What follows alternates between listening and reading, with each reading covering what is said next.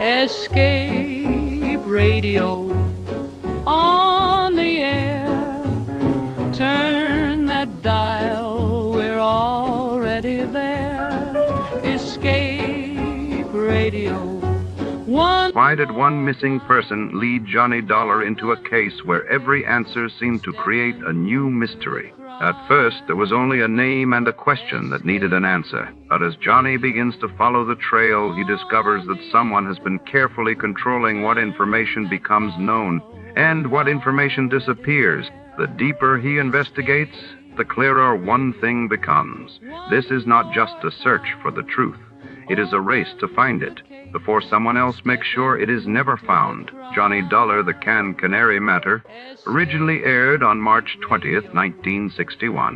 The Escape radio broadcast continues through the night with more unforgettable mysteries, the headlines from another era, quizzes for true radio fans, music from our orchestra, and Margie's On This Day segment, bringing the events of August 19th back to life.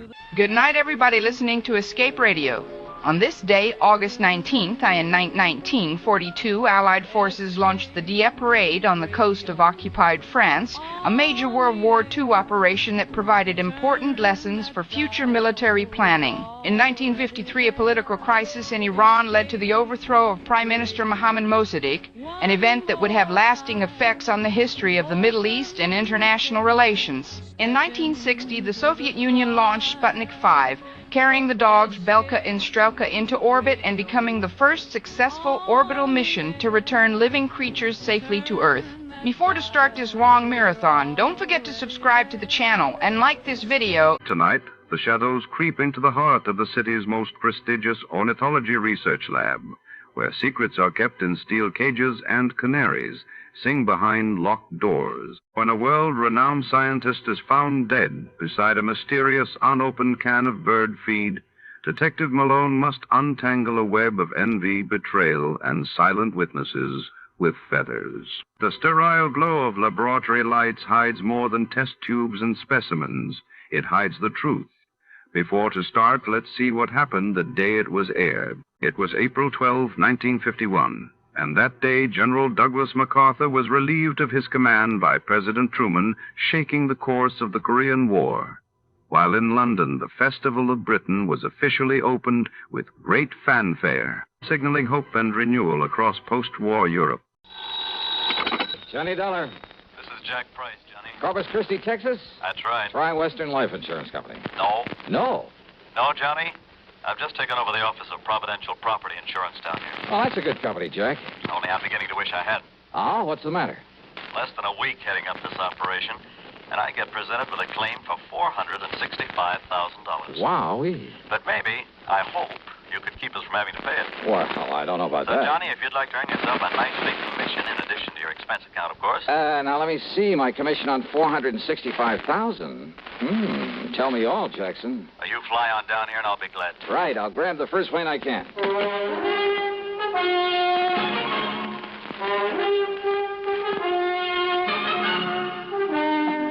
CBS Radio brings you Bob Bailey in the exciting adventures of the man with the action-packed expense account, America's fabulous freelance insurance investigator. Yours truly, Johnny Dollar.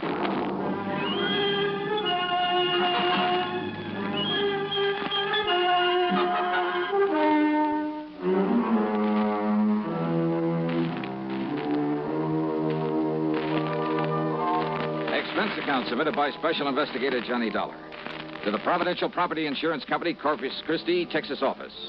Following is an account of expenses incurred during my investigation of the Canned Canary Matter. After hanging up on him, I realized that Jack Price hadn't told me a single thing about the case he wanted me to handle. But who cares when it means a commission on nearly $500,000? So item one on the expense account is $128, plain fare and incidentals, Hartford to Corpus Christi, Texas. Price met me at the Cliff Mouse Airport. We piled into his car and headed for town. Johnny, I've made a reservation for you at the Driscoll Hotel on North Broadway. Oh? You get yourself a good night's sleep, and you can start on this matter first thing in the morning. Well, what's the matter with right now? At least you can tell me what it's all about. Well? The Canary Diamonds. Canary? Yeah. You mean they're for the bird? Oh, now, wait. I'm sorry. Matter of fact, Johnny, they happen to be the most perfectly matched set of yellow diamonds in the world. A necklace, a brooch, and a solitaire and a ring. Called the Canary Diamonds because of their color. No. They were stolen from Mrs. Clara Barnes Smithwick Tyson Brownfield. Oh, brother, that's a mouthful. Now, who is she? The reason she's so loaded with jewels, and about everything else an old lady could want, is that Tyson made a few $1 million in oil, and when he died about 4 years ago, he left her a considerable fortune, mostly in the stock market. Tyson? J.R. Tyson. I thought you said her string of names ended in Brownfield. About a year ago, she married young Augustus Brownfield. Oh, I see. Brownfield loaded, too? He's been up and down over the years. Mostly down, I'm afraid. Until he married the rich widow Tyson. Well, yes. How old is he? 10 or 15 years younger than she is. About 45, I'd say. Uh-huh. So that's it. Now, Johnny, you and that suspicious mind of yours. What, Jackson? You'd make a suspect out of your own mother. Oh, look, well, there's nearly $500,000 involved. But you're wrong if you think he had anything to do with the loss of these jewels. I'm sure of it, Johnny. Yeah, we'll see. Oh, I've known Gus Brownfield for years. I'm sure he's on the level. That's why, in spite of all his wife's money, he's trying so hard to make a go of his little cannery business. Cannery? It's just a small operation for the luxury trade. What do you mean? Oh, kumquats, guavas, lychee nuts, things like that. For the fancy restaurants. Real expensive stuff. Oh, I see. His customers are mostly places like Antoine's in New Orleans, Romanoff's in Beverly Hills, the Chambord in New York. Even some of the fancy cafes in London, Paris, and Rome. But now, how and when and where did these Canary Diamonds disappear? Well, it was several weeks ago. They'd gone out for the evening. No servants? Only the deaf old cook in her little room in the basement. The others were all off duty out of the house. And? Well, when they got home, she went to the wall safe to put back a pair of earrings she'd worn. When she opened it, she found the Canary Diamonds were gone. Anything else taken? No. In spite of the fact there were other valuable things in the safe. They called in the police, I hope. Oh, of course. Well, what did they find? Nothing. Fingerprints? Whatever prints may have been on the dial of the safe have been carefully wiped off. The only thing the police are sure of is that it was a professional job. Hey, Jack, who knows the combination of that wall safe? Only the two of them, Mr. and Mrs. Brownfield. You're sure of that? That's what she told me when she reported the loss. Oh, she reported it? Yes. And he was the only other person who knew that combination? Johnny, they were out together that evening. Where do they live? Let's go over and see them. At this hour? Sure, why not? Well, besides, I told them I'd bring you over in the morning. So what? And if they don't expect us, well, who knows? Maybe we'll learn more than when they do. Johnny, if this is because you suspect Gus Brownfield... Now, did I say that? It's what you mean, isn't it? Come on, Jackson, let's go see him. Well? All right, Johnny. Whatever you say. The Brownfield home was a mansion, a beautiful place, worth plenty of money. Mrs. Clara Barnes Smithwick Tyson Brownfield was about 60, I'd say. She was a lady in every sense of the word, with a sort of quiet dignity that goes with wealth and good breeding. Her husband, Gus, was at least 10 years younger, and, well, he seemed like just an ordinary, hard-working, nice, good-looking guy, sincerely devoted to his wife. Yeah, I must admit I liked him immediately, but then sometimes that's a danger sign. Anyhow, he pretty much repeated what Jack Price had told me, including the fact the police had gotten nowhere. So, if there's any way I can possibly be of help to you, Mr. Dollar? Not so much the money, Mr. Dollar. Though heaven knows the diamonds do have monetary value. That is the understatement of the week. Well, yes, I suppose it is. But when I think of some thief taking those beautiful stones out of their lovely mountings to dispose of them... Mr. Brownfield, you and your wife were together all the time the night they were stolen? Yes, we were attending a party at the home of... Oh, no, wait. Yeah? Why, yes, dear. You left us for a few minutes to go over to the cannery. Yes. Why? Well, when we'd passed it on the way to the party... Yes? Well, I'd noticed that someone had left the lights on. Probably someone who'd worked late. Who? Well, frankly, I don't know. Well, go on, please. Well, the party'd been rather dull, so I used that as an excuse to leave for a while. Yeah? I drove on over to the cannery, took care of a few odds and ends at my desk, turned out the lights, and then drove back to the party. Then we came home and found that the diamonds... Mr. Dollar. Yes? If you're thinking what I think you are... That your husband had plenty of time to come here during his absence from the party? Well, now, look here, Plus the fact that he knows the combination to the safe? Young man. No. What? No, Mrs. Brownfield. I was thinking of something you said a minute ago. About the thief disposing of those jewels. But, Dollar, if you think for 1 minute... Just hold your horses, please, Mr. Brownfield. Young man, this is outrageous. I refuse to listen to anything more from you. Yeah? Yes. Well, I think you'd better, Mrs. Brownfield. If you want the Canary Diamonds back.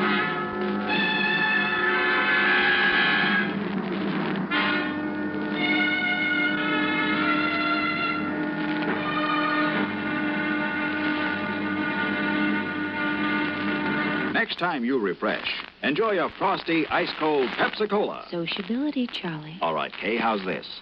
Pepsi is light, refreshes without filling. You like to refresh? Have a Pepsi right now. Well, offer it to everybody, Charlie. I will. Enjoy Pepsi at the fountain. It's delicious at home, too. Have one at lunch or with a snack. Charlie. At the beach or at dinner. Wherever you go, wherever you're thirsty, Pepsi is there. It's here, too, in our Be Sociable song. Be sociable, look smart, keep up to date with Pepsi. Drink light, refreshing Pepsi. Stay young and fair and debonair. Be sociable, have a Pepsi. For the weekend, have plenty of Pepsi around. Pick up an extra carton today. CK, I'm sociable. With Pepsi, everyone is. And now, Act Two of yours truly, Johnny Dollar.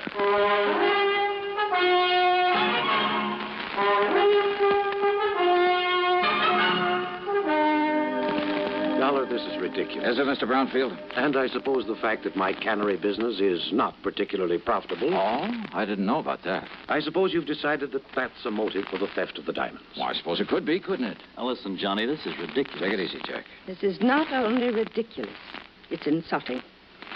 I must ask that you gentlemen leave this house immediately. Mr. Price? Of course, Mrs. Brown. Now, just a minute. No. I've had enough of this. Did I say I suspected your husband, Mrs. Brownfield? Did you need to? No, because I didn't mean to. What? That's right. But I did say that your talk about how a thief might dispose of the stones gave me an idea. You mean about how someone else might have taken them and will try to get rid of them? Something like that, Jackson. But who, Johnny? Yes, Dollar. Young man, I still resent your implication, deliberate or otherwise. On the other hand, Mrs. Brownfield, since your husband might seem to be the one logical suspect... Young man. Perhaps I'd better play a little hunch I have before talking any further with you folks. Young man. Come on, Jack. Take me over to my hotel. My snide suggestion that Gus Brownfield at least could have taken the stones had got a reaction, all right. But it only convinced me that he was in the clear. The police had decided the whole thing was a professional job, and it would have taken a pro to crack that wall safe. And a pro would have sense enough not to try disposing of such distinctive stones in this country, in or out of the original settings. A pro would have some way of getting them out of the United States. But to where? And heavens knows he'd had plenty of time to get them almost anywhere. So there in my hotel room, still acting on a hunch, I was about to make a transatlantic phone call, but I didn't. Not then. Yeah? Johnny? Who's that? Doc. Doug Johnstone? That's right. Well, Johnny. Come in, Doug. Come on in. Ah, so you couldn't stay away from our fair city, huh? Yeah, how'd you know I was here? Hey, sit down. Oh, thanks. Oh, I just happened to run into Jack. Jack Price. He told me he just dropped you off and told me why you'd come. Oh? I knew that if I didn't step in and give you a hand, why, that other Jack would never forgive me. The, other Jack? Yeah, Jack Johnstone, that wayward brother of mine out in L.A. Oh. Dramatizes all these wild cases of yours, puts them on the air. Hey, you know something, Doug? I've often wished I could drag that brother of yours into some of these cases to see what it's really like. You know, all he does is write them up and put them on tape. If he'd help me figure some of them out for a change. Won't I do? Huh? Matter of fact, I have figured this one out. Oh, so now I have competition. Hey, you're serious? That's right, Johnny. The man who stole the Canary Diamonds is now resting comfortably in a local Who Scout. You're kidding. Then I'll keep this clean. Oh, sure. Look, Johnny, Gus Brownfield's an old friend of mine. So when the stones were stolen and looked as though Brownie might be suspect, well, I decided to play detective. Yeah, well, keep talking, Doug. And I hope you haven't put me out of business. I've tried. Who knows? Maybe I have. Anyhow, I'm pretty familiar with Gus's cannery and the people who work in it. Yeah? And there was one man in his shipping department. Well, when I heard about the robbery, I started digging through old newspaper files down at the library. It took me weeks, Johnny, but I knew I'd seen that guy's face before. And sure enough, I found his picture alongside the story of a jewel heist that took place 15 years ago. Who is he? Les Murdoch. That means something to you, Fingers Murdoch. Sure. Safe man for that International Gems gang back in 45. That's the guy. Yeah, but I thought he got 20 years. Well, good behavior got him off nearly 2 years ago. And he was working in Brownfield's cannery? In the shipping department. Oh. Well, I told the police about it. We descended on him a couple of hours ago, gave him a cock and bull story about having found some of his fingerprints around, and he confessed. Well, good. Good work. Well, now that I've solved the case for you, you can buy me a drink and be on your merry way back to Hartford. Sure. And the jewels? The jewels. Well? Well, Johnny, the police have tried every trick in the book on him. Now, he won't say what he's done with them. In other words, my end of this case is only beginning. What do you mean? Bring the dirty criminal to justice? That's for the police, not me. What I'm hired to do is get those diamonds back. Johnny, if Murdoch won't say what he's done with them, and believe me, there's nothing in the world that's going to make him. You got any bright ideas? What'll you do? Well, you want to know something, Doug? You got a good question.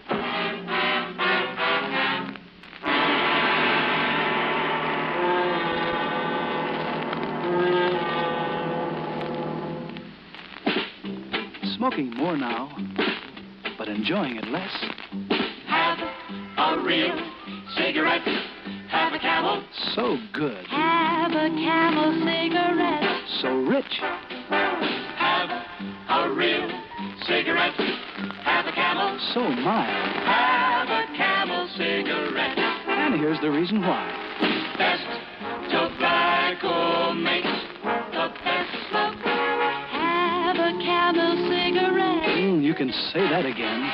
Best tobacco makes the best smoke. Have a Camel cigarette.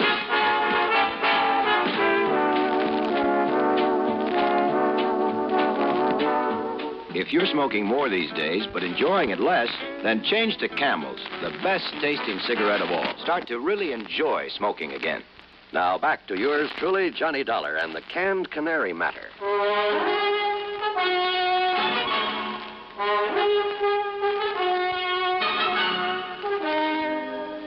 I went down to the Corpus Christi Central Jail and wasted an hour trying to get something out of Fingers Murdoch. Go on, Dollar. Get out of here and let me sleep. Murdoch. And don't give me this bull again about going easy with me if I tell you where the rocks are, because I don't better. Look, listen to me, will you? Instead, I'll just serve another stretch, and then when I get out... If you live that long. Then I'll pick up the dough for him and live on Easy Street. Then you passed them on to a fence, huh? Did I say that, Dollar? Now, go on. Get out of here. You bother me. Then I remembered about some of Murdoch's earlier activities, about his international connections, about the impossibility of successfully disposing of the Canary Diamonds anywhere in the United States. Item 2, 10 cents for a phone call to Mr. Brownfield. Yes, there had been a shipment of canned goods the day after the robbery to an outfit in Paris called Imperial Import Company. The shipment was supposed to arrive there late today. Item 3, $12 for a transatlantic phone call to Paris to a wormy little character named Louis Dumassac, who had another name for himself. Oui, monsieur. This is your oldest, your dearest, your most devoted friend, Jacques the Great Cat. Yeah, devoted friend, huh? You mean as long as I keep forking over good American dollars for information? But of course, monsieur. Sure. If somebody else came along with a bigger bankroll, you'd sell me out in a second. Oh, no, mon ami. You touch me to the quick. Sure. I mean, to have you put it so bluntly. All right, now tell me just one thing. What do you know about canaries? Canaries? That's right. Uh-huh. Well? They are for the birds. Wait, well, monsieur, that's not a very funny thing I've just said. Oh, very funny. So what about the Canary Diamonds? Well, alas, I've never heard of them. But I'm sure that for a slight consideration, if I can find out all about them for you, say for $500. Now listen, your old pal, Francois Dubuisson, the fence. Yeah, Dubuisson. What? Oh, that miserable, that no good, that double-crossing. I love him dearly. Now, what's that mean? Millions he's made smuggling jewelry and paintings into this country from your United States. Now, with your help at times. But of course, monsieur.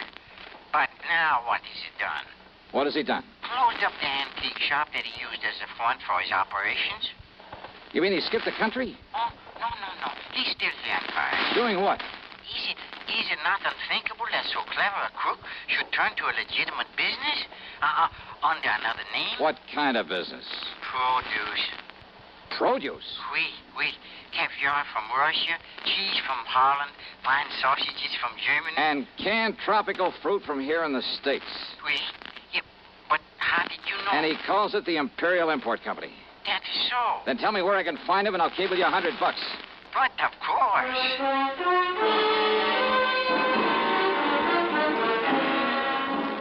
Item 4, a real wild one. $488, transportation to the airport, to Chicago, to Paris, France. Then a cab to the little warehouse called the Imperial Import Company. And somewhere along the way, I picked up a 39-cent kitchen item that just might help solve this case for me. Francois Dubuisson was more than a little surprised to see me. Monsieur Dolin? Yeah, surprise, huh? And what are you doing here in Paris, huh? Well, I want you to help me find some stolen jewels, Dubuisson. I help you? Mm-hmm. After the trouble you have made for me in the past, it is to laugh, monsieur. Well, you go right ahead and laugh, but maybe I can persuade you. By waving that pistol in my face, huh? I want to look at your latest shipment of canned goods from the United States. Canned goods? Monsieur, Come on now. Where do you store the stuff for this phony import business you're using as a front now? If you will put down that gun... Maybe through this door, huh? Well, we'll see. Monsieur! Well, now, how about this? Will you kindly explain what you mean by this intrusion, huh? Yep.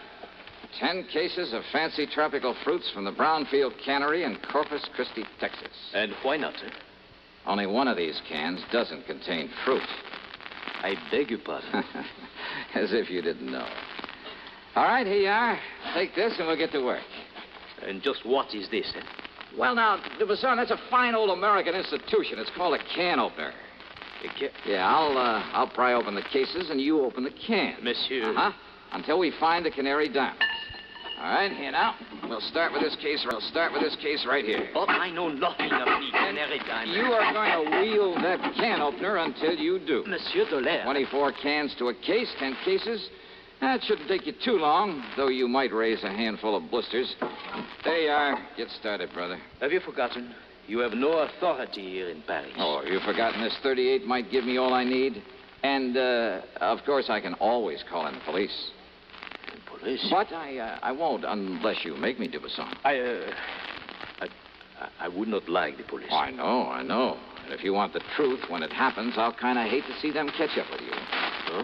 Sure, with you and the clink, I wouldn't know where to turn when I'm over here looking for something smuggled in from the States. Then, but all I'm interested in at the moment is watching you get to work with that can opener. Well, go ahead, Dubuisson. No. No? What do you mean by that? It will not be necessary. I shall show you the case, the very can that contains the Canary Diamonds. That easy, huh? Oui, monsieur. Each of them bears a mark known only to me. And, of course, to the unfortunate fingers murderer who stole them. Too bad, Dubuisson. Eh? Well, I'm really kind of sorry to hear that. You are sorry? Yeah. I'd kind of hoped to stand here and watch you sweat some of the rottenness out of your system.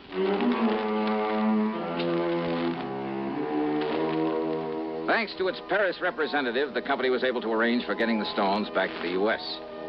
As for Dubuisson, well, I suspect he was long gone when the police arrived at his place. Expense account total, including the trip home, $1,121 even. And, don't forget my commission on this one. Yours truly, Johnny Dollar.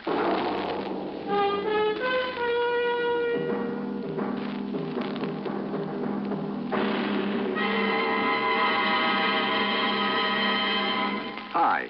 Maybe you'll recall this tuneful reminder of times past.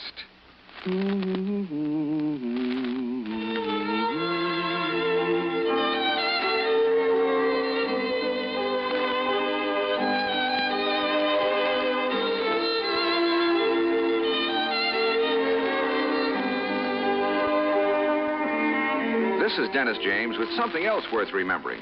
It's this. You're so right to stay regular with Kellogg's All Bran. See, it's the normal, natural way to youthful regularity. The whole bran content of Kellogg's All Bran supplies your system with all the bulk-forming food that you need every day. There's only one All Bran. It's Kellogg's All Bran. So relieve irregularity from lack of bulk, as millions do, with a bowl full of Kellogg's All Bran each morning. K-A-L-L-B-R-A-N. It's Kellogg's All Brand. Now, here's our star to tell us about next week's story. Next week, a wild flight across the country after a beautiful girl, and possibly a murder. Join us, won't you? Yours truly, Johnny Dollar.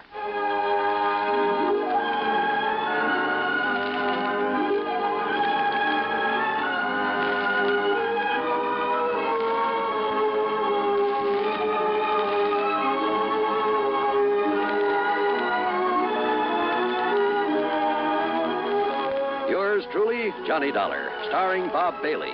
Originates in Hollywood and is written, produced, and directed by Jack Johnstone. Heard in our cast were Virginia Gregg, Jack Edwards, Russell Thorson, Stacey Harris, Jack Crucian, Forrest Lewis, and Tony Barrett. Be sure to join us next week, same time and station, for another exciting story of yours truly, Johnny Dollar.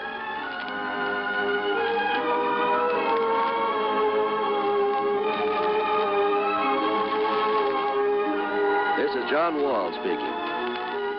Greed for gold promises doom from Suspense on the CBS radio network. You know, Dooley, I've been reading up on hypnosis. Come here and let me try it on you. I'm an officer of the law and don't approve of making a man divulge his secrets. However, I'll stand by in case there's criminology involved. I just want to clear up some of his problems, Officer Suggs. But I haven't got any problems. I'm the soul of contentment. Maybe that's your trouble. You're too contented. Lie down, Dooley. You're going to sleep. I feel so good. He's under my influence. Now, little tyke, get up. Go straight to the beer of your choice. Astounding. He's heading for Utica Club. 'Cause Utica Club will still take the trouble to age beer the natural way. Utica Club, you see. He's got no problem. He's a happy, well-adjusted beer mug. Brewed by the West End Brewing Company of Utica, New York. You're tuned to 590 WROW in Albany. 5:30. Good evening, friends. With a special word of thanks to our sister network, CBS, we invite you now to test your memory of the great radio adventures.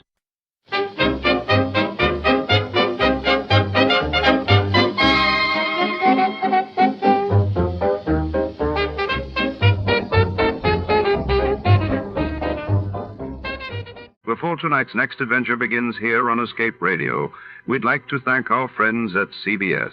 And now, folks, sit back and enjoy a little music from the studio orchestra.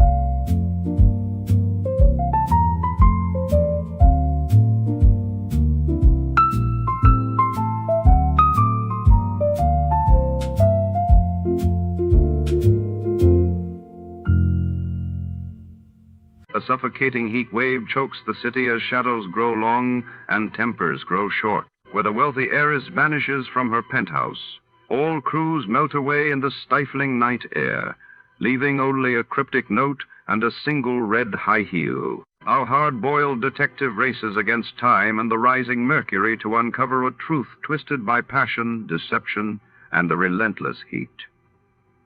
In a city on the edge, can anyone keep cool when the danger burns so close? Before we begin, let's see what happened on the day it aired. It was July 5th, 1948. That day, the world watched as Britain ended bread rationing after years of wartime scarcity, while a deadly earthquake struck Turkmenistan, leaving thousands scrambling for safety and answers. It was hot and still, an August night in the middle of April. But that didn't matter to the striptease dancer in the golden mask, because murder made her blood run cold the night the heat wave struck. From the pen of Raymond Chandler, outstanding author of crime fiction, comes his most famous character in The Adventures of Philip Marlowe.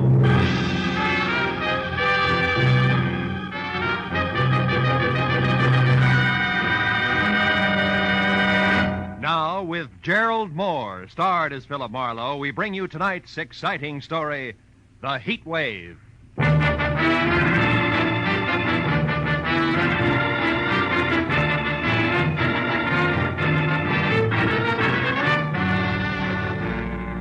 Spring was only 3 weeks old, but the sun bore down on Los Angeles with the middle of the summer vengeance. At noon, it was 102 in the shade, and by 3:30, with doors, window, and shirt collar all open as far as they would go, I still sweltered in the kind of heat that wilts both your clothes and your character. As I tried to make sense from the crisp words of a telegram I just received from one Karen Driscoll Jr., no less, of Nob Hill, San Francisco. It told me to go to the Palace Theater, a burlesque house on Main Street, watch the performance of the featured dancer, get backstage, and take a close look at her face. Then meet the 7 o'clock plane from San Francisco and report what I'd seen to Miss Driscoll, Jr. It was a strange request coming from Nob Hill, but the enclosed $50 money order wasn't kidding, so I perspired my way down to the Palace Theater. There, instead of the usual 30 beautiful girls, 30 sign over the marquee, was a 50-foot gold banner that screamed, "The Heat Wave, who is she?" And the showcase cars that led to the box office were all a circle of question marks that centered a woman wearing a strange gold mask and little else. I bought a ticket and went inside in time for the tail end of the matinee. A baggy-pants comedian was just winding up a corny south-of-the-border routine as I sat down. But there was Manuel, my brother, Manuel Labor. he was the laziest man in all Mexico. Yeah, until he got a job shooting bulls for the government. He shot 800 bulls a day. Yeah. That made him the biggest bull shooter in Mexico City. The comic kicked the crown out of an oversized sombrero in a hybrid hat dance and then galloped off into the wings. After reminding myself that I was here on business, I sat down again as a personality boy in brown flannel and a yellow shirt stepped into the spotlight with his arms raised. Ladies and gentlemen, you're now privileged to witness one of the most unusual and breathtaking spectacles ever presented on any stage. In a moment, you will see her, the woman of mystery, performing exotic rites to the pagan sun god of the Incas, exactly as they were performed 3,000 years ago in the strange temples of the Andes. But who is she? Who is this woman? And who knows what secrets lie behind her mask of gold? The Palace Theater presents the masked marvelous, the beautiful, the dazzling, the mysterious Heat Wave.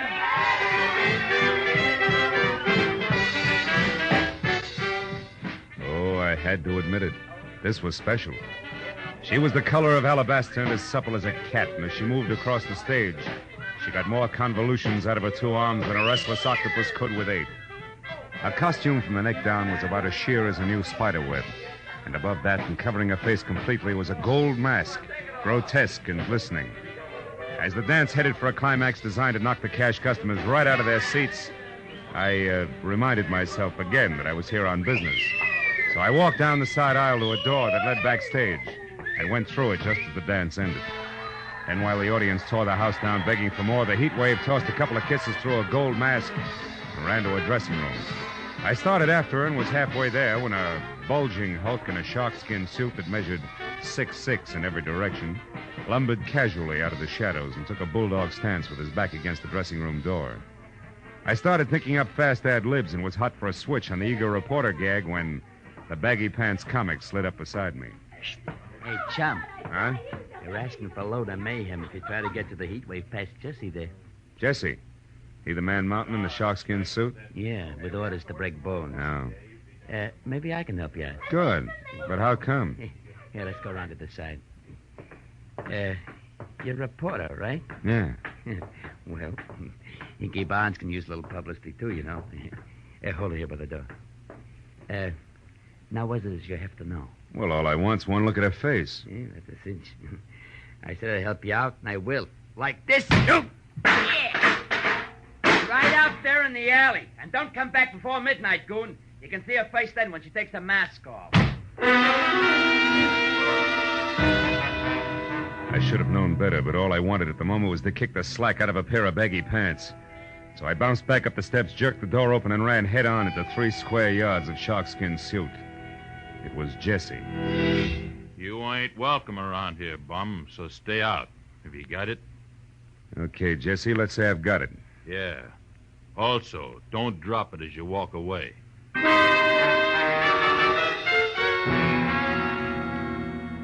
I was glad to remember that I had a client to meet at the airport.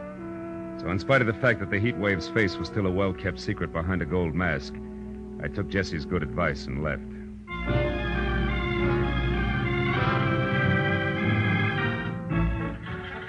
Flight 11 from San Francisco arriving at Gate 4. Will Dr. Robert Reamer please report to the information desk? When the plane taxied to a stop at the airline's gate, it was 7 o'clock sharp. And as the passengers unloaded, a tall, sinuous brunette with arched eyebrows, an imperial gesture, and a hat that had kept some imaginative milliner out of the red for several months had to be Miss Karen Driscoll, Jr. I introduced myself, ushered her to the cocktail lounge, and when a Gibson sparkled in front of each of us, she got down to business. Well, Marlowe, did you see her? Yes and no. I have a photograph here. Look, is this the same girl? It's a headshot. It's pretty, but no help, Miss Driscoll. You didn't see her face then? No. Look, Junior, do I refund your money now or start asking questions? Don't be ridiculous. I must know who that girl is, and I'll tell you why. This picture is of my sister, Midge Driscoll. Oh? Think your sister's the heat wave? Yes. Oh, she's doing it to humiliate me, Marlowe. Tomorrow I'm being married to a man whose family is distinguished in diplomatic circles. No? And this burlesque heat wave woman is to be revealed at midnight tonight. If she is my sister, can you imagine what the papers will do with that story tomorrow morning? Yeah, some wedding present. But your own sister, I don't get it. Why? Oh, it's an old hate, Marlowe. Midge lost a love affair, and I won it. Years ago. She's never gotten over it. Oh. And she's done things before. The day I was elected president of the Metropolitan Club, she faked an elopement with my chauffeur. The night of my engagement party, she rode a horse into the Flamingo Room. A brawl started, and she spent the night in jail. I see what you mean, but this heat wave's got a lot of talent for burlesque. A lot of experience in her line. In fact, she's a sensation, let's face it. So what makes you think it's Midge, a hunch? Oh, no. I found the name Tracy Lake in her apartment in San Francisco. He's the manager of the Palace Theater here. I learned that from a newspaper story in which Josh Freeman... Josh Freeman? Yes, the big producer. Oh. He's supposed to be bargaining with Lake for his heat wave discovery. Oh, she's done a thorough advance publicity job, all right. What if she turns out to be your sister? What then? That's my business. I know how to make money talk, Marlowe, and I've more than enough for a polite but firm conversation.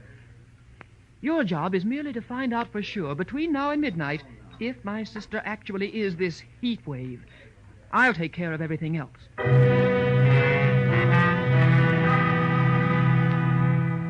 Karen Driscoll, Jr. gave me her local phone number, then got up, cursed the hot night, bid me hurry, and summoned a taxi. All with a regal wave, one hand. And I was left to my own devices in something less than 5 hours to make them work in, so I drove back to the Palace Theater, which was stalling until midnight, by showing a triple feature movie.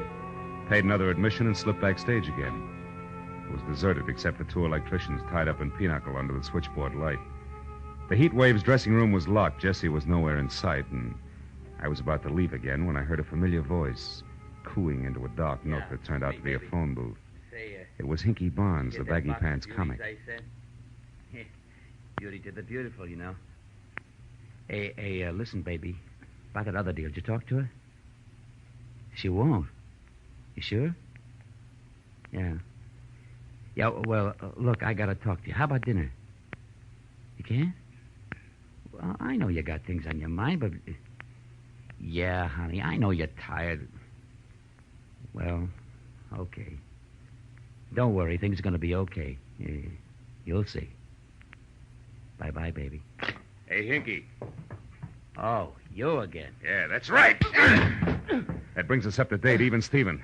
Now get this. First, I'm not a reporter. Second, I represent Josh Freeman's office. And third, I haven't got all night. You mean Josh Freeman, the big producer? Know any other Josh Freeman? I want to talk to Tracy Lake about the heat wave, but I want to see her before I talk. Is she here? No. She won't be back until the big midnight show. Where's Tracy, then? He's home. At the Toppert House on in Wilshire. About 2 blocks down from Arthur Murray's. Hey, but listen, tell me something. Is Josh going to make a star out of her? With a talent like hers? What do you think, Hinky? I left Hinky with his mouth hanging open and the fire of ambition burning like an alcohol lamp in each eye as I drove out to the Toppert House on Wilshire. Leaning on the bell at Tracy Lake's apartment, I got ready to be a hard-hitting, practical-minded producer's right-hand man. Yeah, what is it? Tracy, my name's Marlowe out of Josh Freeman's office. Caught the Heat Waves Act this afternoon, willing to wrap her up and take her home right now. But not sight unseen. Who is she? Wait a minute. Huh? You say you're from Josh Freeman, Marlowe? That's right. And I got a blank check right here in my pocket. Authorized to fill it out unless you're completely unreasonable. I see. Well, now, look, Marlowe, this heat wave thing is going over 1,000% better than any of us expected. Yeah, I know. But you see... The price is high already, and the bids have only started to come in. Oh, excuse me. I just opened a bottle of Paul Masson over there. Help yourself, Marlowe. I'll be right back. A perfectly good telephone sat within an arm's reach of Lake. But instead he went down the hall to an extension and closed the door behind him. It was distinctly malpractice, but time was running out on me, so I picked up the phone and listened. Is Mr. Ridgely the jeweler? Oh, yes. What is it, Ridgely? The bracelet you selected is ready now. We can deliver it immediately. Fine. It goes to Miss Nita LeVar, 44 Edgewood Terrace. Oh, enclose a card. Don't worry, darling. You're my real heat wave. Sign it, Tracy. Lovely, lovely. And the engagement ring? The sunburst? Yeah, that's for Miss LeVar, too. But deliver that to the theater at midnight. You got it? Yes, indeed, sir. Thank you. And congratulations. Tracy Lake and Nita LeVar. Who might she be? Sorry, Marlowe, a little personal business. Now, you were saying... Yeah. I was saying I can hand you a nice fat check if this mass marvelous is really okay. You're building up to quite a surprise, Tracy. You must have something. Yes. Indeed I have, old boy. Plenty. Yeah? I can't reveal the lady's name until midnight. All right. Play coy. What's her background? Has she got class? Class? Marlowe, you wouldn't believe it. Not blue book stuff. Society girl in burlesque? Why, anything's possible, Marlowe. Sure. She could even be from Nob Hill, huh? Yeah, like I said. Anything's possible, sure. Okay, Tracy, that's what I wanted to find out. See you after the unveiling, and you got a great night for it. Oh, Marlowe, I suppose Big Ed Peters is in on the deal as usual, along with Josh? Yeah, it's a regular Josh Freeman deal, just as usual. See you later, Tracy.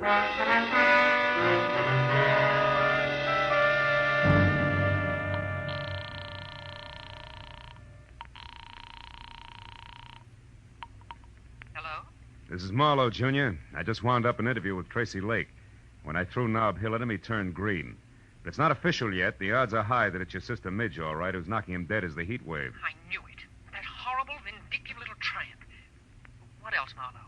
Did you find out where she is? Yeah. She's going under the name of Nita LeVar and staying at 44 Edgewood Terrace near MacArthur Park. But listen, it's not positive yet, so I'm going there to check right now. Where are you calling from, Marlowe? A phone booth at a closed gas station out here on Wilshire. But Oh. What's the matter? What is it, Marlowe? I am about to start earning that fee of yours, baby. 300 pounds of muscle in a sharkskin suit just walked up. Goodbye. Hello, Sonny. Well, my Piltdown pal. So the boss was right. You're just a cheap, nosy reporter, after all. It's cramped in there, ain't it? But you're not getting out, bub. Now, Wait a minute, Jesse. It's a hot night. Let's not work up a sweat, huh? Don't you worry about that. Mr. Lake pegged you as a phony nosy, and that's bad. What do you mean, phony? You said Big Ed Peters was in on a deal with Josh Freeman. All right, what about it? Big Ed's been dead for 12 years. And you know what? He's still going to look better than you are 30 seconds from now. Oh!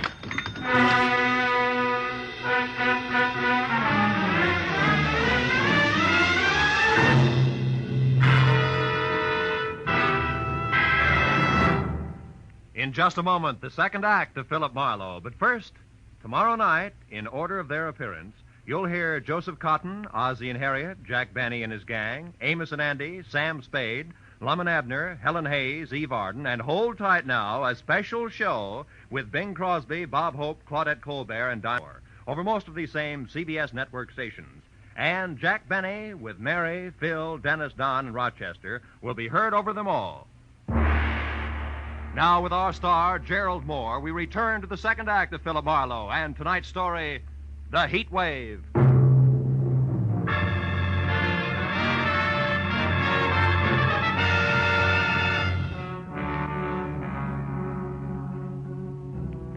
When the little man in big iron boots who were kicking at the lining of my temples finally quit, and I dragged myself back up to the vertical, Gargantua was gone. I was sure of only two things. Tracy Lake did not know that I was anything other than a nosy reporter, and second and more important, it was time for me to head for Edgewood Terrace and the lady known as Nita LaVar.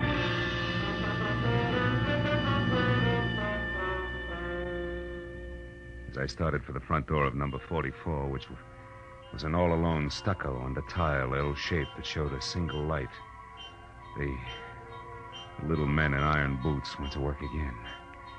It reminded me that it might be healthier if I first found out exactly what was waiting behind the mat marked Welcome. So I made a wise circle around to the back, then in closer past a whispering huddle of palms through a flagstone patio that led to a short flight of also flagstone steps. But there, when I was only a few feet from an uncurtained window, I stopped at the sight of something I hadn't expected. It was the body of a woman lying in a twisted heap at the bottom of the stairs. When I moved closer, I saw that the ugly cut on the side of her head that had killed her had come from the jagged edge of the last step. I also saw that the woman was Midge Driscoll. Next to the body, there was an overturned, crushed sprinkling can, which meant that she could have fallen to her death accidentally. Also, it could have meant that if murdered, her killer had overturned and crushed the sprinkling can as well. I was somewhere between the two thoughts when I heard a car brake to a stop in front of the house. Then high heels on a cement walk.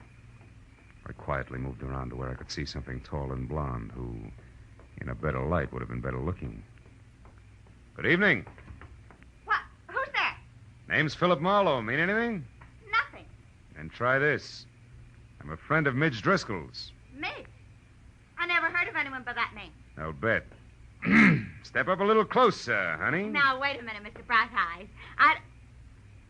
Midge! Yeah, Midge. And Driscoll. Name you never heard of, remember?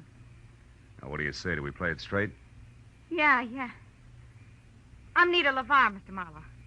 Baby, you're getting in deeper by the minute, and by that I specifically mean that Midge Driscoll here and Nita LaVar are one and the same. Well, you're crazy. I know my own name. It is and always has been Nita LaVar. That's Midge Driscoll.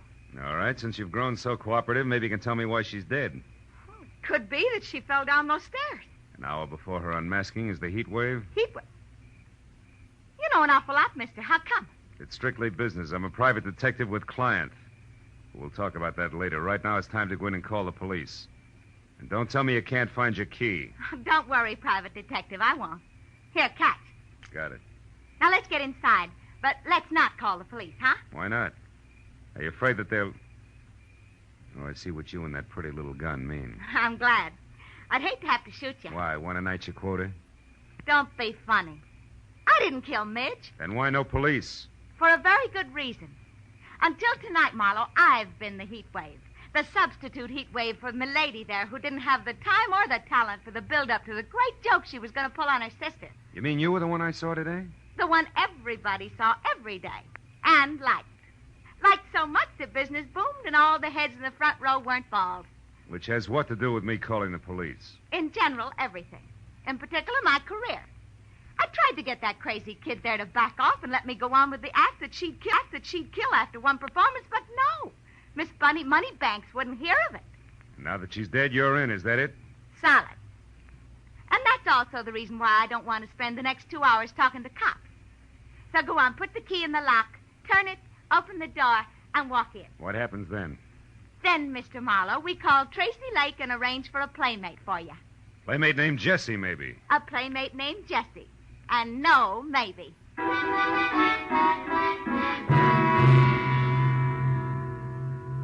When we got inside, Nita Laval, who handled the prisoner with the finesse of a Marine Guard detachment, took my gun, threw it across the room, put me into a faraway straight-back chair, and got through to Tracy Lake without once taking her baby blue eyes off me.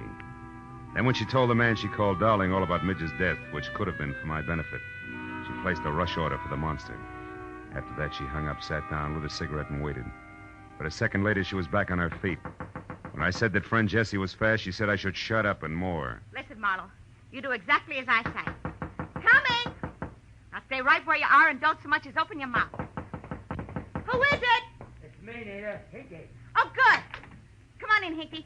Hello, Nita. Hi. I just happened to be going by, and since I knew it was Midge's night, I thought that... Never mind what you thought. Just come in and listen. It isn't Midge's night, Hinky. It's mine. And don't ask questions now. Here. Ooh, what's the gun for, Nita? What's the matter? A private detective, but public nuisance named Marlowe. Marlowe, a detective? Mm-hmm. He told me he was from Josh Freeman's office. He was lying. Now get this, Hinky. Midge Driscoll is out and back, dead. But why? I don't know why, and I care less. But Marlowe here is crazy for calling the cops, which would leave me at midnight doing my big number for the desk sergeant. Great.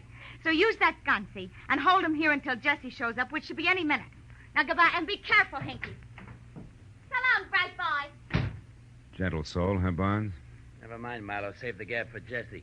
He's a great listener. I doubt if he'll give me the time, considering that I know it's an odds-on bet it'll be a couple of slugs in my belt buckle before he's even in the room. Jesse, kill you? Why would he do that? Because he works for Tracy Lake. And Tracy Lake has to kill me, Barnes. I know he's a murderer. Midge Driscoll was murdered? You sure of that? Just about. Doesn't figure any other way. Nita herself told me how much this chance means to her and how hard she tried to get Midge to back off. Yeah, but Tracy, how does he tie in? 2 ways. The money he'll get out of the show continuing indefinitely, and better than that, the fact that he and Nita are going to be married. Those two get married? You're nuts, Marlowe. No, it's straight, Barnes.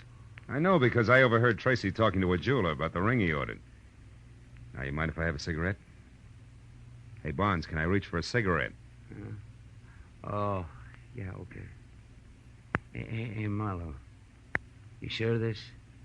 Everything you just said, I mean, about them getting married and all? Sure I am. Why, a little disgusted with your buddies? Yeah, a little.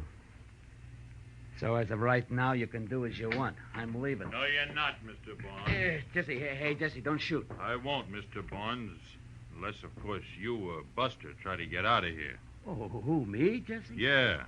You were going to let Marlowe go, Mr. Barnes. I don't think Mr. Lake would like that. I'm sure he wouldn't, Jesse. So why don't you just save everyone a lot of time and start pulling that trigger? While you can still see what you're doing. Hey, the light! Get going, Barnes! You dirty louse. I'll fix you. You'll never get out of here alive. Where are you? Come on, talk. Where are you? Where are you? Answer me, you hear? Answer me! With pleasure. Oh, you stinking slime. I'll tear you apart if I get my hands on you. Which, Jesse boy, is the trick? And now for our meeting in a phone booth, flowers, you big ape, bars and all.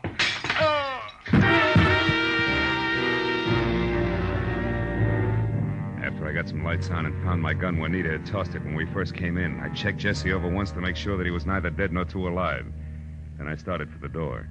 But there, even as my hand closed over the knob, I stopped. A crazy thought from I don't know where wedging its way into my mind. I turned back toward the room and stared at the flower and vase-strewn form of the ape that covered half the carpet. Then slowly the wedge broke through and there was light, lots of it. The kind in which I could see why Midge Driscoll had been murdered. And more important, why I had to get to the Palace Theater and Nita Laval before murder happened again.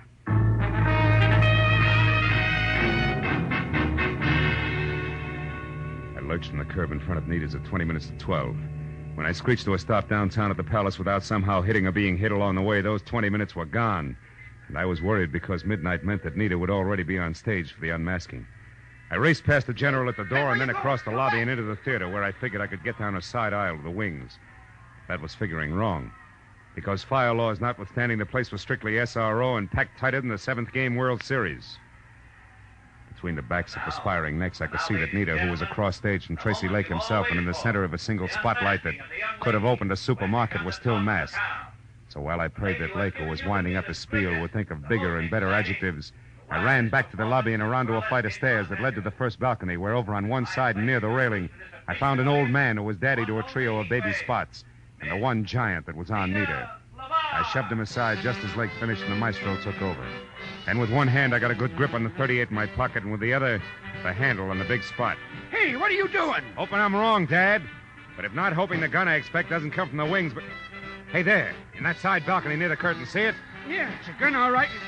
Hey, that's Hinky Barnes. Right. Let's give the funny man a big audience and lots of light. You're on, Barnes! Watch out, he's going to shoot at us. Yeah, and us at him. You got him! You got him! Music! Music! Play something! Play music! Play some music!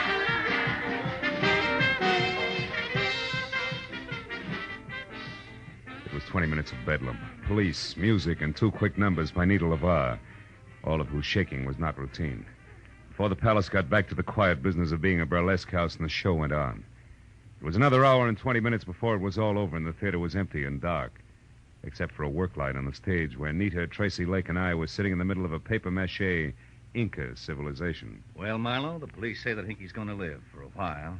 Can't figure the guy. Never knew he felt that way about Nita here. Neither did I. I was always okay to him, and I knew he cared some, but that's as far as it went. With you, Nita, yeah. But with Hinky, it was something else. Something strong enough to make him kill Midge Driscoll so that Nita would get a big chance, eh, Marlowe? Mm-hmm. And when he found out through me that you two were going to be married, he realized that the murder he had committed was for nothing. And now he was going to make one count. So he turned on you, Nita. How did you find out in time to get to him before he could make a try for Nita? The way the guy sagged when I said you were going to be married told me all I had to know. But it was cinched by the American beauties draped around Jessie. American beauties? Flowers? Yeah. See, I remembered a phone call Hinky made. You, Nita, had been the lady he'd talked to and loved. From there on out, it was a little better than a shot in the dark. 2 shots in the dark, Marlowe. Good ones that are responsible for Nita still being here with us. Thanks, fella. Yeah, Marla, thanks a lot. Don't mention it. After all, I was paid for my work, and besides, that dance you do, Nita, belongs to posterity. Good night.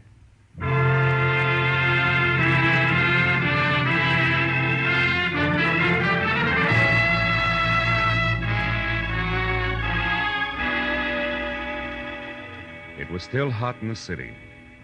I had no enthusiasm for further conversation, and a very sticky feeling from head to foot. So I took care of Karen Driscoll, Jr. in a fast telephone call and then pointed my car for my apartment. I couldn't help thinking of poor little Hinky Barnes, who brought laughter to everyone else, but could find no happiness for himself. He was like the man who went to see a doctor one day and said, "Doctor, I can't laugh anymore." And the doctor said, "Go and see Grok, the greatest clown of them all. If he can't make you laugh, there's no help for you." The man smiled and said, "Thank you, doctor. You see, I am Grok."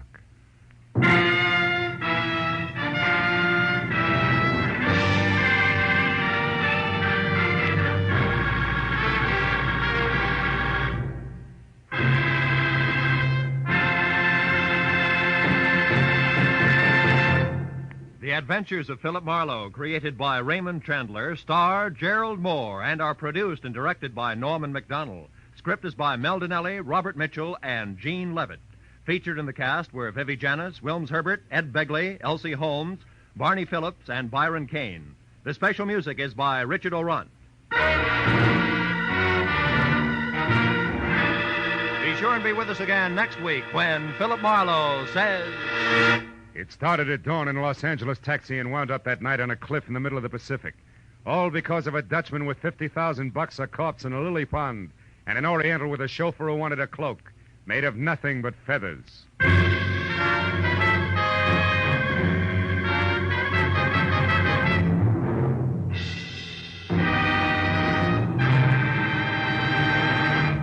in just about an hour from now, $50,000, the biggest jackpot in radio history, will be waiting CBS listeners from coast to coast on the Sing It Again program over most of these same CBS network stations. This is Roy Rowan speaking. Now, stay tuned for Gangbusters, which follows immediately over most of these stations. This is CBS, the Columbia Broadcasting System.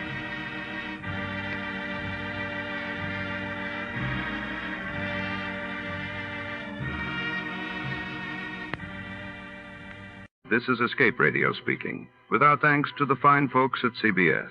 And now, ladies and gentlemen, a little challenge for true fans of adventure radio.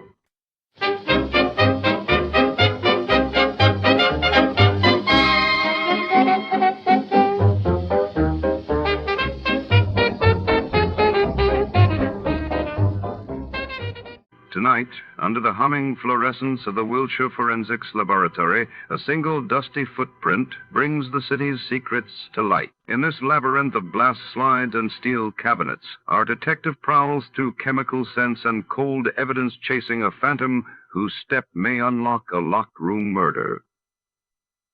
The clock ticks. The clues are fading, and every shadow hides a suspect. Prepare to follow the trail before. To start, let's see what happened the day it was broadcasted. It was January 18th, 1952. That day, King George VI of the United Kingdom underwent surgery for lung cancer at Sandringham, while in the United States, the TV show The Today Show premiered on NBC, changing the face of morning television. Tired of the everyday routine? Ever dream of a life of romantic adventure? Want to get away from it all? We offer you Escape. Escape, designed to free you from the four walls of today for a half hour of high adventure. Escape, brought to you by your Richfield gasoline dealer and the Richfield Oil Corporation of New York. Marketers of Richfield gasolines with xylene, Rich Lube, all-weather motor oil, and other famous petroleum products. Look for the Richfield Eagle on the cream and blue pumps.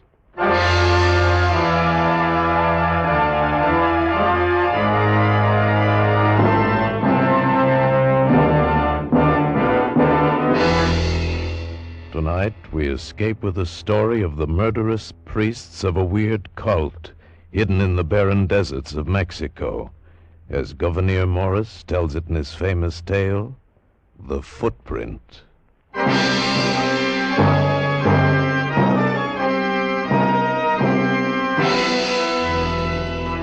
Here it is. Now, you see me, Buckles. Here's the Gulf of California. Yeah. And up here, near the Barra de San Jorge, on the coast of Sonora, we find two bays divided by a high spit of sand with a granite pillar marking the bay to the north. It's a massive thing, that pillar. Easy to find. You can't miss it. Then there's 20 miles inland, due east from the pillar, and we find it. Well, find what? A Chinese pagoda. A Chinese pagoda? You sure it isn't a Japanese wigwam? Ah, now, boys, I know it sounds strange, but it's the truth I'm telling you. How did you get this map, Mr. Morgridge? From a Chinese, God rest his heathen soul. I did him a sort of a favor once. You did him a sort of a favor, and he tells you where to find a fortune and rubies? How come there's a Chinese pagoda full of rubies in Mexico? If you know the facts, me Buckles, it wasn't the Spanish who first set foot in these shores. Huh? It was the Chinese. Come on, you guys. Thanks, Mr. Morgridge. We're sorry to take up your time. Oh, now, wait a minute. It's a nice trip on a good, sound schooner. And if you like sailing, what have you got to lose?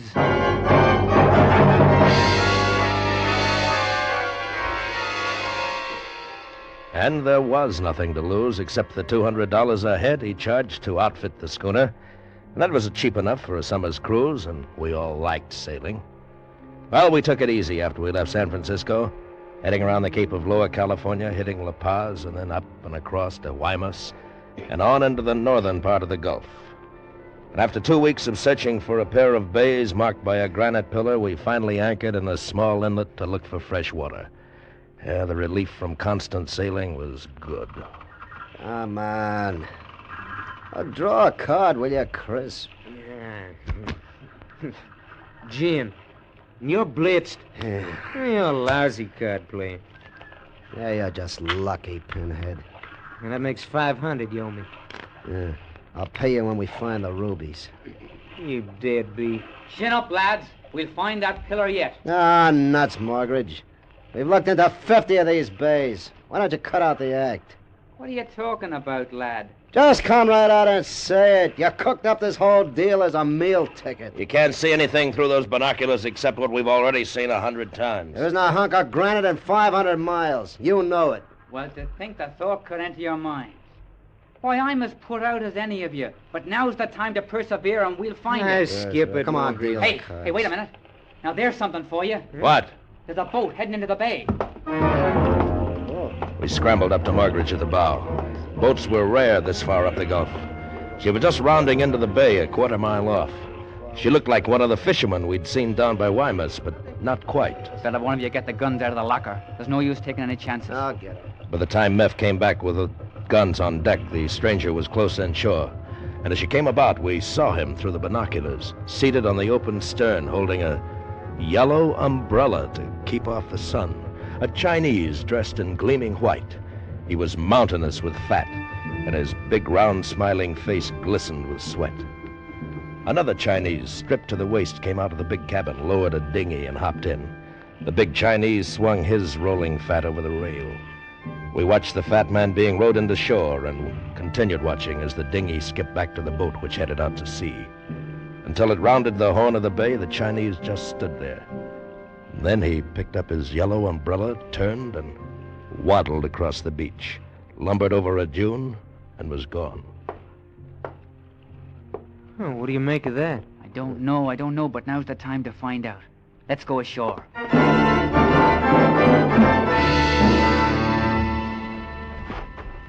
Look at that guy's footprints. He must weigh a ton. You said it, man. Come on, boys, this way, up the dune. Yeah, I can't run that fast in this stuff. Hey, boys! Boys! Huh? What's got into him? Well, get up the dune and we'll find out. Come on. Call me a liar, will you? What? Call me a cheat. Call the map a phony, will you? Look. What? Why, it's the pillar, the granite pillar. No wonder we couldn't find it. It's almost buried in the sand. Will you look at the size of it? The rubies, boys, we've as good as got 'em. What about our fat friend? Looks like he has the same thing on his mind. We follow him, me buckos. It's 4 with guns against a yellow umbrella. Come on, lads.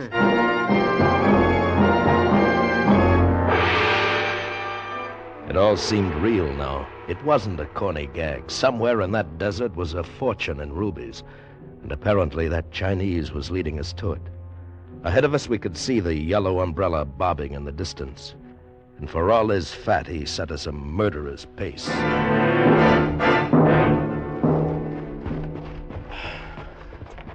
Hey, why doesn't he stop? This is killing me. He will, but we got to put closer to him. Save your breath. But he didn't stop. He kept it up the rest of the day.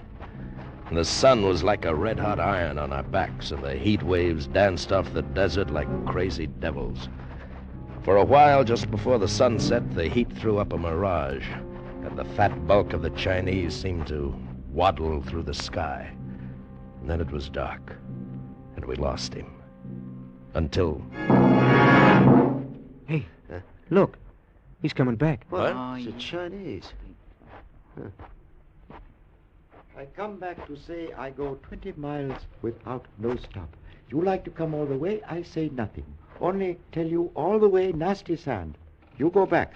Wish you pleasant halt and return journey. We're not going back. Very well. Only I experienced traveler and put up with no complaints. Pleasant conversation and all good friends at end of journey. You. He means you, Johnny. What? Me? You got nice respectable face. Walk with me. Okay. My name, Sankti. Very fine, rich Chinese merchant. Well, where do you come from? No matter. Where I go is important. Chanchan, very fine holy place to end days in. Holy place? Oh, yes. You see, I am dedicated to high gods by parents when very little boy. They ask high gods I be given very fine, successful life. It is accomplished. Now, must pay our promises of parents to high gods. Well, you're very lucky. Luck? On 45th day of 45th year, I kneel before priests of high gods, pray before sacred rubies of holy grey spirit, reflect on insignificance of life, and am soon strangled. What? Strangled? I give you honest word, being strangled at 45 is no joke. But cannot break promises of dead parents. Well, maybe so, but I arrange for you and friends to see ceremony. It is very dignified, interesting occurrence. Excuse me now. Please, I meditate. He folded his hands inside his sleeves, dropped his chin on his chest, and drew ahead. We couldn't keep up with him, and 3 hours later we were still following the black holes the fat Chinese's feet had left behind. It was just an hour before dawn when we finally saw it. Chan Chin, a large stone building with a few smaller ones tucked near it.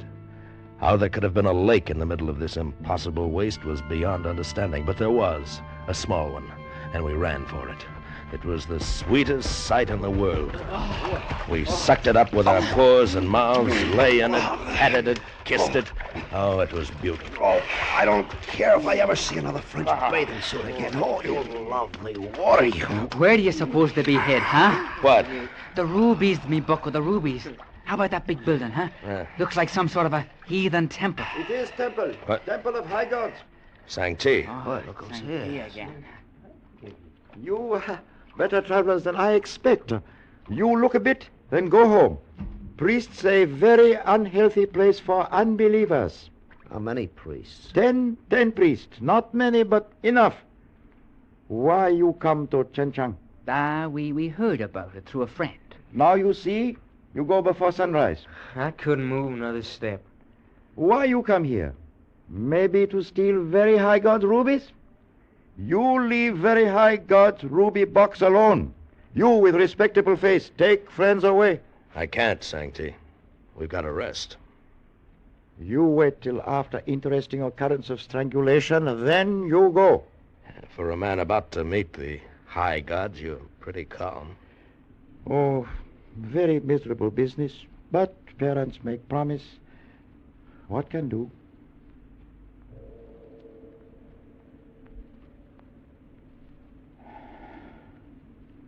It is time.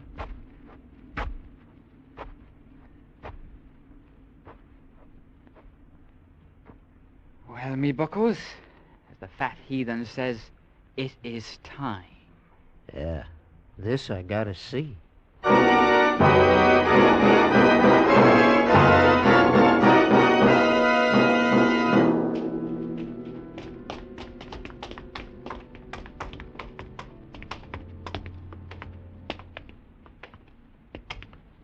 Black as pitch. You see anything? No. Hey, wait. You hear it? Easy. Sounds like it's coming from somewhere in front. Hey, look at that up there ahead. You see? Looks like it's suspended in midair. Holy... It's the rubies, me buckos. Gold caskets studded with them. Look at them glow. Where's the light coming from? From that hole in the roof there. See? Sun's rising. Hey, now look. It's a heathen idol. And it's got the ruby box held in one of its hands. And in the other hand, a snake. A little gray enamel snake. Watch it. Somebody's coming. A row of green-robed priests, eyes closed in silent prayer, began filing into the circle of light. One of them stepped in front of the idol, held up a long gray cord as if for the idol to see. The circle of light widened, and we saw the kneeling form of Sang-Ti. He wasn't smiling now. He looked sad and frightened.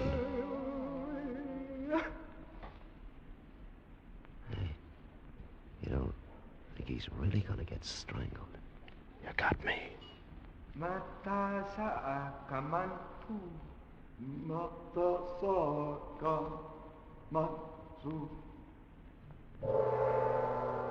As if he'd been waiting for a signal, the priest stepped quickly in back of Sang-Ti, looped the cord over his neck, and jerked. Watch out!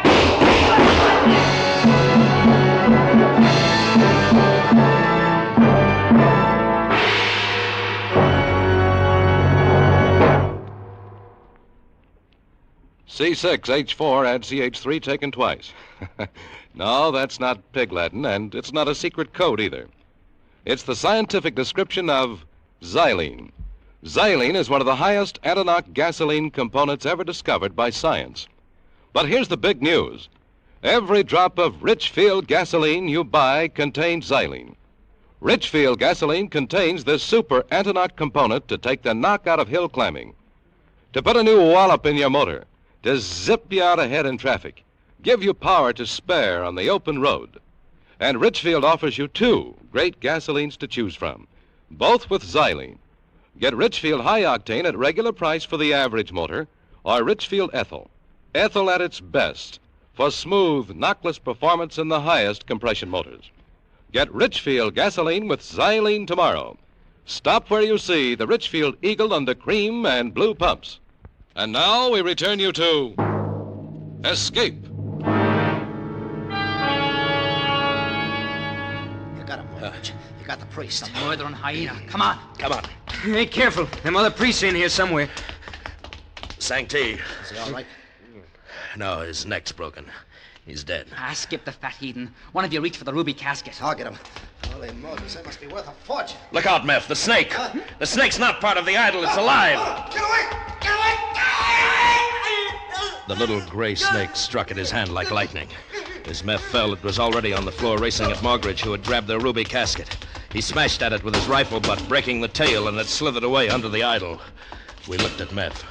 He was horrible, purple, like he'd been dead a week. We ran out into the desert.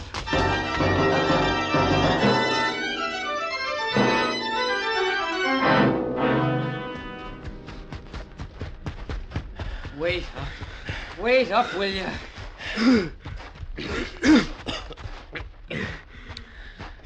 Oh, I can't keep this up me buckles. This thing is heavy. There. Let's see that casket, Mortgage. Look at him, Johnny. We're rich, you know that? We're rich. Doesn't it mean anything to you that Meph is dead? He's dead. Yeah, sure it means something, Johnny. It means you only split it 3 ways. Is that all you can think about? What do you want to do? Send him his share? Forget I said anything. Let's get out of here. Now, lads, calm down. There's 20 miles of Devil's Playground between us and the schooner, and we gotta start using our heads. Well... Hey, settle down, Johnny. It's gonna be a hot day.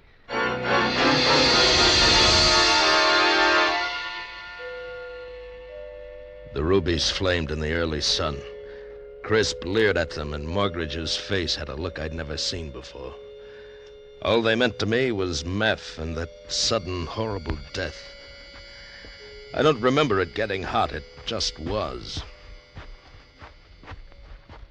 We're jerks not to get that water out of the lake. You feel like going back? Not me. I got what I came after. Are we going the right way? Yeah. Sun sets in the west. We'll be walking right into it.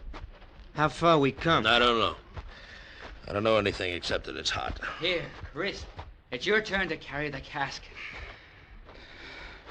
Oh, it's a job lugging that thing. All right. Here, Johnny. No. You take the rifle. I'll take it for you, me bucko. No. No, Johnny'll carry it. Why, of course, me fine boy. Well, give it to me. Let's get going. I wish this thing would split 3 ways already. Wouldn't be so heavy.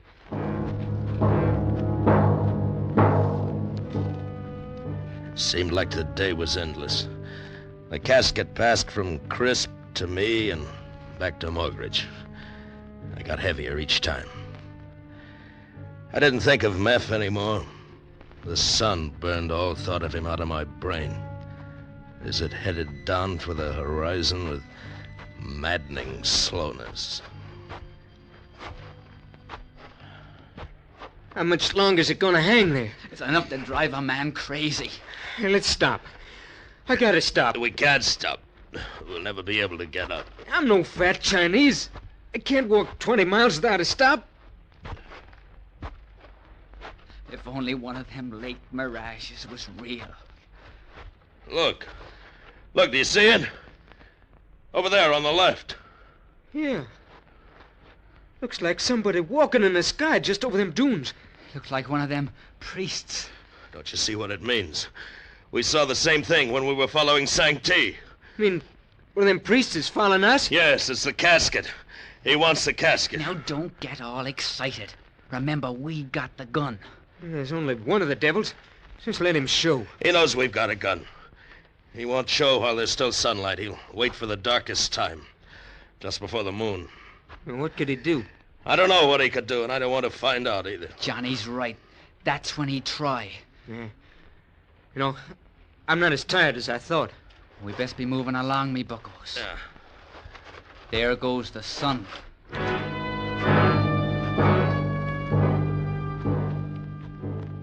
We didn't run. We couldn't. Crisp was carrying the casket, and we had to stay together.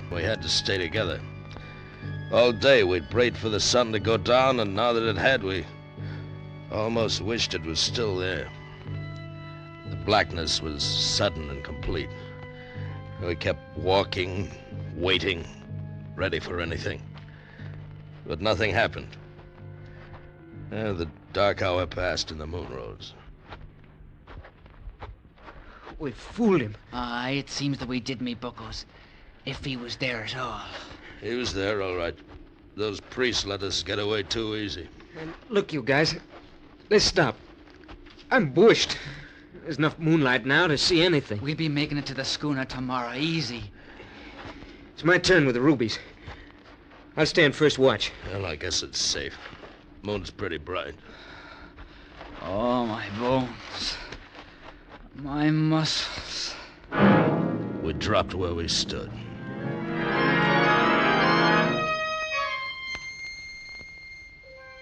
I think what woke me was the moonlight creeping under the brim of my hat. I felt cold. I sat up and saw Crisp was asleep. His hat had slipped down over his face, but his fingers were still wrapped tighter on the casket. And I looked across the desert and froze. Just for an instant, I saw a yellow face duck back behind a low dune. When I got to where it had seen it, there was nothing, not even a mark in the sand. But I had seen a face. Morgridge and Crisp were still dead asleep, only it seemed that Crisp's hat had slipped a little, and then it actually shifted, rose, and settled back. Crisp, are you awake? What? Don't move, Crisp. It's the snake. Kill it! What's happened? Crisp is dead. Look at him. It was under his hat all the time. It's the little gray snake with a broken tail. That Chinese is hunting us down. Which way did it go? There. You see the track? You missed it? Yes, I missed it. And it's coming back. It'll keep coming back until it gets us. We gotta get to the schooner. Leave the casket, Morgridge. That's what they want. Hasn't it caused enough trouble? It takes a bit of trouble to get rich, Johnny, me boy. And I don't mind it a bit.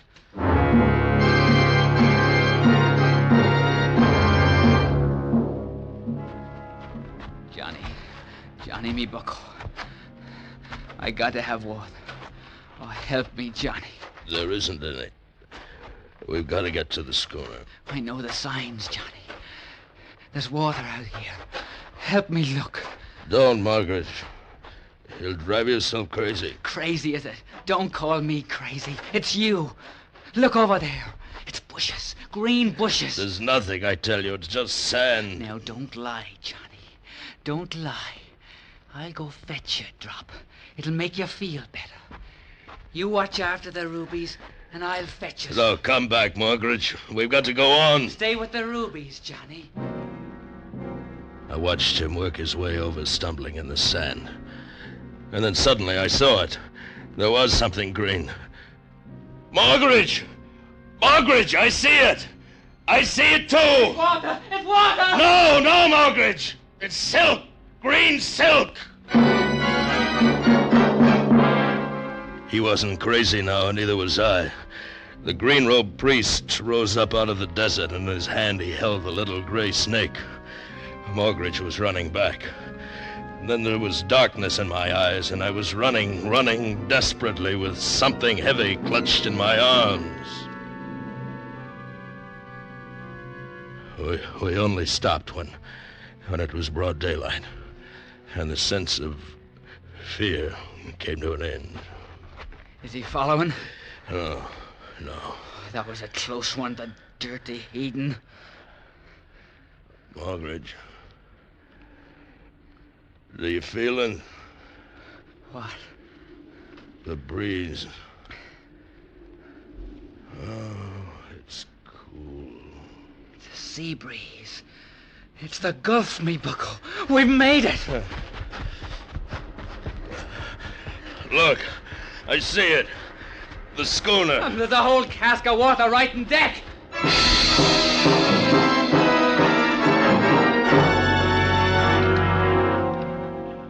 The tide's up. Let's get out of here. The two of us can handle the schooner, can't we?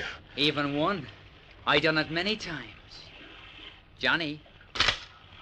Step away from the rubies, Johnny. What? Johnny, lad, you see the gun. Now step away from the rubies. Mogridge, you're kidding. You don't think I'd cut you in on a fortune in rubies for $200, do you now? Put down the gun. I didn't plan on you getting this far. I needed the three of you to carry the box. But now the box is here aboard the schooner. So step back to the rail, Johnny. Mogridge. Step back, Johnny. That's a fine boy. I realized everything now. Mogridge knew that Sang Ti would come. He knew where the bay was in the fallen pillar. It led us like sheep. And I was going to die, too, in that desolate place. I felt the rail of the schooner against my legs. But before you go, maybe you'd like one last look at the rubies, huh? I hold them up. Oh, ain't they beauties? Then I saw it. The little gray snake slithering across the deck behind Mogridge. But he didn't see it. Ain't they beauties, Johnny? Look at the colors. Red like blood and worth a fortune that won't be divided. Won't be divided at all. And then the snake struck. I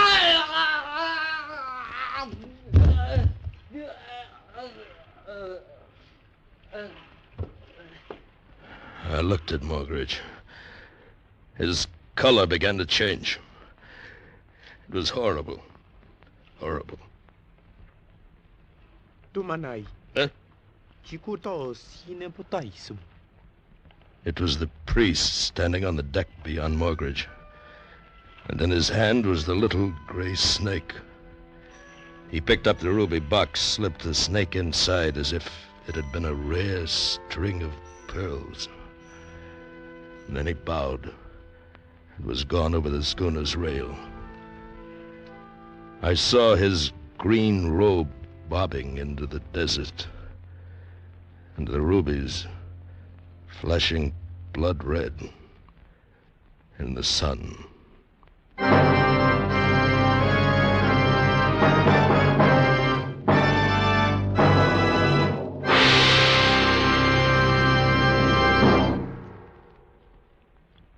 You don't need a fortune teller to tell you this.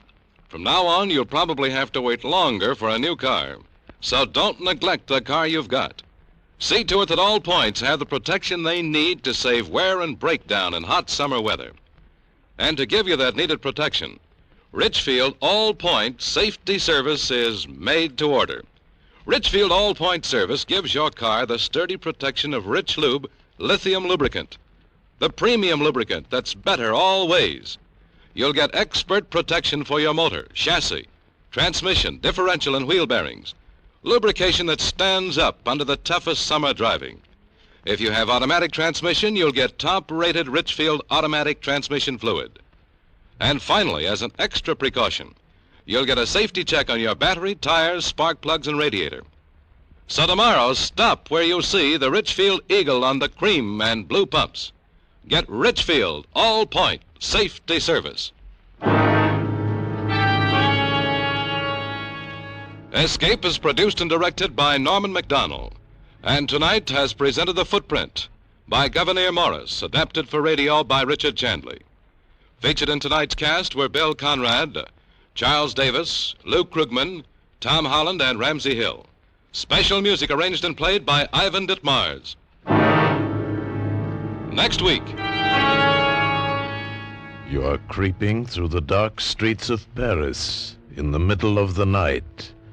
Ahead of you, the Gestapo is lying in wait, and relentlessly tracking you down from behind is a murderous madman from whom there is no escape.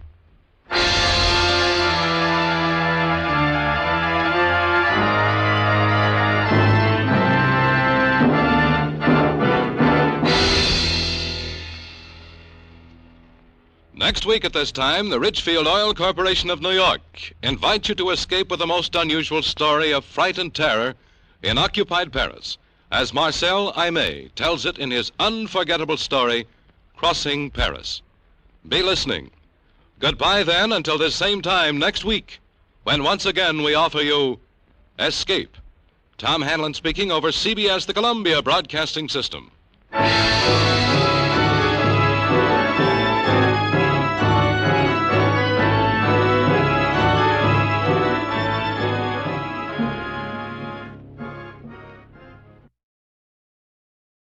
Our thanks this evening to America's own CBS. And before the orchestra strikes up again, let's see who among you really knows the golden age of radio.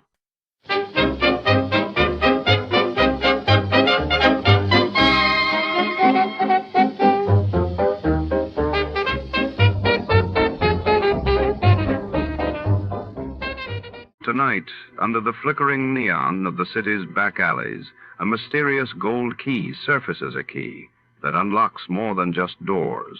Our hard-boiled detective is drawn into a twisting web of deceit, shadowed by a stunning femme fatale whose secrets could shatter lives. Who truly holds the power behind the gold key? And what dark fate awaits at the journey's end? Stay tuned for The Gold Key Caper.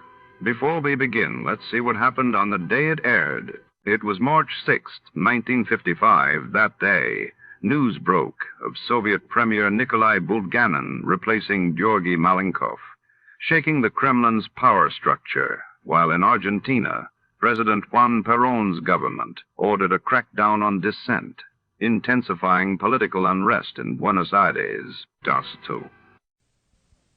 Your Adventures of Sam Spade, Detective.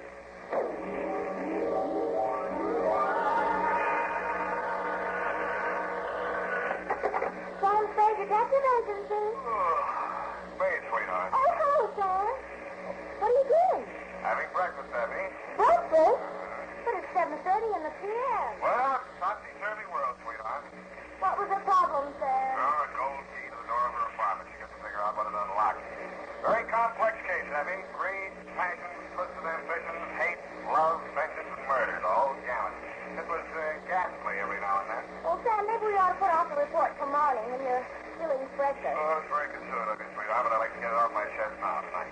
If you want to help, just be at your desk. Now, don't say anything when I come in. Just be there.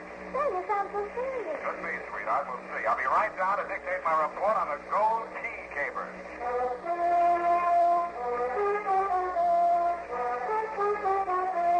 Now, with Howard Duff starring as Spade, Wildwood brings to the air the greatest private detective of them all in The Adventures of Sam Spade.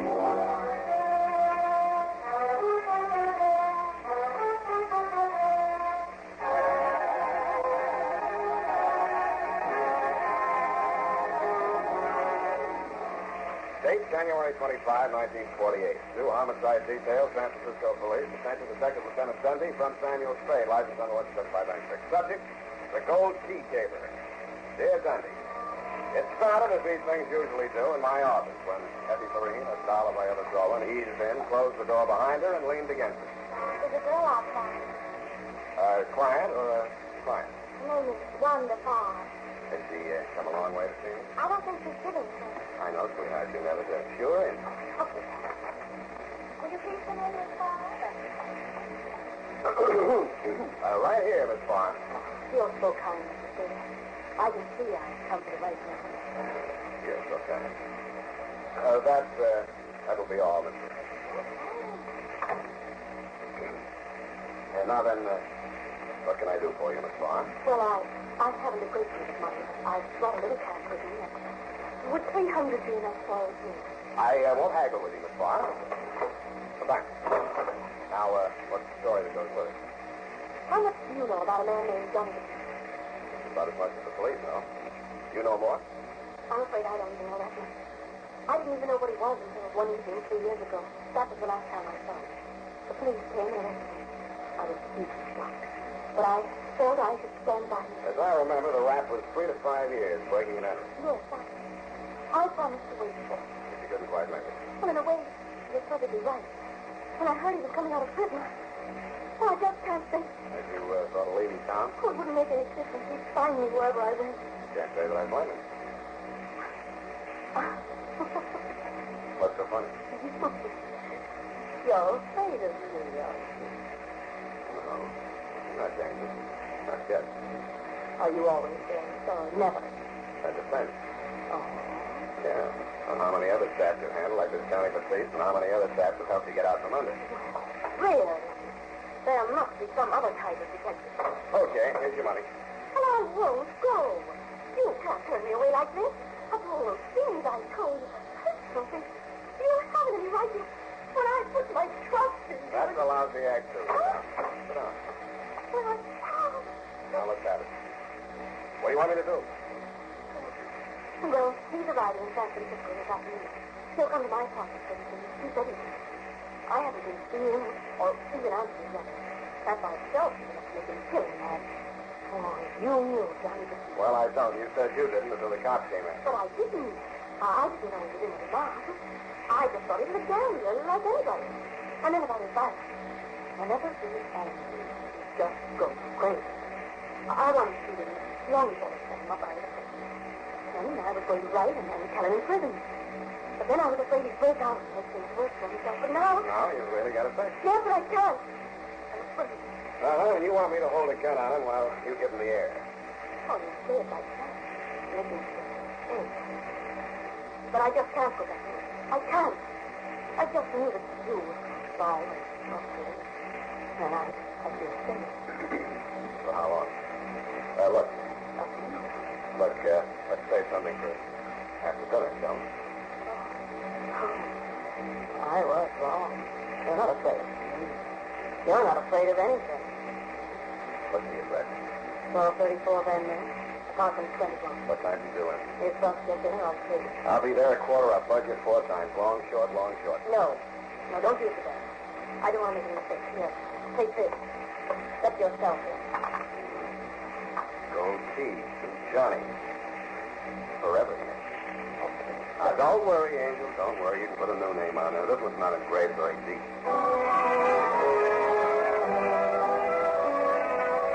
After she'd drawn, a heavy fragrance clung to everything she touched. The chair she sat in, my glass with her lipstick on it for $300, even the gold key. I rubbed it up against my coat sleeve. The name didn't come off. It only shone brighter. I threw it across the room just to see if it would bounce. It did.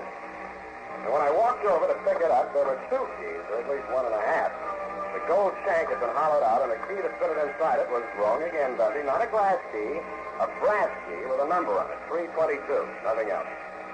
I wondered if Johnny Batiste had been living a double life, or at least 1.5. I was still wondering when I slipped the brass key back into its hiding place and used the gold one to unlock the door of Wanda's apartment. The room was full of her perfume, but she wasn't there. Johnny Batiste was. He was cleaning the prison dirt out of his fingernails with a shiny new spring blade knife. Get that key. What for? You're in. Where's Wanda? She changed her mind. She don't want to see you. Who changed it for? I did. I told her she's sitting out to marry into the wrong set. So give me that key and blow. Where is she, in here? I told you to blow. She don't want to see you. You don't mix me yourself. You're stir happy. Listen, Spade. I didn't rot in that Spade hotel 3 years to get pushed around. Why do you think I took that rap? You took it for her. You're crazy. She was through with you before you went up. I just go on talking like that. Go on. I'll cut you. I'll cut you real bad, copper. Johnny, I don't want to hurt you. Don't try. Good night, Johnny. Go on, copper. Go. The first thing you ought to learn about civilian life, Johnny, is don't jump somebody until you know what it's all about. What did she tell you? Oh, forget it. cheaper than I did. But she's 3 years older. So am I. Listen, Johnny, here's my card. If there's any way I can help you, let me know, will you? I mean it. Hey, you got a heart, mister. They gave me $50 and they put me out the gate, but I dropped it in a poker game down at 6th Mission. Right off the bus. Sucker. Johnny said. You need some dough, Johnny? No, nothing that ain't mine. Hey, the key is mine. My name's on it. They couldn't do nothing to me if I hopped that, could they? Not even 10 or 15. That's solid gold. They would give me a place to flop until I get my feet under me again. Yeah, like you say, your name's on it. Here, take it. You can have your knife, too. Good, all right, guy. I'm sorry for them things I said. Hey, wait a minute. Where's Wanda? I don't know. I haven't seen her. And I don't want to see her. So long, sucker.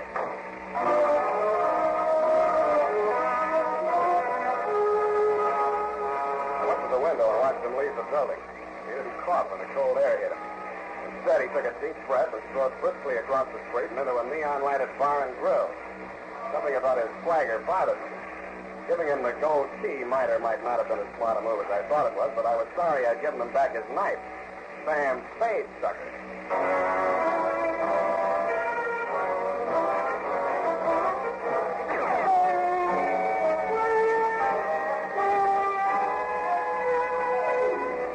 About here, Dundee, I decided to start acting like a detective for a change. I took a chance on Johnny the Thief being thirsty enough after 3 years to keep his elbow crooked at the bar long enough for me to frisk Wanda's apartment.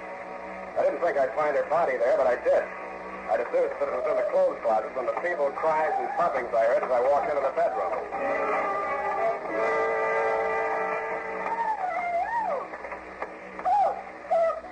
Oh, stand all right. Oh, I've never forgiven myself anything happened to you. What happened to you, Where Amy? did you go? Where were you standing? You pushed in the closet. He did. When he heard you coming up the steps. Why? Well, you were coming any minute, and I had to say something, so I told him you were going to marry me. Oh, that's fine. Well, here we are. Oh, but that's not all I said. Oh, you'll never forgive me for this. I know it. Oh, how can I tell you? I told him you forced me to do this. Thanks a lot. How did I force you? By threatening to go to parole board so they wouldn't let Johnny out. I must have a lot of influence. Yes, and that way he thought I was protecting him, so he didn't hurt you. Only just a little bit. And he pushed me across. Well, it's nothing really, only a little discovery. Oh, but if you only knew what he was getting like standing there in that dark, not knowing what he was doing to you. Oh, darling. Don't you think any more about it? Oh, listen. Oh, you do forgive me, darling. About that gold key, Angel, I think you better change the lock on your door. What? I gave it to Johnny. You? Oh, no, you're fooling. Oh, he was broke. He made it. Oh, where did you get a crazy idea like that? Where did you get those great, big, beautiful lies? Sam, be serious. But I am. We're engaged, aren't we? Oh, stop that. Listen. If I don't have that key back by midnight, Oh, nothing. it's him. He's come back to kill me. Get out of sight. Get out of sight. I'll take care of it.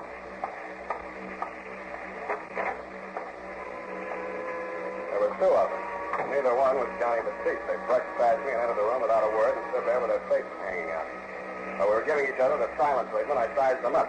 The larger size I recognized from newspaper pictures. He was a big sand and gravel man, and rumor had it that a stretch of paving outside the town contained the bodies of 18 other sand and gravel men who had bid against him for the contract and stumbled into a rock crusher.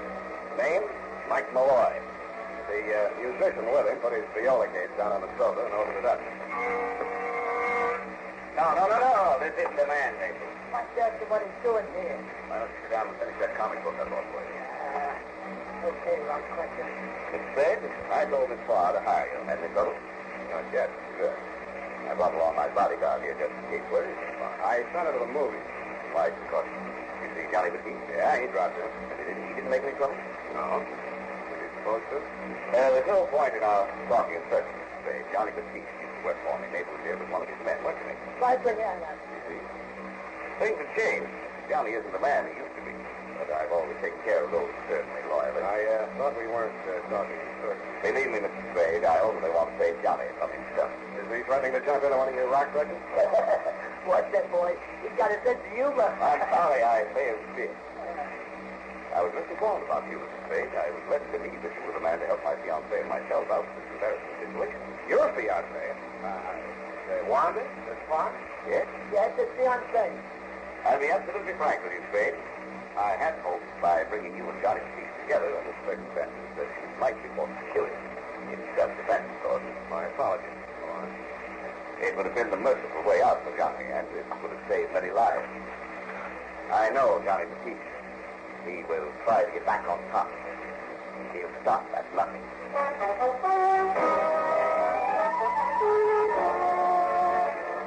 I believed them, and it was no mistake. That's why I almost hoped they didn't know where Johnny was, but they did. After they left Wanda's apartment, they crossed the street and went into the neon-lighted bar and grill. By the time I got downstairs, they were on their way out again with Johnny in the middle. He didn't look like he wanted to go, but they dragged him into Malloy's limousine, and he went. I did, too.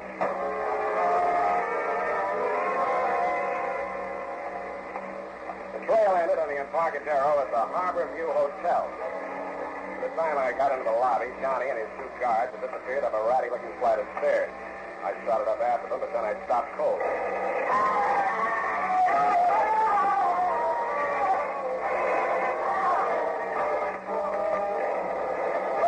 When I got to the top of the stairs, I saw where the number 1 first had gone. It had raked the ceiling and taken every light bulb in the corridor.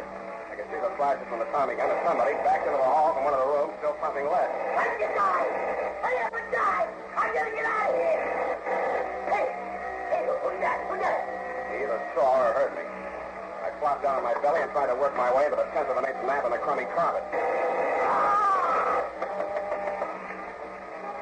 I made like I'd been hit, but I couldn't quite manage the death rattle. When I heard the gunman run down the hall toward the rear of the building, I rose courageously to my hands and knees and crawled the rest of the way down the corridor and looked into the smoke-filled room. The air tasted like burned powder, but it smelled like blood. I swallowed my insides and went in. There were 8 of them. I'll spare you the details, Sunday. You saw them after they were cleaned up. I needed some fresh air, and I needed it quick.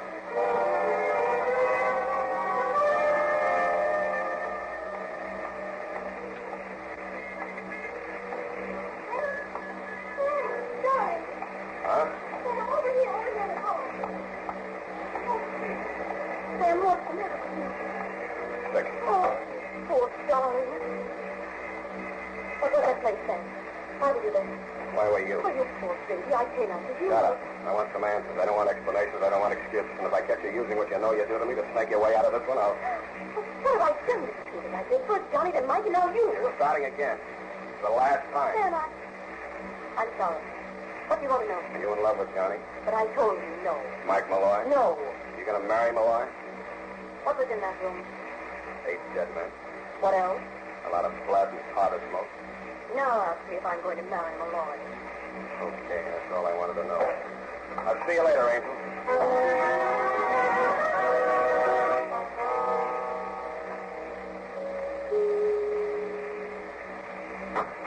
Oh, say, I was just leaving.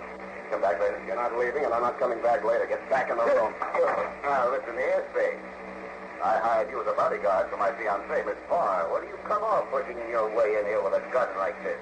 I can have your license revoked so fast to make your head sway. Help yourself. I'm a little sick of this business. Spade, I warn you, stay out of this. What's that? You know Johnny the Geek.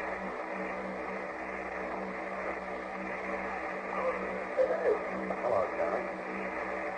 I gave you a working order. Can you talk? What's this for, Malloy? Ask Johnny. He knows. All right, I will. You move over here where I can watch you. Keep your hands behind your neck and relax. This is going to cost you more than your life. Shut up! Now, Johnny, listen to me. This is important. Move your right hand to yes. You framed yourself in the breaking and entry rap to cool off from a big one, right? Okay, answer it, Johnny. Murder?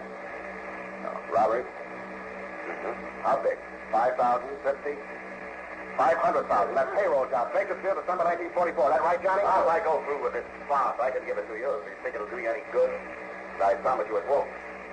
Johnny got himself set up on that 3 to 5 year rap, partly for the reason you say, and partly because he didn't want to deal with the rest of the boys. He cooked up this transparent scheme of his, this gold key, that hotel room to throw us off the track. They could think the loot was hidden there. Sure it is. Positive. I bought that hotel and ripped it to pieces, room by room. So you cooked up a couple of pretty crude schemes of your own to sweat it out of Johnny. First, you thought you could goad him into killing me. When that didn't work, you had your boy Naples knock off the opposition boys into the peace mob so you could hold a whole massacre over his head. Who do you think you could settle that jolly to? I think I'll start with you.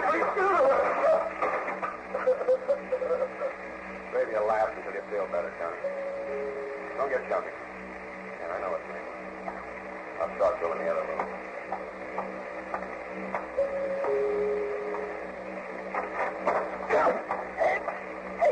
What do you think you're going to do? All right, leave it there, Naples. Yeah. What are you doing here? Where's the boy? Out. What do you want? I want to talk to you, pigeon. Who's the pigeon? Nobody but you, Naples. If you think somebody else is going up for that slaughter in room 322. Johnny's got them guys. That's the boy. I asked the boss. He said you did. You're bluffing. Johnny bargained for a written statement by Malloy alibying Johnny. The cops have got it now. They'll believe it. Malloy's a big citizen, so you're the only pigeon left. That's what you think. Where is he? Wait here. I'll bring him to you.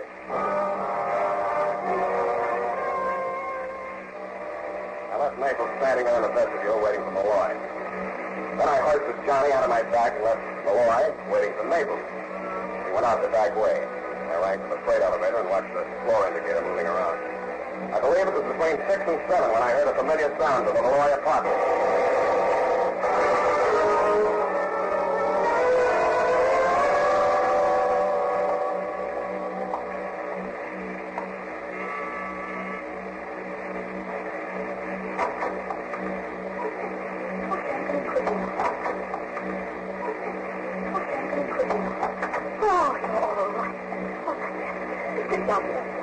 I've been worried sick.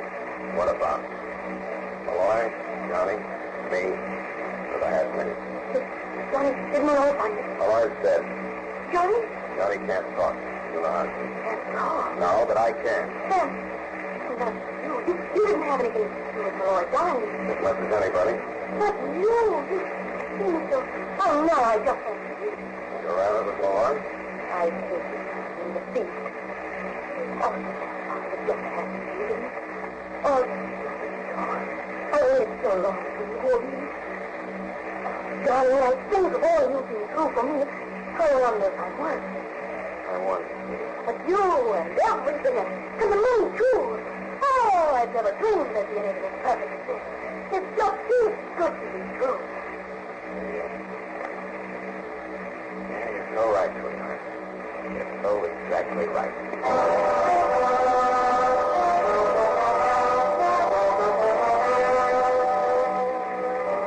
I didn't tell her I didn't have the heart. We talked some more and toasted with marshmallows. Well, anyway, what I'm getting at, Tony, is this. Some jerk from the DA's office informs me that you want her for questioning as an accessory before the fact. In my opinion, this angle of the case requires more personal research, and with all modesty, I think that I am the man for the job and will be as long as she thinks I have the $500,000. And if I do have it, Lieutenant, watch out for your bag. Period. End of the report. Oh. What? Well, yes, sir. Well, how do? Have I what of it?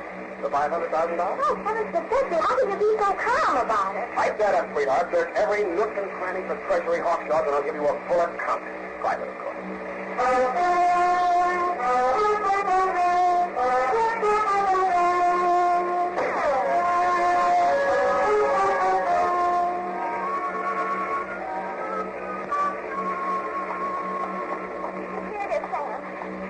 This is a mess, and it's all your fault. I'm just a mess of nerves worrying about that money. How can we explain it to Mother and Mr. Dog's at the bank? Hey, Mr. Baxter. Besides, Sam, it's not ours, and I don't think we should keep it. And if that girl loves you, just for your money. Worry no more, my sweet. Happy. Did you see the ticket? You're giving it back already? Oh, of course you would. Oh, I never have. Yes, we did. Where is it, Sam? Listen, my dear, and you shall hear. There never was any $500,000 as far as Johnny Batiste. He didn't have anything to do with that robbery. He invented the whole caper, including the Hogan bookers about the gold key. Now you ask me why? Why? To keep... Thanks a lot. To keep himself out of Malloy's rock crushing, you see. Well, he was resting safely for 3 years in San Quentin. Malloy was driving himself crazy, following that gold key and trying to dig up $500,000 that wasn't even there. He figured by the time he got out, Malloy would be crazy enough to overplay his hand. And he was right. What's left of it? Well, Sam, if you Actually, it wasn't the gold key that drove my life crazy. Oh. If I get it out there, it's not my place to fight. You know what I mean. Good night, sir. Good night, Mother.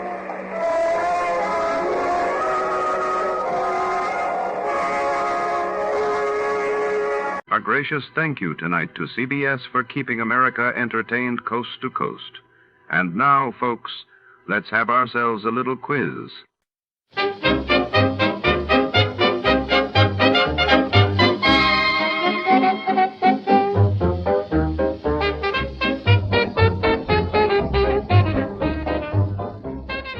We proudly thank our partners at CBS for tonight's broadcast. And now, before our next mystery comes alive over the airwaves, here's a touch of music to set the mood.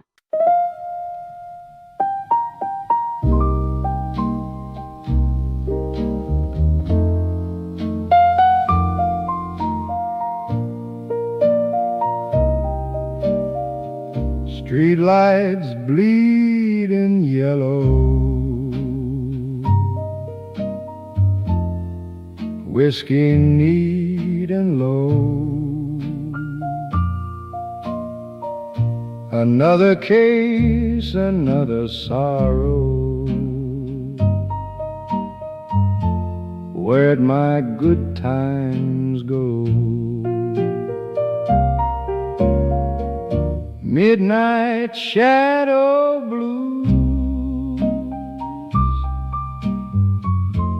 got me walking tired shoes. Midnight shadow blues.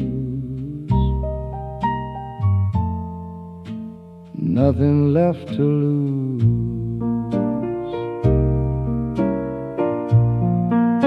Rain on the window pane, a dame with eyes like fire. She whispered a name, my heart sank in the mire. Midnight shadow blues got me walking tired shoes. Midnight shadow blues.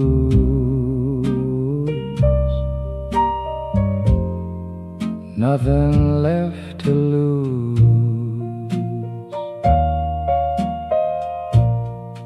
Every corner hides a secret. Every smile a lie. Just a poor old detective watching the world go by. Midnight shadow blues got me walking tired shoes. Midnight shadow blues.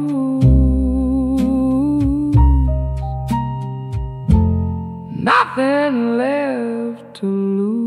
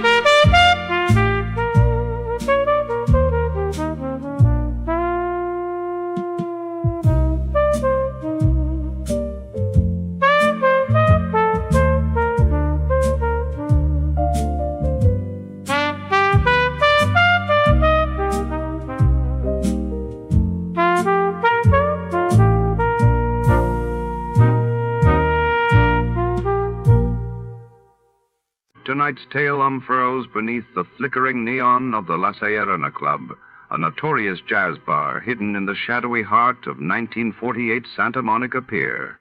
When a mobster's briefcase vanishes during a midnight poker game, suspicion swirls like cigarette smoke, and a hard-boiled detective is forced to swim with sharks, both literal and criminal. Secrets, lies, and silent threats lurk behind every velvet curtain, as the night's winner may lose more than just the jackpot.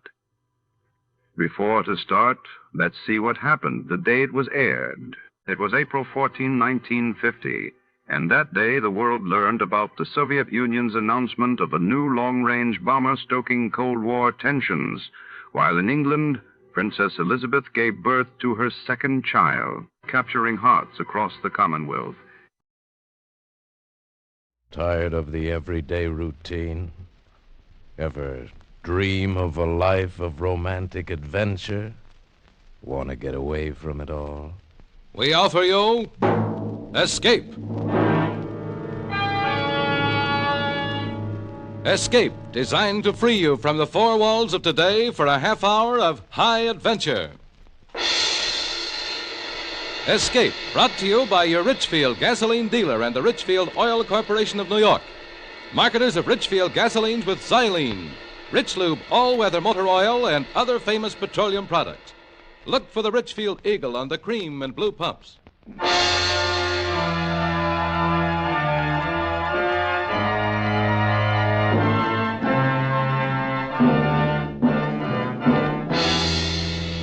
Tonight, we escape to a charter fishing boat in the waters off the little Central American country of Nicaragua, and the story of the violence and terror that suddenly developed there, as Anthony Ellis tells it in his exciting tale, Shark Bait.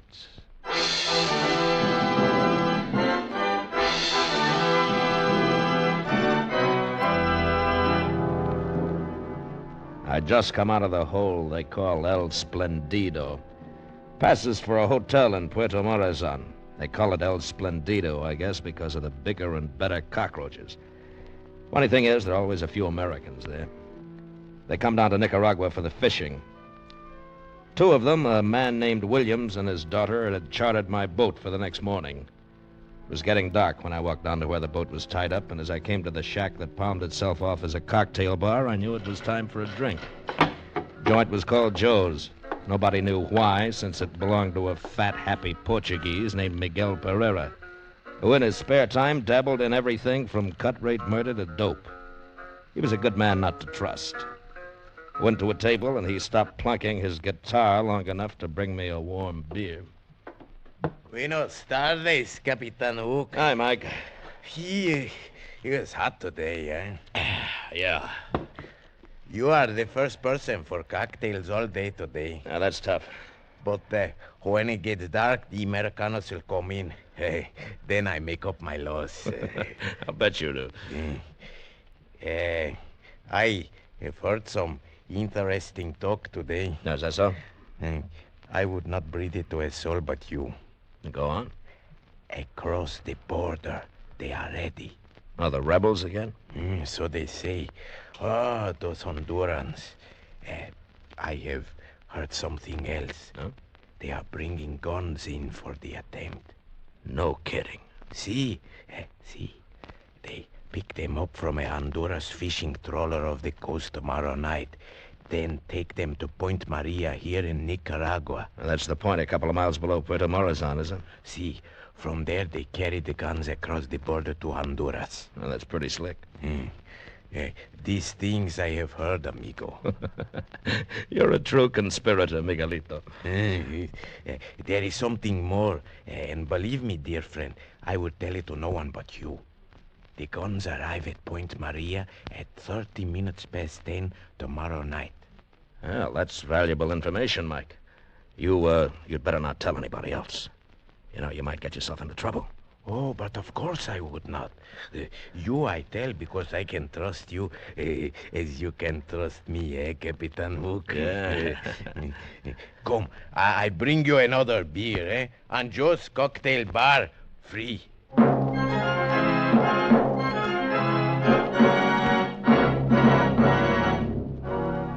My customers came aboard the next morning at 5:30. Mr. Williams, short and fat, with a prissy little mouth that smiled and sparkling eyes. His daughter looked all right. There were two other men with them. I didn't like that, though. Strangers in Central America, particularly these days, can mean trouble, and that was something I didn't want. My deckhand, Sam, was standing by to cast off. Hey, Captain Hook. I should like you to meet Mr. Baxter and Mr. Gordon. How do you do? Gentlemen. They're staying at the El Splendido. Missed you last night when we made the charter. They're coming with us. Now, wait a minute, Mr. Williams. Wonderful day. It should be great for fishing. Look, Mr. Williams, my charter calls for only two, you and your daughter. Well, my dear fellow, Mr. Baxter and Mr. Gordon are my guests. You will be paid accordingly. Now, that's settled. Shall we, shove off? Okay. All right, Sam, cast off. See you, Jocko.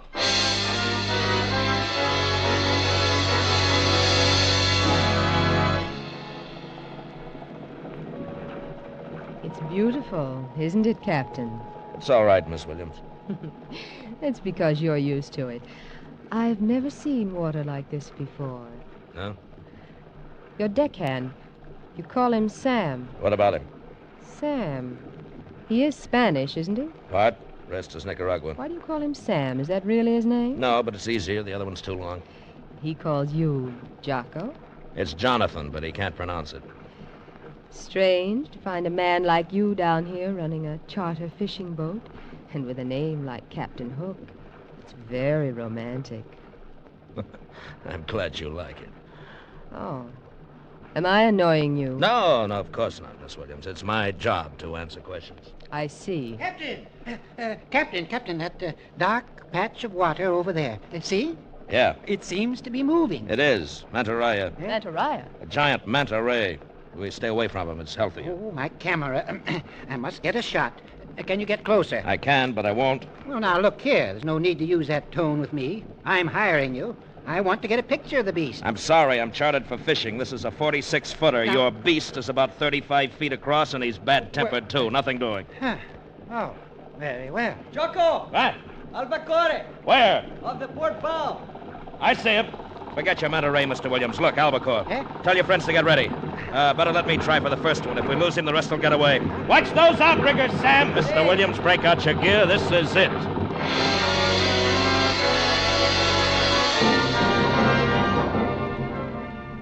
There's a school of fish you see once in a lifetime. When you tie onto one of those babies, you got something.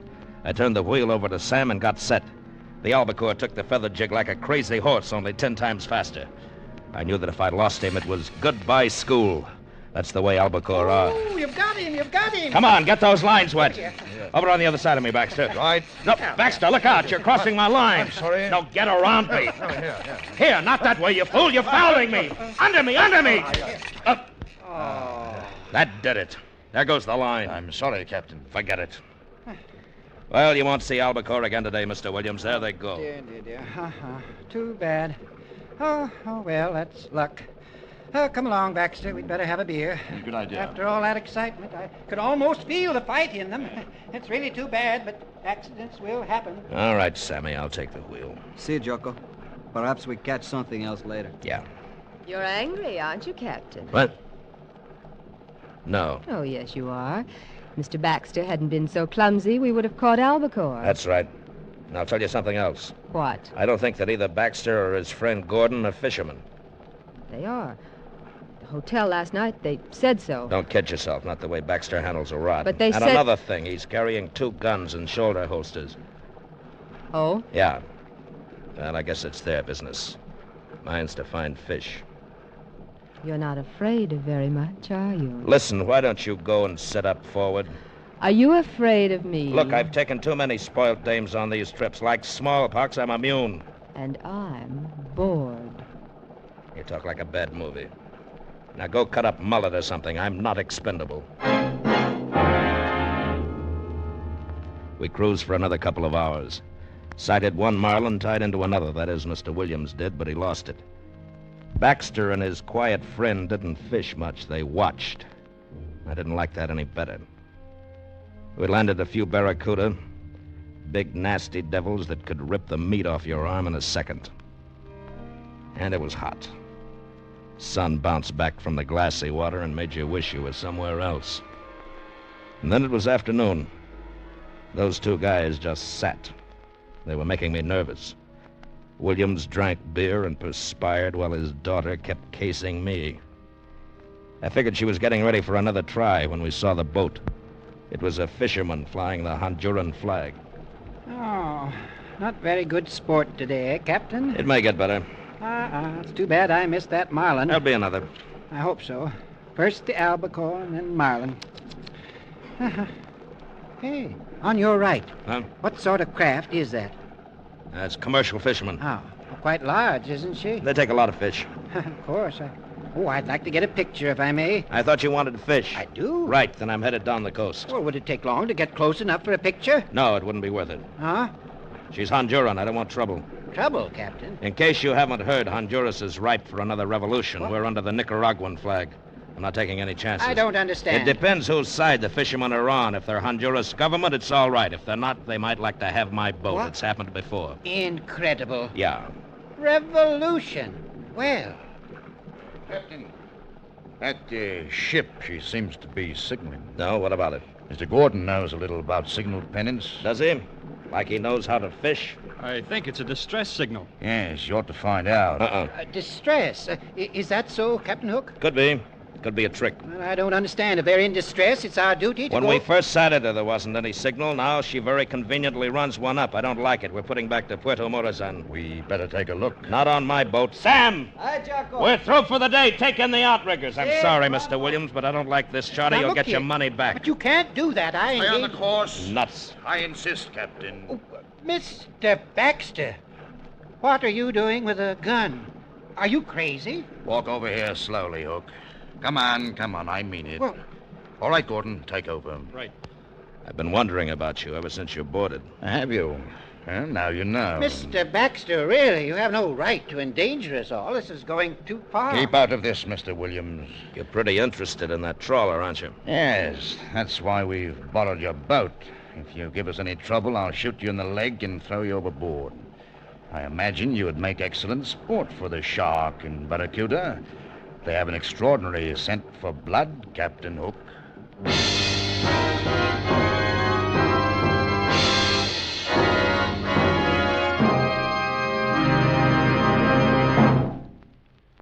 Did you know that today's motor car is the most powerful ever built? But it needs gasoline to match. It needs gasoline containing xylene. Xylene, a great discovery of modern science, puts a new dynamic wallop in gasoline. That's because xylene is one of the highest anti-knock gasoline components ever discovered. A super component to give your car new, higher anti-knock performance. Today, every gallon of Richfield gasoline contains xylene. Try Richfield gasoline on a gear shift hill. Press down on the gasoline pedal. Feel your car leap forward. That's what xylene in Richfield gasoline does. You get new high anti-knock, new power, new mileage economy. What's more, you have a choice of two great Richfield gasolines with xylene. The Richfield dealer offers Richfield Ethyl. Ethyl at its best for best results in highest compression motors, or Richfield High Octane at regular price for the average car. Stop where you see the Richfield Eagle on the cream and blue pumps. Get Richfield gasoline containing xylene. And now we return you to Escape. Well, it was nicely done. One minute I was the skipper of my boat, the next I was waiting to see if Baxter wasn't going to put a bullet into me. I knew he wasn't kidding about those shark and barracuda, so I decided to play along. Gordon may not have been a fisherman, but he knew how to run a boat, and he headed straight for the fishing trawler. What does it mean, Captain Hook? You tell me, Mr. Williams. How long did you say you'd known those guys? We met them last night, Jonathan. Yeah? Well, certainly. Well, you don't for 1 minute suppose that I would have invited them had I known this was going to happen. Whatever are they up to? I've never heard of such a thing. It's rather exciting. Dana. I've got an idea. Oh? I told you they're ripe for a revolution in Honduras. Yes? That trawler might be carrying guns. Guns? Mm-hmm. But why? I mean, what's the point of taking over your boat? Unload guns, put them aboard us for the revolutionists. What? But Baxter couldn't have known we were coming out here. Oh, I don't believe it. Sure he could. How? You could have told him. I? That's right. Last night I told you I'd run out from Puerto Morazon for about 2 hours, you remember? Huh?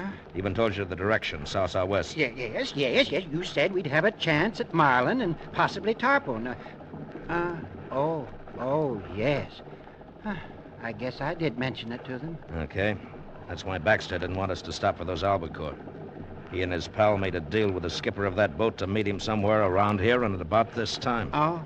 It's only a guess, but it'll do for now. And it was a good guess. 10 minutes later, we tied up alongside the trawler. She was filthy enough, but she wasn't fishing, and she wasn't in distress. The crew was right out of a Sabatini novel. They didn't have cutlasses, but they had plenty of guns, and not the government kind either. The skipper had a few words with Baxter while Gordon covered us. Then a package changed hands, and they began to put the boxes on our deck. A couple of the deck hands stowed them below and in the cabin. We had quite an arsenal aboard when we pushed off. Well, Captain Hook, you wanted to put back into Puerto Morazan, so we shall. Are you kidding? Not at all. If those are guns, how do you think you're going to get them into Nicaragua? Nobody said anything about guns. I shouldn't worry about the contents of the boxes. We shall wait until night, then put into Point Maria. We'll put the cargo ashore there. Just like that? Just like that. You get paid off, and somebody else worries about getting them over the border into Honduras, huh? Yeah, that sounds familiar. If that is my plan, you have described it perfectly. And, Captain, remember, it's pointless for you to attempt any heroics. Our stakes are rather high, and we should prefer not to kill you. You won't kill me, don't worry. Your boat will be returned to you, and there'll be a bonus for your rather unusual charter. Well, thanks a lot. Well, I'm going to join Gordon at the wheel now, and keep in sight, Captain Hook. Psst. Jocko. Sammy. Stay down. They can't see you. Jocko, they think I am below. Yeah. I behave very scared. They did not trouble to search me carefully. I have my knife. Good boy. Not now, though. Stay out of the way. If we get a chance, I'll... Duck, here comes the dame. Well, where's your father, Miss Williams? In the cabin, worrying. Who were you talking to just now? Oh, me? Talking? Yes, you were. I know. It's your deckhand, Sam, isn't it? Keep your voice down. Sorry. Haven't they missed him? Probably not. Sam can look like a real scared Indian when he wants to. He isn't scared, is he? No. You've got a plan. Maybe. I could help. No, just stay out of the way. But I want to help. What can I do? What's your first name? Dana. That's no name for a girl. Well, it doesn't matter. I am a girl. Yeah, I can see that. What do you want me to do? Go over to the wheel. Gordon hasn't got a gun in his hand. Baxter's the one to watch. Get him talking, and if you can move him in front of me, cut him off for about 5 seconds, right? But you haven't got a gun. What can you do? Not me, Sam. If I got his knife, he can do tricks with one. Just give him time to get a good throw, that's all. When I yell, duck. Where is he? Inside the bait tank behind me. All right. I'll take care of Gordon. You still game? Of course. All right, go on. Sam. See, Jocko? Get set. Did you hear what I told her? I hear. Make it good, boy. If you miss... I won't miss, Jocko. Now, she's talking to him now, Sam. You haven't got much time. I'm ready. I'm going for Gordon. We'll get him off guard. If you miss with the knife, rush him. Okay, Jocko. All right, now, Sam. Look out! Stay where you are, Captain Hook. That was most unwise. Jonathan, you must have seen him. I couldn't help it. Sam. Sam. I'm sorry, Jocko. I was not fast with the knife. I'm sorry. Oh, come on, Sam. You'll be all right, Sam. There we go. We have one good, fine time together. Jocko. Sure. Sure we do, Sam. And lots more. Put him overboard, Captain. What? Put him over the side. He's dead.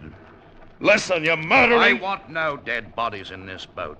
Might be difficult to explain if anyone came aboard before we reached land. Put him over the side. I picked him up in my arms. He was very light. The little mestizo who'd been with me for 3 years was dead. Sam was dead. He looked like a sleeping child, except for the blood stain creeping over his wet shirt. I stood at the rail for a moment. Then I let him go. He fell astern of us, and I had to watch. I knew what was going to happen, but I had to watch. So did Baxter. I could feel that murderous fascination as he waited. Then there was a swirl. And another. The water boiled with triangular fins. And Sam was gone. After that, I just waited. Williams and the girl didn't show. It was just me and those two at the wheel. Then it began to get dark like it does down there. We didn't show any lights. Gordon was still at the wheel, and I could see the glow of Puerto Morazan off the port bow. There was no moon, just sudden blackness. Must have taken Carter by surprise, because when he called to me, I wasn't sitting by the bait tank any longer. I was around the other side with a big gaff hook in my hand. Captain! Captain! Why didn't you watch him? Never mind that. He's still aboard. Hook! I'm coming to get you. Don't be a fool. Hook! This is your last chance. I swear I'll shoot. I caught sight of his figure for a second against the glow of the town, and then he was gone. But I was ready. I could hear him. Just a couple of more steps. 1, 2, 3. Hook! You're a fool. I'll put on the light. No. They'll see us from shore. Then I could hear him breathing. And I hit out with the gaff, and I caught Nexter in the throat with... He went down hard, dying fast. I grabbed his gun and moved quietly toward Gordon at the wheel. Did you kill him? Baxter can't hear you, Gordon. He's dead. All right, drop it. Drop it! I got away from the wheel. Okay. Williams! Williams, get out here. It's all right. I've got him. Captain Hook. Oh, well done. It mustn't have taken a lot of nerve to do that. Pity it's wasted.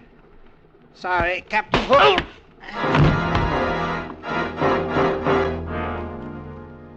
It was dark again when I came around. I could hear voices up forward. I'd been a sucker, and I knew that the four of them had been in it together. I tell you, I can't take it any closer. Baxter knew these waters. I don't. We could hit anything, rocks, shoals. We wouldn't have a chance. The sharks. If you hadn't been so careless, this never would have happened. Well, what's the use of talking? We've got to do something. Look, What? Isn't that a point over there, on your left? Yes. Yes, that might be Point Maria. Now I understood why Sam had died. The girl must have told Baxter what was going on, then faked the routine we'd worked out. That's why she got so cozy with me, just to make sure she'd know what I was up to. And it was quite a setup. It's a lot of dough and running guns, and it takes all kinds to do it. And I decided it was about time to let them know I was awake. Well, Captain. Yeah. You feeling better? Yeah. I didn't mean to hit you quite so hard. No, I'm sure you didn't. You caused us quite a little inconvenience, you Yeah? know. I'll bet Sam's sorry for you, too. That's a nice kid, your daughter. She pulled wings off of flies when she was younger. Not my daughter, Captain. Dana's, well, shall we say, a partner in the enterprise. Oh? And we have a proposition to put to you. Oh? Frankly, we need your help. Mr. Gordon is unable to discern the landmark we have chosen. Baxter might have found it, but, well, Captain, we needn't go into that. I offer you $1,000 if you will take us in to Point Maria, where we should be able to see the signal. Sorry. 2,000. Find it yourself. Shoot him. He'll only give us more trouble. Yeah, do that. Then explain how Sam and I disappeared when you get back to Puerto Morazan. By the way, have you checked the fuel? It's almost empty. That's right. All right, Captain. What do you want? Look, Williams. Suppose I take you in, and we decide on a fair deal when we get there. Very well. You have my hand on it, Captain? Yeah. Gentlemen's agreement. Are you sure this is Point Maria? I'm sure. Do you want me to signal? No, we'll wait. They are to pick up the guns at 10:30. The boats will put out from shore. It's 10:30 now. We'll wait. It's okay with me. 5 minutes went by, and then we heard the sound of muffled oars. From out of the blackness, riding out to us on the swells, came 3 boats. I was at the rail when the first man lumbered heavily over the side. It was the owner of Joe's Cocktail Bar, Miguel Pereira, still fat and still happy. 4 others followed, well armed, stood waiting. Ah, Captain Hook, my good friend, and Senor Williams. Yes. But I did not know that you were acquainted. Well, the captain was kind enough to assist in delivering your consignment, Senor Pereira. So? Oh, now I understand. You and the captain have become partners, eh? You used his boat for the task. Very good. Not partners, Mike. These are my guns. Oh, now come now, Captain Hook. You're getting a little out of your depth, aren't you? You might as well start unloading, Mike. But there is only one consignment? That's right, mine. Williams wasn't able to pick his up. Wait a minute. Are you running us, too? You, Captain? You're running guns? Yeah. It wasn't nice of Mike not to tell you about me, and it wasn't nice of him not to tell me about you. Would have been simpler to let us do the whole thing instead of splitting it up, Mike. Never mind what was nice. I know what I'm doing. It was safer this way. If one of you were caught, the other would get through. Mr. Williams said he arranged for a boat and would pick up his guns this afternoon from the trawler and bring them here this evening. And you, my dear friend, were to pick up yours tonight, as I told you. That's right, and you've got them. Now, look here. If you think I'm going to be double-crossed like this, you can... Go ahead. There's a load of guns waiting for you out on that Honduras fisherman. Pick them up. This one's my deal. Well, I tell you, Senor Pereira, these are mine. We must have the other shipment of guns tonight. Looks like you're not going to, Mike, unless I can get them for you. You're not going to get away with this, Captain Hook. You will return to the trawler tonight, Captain? Sure. You'll have to pay me first for these. It is done. Oh, no. We made a deal, Pereira. I am not You did not keep your bargain, senor. Obviously, these are the captain's guns. Look. Please, no violence. My men are nervous. That is better. Here is the money, my friend. Thanks, Mike. I'll give it to Sam's wife. It won't make her feel any better about Sammy, but it may help a bit. Well, Captain Hook, you've done quite well, haven't you? Where does all this leave us? Out, Mr. Williams. And if you're smart, right out of Central America. And if I were you, I'd do my fishing in a lake from here on. It's healthier.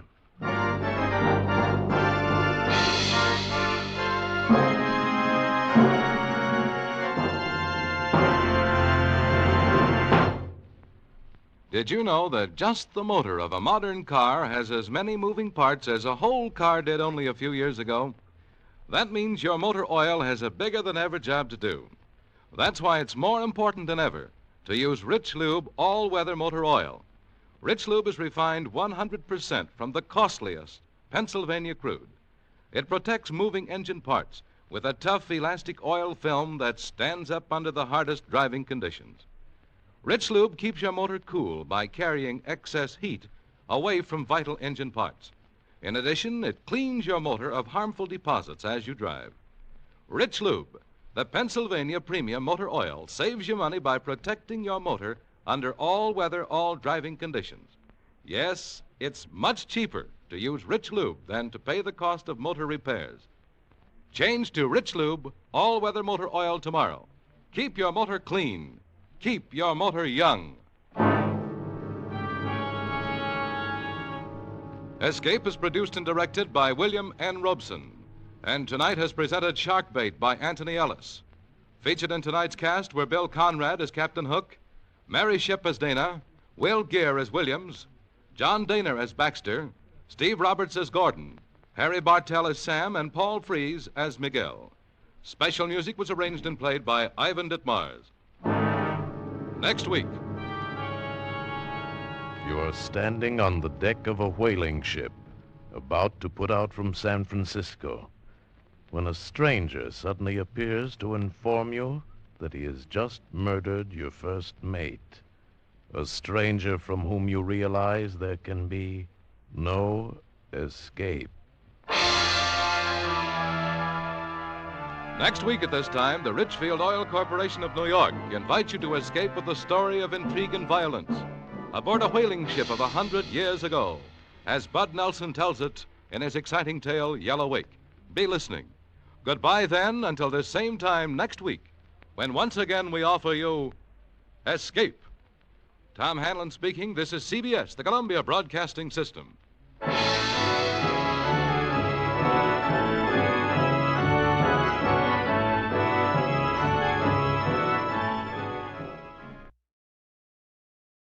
Here at Escape Radio, we proudly thank our partners at CBS. And now, folks, a quick challenge before the next thrilling chapter.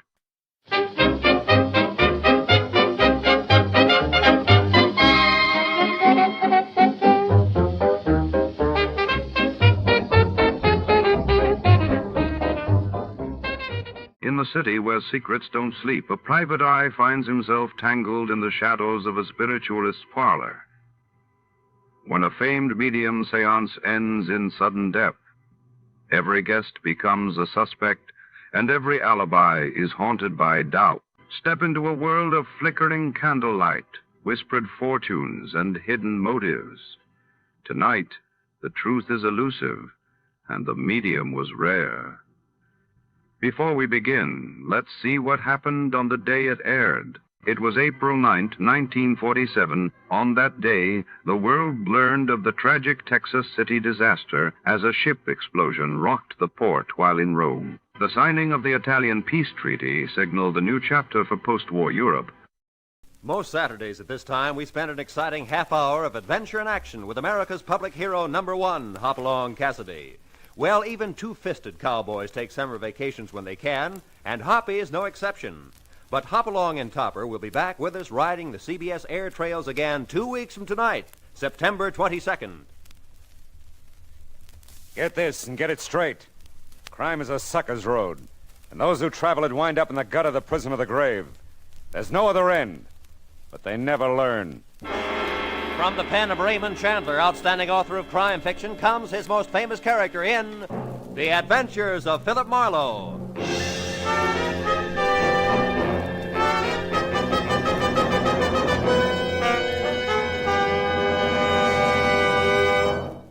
Now, with Gerald Moore, starred as Philip Marlowe, we bring you tonight's transcribed story, The Medium Was Rare.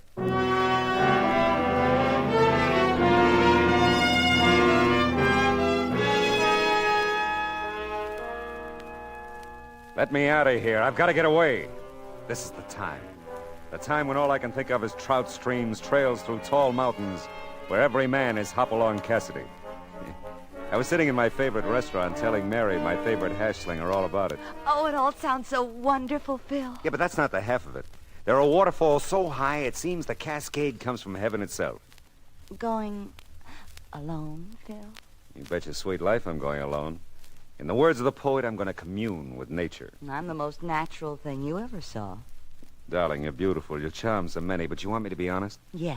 You don't compare to a trout. Why, you worm. Don't get mad, baby. It's the season. Season or out, I don't like being compared to a fish. Not a fish, baby. The queen of them all. A mountain trout. Did you ever hear of the Feather River country, Mary? If it's out of Los Angeles County, I've never been there. It's in Northern California. Northern fringe of the Mother Lode. Here's your coffee. Mother who? Hey, you know something? If I started right now, I could make it before morning. A quick cup of coffee, huh, doll? I'll drop everything. Well, if it ain't the clean living type. Hi, Marlowe. Hiya, Cookie. I thought they had you stashed away. Not no more. I got parole last week. No kidding. Yeah, no kidding. It was a bum rap. It sure was, if you're out this soon. Anything else? Yeah. When do you get off? A lot later than you do, because you're getting off now. Touché, girl. Yeah? What kind of a crack is that? That's French for I'm on your team. Ah. Ah, dames. You try to say something nice to him, and where does it get you? Yeah, well, I gotta go, Cookie. I'm sorry to see you. Yeah, wait. I'll go with you. Thanks, Mary. Yeah, you bet, Phil. Give my regards to the fish. I'll leave you a nickel, doll. Better keep it. The other buffalo will miss you. Oh, well, yeah, well, shit. You gotta face it, Cookie. She's crazy about you. You think so? No. Well, my car's in the lot here. I'm in a hurry, Yeah, so well, mine's in the lot, too.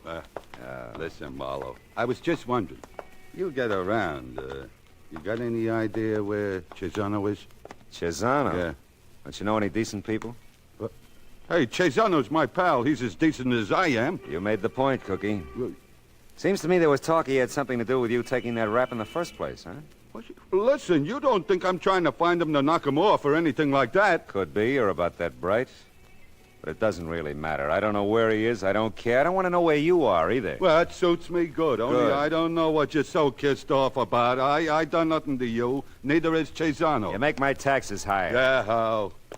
Never mind. Oh, you'll kill me, Marlowe. You talk about taxes. Yeah. How'd you like to pay taxes on this job? This your heap? Yeah. One of them foreign things. Right-hand drive. Baby blue yet? It matches my eye. What'd you do at San Quentin? Learn a trade? Sure. And a good one. Sure. You decent people go right on paying taxes, Marlowe. Us third-rate punks will get along. I watched Cookie's baby blue convertible cut out into the traffic. Got in my own car and drove away in the opposite direction. Yeah, Cookie cinched it. I was going to knock off for a while, head for the Feather River country. Well, by the time I reached my apartment, I could almost smell the pine trees. And while I tossed a few things into a bag, I saw myself every inch a modern Isaac Walton. Oh. You're Philip Marlowe. That's right. Oh, I'm so glad you're here. I've been calling you. Oh, I'm Lillian Collins. How are you? Well, I told Pat not to wait. Who's Pat? The taxi driver. Oh, him. May I come in? Well, yeah, I guess so. Thank you. Oh, you're packing. Or are you unpacking? No, I'm packing. I'm going to the Feather Oh, River but you country. can't. What? You can't be going anywhere. I need your help, Mr. Marlowe. I really do desperately. Yeah, well, I just thought I'd take a few days Of course, off. Can't it wait? I'll pay you, whatever's customary. I just don't know where to turn, and somehow we've got to locate them quickly. Leonard should be home within a Oh, week. wait a minute. Sit down. Mrs. Collins, is it? Yes, Lillian. Oh. Leonard's my husband. He's back east on business. Well, just what do we have to locate quickly? My jewelry. It was stolen last night. Oh, well, stolen jewelry's out of my line, Mrs. Collins. That's a police job. Oh, no. Oh, that is it. It can't be. Why? I thought about the police right away, of course, but I can't call them in. Leonard would hear about it, I know. It would be in the papers, and... You understand, don't you? No, I don't understand. Well, I just couldn't, that's all. Mrs. Collins, right now I like fishing poles better than I do people. But you can't go. I mean, you can, of course, but I do need your help so much. Why can't I resist names? All right, but you'll have to level with me. What jewelry? When did it happen? Who knew you had it? Everything. Well, it was a necklace, diamonds. Yeah. And a diamond bracelet. I had them in my jewel box last night. I'd only just taken them from our safe deposit box in the afternoon. Who knew you took them out? Well, no one knew. Mm-hmm. Well, how did it happen, the robbery, I mean? Well, I was in my bedroom. That's where the jewel box was. Yeah. I was dressing for dinner. The doorbell rang. I had to answer it. Letty's on vacation now that Mr. Collins is in the East. It was Sylvia, a friend of mine. We were to have dinner together. I fixed a drink for us, then went back to my bedroom for my wrap. That's when I noticed the jewelry was missing. You hadn't heard anything? Anyone in the house? No. Mm. Of course, the radio was on. Music, you know. Mm-hmm. How would anyone get into the bedroom? Well, the French doors open onto a little terrace right by the bedroom. I rather presumed whoever it was came in that way. Well, how much would you say this jewelry is worth? $10,000. Mm. Oh, that's what it's insured for. Anything else taken? No, not a thing. Do you wear this necklace and bracelet often? Oh, no, not really. When Leonard gave them to me, he said they were for state occasions. Last night was a state occasion. Oh, my goodness, no. Oh, that is, If you didn't intend to wear them last night, why did you take them out of the safe deposit box? I suppose you'll have to know. I needed the money, Mr. Marlowe. I have a debt Leonard knows nothing about. If I wrote a check for $10,000, he'd ask questions. I don't blame him. Well, there's just no need worrying him with it, that's all. He doesn't know you gamble, huh? I didn't say... You didn't have to. Have you ever pawned anything before, Mrs. Collins? No. No, I haven't. Well, I got news for you. You probably couldn't get 10 grand for them. Oh, but if they're insured... Doesn't matter. Unless you made a deal to have them stolen so you could get the insurance money. Oh, really, Mr. Marlowe? Really, Mrs. Collins? Okay. Let's drive to your place and look around.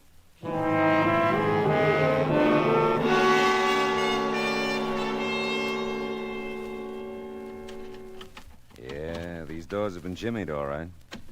Didn't it bother you to stay here last night after it happened? Oh, I didn't. I stayed with Sylvia in Westwood. Told her about the robbery, huh? Oh, no, I didn't. I started to, but then I was afraid I'd have to tell her too much. Mm-hmm. Did you stay there last night and then come over to my apartment by cab this morning? Well, I came here first, then to your apartment. I wanted to be sure nothing else was missing. And then I decided to get in touch with you and had Pat drive me over. That's the taxi driver. He's practically my chauffeur. His stand is right out in front of our building here. I'm one of those native-born New Yorkers who never learned to drive. Mrs. Collins, are you sure that you're telling me everything you know about this? Oh, believe me, I am, Mr. Marlowe. Why, it would be so stupid of me not to. Yes, it would. I've got to have that jewelry back before Leonard comes. He'll just never understand the gambling and all. Well, he's gone so much, and we have no children. There just wasn't anything else to do. Can you understand that, Mr. Marlowe? No, but I'll try, Mrs. Collins.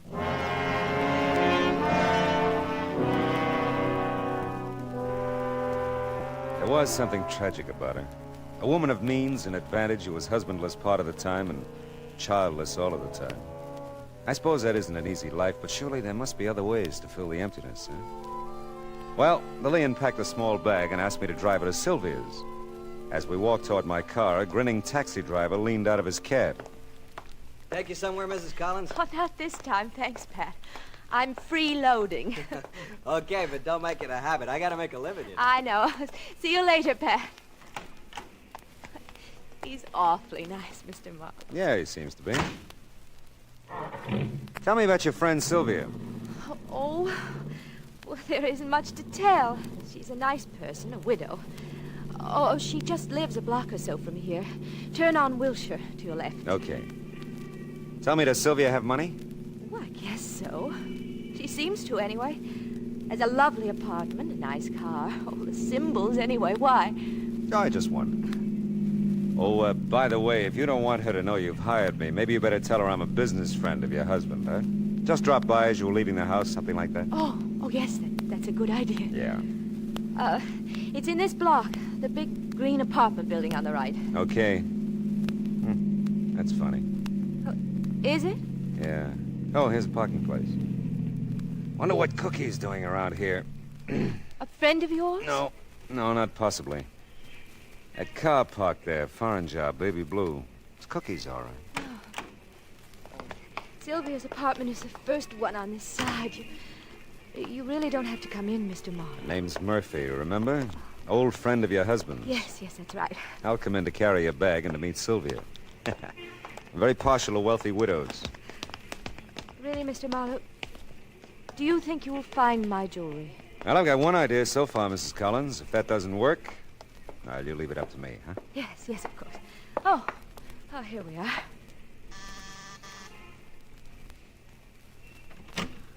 Oh, Lil, darling, I'm so glad you're back.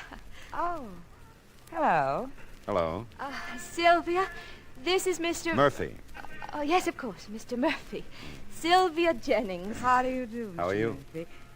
Well, come in, both of you. I was just getting ready for a swim. Oh, sounds wonderful. Maybe I could scare up a pair of trunks for you, Mr. Murphy. Oh, thanks. No, I've got to run along. I just stopped by Mrs. Collins looking for a husband. Mr. Murphy's from out of town. Known Leonard for years. I was all packed, ready to come over here. So I brought her. Well, all right. You know, you two don't have to explain anything to me. As a matter of fact, I can go down to the pool alone, and you two can stay here and talk about old times. Why, Sylvia. Oh, relax, Bill. And forgive me, Mr. Murphy. I've told stories like that myself so many times, I know them by heart. I'll bet you do at that. You know I do. Now, I just won't have you thinking that, Sylvia. Oh, now, don't be silly, darling. It's not important. Oh, but it is. Hey, wait a minute. Hold it.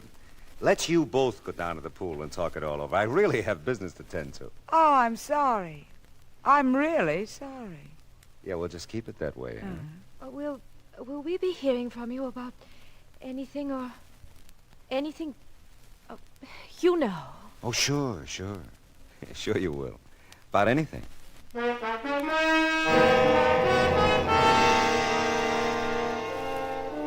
About that Sylvia. Well, the case was beginning to have its compensations. But I didn't figure Lillian Collins at all. Sometimes I thought she lied in her teeth, and sometimes I knew that she was just a bewildered dame who'd had her jewels lifted. I passed Cookie's car again as I left, and still no sign of him. I had told Lillian I had one idea. He was still at the taxi stand in front of her apartment. You really Philip Marlowe? Yeah, I really am. Need proof? No, that's okay. Mrs. Collins wouldn't have been with you if you weren't the right guy. You say I can help? Yeah, maybe so. Now, look, you drive her almost everywhere she goes. Now, how about telling me just where she goes, huh? Regulation places, Saxes, Magnans, places for lunch, stuff like that. Mm-hmm. This morning I took her over to a Hollywood address. Oh, that was me. Well, hey, there is one place she goes a couple of times a week for the last 3 or 4 weeks. A place on top of one of the hills up off of Coldwater Canyon. Friend of hers? Well, maybe. She usually asks me to wait, though, between 15 minutes and a half hour. That's all the longer she stays. When was the last time you took her there? Let me see. Day before yesterday, I think. Yeah, it was day before yesterday.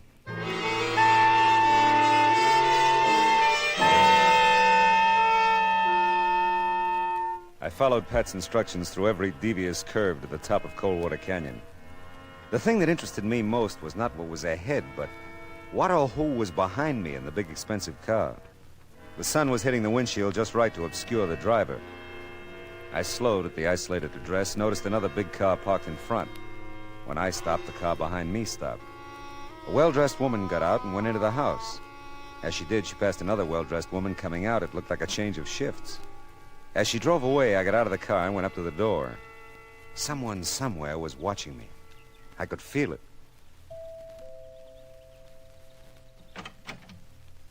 Yes?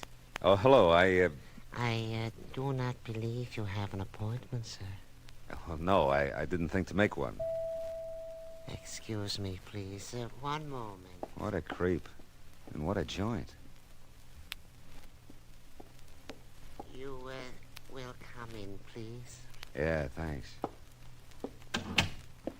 May I inquire, sir, who referred you here? I have to have a reference? Madame must insist on references, sir. Oh, she insists, yeah, well...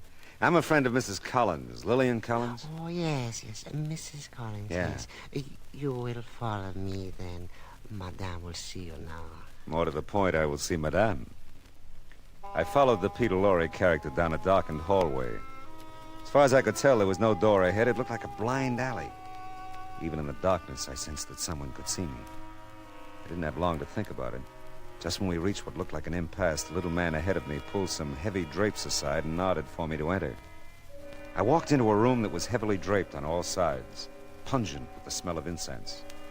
And studying me from across the room, a Grecian-robed woman seated beside, so help me, a crystal ball.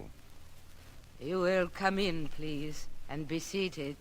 Yeah, I will. You see, Hush. You will remain silent.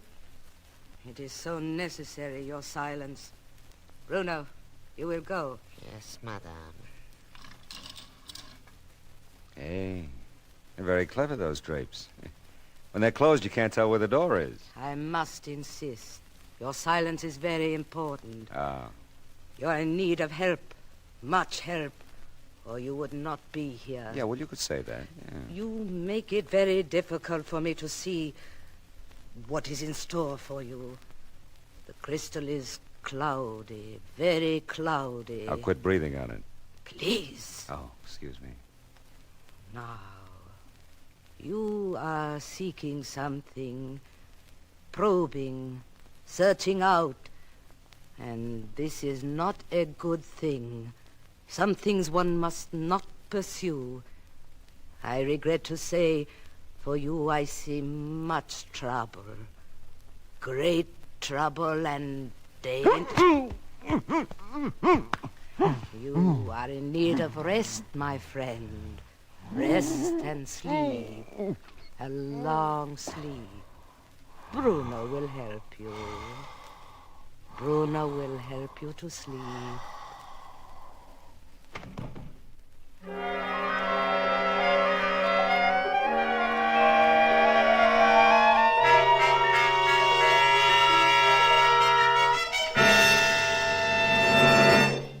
In just a moment, we will return to the second act of Philip Marlowe. But first, through the years, Red Cross has helped the victims of disaster, brought comfort to servicemen in camps and hospitals and to their families.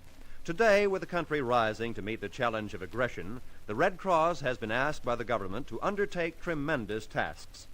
By giving generously to the Red Cross, you will help mobilize for the defense of your families, your community, and the nation. Give as much as you can. And now with our star, Gerald Moore, the second act of Philip Marlowe, and tonight's story, The Medium Was Rare.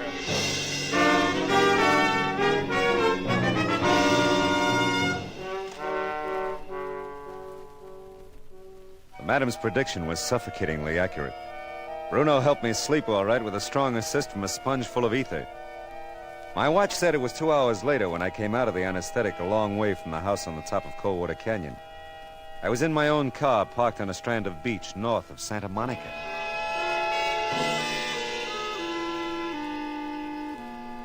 "10 minutes and a blast of bourbon later, I entered Sylvia Jennings' apartment again. This time there was no sign of Cookie's baby blue car. I don't think Lillian will be long. She remembered some shopping she had to do. Did she? You don't look as if you felt very well, Mr. Marlowe. Oh, I feel just fine. I just woke up from a long sleep. And by the way, Mrs. Jennings, you really shouldn't call me Mr. Marlowe. Oh, yes. Now, where on earth do you suppose I got the name Marlowe? I really wouldn't know. Okay, where's Lillian, huh? I told you she went shopping. Without a purse? Well, what? That blue bag there. She was carrying it when I brought her here. Now, isn't that odd? Yes, isn't it? Oh, the door. Do you excuse me? Sure. Yes? I want to see Chisano. Well, you must be mistaken. There's no one here by that name. He was here, doll. I seen him. What? I'll just wait for him. No, you can't come in here. Well, Cookie, hello. Here. What is this, Marlowe? Well, it's one of those happy coincidences, Cookie. For the first time in my life, I'm glad to see you. Oh, close the door, Mrs. Jennings. Make yourself at home. I'm afraid I don't understand this, Mr. Marlowe. Yeah, well, I was afraid I wouldn't for a while, but stick around. I think things are going to clear up in a hurry. Listen, Marlowe, what's the pitch here? You know this name? Not as well as I'm going to. You sure you saw Chisano here, Cookie? Yeah, I'm sure. He leave here about an hour ago with another dame. Listen, you Brunette, keep quiet. Cookie, blue and white dress? Yeah. And she didn't seem too happy about going with Chisano. Did you tell him? Sure. To a house up at the top of Coldwater Canyon. That's fine, Cookie. Then what happened? You wouldn't believe it. I'm all set to move in, talk to Chisano, when some jerk jumps me and stuffs my face full of a sponge thing. It was loaded. You passed out? Yeah, for a while. When I wake up, I'm sitting in my car, big as you please, down at the bottom of the canyon. I figured Chisano started from here. He'd be coming back, so I come back. And here you are. Interesting story, isn't it, Mrs. Jennings? None of it's true. Of course not. How'd you get a line on Chisano, Cookie? There's talk in town. He's got a new racket. Got something to do with a rich doll. You know who this dame is? Tell me. She's right out of the Blue Book, that's who. I don't figure her with Chisano. Except, I gotta believe what I see. Yeah, Cookie, me too. Then maybe you two will believe this gun if you see it. What? Stay where you are and keep the hands up. I knew I'd get to know you better, Mrs. Jennings. Stop me if I'm wrong. You set up suckers, wealthy females, con them into visiting Madame who tells fortunes based on what you've told You're her. crazy and you're in no position to talk. Maybe then the Madame predicts some trouble for him, huh? Warns him of dangers ahead. Shut up. Like maybe your jewelry isn't safe where it is. Take it out of the bank, keep it at home where you can watch it, Lillian. And when the poor stoop does that, you come in the front door and Chisano comes in the back to cop the jewelry. I said shut up. Hey, Marlowe, you think that's the deal? I think that's the deal, Cookie. Hey, you're breaking my arm. Only if I have to, baby. Get the gun, Cookie. Sure. And bring Mrs. Jennings along, Cookie. The three of us are going to have our fortunes told.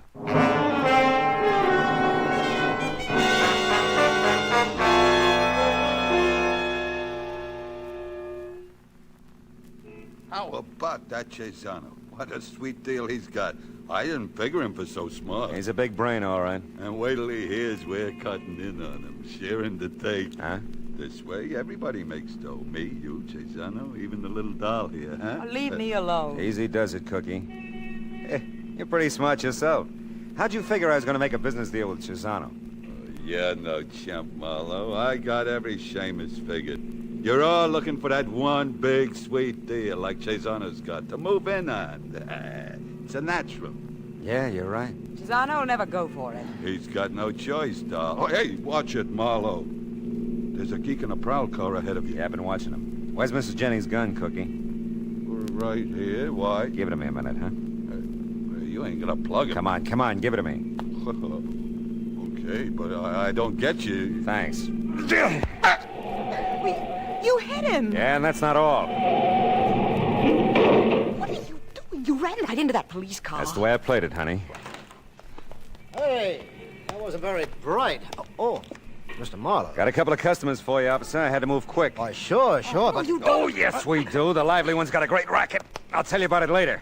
Cookie over there wants to see his parole officer. You want me to take them in? I sure do. And tell your brethren to come to 6956 Canyon Rim, top of Coldwater Canyon, right away, with their muskets loaded.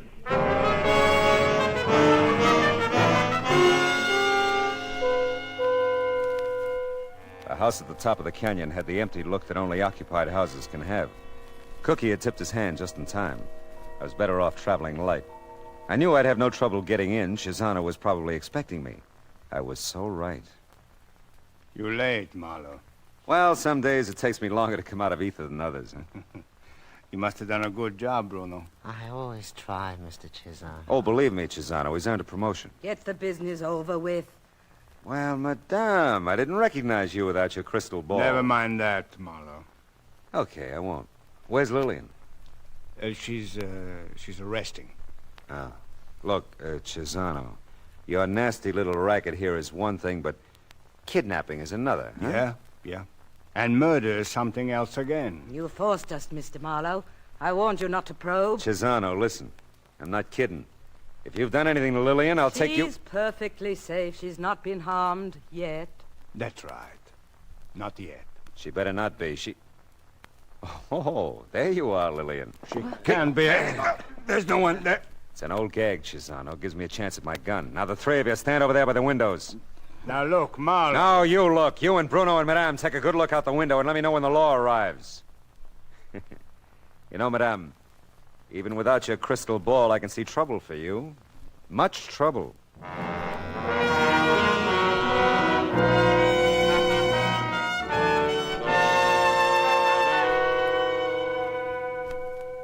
Lillian had been given the ether treatment, too. We found her when the police arrived. She was okay, just thoroughly frightened. She wasn't all we found when we searched the place. Cesano hadn't fenced the jewelry as fast as he stole it. And the parade of women who came to claim it all later read like the social register. Social register. The elite.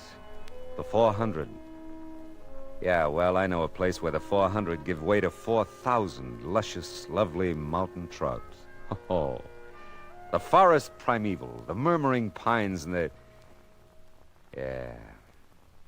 You know what? I don't think I'm going to make it.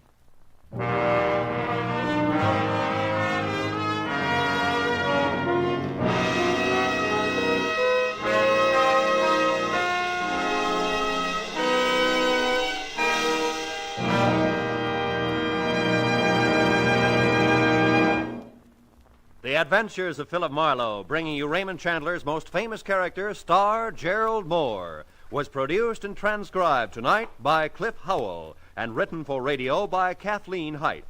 The cast included Gloria Blondell, Ed Max, Gene Bates, Harry Bartell, Betty Lou Gerson, Lou Krugman, Ida Reese Marin, and Jay Novello. Gerald Moore may currently be seen in the Santana production Sirocco. The special music for Philip Marlowe is composed by Pierre Garrigank and conducted by Wilbur Hatch.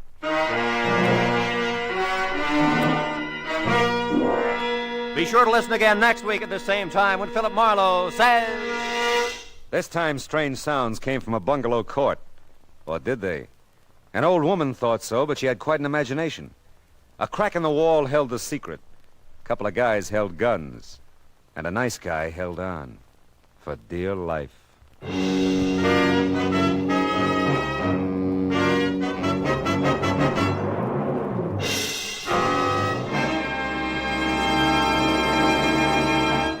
Just as systematic exercise builds a strong body, so does systematic saving build a strong future. Save systematically for your future and for your country's future with United States Defense Bonds. Defense bonds are Series E bonds, safe, sure, profitable. The systematic, easy way to buy defense bonds is through the payroll savings plan where you work. So for the defense of your future, for the defense of your country's future, buy your full share regularly, systematically, of United States Defense Bonds.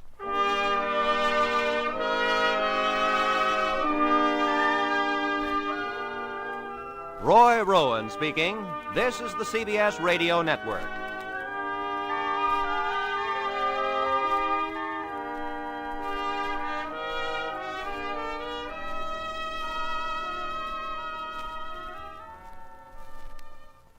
A warm word of thanks tonight to our sister station, CBS.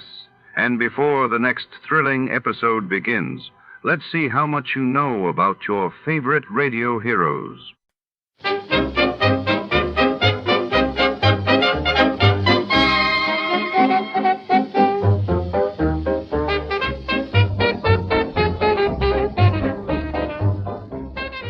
Tonight, the city secrets echo through the marble halls of the opulent Belvedere Hotel, where a mysterious woman named Lili crosses paths with a decorated military colonel. Under the glimmering chandeliers and behind locked suite doors, a priceless diamond vanishes, leaving reputations and lives hanging by a thread.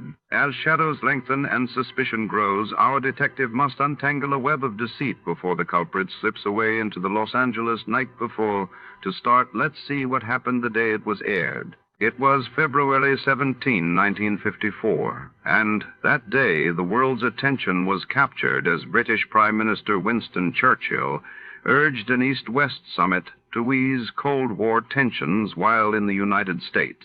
The first mass vaccination of children against polio using the Salk vaccine began in Pittsburgh. Ever dream of a life of romantic adventure? Want to get away from it all? We offer you Escape. Escape, designed to free you from the four walls of today for a half hour of high adventure.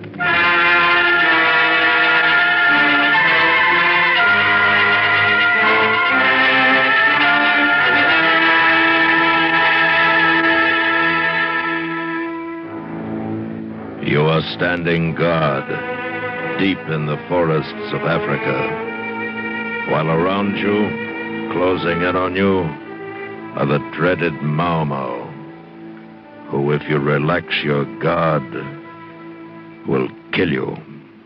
Listen now as Escape brings you John Dehner's terrifying story, Lili and the Colonel.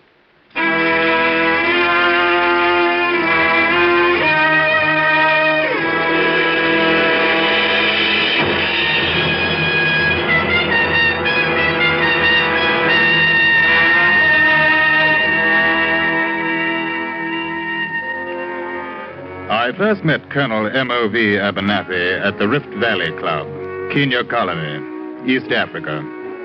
The Rift Valley Club, being a particular club of particular people, frowned with beetling brow upon the occasional invasion of its dignity by people like myself, unqualified, of no particular family or traditional distinctions. Possibly because I was a Sandhurst man. A lieutenant with the Lancashire Fusiliers had something to do with my invitation into the hallowed circle. At all events, I was invited, and I went.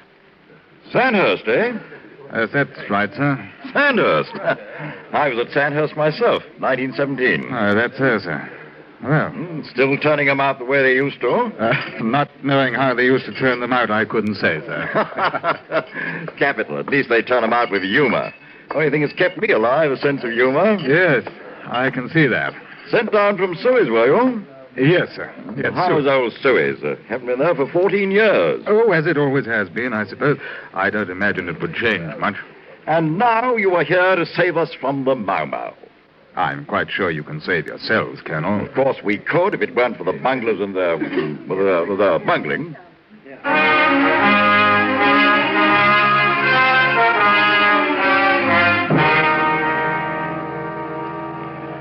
The second time I met Colonel Abernathy was under quite different circumstances. My patrol had been called to the farm of one James C. Curry to investigate a murder.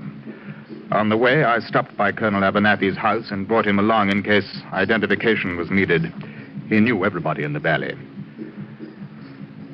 It was difficult to identify, but on viewing the remains, the colonel decided that since the boots were of crocodile leather and his friend had a liking for crocodile boots, the sum of the two must add up to the body of James C. Curry himself lying under the rose bush. Neither of us said a word as I drove him home.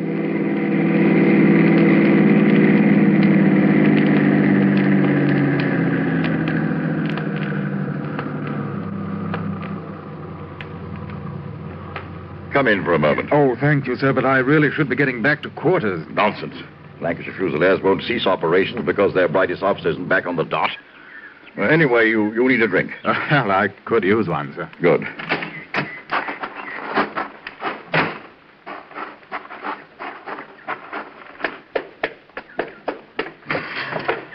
Ngambri? Colonel Abernathy, you back, Bwana? Tell your mistress. She have blast headache. I tell her you come back. Headache? Always having a headache. Oh, sit down, Temple. I'll have your drink in a moment. Oh, thank you, sir. Incidentally, while your boy is out, may I ask, sir, is he Kikuyu? Ngambri? No, he's Jalua. I think his tribe is Jalua. Here, I'm giving it to you straight, sliced through any fog. Thank you, sir. You're not sure he's Jalua? Well, I'll ask him when he comes back. Now, young man, a toast to James C. Curry, as fine a man as ever breathed. Dead today at the hands of the Mau Mau. James C. Curry. Mrs. Abernathy say headache much better. She will come in moment. Good. Ngambri, the Bwana will have another whiskey. Yes, Bwana. I will fix it. Oh, thank you, sir. Very good. I tell you, Temple, that... I beg your pardon, Colonel, but you ask... who? Yes. Ngambri. Bwana. What are you? Bwana? Tribe. What tribe do you belong to? I am Jalwa. Do the Jalwa have Mau Mau? What the devil do you do that for? Don't stand there quaking like an idiot. What do you say? Mau Mau is only Kipsi and Kikiu. I am Jalwa. Very well. Now give Mr. Temple his drink and then get out. Yes, Bwana. Drink one. Blasted idiot. I don't believe him. You think he's a Kikuyu? I do, sir, and the sooner you get rid of him, the better. Every head boy a Mau Mau, is that it? If I'm right and he is a Kuk, then it's quite possible that he is also a Mau Mau. And if he is Mau Mau, he'll chop my head off. Weak, sir. Weak. It happened to Curry. It could happen to others. You still want to save me? I'm only here to do what I can, sir. It is my job. Young man, what happened to Curry needn't happen to me. There are still those who know how to handle this thing and alone if necessary. In my day, we knew how to keep the old wog in his place. Full justice, mind you, but also this. That pistol of yours may have seen its day, sir. Times are changing. Only because men have become too weak to prevent it.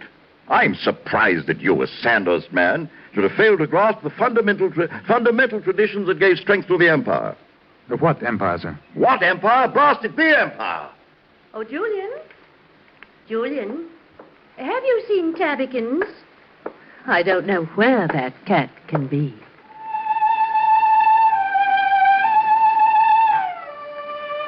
It was the Colonel's lady. She stood half in shadow in the doorway with something of a smile on her lips. An attractive woman, I thought. Perhaps 45 or 50. But when she came towards us and the light fell on her, I could see that what might have been attractive was only an illusion of powder and rouge heavily proportioned and badly applied to an aging, unhappy face. Oh, my dear, may I introduce Mr. Charles Temple? Oh, how do you do? Mrs. Evans? Please sit down. Well, as a matter of fact, I was just leaving. Oh, no, please. It isn't often that I have an opportunity to talk to a handsome young man. And from the outside world, too. Oh, well, What happened today, dear? Why did you run out so quickly? Julian never tells me anything. I'm always in the dark. Well, I'm afraid that I'm responsible today, Mrs. Abernathy. I needed his help. Help? Mr. Temple will tell you. I'm off to bed. Good night. Good night, sir, and please think over what I said. Get rid of your boy. Young fella, I like you. But as for your advice, I shall handle my affairs my way. Good night.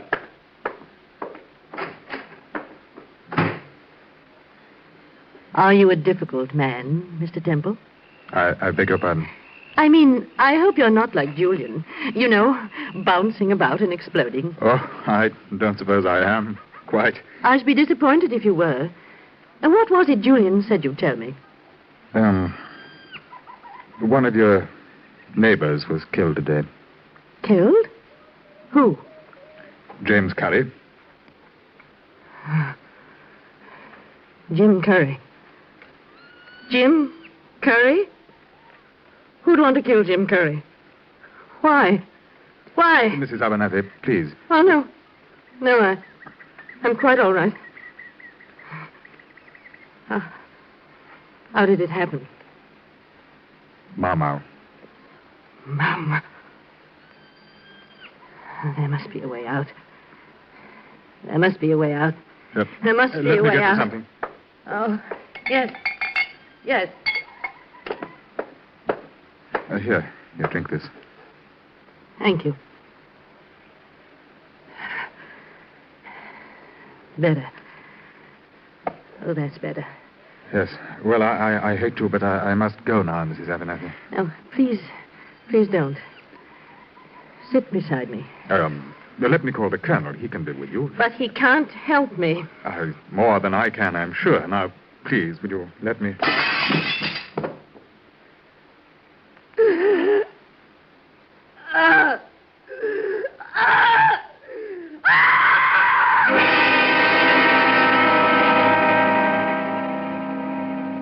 It lay broken at our feet. A cat strung up by the neck to a willow branch. Mrs. Abernathy's cat. And outside, somewhere in the dark, beyond the shattered window, were those who had done this thing. It was the Mau Mau.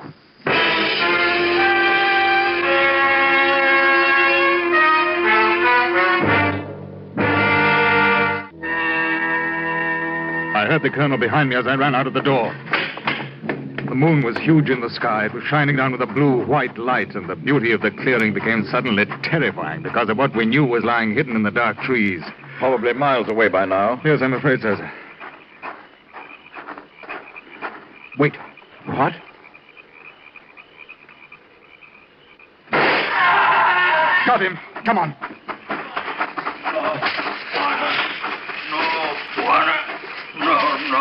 Give me a hand. Hey, you recognize him? Never seen this one before. Got him in the stomach. We'll get him to a hospital right away. He's a big devil. Take him under the shoulder, will you? We'll carry him to the car.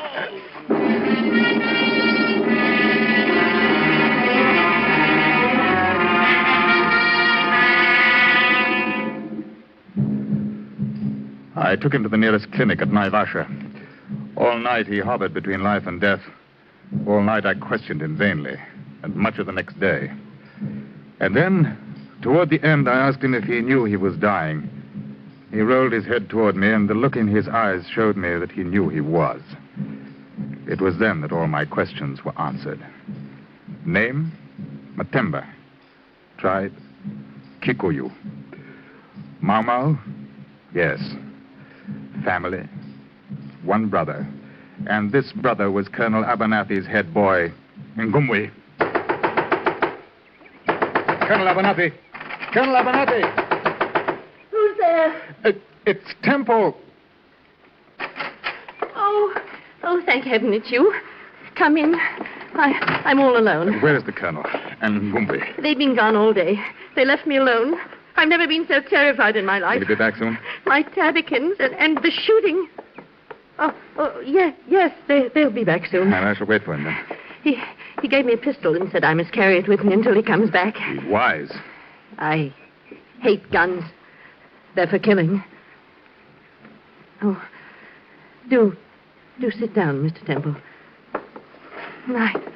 I must look a fright. No makeup, and this old gown. You must think I look a fright. Oh, not at all. You look very well indeed.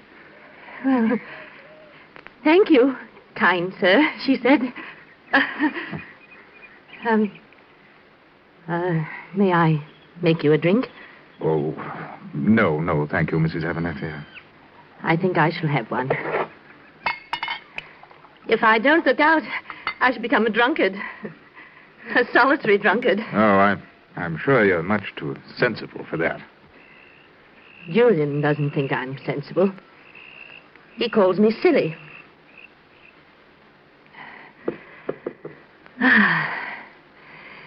That'll make me feel much better. You're awfully nice. You're not like the other men. You seem very kind. Oh, well, I'm not really. No, quite the opposite. I beat children the second Tuesday of every month. I gather you're married then? Somebody in England? No, I'm not married. Mrs. Abernathy, I have something to tell you. I thought of waiting for the Colonel, but since you should know about it, too... If it's anything unpleasant, I won't hear it. It concerns you very directly. You should listen. No. We shall talk of everything, but not about Kenya or Africa and colonels and poor unhappy black people and everything. Very well. I'll wait for the Colonel. Oh, now you've been wounded. The handsome soldier's been wounded on the battlefield of the sexes. Here, drink from my glass. Here. Hmm? Oh, now, just a sip. All right, then. Just a sip. There. Jim Curry thought I was attractive. Am I attractive, Charles? Yes. Yes, of course. I mean, to you. Well, after all, you are a married woman. Well, you know... No. Sit quietly and listen. If I told you that you're the handsomest man I know, and if I told you that I was in love with you... Mrs. Abernathy... Would you take me away with you? Please. Would you put me in your pocket and take me? Of course. Right in my pocket.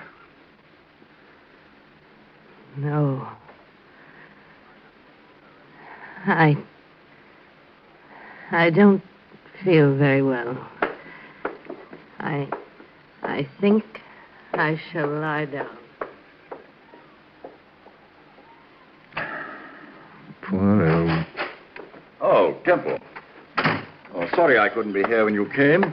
Where's Lili? She's not well, sir. I think last night was a bit too much for her. She's resting, sir. Well, tell me, what happened to the beggar you shot? Man died this afternoon. Mm-hmm. Incidentally, I was right about Ngumbwe. How do you mean? We questioned the native all night. And just before he died, he confessed that he belongs to the Mau. Well, what has that to do with Ngumbwe? They're brothers.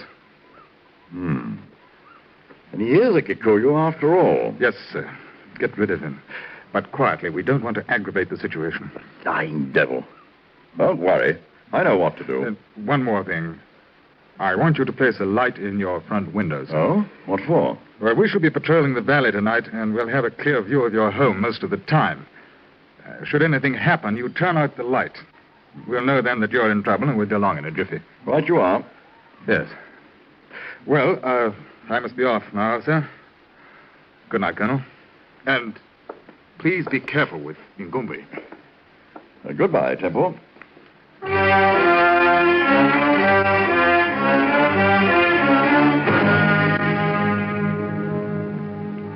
Now I must piece together the remainder of the story from details related to me by Ngumwe himself. I thought of it many times, and although Ngumwe was punished for what he did, I cannot in good conscience hold him totally responsible for what went wrong.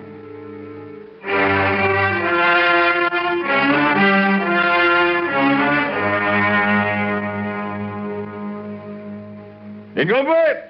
Yes, Bwana. Come here. Bwana? Ngumwe, you're a liar. Bwana? What do you mean? You know very well what I mean. There was a man shot here last night, and he was your brother. No. My brother on the reserve. He died this morning, and he said he was your brother. My brother died? Moreover, you belong to the Kikuyu tribe. No. No, Jalo. You will die to my face, you dog. No. Maybe some Kikuyu, but I could head both. I do not tolerate lying by anyone. Bwana, please. You shall be punished for this. I hope you can at least stand up to your medicine. Medicine? Put your hands to your side. Your side, I said. Stand straight. That will teach you to lie. Now, get your things together and get out. I shall pay you when you leave. I said, go. What? If you hit me with hand closed, it is good. Then I am a man too. I'm a man too. But you hit me with open hand. That make me not a man. Get out. And tell your Mau dogs that if they want the same medicine to come to me, and I'll give it to them. Get out. Dogs. All treacherous lot, the whole lot of them. Shoot the whole lot that we should do to them. What are you doing, Julian? Huh? What? You startled me. I'm moving this lamp over to the window. What for? What's the lamp for? Temple wants it to remain on all night. Oh, such a lovely young man. Will you listen to what I'm telling you? Mr. Temple wants it to remain on all night, I heard. Why? If for any reason you need Mr. Temple's help, you're to turn it off. He'll see it and come to you at once. How nice. Turn it off and he'll come to me at once. Did he really say that? Yes. Now, another thing. I've dismissed Ngumwe. I know. I was watching through the door. Well? I saw you strike him. Bravely. Colonel. Don't say it like that. It's the only way to make him understand. It's the only way they understand who's master. There's too much mollycoddling with these people. Is there? Oh, no matter. Where's your pistol? I don't know. I don't care. Oh, in the name of heaven. I told you to carry it with you at all times. Can't you understand it for your own good? Here. Take mine. I expect you to keep it with you all the time. Do you understand? I won't have it, Julian. It's for your safety, Lili. I don't want it. It's hateful. Everything here is hateful. Lili? I'm leaving. I'm going away. Far away. From this house. From Kenya. From you. Been drinking. Yes, I have. And I'll have some more. Stop it, Lili. Give me that bottle. Sorry? Sorry. You're sorry. You don't know what it is to be sorry. I've been sorry for 25 years. I'm sick. I'm sick for living with you. The way you stand. The way you walk. Parade grounds. Always on parade. That's right. Run away. Go on. You'll never talk to me. You never did. You never gave me anything. Anything kind. Anything nice. Tell me I want it now because I don't. I don't want it. Do you hear me? Go on, run away. Go on. I don't care. I don't care. I don't care anymore. I know it. I know you ain't love it. You never care. Oh, you're afraid. You never care. Evening, Bwana. Who's there? Who's there? You hear me? Blast you, do you hear me? Blast you, do you hear me? Where are you? Ngumbi? Is that you? Is that me? I'm armed. Come closer and I'll shoot. I can see all of you. I can see you. I can see you better. You're not armed. Look, you forgot pistol. Blast it. Ngumbi, listen to me. I forbid you to do this, do you hear? Stand out in the open where I can see you. You're a coward, Ngumbi. And I don't deal with cowards. If you have grievances, we shall talk them over as men. You hear me? The day you hit me, you make me not a man. I struck you, you deserved it. Now, stand out in the open where I can see you. Be a man, blast you. Ngumbi! Ngumbi! I say, come out of here!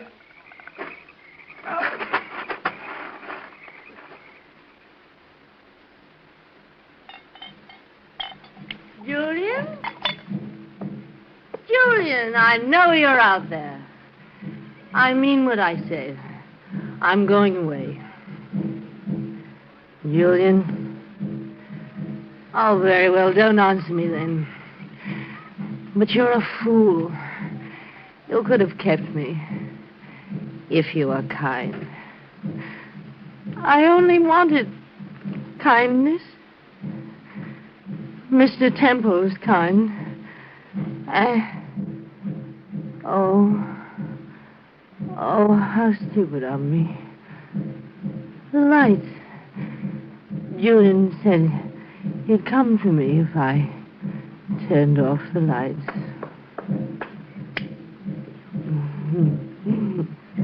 Now he'll come to me.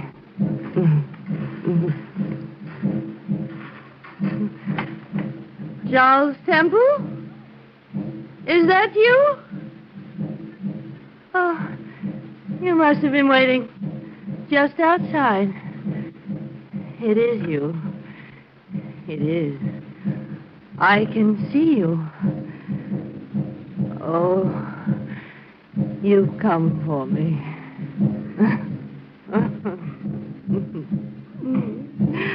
Did you come to take me away in your pocket?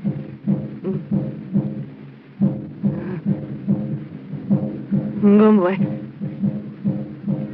What? No. No. No.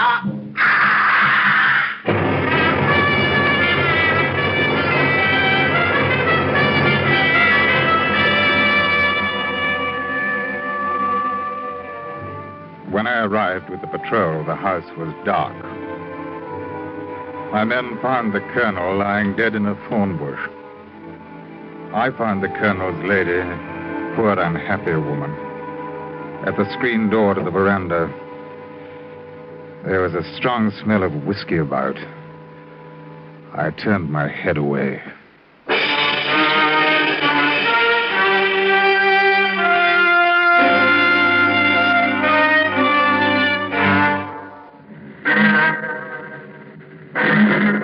Under the direction of Anthony Ellis, Escape has brought you Lili and the Colonel by John Boehner, starring Ben Wright as Charles Temple, Paula Winslow as Lili, and Ramsey Hill as the Colonel, with Dave Young and Lou Krugman.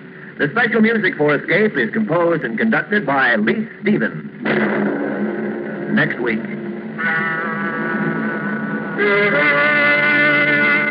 You are on a paradise island, living in happiness and freedom. While the woman who loathes you for what you are is planning to take away your freedom and forever put an end to your happy life. So listen next week when Escape brings you Somerset Maugham's unusual story, Vessel of Wrath.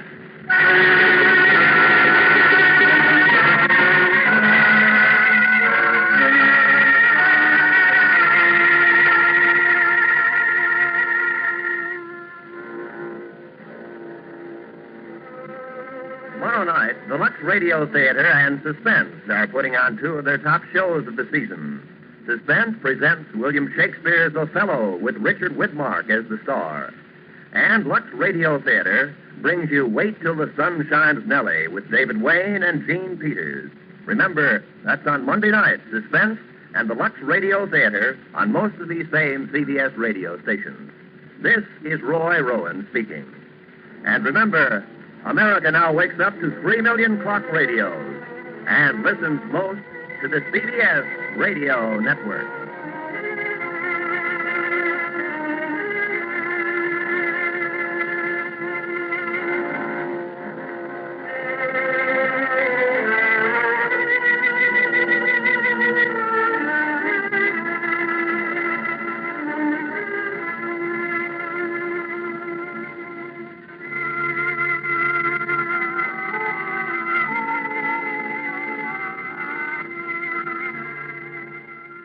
America's airwaves shine a little brighter thanks to our friends at CBS.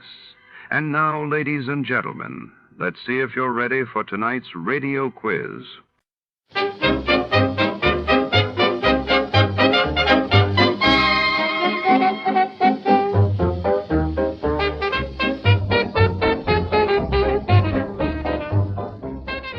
Tonight, the shadows flicker against the charred remains of the Carson Chemical Laboratory, where a blaze has reduced secrets to ash. When insurance investigator Johnny Dollar steps into the ruins, he finds more than smoke and soot.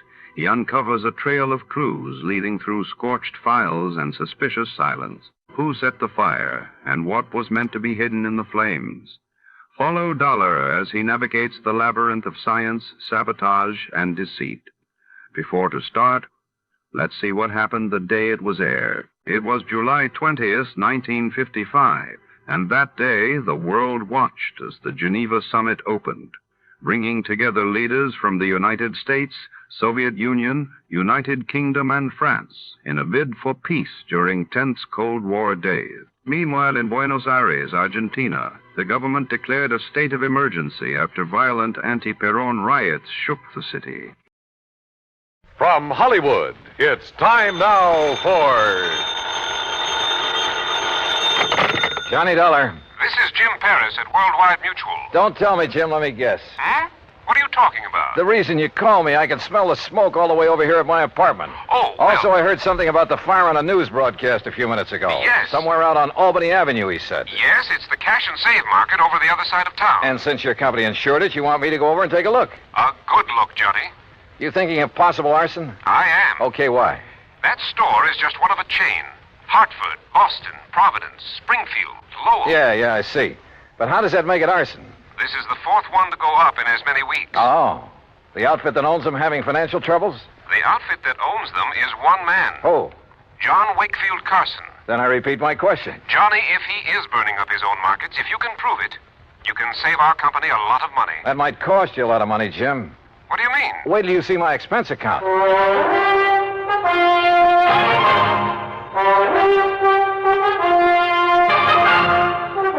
Bob Bailey in the exciting adventures of the man with the action-packed expense account. America's fabulous freelance insurance investigator. Yours truly, Johnny Dollar.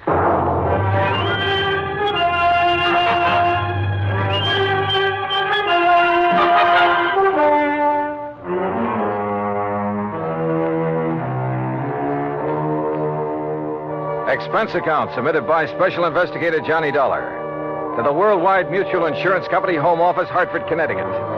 Following is an account of expenses incurred during my investigation of the Carson arson matter.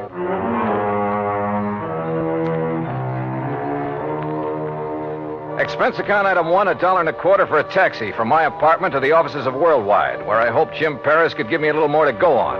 He did. Very little. First loss 4.5 weeks ago was the market up in Thompsonville. How much? Loss in Thompsonville, $41,204. That was the smallest one in the chain. Uh-huh. The following week, the one over in Fall River burned to the ground. And the claim on that? Some $58,000 odd. Nothing odd about that much, dough. And the loss in Lowell was a bit over $64,000. How much the claim will be on this one here in Hartford remains to be seen. How much coverage does he have on it? Around 100,000, I believe. Yes, 106,000. Well, then that's probably what he's going to claim. Look, you can still see the smoke out there. Yes, and the telephone report I just got says it looks like a total loss. Will you go over and take a look at it? John Wakefield Carson. That's right. His office is up in Boston. That's where his newest, biggest market is. Oh, how much insurance on that one? Nearly $500,000. It's one of the largest, most modern Then supermarkets. I'd better get over and see him in a hurry. You want me to get there before that one goes up, don't you?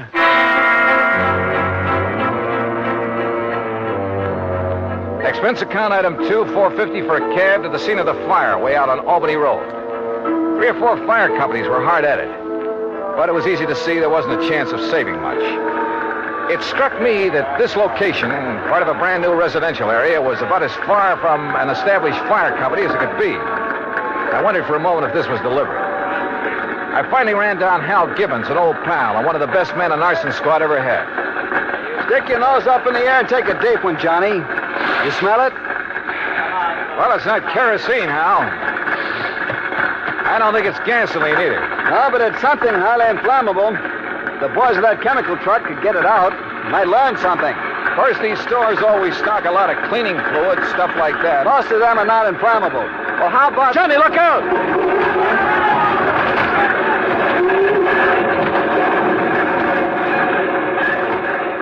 Golly.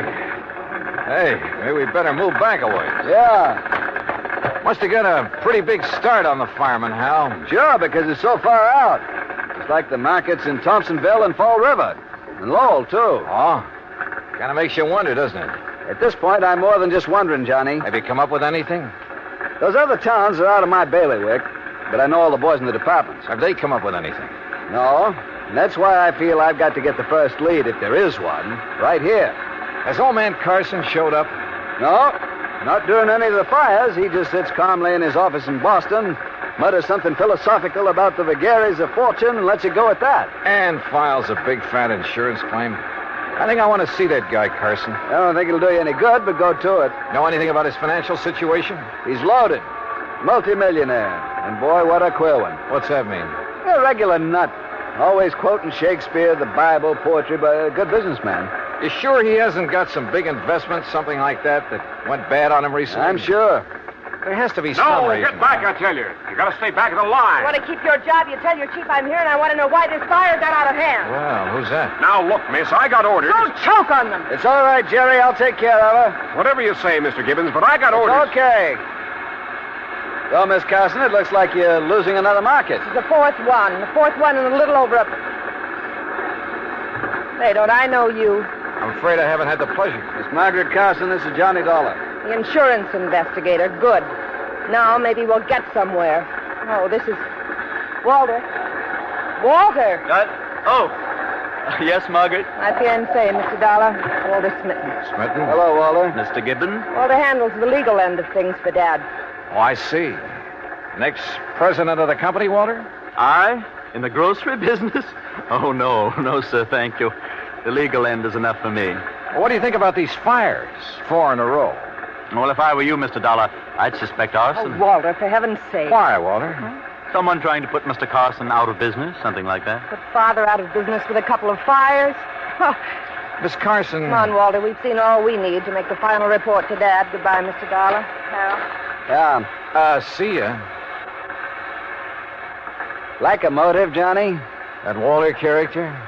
If he marries Margaret Carson, and he doesn't seem to like the grocery business... Yeah, but if he could get the money from it... Yeah, I see what you mean.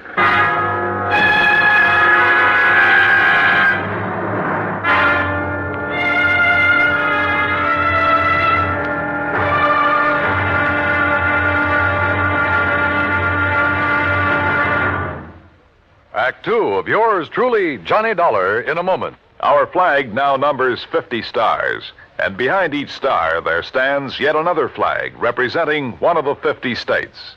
South Dakota's state flag was inspired by a song. South Dakota is the Sunshine State.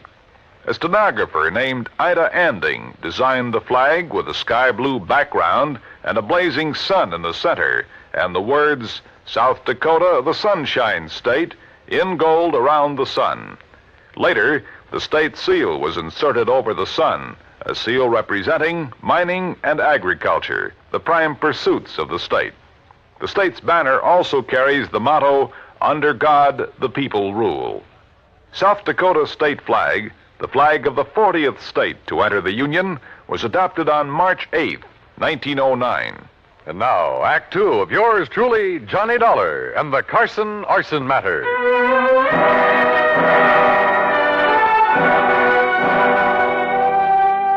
Expense account item 320 cents phone call from a booth near the scene of the fire. I wanted more information from Jim Paris at Worldwide Mutual. Information about the policies covering the 13 cash and save markets, 4 of which had recently gone up in flames. I waited in the phone booth until Jim called me back.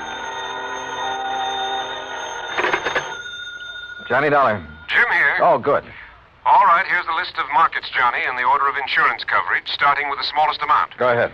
Thompsonville, Fall River, Lowell, Hartford. That's the same order in which they burn. Exactly. Okay. Which remaining store has the next biggest coverage? Salem. Okay, I'll start with Salem. What are you thinking of, Johnny? It's just a hunch, Jim, but... Well, I'll call you later.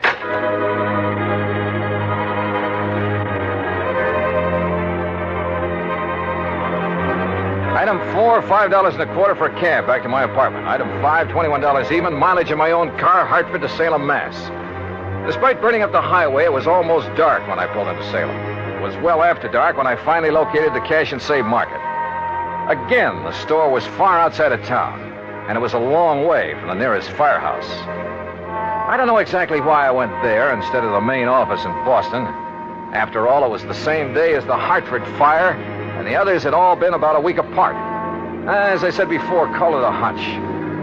But as I pulled up in front of the place, I saw the shadow of a man dart furtively around the back of the building. As I reached the far corner of the building, I stopped. But with only the sliver of a crescent moon, I could see no one. Somewhere ahead of me, I heard a door open. Then silence again. But somebody had entered that building. Slowly, cautiously, I felt my way along the wall. And then I came to it. An open door. Storeroom. But inside it was pitch black.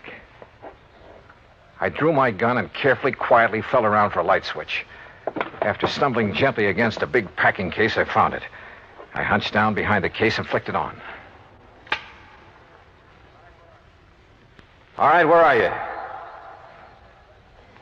I heard you. I saw you come in here. Now, look, I got a gun, so don't try anything funny. You hear me? Where are you? Right Huh? over your head!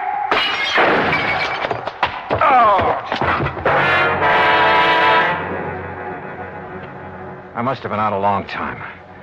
I came to lying on a cot in the back room of Salem Police Headquarters. A couple of gallon jars. Can you hear me? Yeah. Yeah, I can hear you. Yeah. Well, it was a couple of big gallon jars of kosher pickles that he dropped on top of your head. He, officer? Well, I'd like to split your head open.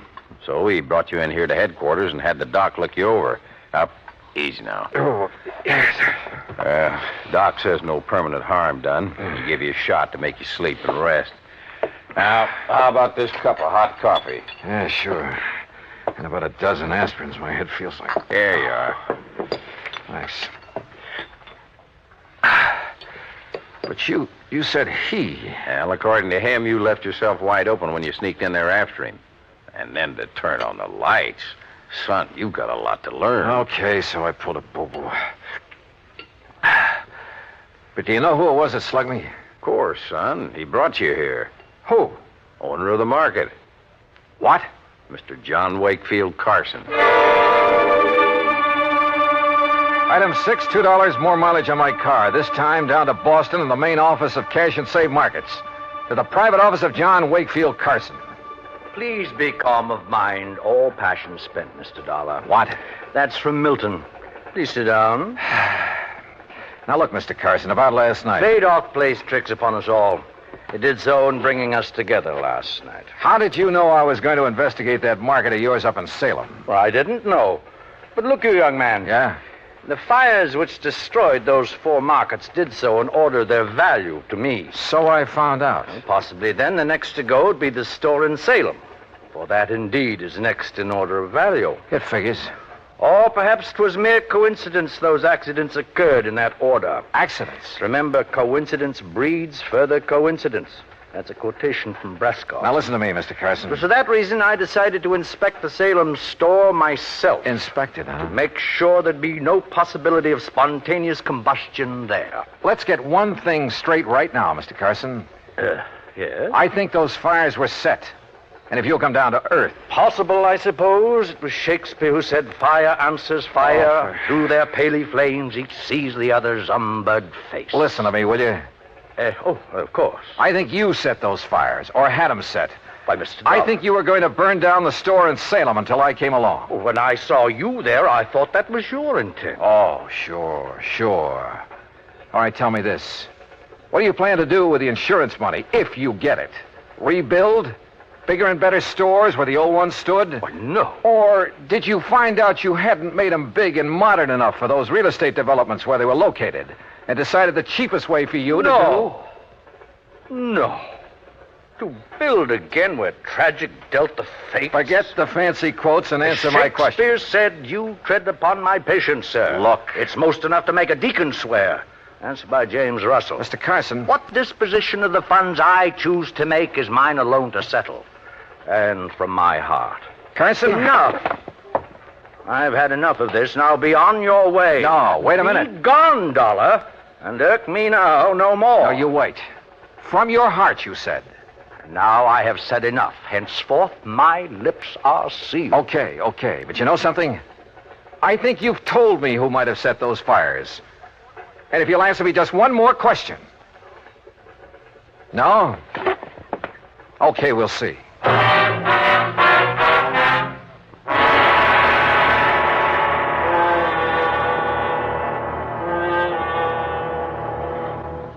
Act 3 of yours truly, Johnny Dollar, in a moment. Sometimes we may wonder why a football team doesn't quit playing and walk off the field when it finds itself 50 points behind with only a few minutes of play to go. What is that indomitable spirit that fills men with hope and keeps them going in spite of terrific odds? Keeps them going just to play the game according to the rules, just to get the job done as well as they know how. This kind of spirit pervaded the feelings of heavy bomber crews of the 9th Air Force on that day of glory, August 1st, 1943, the day of one of the most secretly planned surprise bombing missions of World War II, the day of the low-level attack on the Romanian oil refineries at Ploiești. More than 170 B-24 heavily loaded bombers took off in a swirl of red dust from Benghazi, Libya, to bomb a highly defended priority target. The element of surprise in the low-level attack was to be one of their greatest weapons. But things went wrong from the start. 3 planes exploded during takeoff operations. 11 more aborted due to engine trouble. Of those that reached the target area, less than 1/3 returned to home base. The leaders of the mission encountered navigation difficulties and difficulty in identifying the specific targets. And due to the loss of that elemental hope, surprise, they also encountered devastating enemy firepower from flak and fighters. The mission was partially successful, but a horrifying experience. 5 medals of honor were awarded to the heroes of the Ploiești raid for valorous action above and beyond the call of duty. At any time, the men would have been justified in turning back. But they had a code of conduct that made them want to see the unequal game through to the end. It was a job that had to be done. A charge of the Light Brigade in the air as they flew down the Valley of Death to glory. And now, Act 3 of yours truly, Johnny Dollar and the Carson Arson Matter.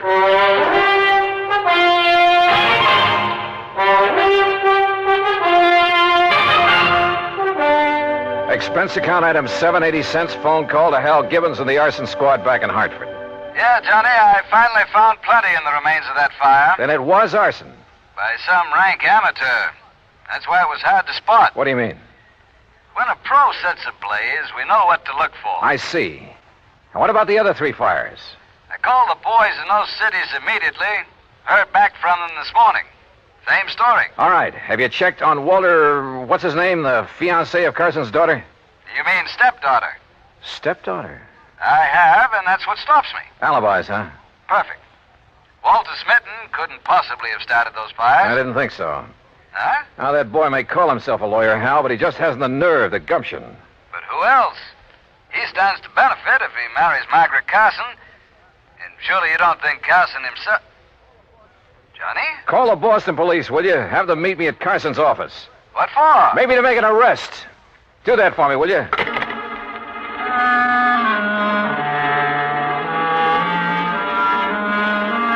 Hunch? Maybe it was more than a hunch now.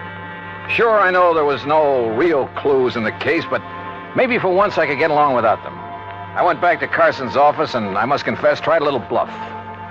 Court? You'd hail me into court? That's right. Unless you open up and tell me what I want to know. Very well. Speak to me as to thy thinkings, as thou dost. And you can remain. forget the quotations. Walter Smitten is your lawyer, isn't he? A timid but an eager lad who saved me many a fall. You like him? Like a son. I would he were my son. For as the Bible says, a wise son maketh a happy... All right. Oh, yes. You have a stepdaughter, Margaret. Alas, I have. Okay. Now, who is to get the insurance money you may collect? Well, that, sir, is none of your concern. You going to talk now, Mr. Carson, But or it's in a court? family matter. Who gets it? I pledged to my wife before she died that Margaret would have all monies from any profit, any monetary gain of any kind, of any of my ventures. That would include the insurance money. I see. That, Mr. Dollar, was my pledge, and oh, how I have rued it. Why do you say that? She's not of my blood, Mr. Dollar. She has no soul for art or poetry. And since she's come of age, she's made so many demands upon me. Money. That's all she thinks of. And unlike Walter, she's so bold, aggressive, headstrong. Were it not for Walter, I'd mistrust her every move. But if he's in love with her... Because she demands he be. And why? So she can use his legal guidance in her fight to take this business away from me. All right, Mr. Carson. I haven't notified the authorities yet, but I've found proof that Margaret is the one who started those fires. You what? And you've just told me why. Because the money would go to her. Oh, Mr. Dollar, I'm glad. I've suspected, yes, but because of family honor. No, I'm glad you have proof. At long last, it will take this millstone from about my neck. Proof, huh? Margaret. Well, Dollar, you'll never live to tell the authorities. Margaret, that gun. Unless you'd like to make a deal, Johnny. Could be worth a lot of money to you. I'd even promise not to set any more fires. Oh, you were right, Mr. Dollar. Unless I'm mistaken, Margaret, the man who just came in... What man? Who heard your little confession is from the police department. You trying to make me look around so you can grab for this gun? Oh, no. Fact remains, he's standing right in back of you. That's right, Margaret. What? No! Oh, my hand! My hand! Oh, my hand! How sharper than a serpent's tooth is an ungrateful child.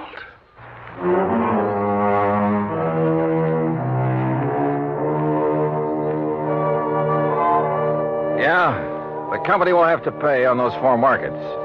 And the courts will have to take care of Margaret. I'm sure they will. And next time, well, give me something clean to work on, will you? I hate this kind of stuff. Expense account total, including the trip home, $56.90. Yours truly, Johnny Dollar.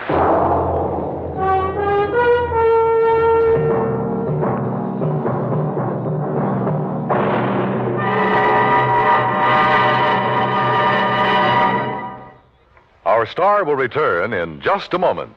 Our flag now numbers 50 stars, and behind each star there stands yet another flag representing one of the 50 states.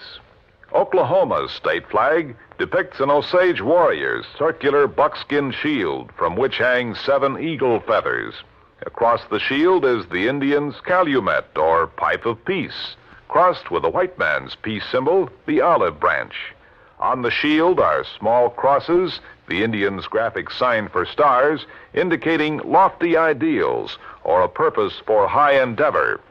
The background of the flag is a field of blue, the blue of the Oklahoma sky, signifying loyalty and devotion. The important symbols, however, are the calumet and the olive branch.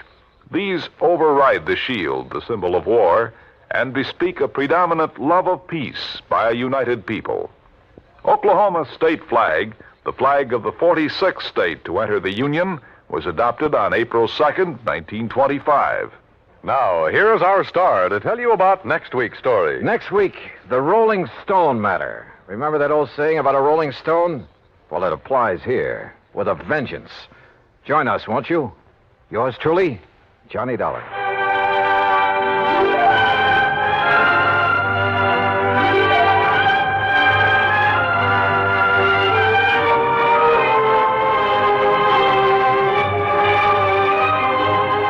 Yours truly, Johnny Dollar, starring Bob Bailey, originates in Hollywood and is produced and directed by Jack Johnstone, who also wrote today's story.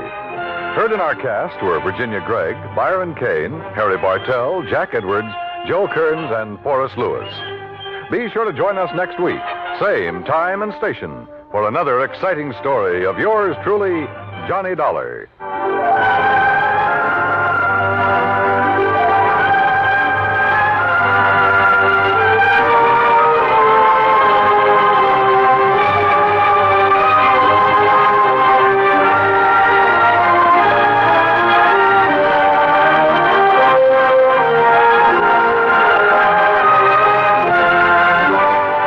This is the United States Armed Forces Radio and Television Service.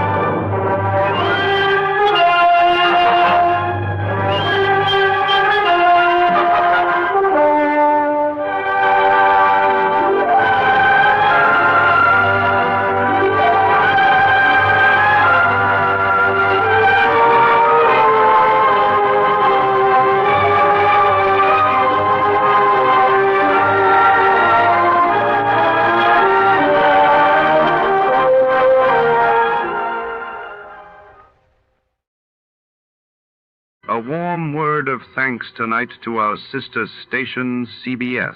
And before the next thrilling episode begins, let's see how much you know about your favorite radio heroes.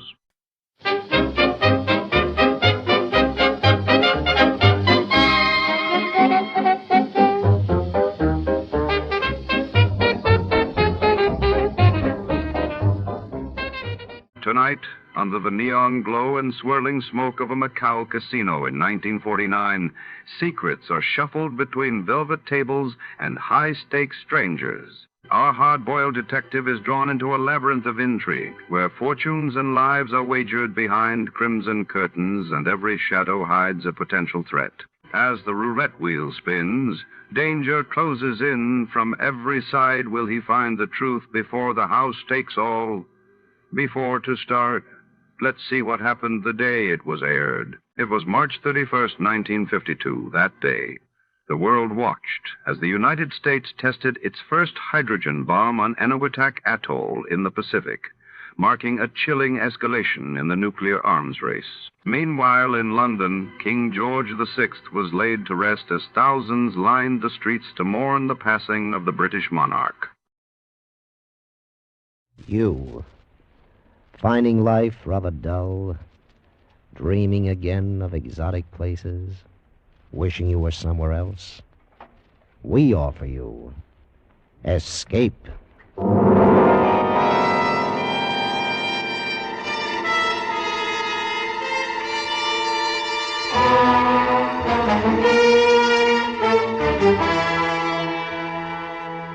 Escape with us now to the most evil city in the Orient and the story of a beautiful but unscrupulous woman who ruled it, as Herb Purdom tells it in his exciting story, Macao.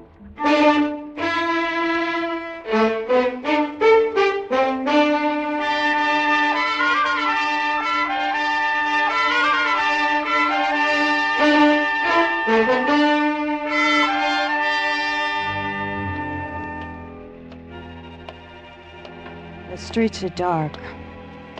It's raining on my hair, my good dress. All very unimportant now. I only know it's a good night to die. Where do you begin a story like mine? I think it began when the devil gathered the filth and evil of the world. He shaped it into a city and placed it on the south coast of China. He named it Macao. And because the devil enjoys a bad joke, he made me queen of Macao's rottenness. And worse, he made me like it.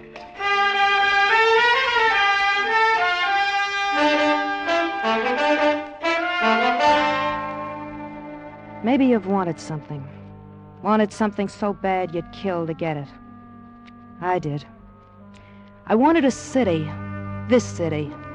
I wanted to own every grimy cafe and waterfront dive in it. I did get some of it. A lot of it. But the more I got, the more I wanted. And I nearly got it, too. Then 6 days ago, things began to go wrong. It was at the harbor front one afternoon. Out of my way, you scabby bums. Out of my way before I take disinfectant to you. That's right, you stinking rabble. Make room. Good afternoon, Mrs. Rawls. Let go of my arm, Marza. Did you want something on the docks? Your men have been operating in the city. Your province is on the water, Marsick. You're out of line. So, there's plenty left for you? I see. All right, Marsick. And don't forget that on the docks, I'm king. Yeah? Well, long live the king, only don't bet on it. Goodbye, Marsick. Wait. There's no reason for us to fight. I'll do anything. Goodbye, Marsick. Yeah, of course, only if I offended you, Mrs. Rawls. I'm sorry. We could be friends. I'm on your side. You just be sure you're on my side. Well, lady, that man bothering you? What? If you're unhappy with the way that big character's heart acts, maybe I can help. His heart? Sure. It just keeps beating and beating. It needs a rest. Oh? Who are you? Johnny Hook. Oh, don't bother to introduce yourself. Everyone in Macao knows Mrs. Connie Rawls. Then you should know I need no help. I have pretty good references. A fellow named Vic Rawls once wrote me I had a job here if I wanted to claim it. You knew my husband? Yeah, we were bunkmates in the AVG. Did a little smuggling together once. I heard he was killed. 2 years ago. Where have you been? I just finished a hitch with Lou Chan. The guerrilla leader? Yeah. The one they call the White Tiger? Well, the commies call him worse than that. Mao would hock his hammer and sickle to see old Lou Chan hanging by his heel. I know. Lou Chan's guerrilla army is still holding nearly half of southern China. That's right. Look, my headquarters, the Red Angel, is near here. We can talk there. Swell. Perhaps. If you're what you say, you may have a job. If not, well, at least you'll have a chance to taste Willie's punch of the devil. It's good.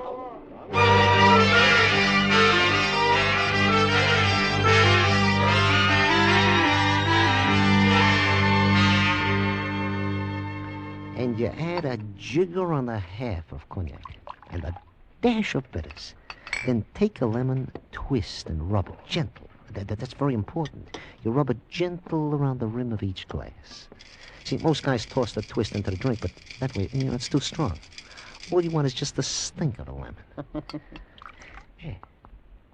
Okay, you wrap a tongue around a punch of the devil. Thanks, Willie. I don't know about the drink, but your monologue will do. Hey, that's all right. I told you. Well, dummy, what are you waiting for, a medal? Get out, get down to the bar. Sure, Miss Ross, sure. That's what I like, a dame with sentiment.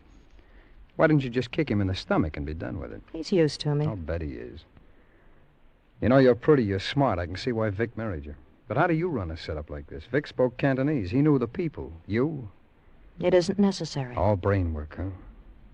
Well, honey, you gotta be human, too. You gotta understand feelings. Like this one, for instance. There.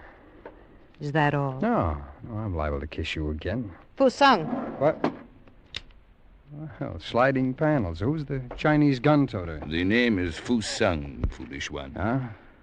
You look a little old to be playing games. Honey, aren't you being a little melodramatic over a kiss? Shut up. Oh, now look. Shut up. You think you're tough, Johnny Hook. Too tough to obey a woman. Well, Fu Sung, teach Casanova the penalty for misjudging me. Oh, now hold up, sister. All I did... Give him another one, Fu Sung. I don't want him to make a mistake about me again. As you wish. I think he's softening, Fu Sung. Pull his head back. He's dripping blood on my rug. All right, Johnny, you're not out. Let's talk a little. What's your name? Johnny Hook. The real one. John Butterfield. We'll call you Hook. You say you knew Vic. Describe him. Tall, dark-haired. He had a scar over his right eye. How'd he talk? Drawled. He was a Texan. You wanted any place? No. Ever kill a man? Sure, in the war. Who didn't? Otherwise? A couple. Look, what's with all the talk? Why'd you quit Luchan? Luchan, you fought for the white tag? Sure, but my salary started coming in the form of promises. I like to get paid for my work.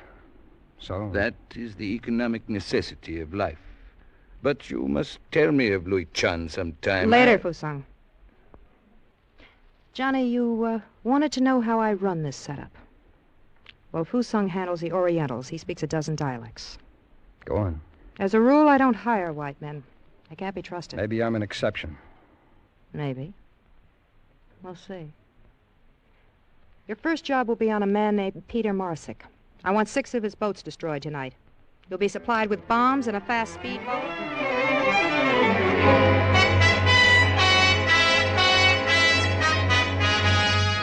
While I talked, I watched.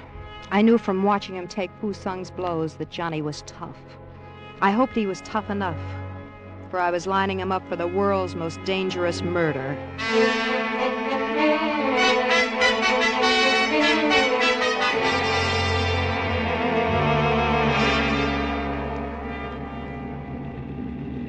It is dark, little one. We can still see Johnny's boat ahead. You take quite an interest in him. Would you like some gum? No. It is good gum, made in your country. Chewing gum quiets your nerves. There's nothing wrong with my nerves. Pull into this cove. We can watch from here. Yes. He is ready to make his run. I hope all goes well. Yeah. Shall I mount the machine gun in the rear?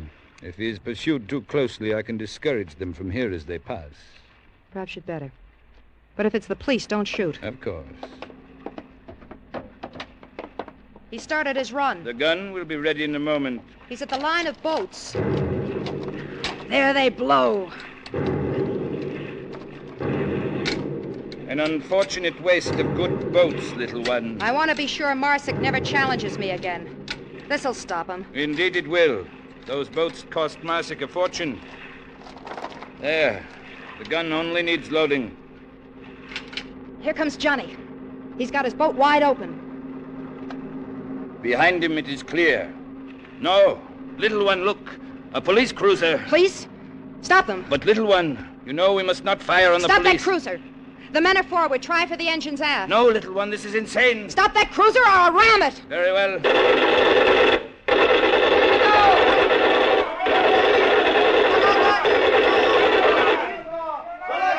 You did it. They're on fire. They're jumping. Please, little one, let us go. Yeah.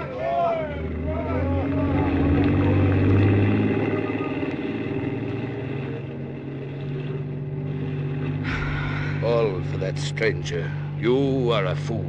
Shut up, Fu Sung. I run this thing. You are angry, little one. We will discuss it later. No more disaster. I'm out of gum. You just started a new stick. It is unfortunate, but I swallowed it.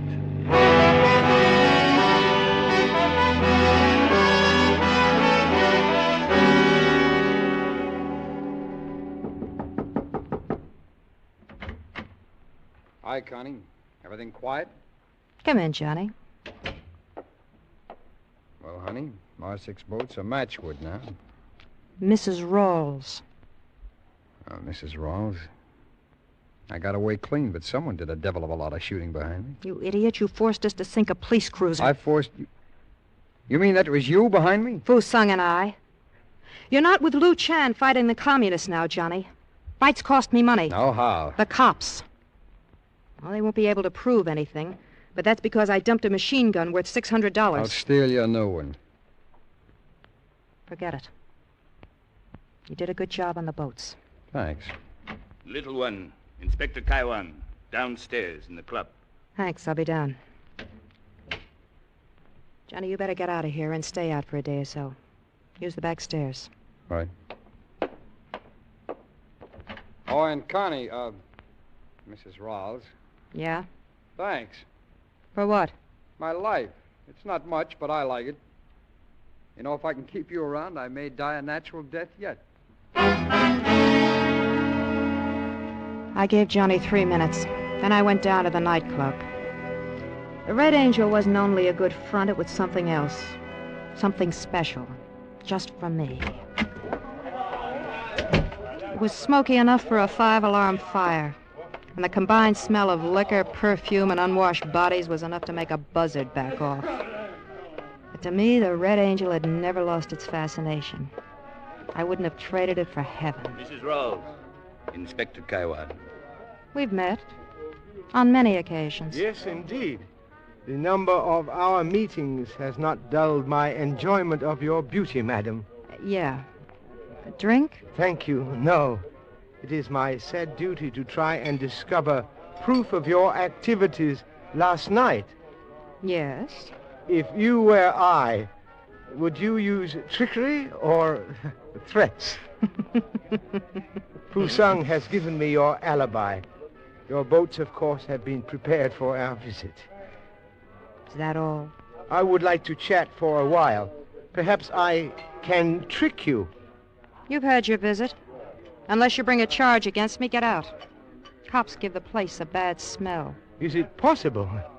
Nevertheless, a year ago, you were more cautious with me, madam. You have given me hope at last. Hope? What hope? The most powerful drug in the world is power. The addict destroys himself. And you, madam, have become an addict. Good night.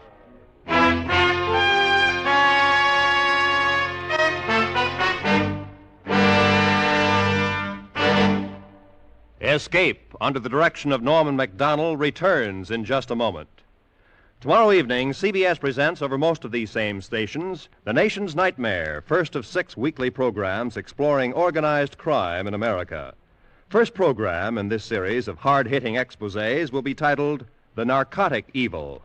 Gathered from major centers of addiction, information about government activity against this vice, words spoken by its victims, and the progress in the fight to correct it will be reported tomorrow night on The Nation's Nightmare over CBS. And now, back to Escape.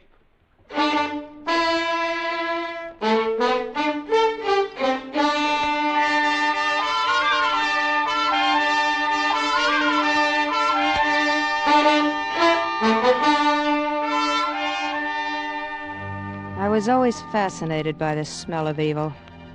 Even when I was a little girl, I used to pretend my dolls were... Well, no matter. Let's say I was bad to begin with. The only wages I wanted to earn were the wages of sin. Above all, I wanted to be bad in a big way. And in Macao, 6,000 miles from my hometown, I made it. It's only me, Mrs. Rawls. Willie. Well, come on in, dummy. Don't stand there. Yes, Mom. 2 drinks, Willie. And make 'em good. You oughtn't to talk like that to me, Mrs. Rawls. Call me a dummy. That isn't very nice. Oh, shut up. Just mix the drinks and turn on that blasted fan before I suffocate. Yes, ma'am. I'm going to leave you, Mrs. Rawls. I'm going home. Sure. The drinks, Willie. Dream about home tomorrow. I will. That's when I'm gone. I saved my money. Yes. See? It's all in this wallet. I'm going home after 10 years. Well, you really do have the money. Yes, Mom. I'll make the drinks. Do that. Evening, Connie. Oh, hi, Willie. How's the drinking business? Oh, people still doing it. They always do it. I'm going home, Johnny. Tomorrow. Really? I'm Willie. going home after... Willie, Johnny's not interested. Get out. Sure, Mrs. Ross. Sure. What are you trying to prove, Connie?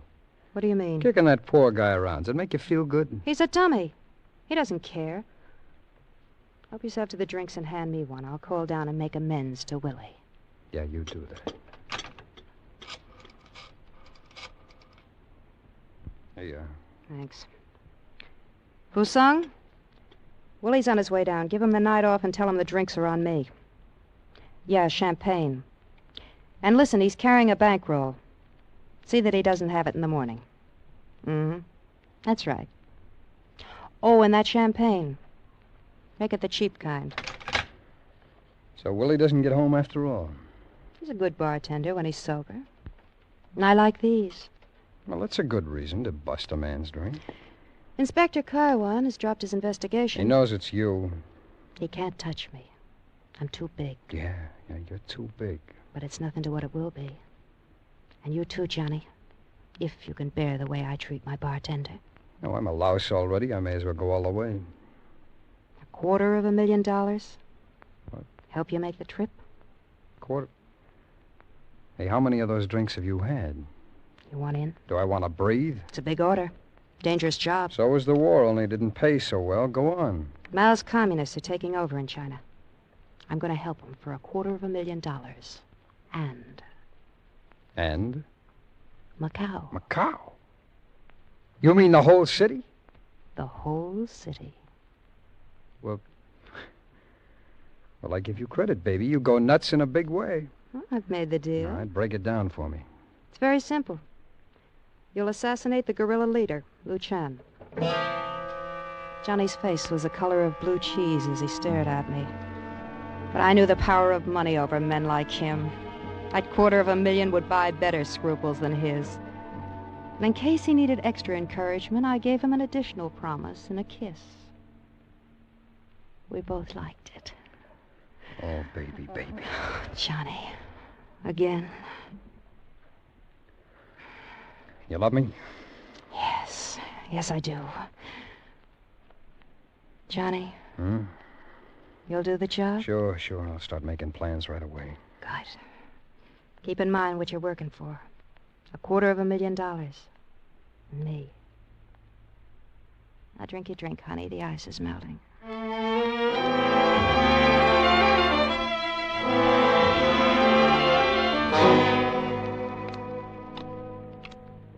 8, 9, 10. Your play, little one. I should stop now. I never win against you, Fusung. 4 of diamonds. Mrs. Rawls, you gotta give it back to me. You stole my money. It ain't right. Give it back. Now, Willie, don't blame me. Right. Give it back. Now, Willie, don't blame me if you got drunk and were rolled. Please, I saved for 10 years to get that money.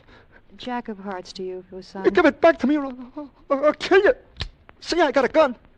Don't be a fool, Willie. She is right, Willie. Don't be a fool. There are at least 200 men who would make sure you never left Macao alive. They would get you in an alley, on the street, somewhere. You know they would. All I want is my money. Maybe I'll tell the police. Who's your next of kin, Willie? But my next of kin? Your health is getting bad. No, wait. I ain't want to blab the police. I was just kidding. I was sure you were. Get out of here, Willie, and leave the gun. Sure, Mrs. Ross, sure. Here. That dummy. Got a salary $10, Fusung. He saves too much. 3 to you. Gin. Gin? I have the devil's own luck. I guess I just don't live right.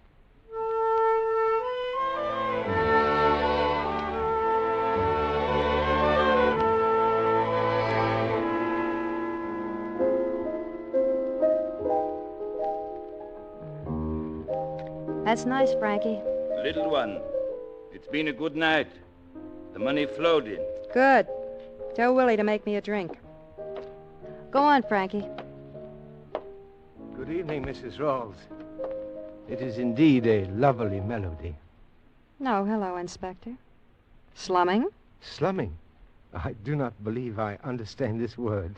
Forget it. Play some more, Frankie. I brought you word that I thought might distress you.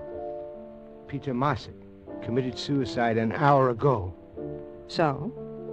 So it is considered humane to be sad when an acquaintance meets violent end. Especially when I'm supposed to have blown up his boats and driven him to it, huh? Get out of here, brass hat. As you wish. You seem to hold my work in great disfavor. Look, Inspector Carwan, I don't like cops, and I don't like you. So do me a favor and stay away from me. Good night, Mrs. Rawls. Oh, good evening, Mr. Hook, I believe. Yeah. Good evening, Inspector. Kaiwan, I believe. Kaiwan. Hi, Connie. That's a nice tune. What is it? Softly as a morning sunrise. My favorite. Thanks, Frankie. Come on over to the bar, Johnny. I've got a drink waiting.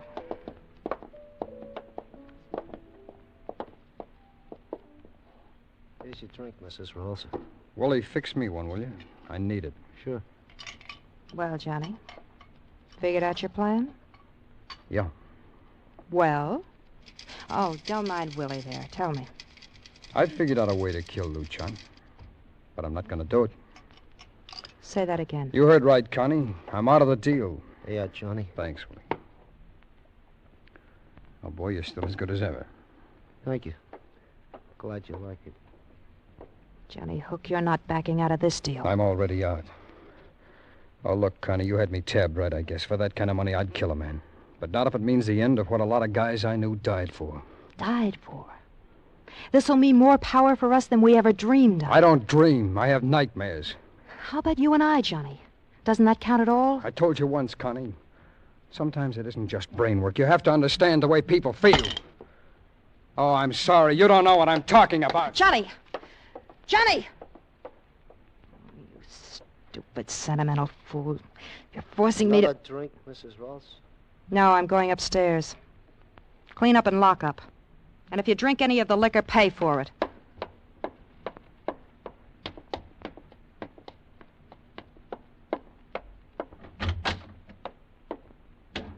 Ah, little one.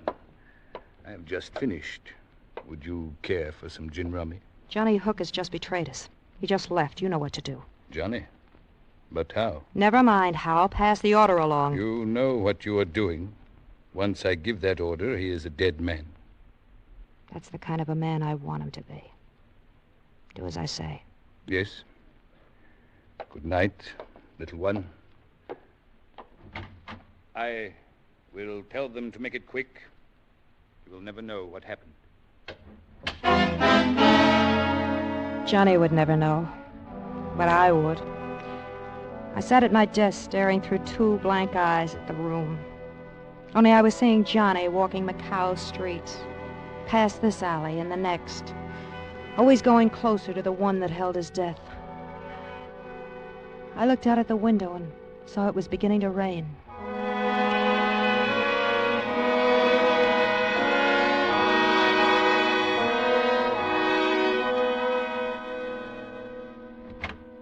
Mrs. Rawls. Go away. I give the order, Mrs. Rawls. Then go away.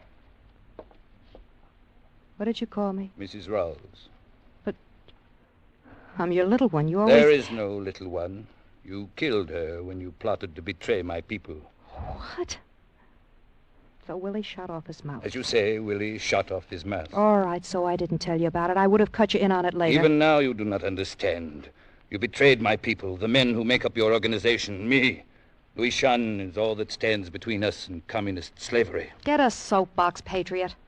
Everybody's waving a flag tonight. I wished only to tell you that you are through in Macao. You forgetting I own this place? This and all the other places, the cars, the boats, the guns, everything? But I control the men. So I'll get new men. Now get out. Get out! Get out! I'm sick of the sight of you! Certainly. Only, it is just fair to tell you, Mrs. Rawls, the penalty for betrayal in our organization is death, as you know. I passed the order for yours. Tonight.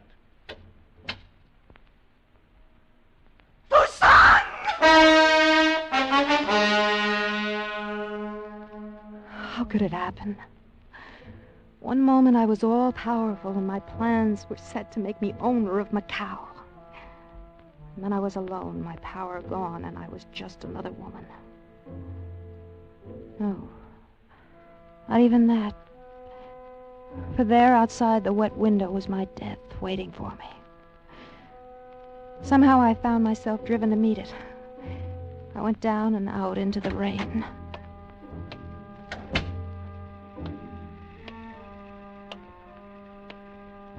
Well, hello there, cutie. How's about a nice warm drinky, huh? Hey, what's the matter? Too big to drink with a sailor? Snooty dame. Which one? Which doorway will it be? Rain is so clean. The cow glistens like a polished black diamond now.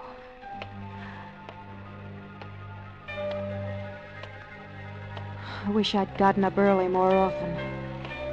I never realized how wonderful it is to see a sunrise.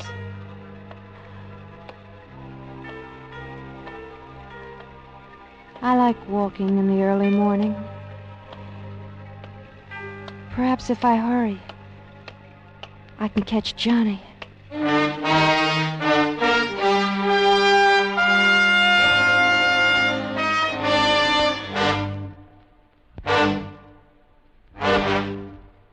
Under the direction of Norman MacDonald, Escape has brought you Macao by Herb Purdom, starring Michael Ann Barrett and Stacey Harris with Raymond Burr.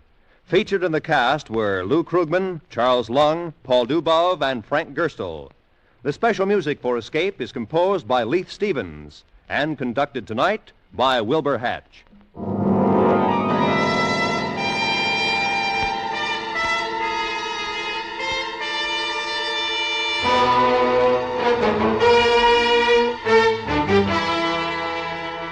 Next week, escape with us to the outer limits of space and the terrifying experiences of 5 men who penetrated it, as Ray Bradbury, famous science fiction writer, tells it in his gripping story, The Earthmen.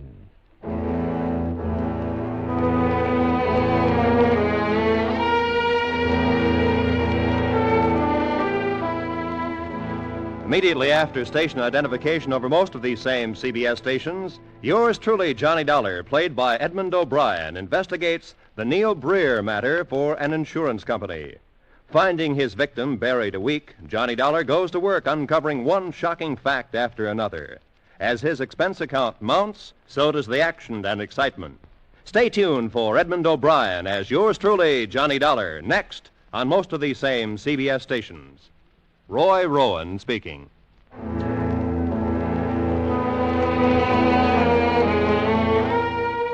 This is CBS, where you hear the FBI in Peace and War every Thursday night on the Columbia Broadcasting System.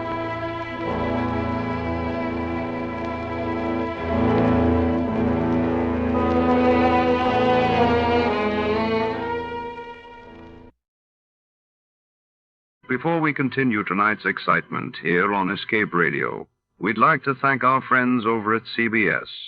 And now, a quick quiz for our loyal listeners.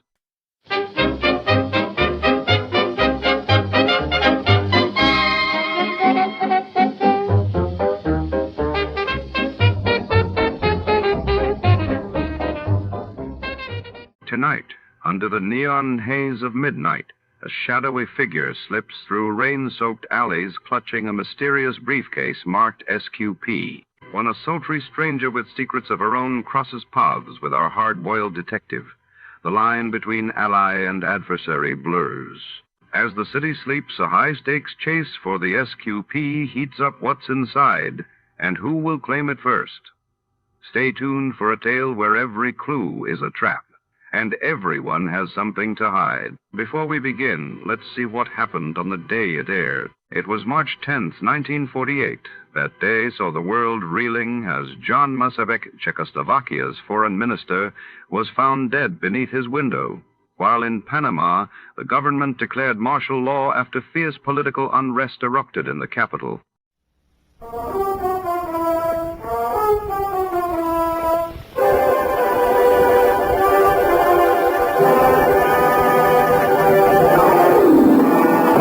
I'm looking over a forest. There's something terribly wrong with my typewriter.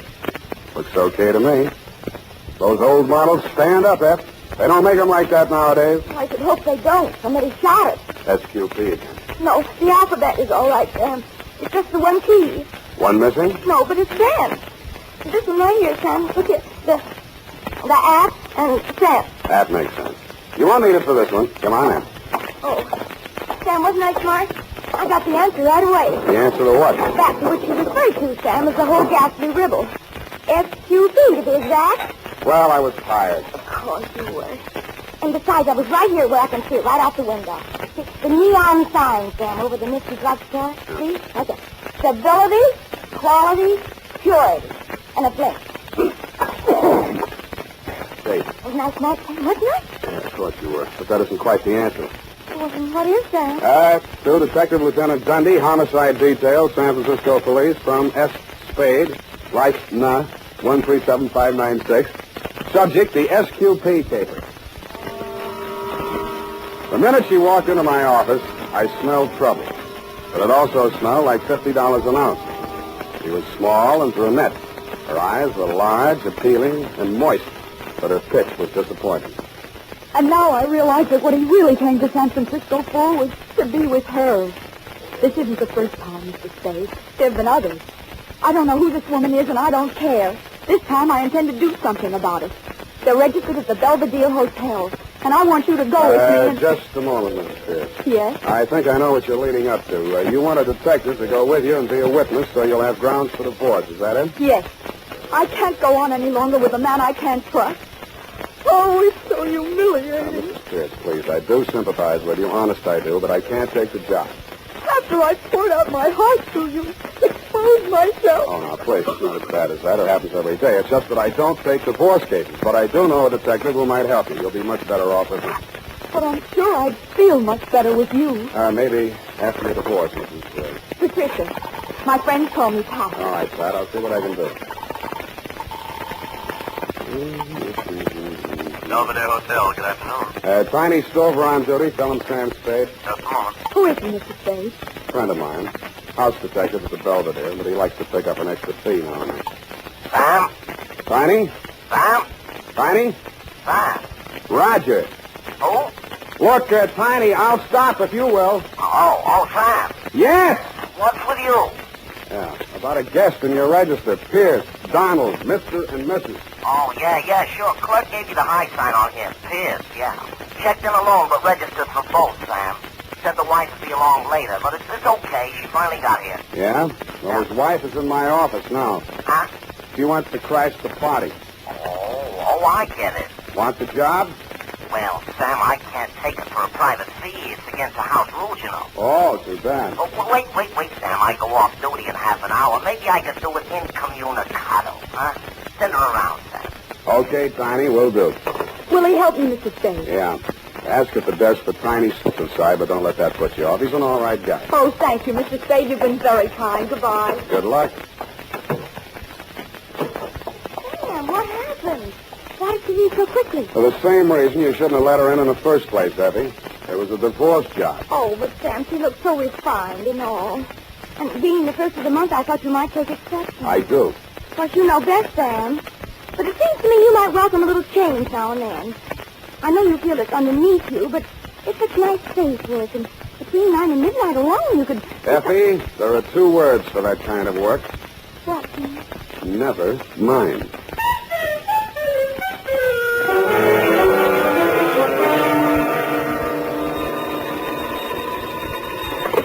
Sam Spade, detective agency. Oh, just a moment, Mr. Stover. Tiny Stover, Sam. What is it? think he's crying. I'll take it. Tiny? Sam? Yeah. What's up, Tiny? That dame you said over here. Listen, I better not take time telling you. Get over here. Room 418. Come in the side entrance and walk up. What happened? I cannot tell you over the phone. Just get over here, Sam, and hurry.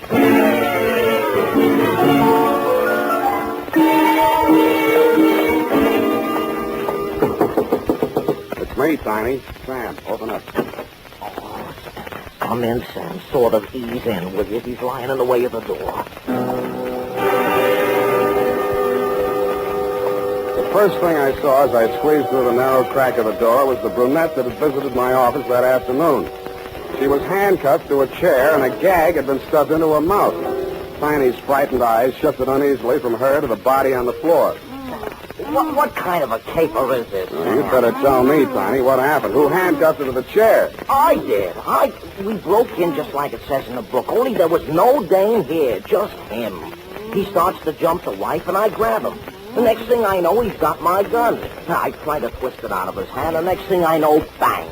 He's right where he's laying now, and he's dead. Next thing I know, the dame is grabbing for the phone and screaming that I murdered him.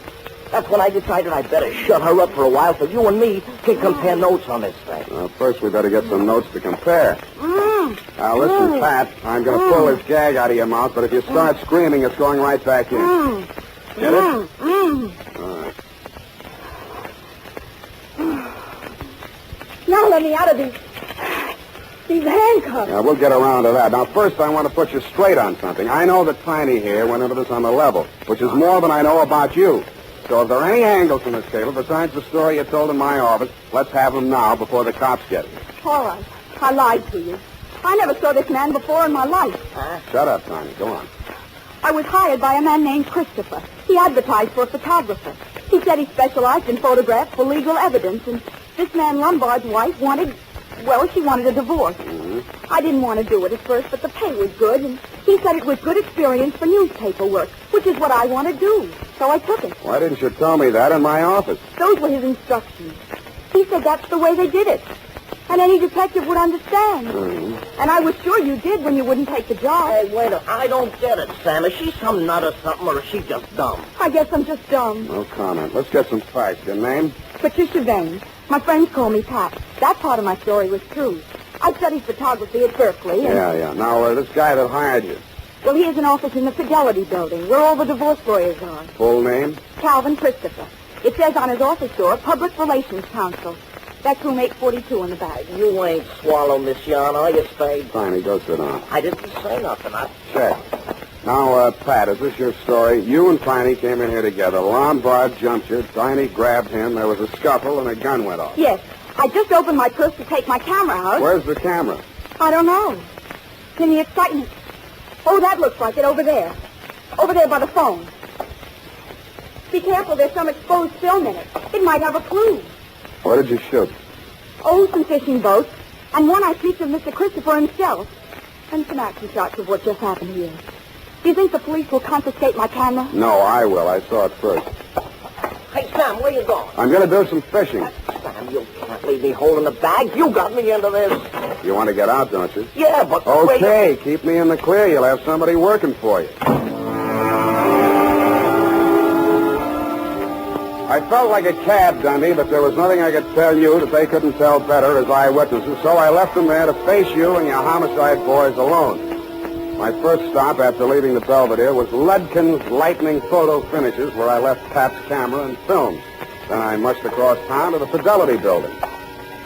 It said on the door, sure enough, room 842, Calvin Christopher, Public Relations Counsel. Well, sir, what can I do for you? You, Calvin Christopher? I am. I'd like to ask you some questions. Detective? You hired a girl named Patricia Vane to take some pictures in the Belvedere Hotel, right? Why, no. I advertised for a photographer, but so far no applicants. What do you need a photographer for, Mr. Christopher? Well, that, sir, with all due respect, is none of your business. There's nothing illegal in advertising for a photographer. And if I had employed one, I would tell you so. That's a straight answer. Then your story is that you did not employ Miss Vane and that you have no knowledge of her. That is my story. The girl's story is that she was here in this office and even snapped a picture of you. That film is being developed now. Still want to stick with that statement? Look, friend, You do not have to be acquainted with the person in order to have your picture taken by. Or her, as the case may be. I know that, but if your picture shows in that film, I'll know you're lying. Mind if I use your phone? Thanks.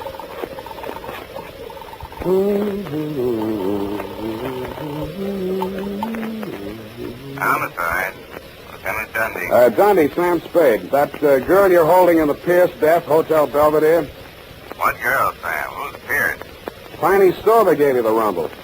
He did, didn't he? Not yet, Sam. Well, you're getting it now, stiff in room 418. Gunshot. I'll meet you there.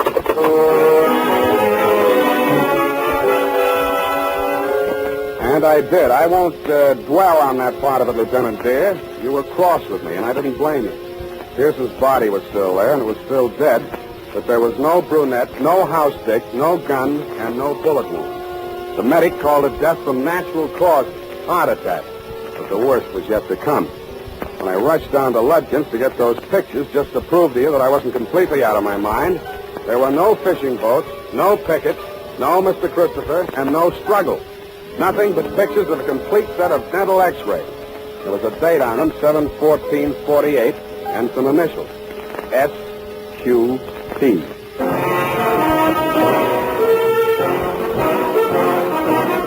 The United States Armed Forces Radio Service is presenting the weekly adventure of Dashiell Hammett's famous private detective, Sam Spade.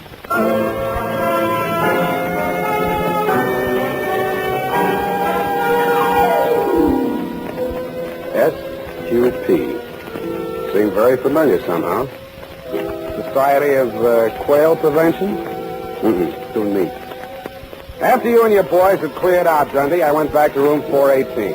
I wondered who had fired the shot that both Tiny and the brunette believed had killed Mr. Pierce. I didn't find out, but I did find a .38 slug in the floor under the rug pad. The fibrous material had been scuffed by somebody's foot to hide the bullet hole. Tiny had been reaching for the phone as I left. According to the operator, there had been no flash on her board from 418. That meant that whoever had stopped them had done so in a matter of seconds. I didn't know whether it had been done with a kiss, at gunpoint, or with a blunt instrument. I doubted anybody would have knocked Tiny out because he was too heavy to carry down 8 flights of stairs. I checked Tiny's room on the first floor. It had been ripped to pieces by somebody who obviously had been searching for something no bigger than, say, a roll of film. About there, I decided to go and pay my respects to the late Mr. Pierce.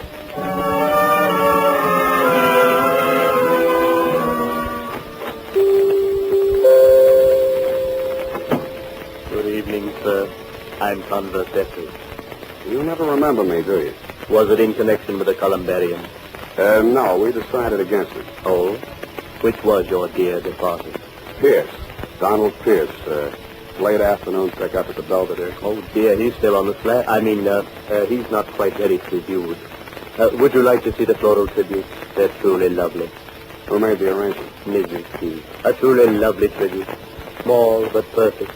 A heart-shaped wreath with their initials intertwined. DP from SP. P.S., that isn't SQP. No, sir. The middle initial is usually omitted. That is, if desired, in the 3250 ticket. Of course, I'll go to them. By Jove, I do remember you. The detective, Mr. Spade. Good heavens. Foul play in regard to our Mr. P? I'm not sure, Mr. Etheridge, but maybe you can help. These x-rays. Could you check and see if they're his? Why, surely. Oh, dental x-rays. Needn't spend the time. No use? No teeth. A completely dentured subject. For a good 10 years, I would say. Oh, pardon me. Something, madam. Oh, yes, if you'll just wait. Do you know Mr. Spade? Oh, they told me at the hotel. Very fortunate that you're here, Mr. Spade. Well, I'll go and see how things are backstage. I'll see you later. Oh, these awful things that people must go through when death comes. No, it's not pleasant. Were you married long? 2 years. We were married in prison once. What? I suppose it couldn't be a surprise to me. We both knew it could happen at any time. You mean he'd been sick quite a while? Yes, coronary effusion. Heart trouble, huh? And you agree that's what killed him? I read it. Do you have any reason to think otherwise, Mr. Spade? Well, I think you know more about it than I do. His physical condition? Let's start with yours. How are your teeth? I don't understand. These your x-rays? What? Heavens, no, this is a man's mouth. Where did you get them? What are they supposed to mean? I think they mean blackmail. Teeth and fingerprints are two of the best identity clinchers. These initials, SQP, could be Sandra something Pierce. They yours? No. Do the initials SQP mean anything to you? Well, only I thought, of course, the prison. The what? San Quentin prison. San Quentin. Oh, I've been stupid. That's what you meant, married in prison. Of course, I thought you knew. Ronald was head of the prison dental laboratory there for 11 years.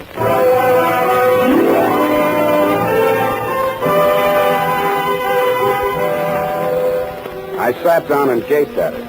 She went on telling me how she'd been his assistant at the prison, how he'd had to quit because the prison routine was too tough for his heart condition, and how he'd bade her a tearful farewell because he didn't have any prospects and couldn't ask her to marry him. And practically the first day we arrived in San Francisco, he wired me to come here immediately, and we'd be married. A relative had died and left him $20,000, and more was coming in. He wouldn't even have to work anymore. He could retire, and that was wonderful because he really wasn't well enough to work. They're not listening to me. What are you thinking about? $20,000 from a relative. Never explained it any better than that, huh? No. Man Kane, the lawyer I guess it was. I suppose he brought the money because Donald took it to the bank next morning. Where were you? Donald sent me out of the room, but I was afraid to go too far away. He was so excited, and he was feeling these angina pains. I just stayed outside in the hall. I couldn't hear anything they said. But then the door opened, and the man stood there and said, Don, I had no idea your ticker was so bad. Someday somebody's going to say boo to you and you'll drop dead. That's what I figured, Mrs. Pierce. I think your husband was murdered. He was literally frightened to death.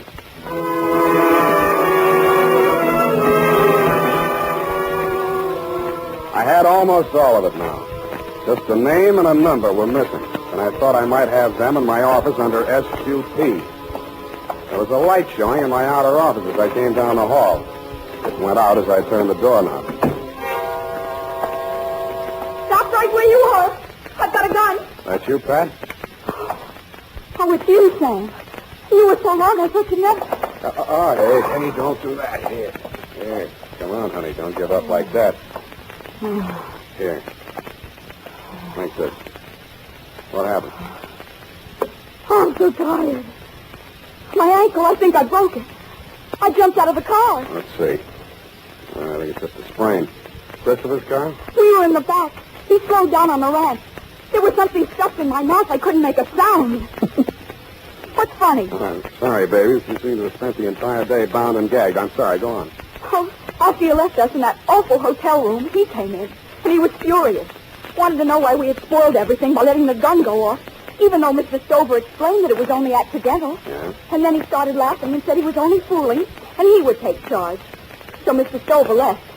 And then Mr. Christopher held a gun on me and took me down the hall to another room. He pushed me in there, and then he tied me to a chair and put the gag in me. I'm sorry, honey.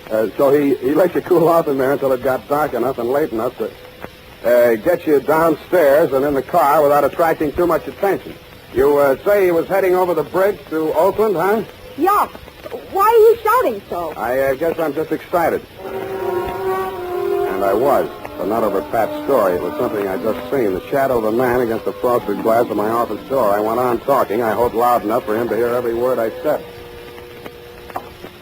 Pat, I don't know how to tell you this. It's going to make you feel bad, but sooner or later you'll have to know about it. This guy named Calvin Christopher, that isn't his right name, and in just a minute I think I'll have that too. He gave you a phony pitch about a photography assignment to help somebody get a divorce.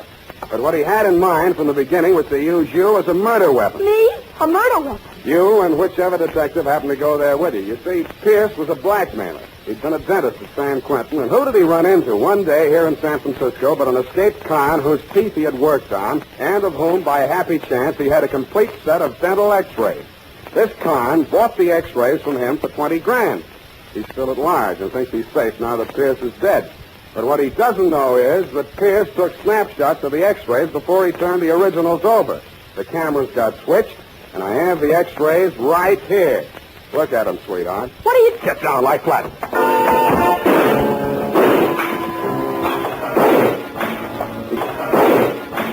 He came in shooting. I kicked the lamp out and answered him. They were all shots in the dark, but mine came closer because he had him profiled against the light. My third shot was the lucky one. It knocked the gun out of his hand, just like in the Westerns, but I was too tired to feel proud. Tap on that light, Pat, and push the phone over here, will you? Stand over away from that door, Christopher. By the way, what is that name? Bastiani, you Don't bother to smile. Homicide. Lieutenant Dundee. Just a chip.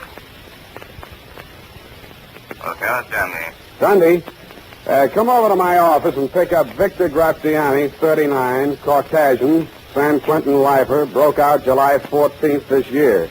You owe me $11 for damage done to my office.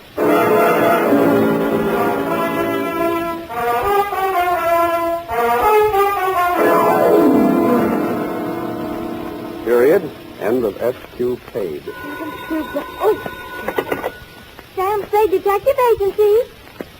Oh, yes, just a minute. He's right here. It's Mr. Tiny Stover, Sam. Hello. Sam? Tiny? Sam. Who? Tiny. No Tiny here. Can I call you back? Sam. Ain't you interested in what happened to me? I got a clue, Sam. What were those initials again? SQP. That's it, SQP. I'm here now. Where? Seymour Kelly's pool room. Seymour Kelly's pool room? Yeah. Look, Tiny, don't even you realize that Kelly isn't spelled with a Q? Since when, Sam? Kelly is without a Q. Oh, no, Sam. I think you must be wrong. He's chalking up now. His shot's coming up. Good night, Tiny. Sam? Tiny, I'd like to go around again with you, but this airtime costs plenty. As you'll know if you ever get your own radio show, which, if you did, would be sponsored by the makers of SP Stupid Pills. Hey, Sam, you should have seen it. Seymour just made a 3-cushion shot with the handcuffs on. You should have seen it. Sam? Good night, honestly, Tiny. Anything for me, Sam? Just go type that up, sweetheart, and have it back in exactly 34 seconds.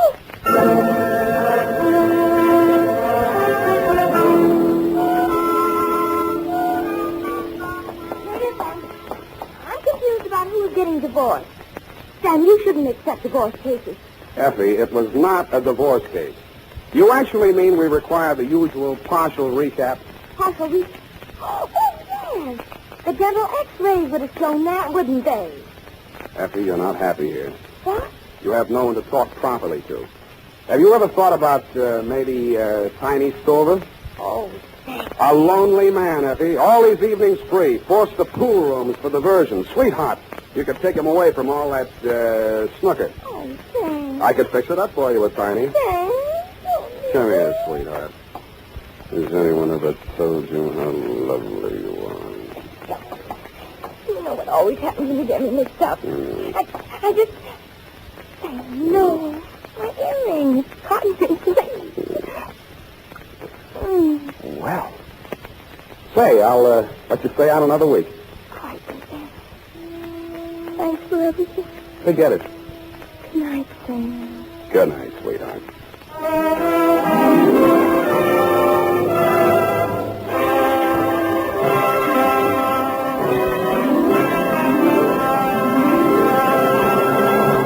The Adventures of Sam Spade, Dashiell Hammett's famous private detective, are produced and directed by William Spear. Sam Spade is played by Howard Dove. Lorene Tuttle is Effie.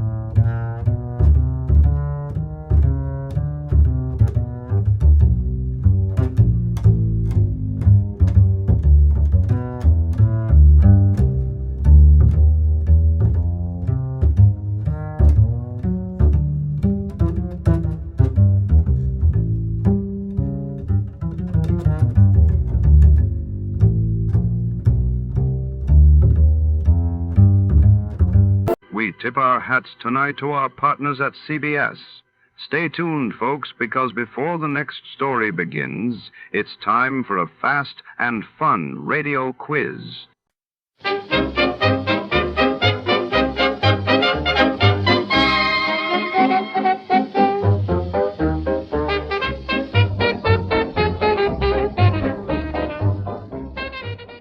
warm thanks go out tonight to our sister station, CBS. And before the curtain rises on another thrilling episode, let's enjoy a few delightful melodies for the road.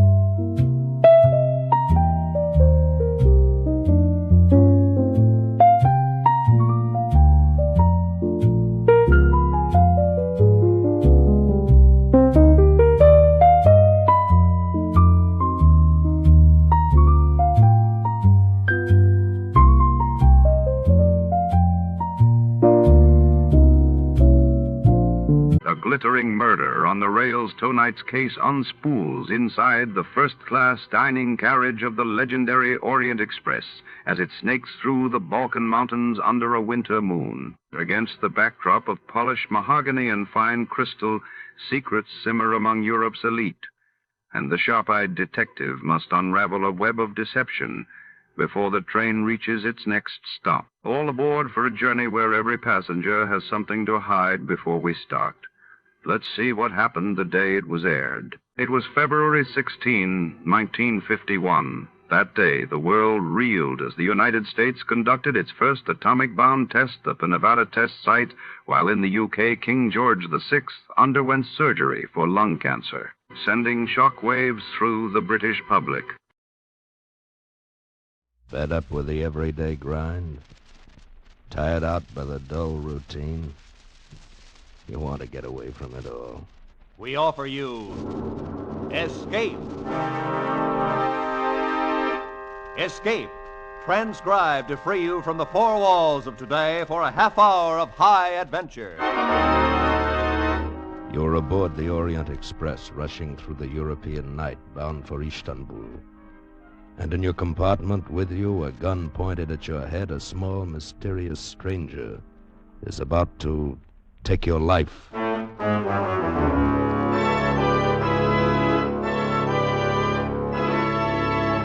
Today, we escape from reality to the tense world of Balkan intrigue as Graham Greene pictured it in his famous novel, Orient Express.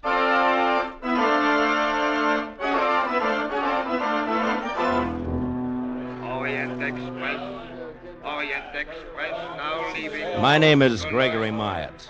In 1932, I had to go to Istanbul on business, and I decided to take the Orient Express. After an uneventful trip across the Channel, I found myself at the station in Austin, Belgium, where the Orient Express began. The porter took my bags and overcoat to my first-class compartment while I lingered on the platform.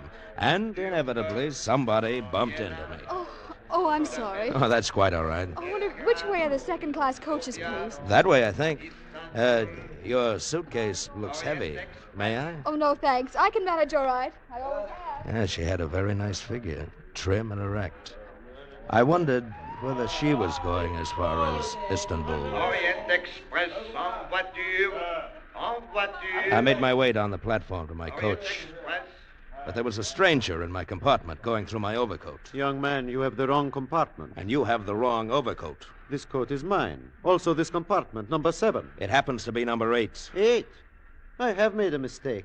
1,000 apologies, sir. Oh, that's all right. Thank you. You are going to Belgrade, perhaps? No, I'm for Istanbul.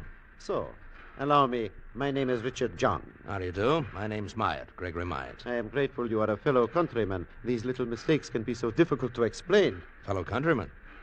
But I'm American. I also. I am a naturalized American all these many years, but the accent remains. Yes, I suppose it does. Well, we are underway. I will go to my compartment. A most pleasant journey, sir, and again 1,000 apologies.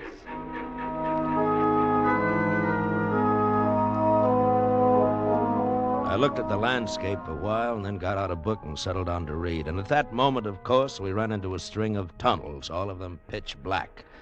I was just about to ring for the guard to ask to have the lights switched on when the train was crashing to a stop. We were in a tunnel. I got up and groped for the door. Went into the corridor just as the lights went on. And lying on the floor was the girl who had bumped into me. Excuse me, please. One side, please. Excuse me, please. Madame as conductor, it is my duty to inform you it is not allowed for a passenger to stop the Orient Express. Mr. Myatt, if you will allow me, please. Oh, Mr. John. Hadn't we better get a doctor? I am a doctor, Mr. Myatt. Allow me. So, there is nothing wrong with this young lady. She has only fainted. Oh, good. Give me a hand, Mr. John. Let's get her into my compartment.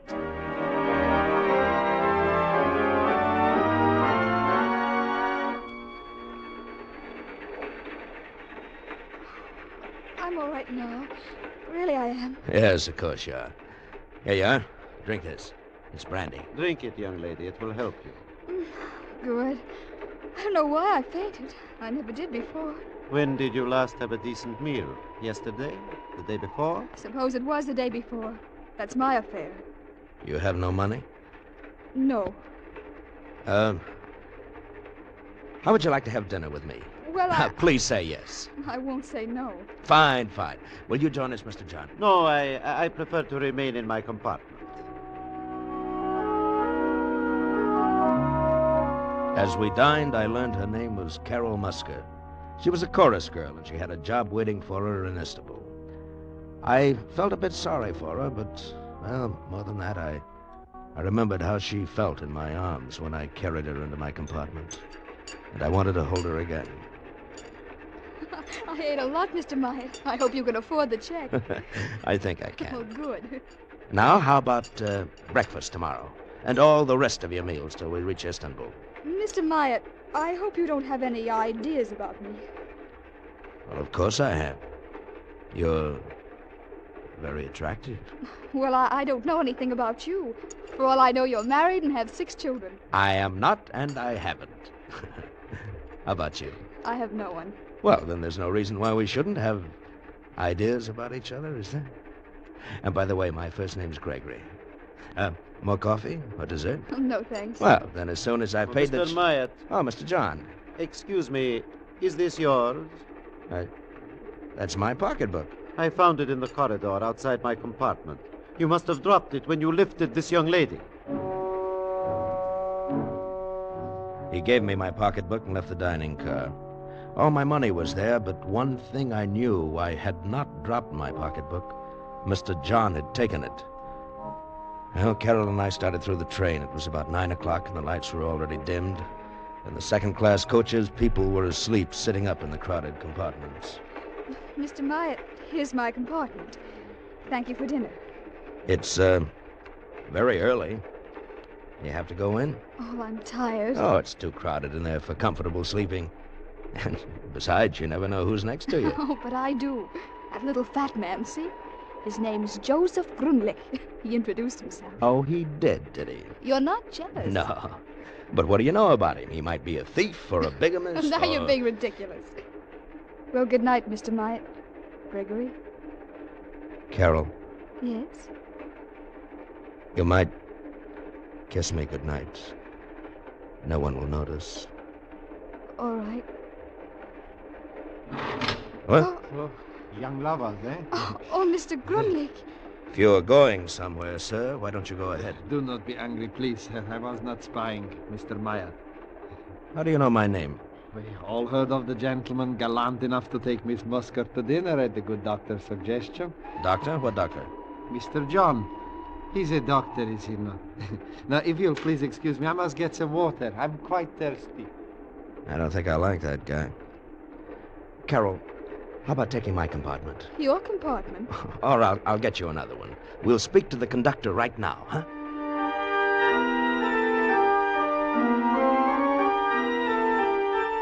First-class compartment for the young lady, monsieur.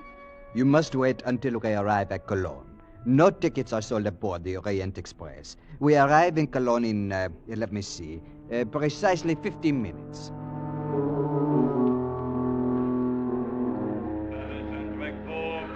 On track 2, Orient Express, leaving in 10 minutes. As we walked up to the first-class ticket window, a woman elbowed us out of the way. Please excuse me. You don't mind if I go first, do you? My train for Paris leaves any minute. Well, in that case, go right ahead. Thank you. Oh, Hans, bitte schnell. Oh, Fräulein Ware. One to Paris, Hans. My editor's got me She was a reporter, apparently. While waiting for her change, her eyes went past me to the Orient Express, and suddenly they widened. I followed her glance. Mr. John was just stepping back into his compartment. One moment, Hans. Change this ticket for a sleeper on the Orient Express. Make it Belgrade. Oh, you are lucky, Miss Warren. There is only one accommodation on the Orient Express left. Just a moment there. We were here first. I thought you were going to Paris, Not miss. when I see Dr. Zinner on the Orient Express. Dr. Zinner. The man you were looking at was Richard John. Is that the name he's using now? Oh, Fräulein? thank you, Hans. Just a moment there. I'm taking that ticket. Mein Herr, I regret, but the lady asked for it before you did, and she is an old customer. Here's the ticket, Miss Warren.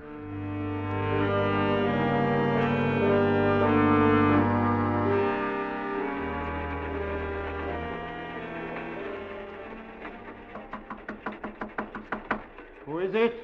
Gregory Myatt, Mr. John. I'd like to talk to you for a moment. May we come in? Why, yes. Yes, of course. You are feeling better, Miss Musker? You are getting enough rest? Yes, thanks. That's why we're here. Miss Musker's taking my compartment, and I'm staying in here with you. I wish I could oblige, but I prefer my privacy. Why is that, Dr. Zinner? My name is Richard John. Where did you hear otherwise? From a newspaper reporter who saw you in the station at Cologne. Oh. I don't know what it's all about, and I don't much care, but Miss Musker is going to have my compartment, and I'm going to move into this one with you. Any objections? No. In fact, both of you shall stay here with me. What the devil? Gently, Mr. Myatt. He has a gun. I am an excellent shot, believe me. Oh, Greg. We shall all stay, I insist. Lock the door, Mr. Myatt.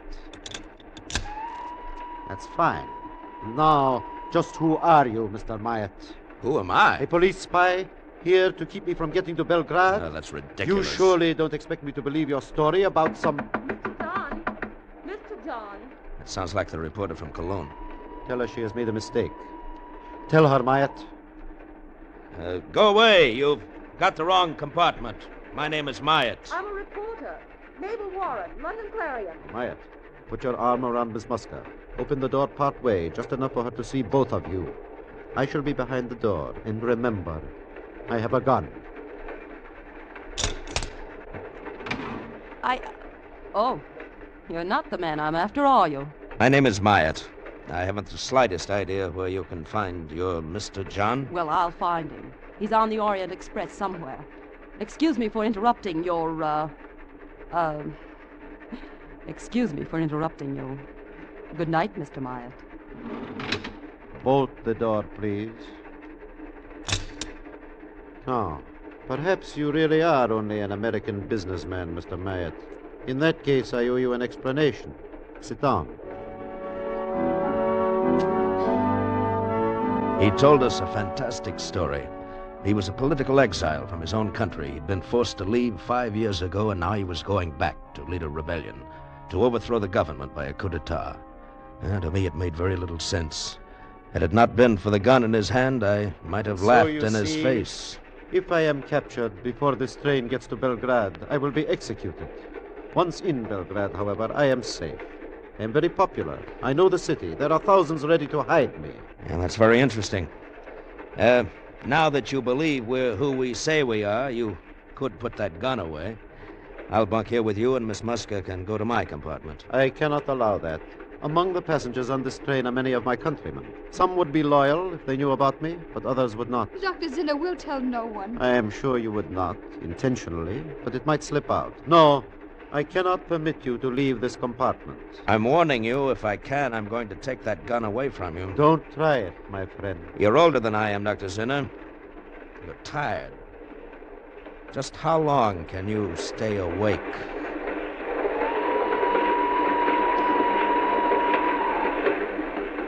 I sat with Carol on one seat. He was across from us, the revolver in his hand. And it got later and later and later. I'm tired, Greg. Now just close your eyes then, Carol. Are you sleepy, Dr. Zinner? Not yet, Mr. Myatt. Carol was asleep on my shoulder. I fought to keep my eyes open, but I dozed off. And then somehow I came awake. I lifted my head. Dr. Zinner was asleep. I reached across and grabbed the gun. Oh, Greg! It's all right, Carol. I've got it. Well, Dr. Zinner? You are right, sir. I tried to stay awake, but... Stay here, Carol. I'm going to locate the conductor. I'm going to tell him what's been going on. Oh, no, you must not. I shall never get to Belgrade. Greg, they'll kill him. No, we're still outside his country. He won't be hurt. But if you report me to the conductor, I shall be put off the train. Well, in short, no harm done. I'll be back soon, Carol. I left the compartment and started down the corridor. I heard a noise behind me, and as I turned, I caught a glimpse of a shadowy figure, one arm raised high above my head. And then the arm swung down, and something hard and heavy crashed against my skull. And I fell into a pool of blackness, and I knew nothing more.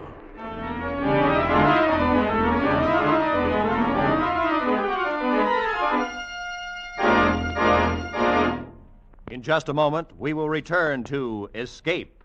But first, the blazing billboard for CBS's 10 great Sunday night shows has an especially big blaze of lights near the top of the list. That's where the names of Spike Jones, Jack Benny, and Amos and Andy are found in succession. Spike Jones, Jack Benny, Amos and Andy, the most unusual sequence of top-rating comedy in radio. Don't miss a single second of their 90 nonstop minutes of mirth tomorrow night on CBS's great Sunday Night 10. Amos and Andy and Spike Jones come to you over most of these same CBS stations, and Jack Benny is heard over them all. And now, with our star, Bill Conrad, we return to the second act of Escape and the Orient Express.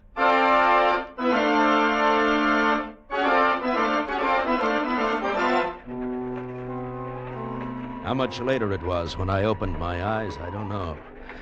Whoever had hit me had done an expert job. It might have been Zinner or even Carroll. Had no way of knowing. The gun was gone. I dragged myself to my feet and stumbled down the corridor back to compartment number 7, but it was empty. Perhaps they'd moved to my compartment. I hurried to it. No, there was nothing in my compartment. My bags were gone, even my overcoat. Inside, I began to feel a strange, unreasoning fear. Why was it so quiet? Where were all the other passengers? I went along the entire corridor. I opened every door in the coach. It was completely empty. I felt as if I were going crazy. And I lost consciousness again.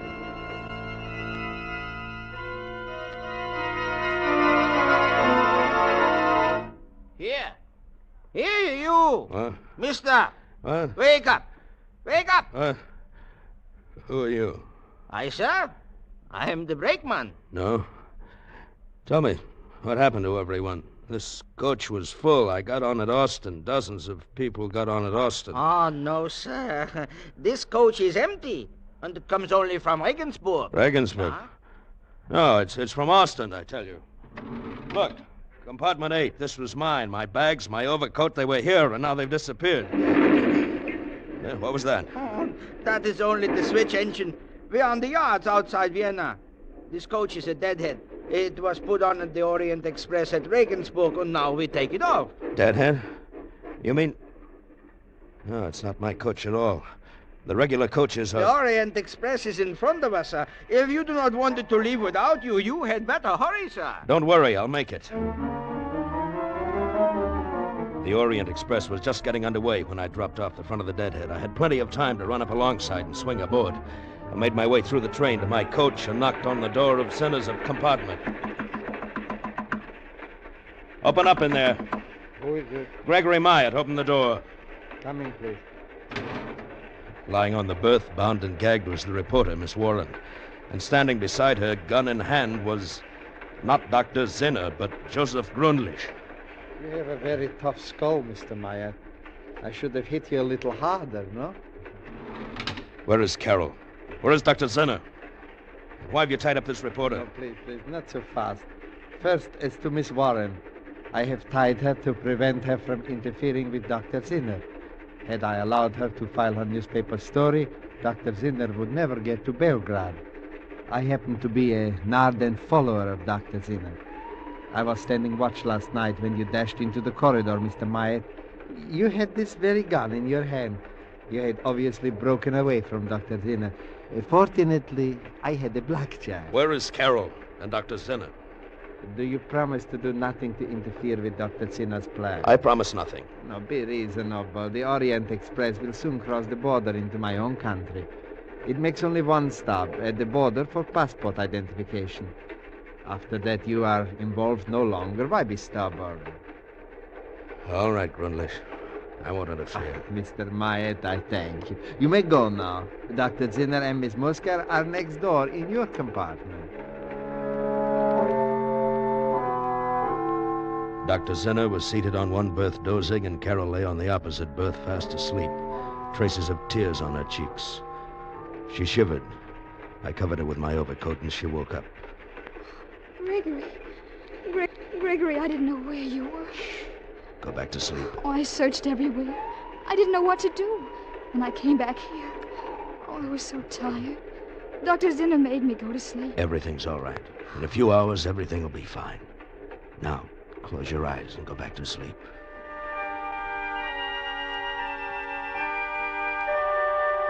I left the compartment and went to the second-class coach. With both Carol and Grundlich gone, there was space for me. I slept until I was awakened by a Hungarian passport inspector. The train had stopped in a town named Subotica, just inside the border. I showed him my passport. Then I went to the dining car. The breakfast rush was just starting, so I gave a waiter a pound note and had him get me breakfast for 2. By the time the Orient Express was 10 minutes out of Subotica, we were going down the corridor, with a loaded tray tinkling as the waiter followed me. We arrived at my compartment, but it was empty. No sign of Zinner, no sign of Carol. A torn piece of paper was tucked under the cuff of my overcoat. It was a note. I have left with Dr. Zinner. I'm afraid this is goodbye. Signed, Carol Musker. Sir, the breakfast. Where shall I put the tray? What? The breakfast. Oh. Take it back. I don't want it. I sat near the window and watched the landscape drift past. My suspicions had been right all along. Dr. Zinner had played me for a fool, and so had Carol. After a while, I became conscious of a tapping sound on the wall of my compartment.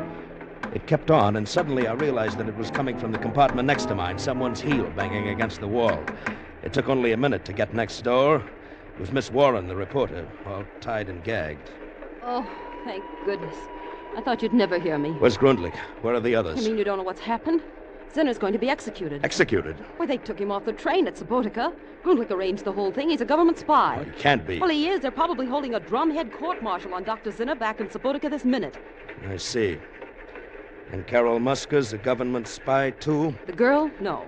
She must be. They took her off the train. Well, they had to. They couldn't have any witnesses. Well, what will they do with her? Probably kill her. But... Hey, here, what are you doing? You can't jump out. The train's going 60 at least. I'm going back there. To Subotica? You're insane. Look, there's a small town up ahead. I saw it when I leaned out. Some cars are parked at the station. I saw them. I'm going to pull the emergency cord. Take one of those cars. What can you possibly do in Subotica? I don't know, but I'll do something. Go ahead, Mr. Myatt. I'm going with you. I pulled the emergency cord, and in a matter of seconds, the Orient Express was screeching to a halt right at the station. I flung open the door, and with Miss Warren close behind me, I ran toward the parked cars. Here, you! You, come here. Do you speak English? A car, gentlemen, a car very cheap. I want to go to Subotica. It's too far, 50 kilometers. I'll give you 20 pounds. Wait, get in, gentlemen, get in. We were at Subotica inside of an hour. I had the driver stop just before we got into the center of town and told him to wait. Miss Warren and I started down the main street. Mr. Myatt, look. In the doorway of a small restaurant, his back to us, talking to a chef, was Joseph Grundlich. Just keep walking. All right. Try to hear what he's saying. Yeah. Meal for 2 people. Have it sent to railroad. Did you hear what he said? Something about a last meal for 2 people to be taken to the railroad station. Don't turn your head. Just keep walking. Okay. The railroad station platform was empty, so was the ticket office. But through the window, we could see the waiting room, and beyond it was a closed door to a baggage room. There was a large, old-fashioned key in the lock, and standing beside the door was a soldier with a rifle. That's why they must be in the baggage room. You don't have a gun, I suppose? No. Oh, neither do I. The key's in the lock. If I can get to it without the soldiers noticing. We've got to get the soldier away from the door, Miss Warren. How? Look, do you see that telephone over there in the far corner? Yeah. If we could somehow get the soldier over to the telephone, his view of the baggage room door would be cut off. Yeah. Look, that'll be your job, Miss Warren. Mine? Go into the waiting room and up to the telephone booth. Smile at the soldier as you go by. Then pretend you're having some trouble with the phone. Appeal to him for help. Right. When he joins you at the phone booth, keep him occupied while I go in and let him out. But he might look around. Just talk to him. Zinner and Carol and I will try to make the car. You'll have to hurry. Grundlich and that last meal may be here any minute. We'll hurry, all right. Through the grimy window, I watched as Miss Warren crossed the waiting room to the telephone, smiling at the soldier. She left the booth and walked over to him. Couldn't hear what they were saying. She smiled at him again, putting her hand on his arm. They went over to the booth. I took a deep breath and entered the waiting room. I could hear them talking as I started toward the baggage room. Anything about telephones, it's so nice of you to help. Oh, lovely. Yes, I'm glad to. What number you wish? Oh, yes, Carol. that's the number. Oh, here, I have it right here in my... Carol. Gregory. Shh. No noise. Dr. Zinner, Carol, go to the station platform. Now, no noise. Come on. What do you plan? All right, follow me. Oh, no, but I heard about you. I didn't know. We started back toward the open door that led to the station platform. We went out slowly, not making a sound. Miss Warren was still talking to the soldier, and then suddenly their voices stopped. I glanced back. The soldier's gun had fallen to the floor. He was kissing Miss Warren. We got out to the platform, and I shut the door quietly. All right, follow me. The car's 2 blocks away. What about her? She's a reporter. They won't dare touch her. Now, come on. All right. In a few moments, the station was behind us. The car was only a block away now. We turned the corner, and walking toward us, not 10 feet away, was Joseph Grundlich, a waiter from the restaurant. Before he could collect his wits, I ran at him. He crumpled to the ground. Then I hit the waiter. All right, run for it. All right. Grundlich fired a few shots at us, but hit no one. And then we were in the car, and he fired at us no longer.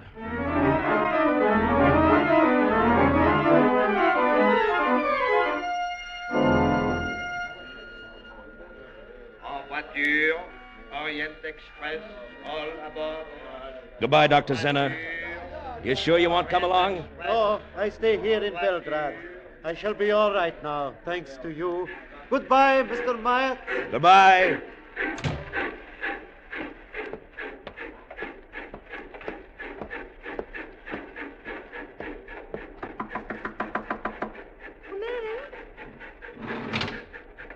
Hello. Hello. You, mind if I sit down? No, not at all. Well, we'll be in Istanbul tomorrow. Mm-hmm. A day late. You know, I probably lost that chorus job. Have any idea what you'll do then? Oh, I think so. I have an idea. Yeah. So have I. A very good idea. Come here.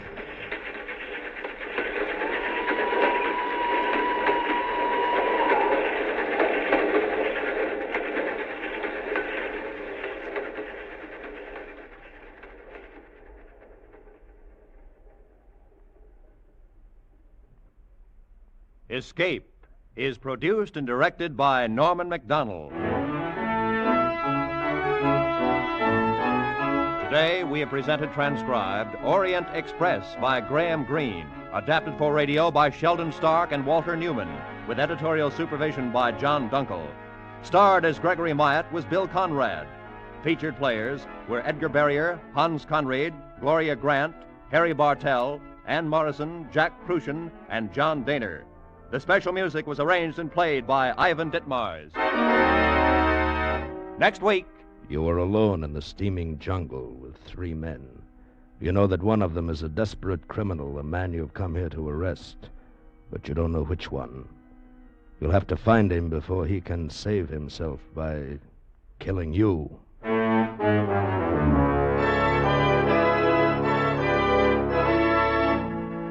Next week, we escape with L.G. Blockman's exciting tale of a manhunt, Red Wine. Goodbye, then, until this same time next week, when once again CBS offers you Escape.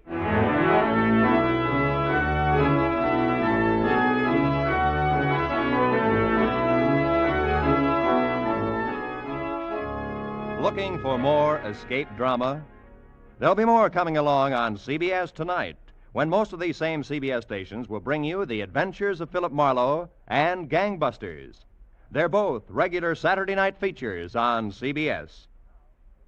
Now, stay tuned for 5 minutes of the latest news, to be followed immediately by the Let's Pretend program over most of these same CBS network stations.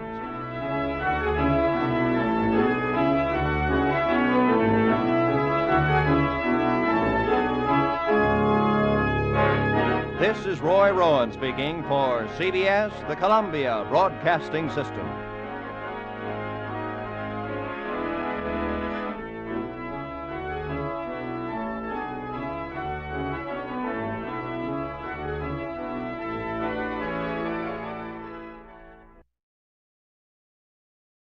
this is Escape Radio speaking, with our thanks to the fine folks at CBS. And now, ladies and gentlemen, a little challenge for true fans of adventure radio.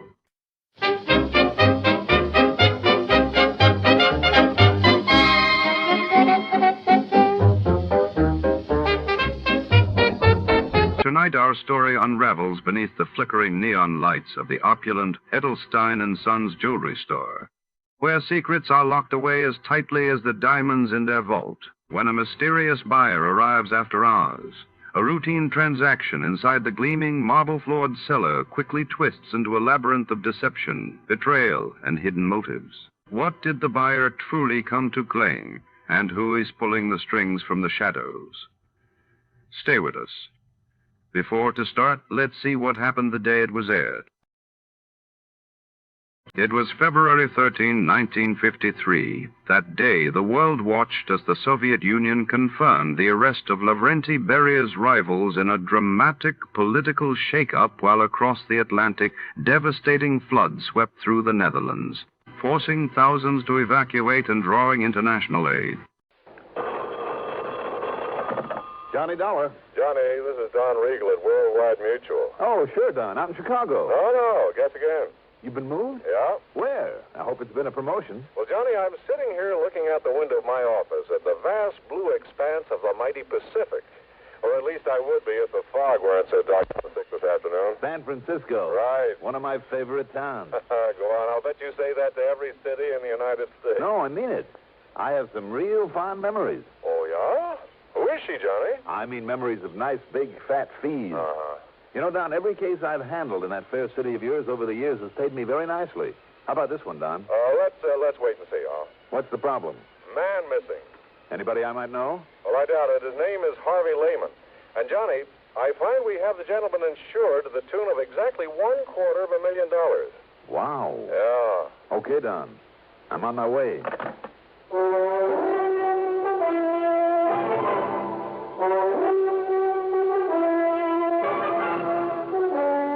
CBS Radio Network brings you Mandel Kramer in the exciting adventures of the man with the action-packed expense account. America's fabulous freelance insurance investigator, yours truly, Johnny Dollar.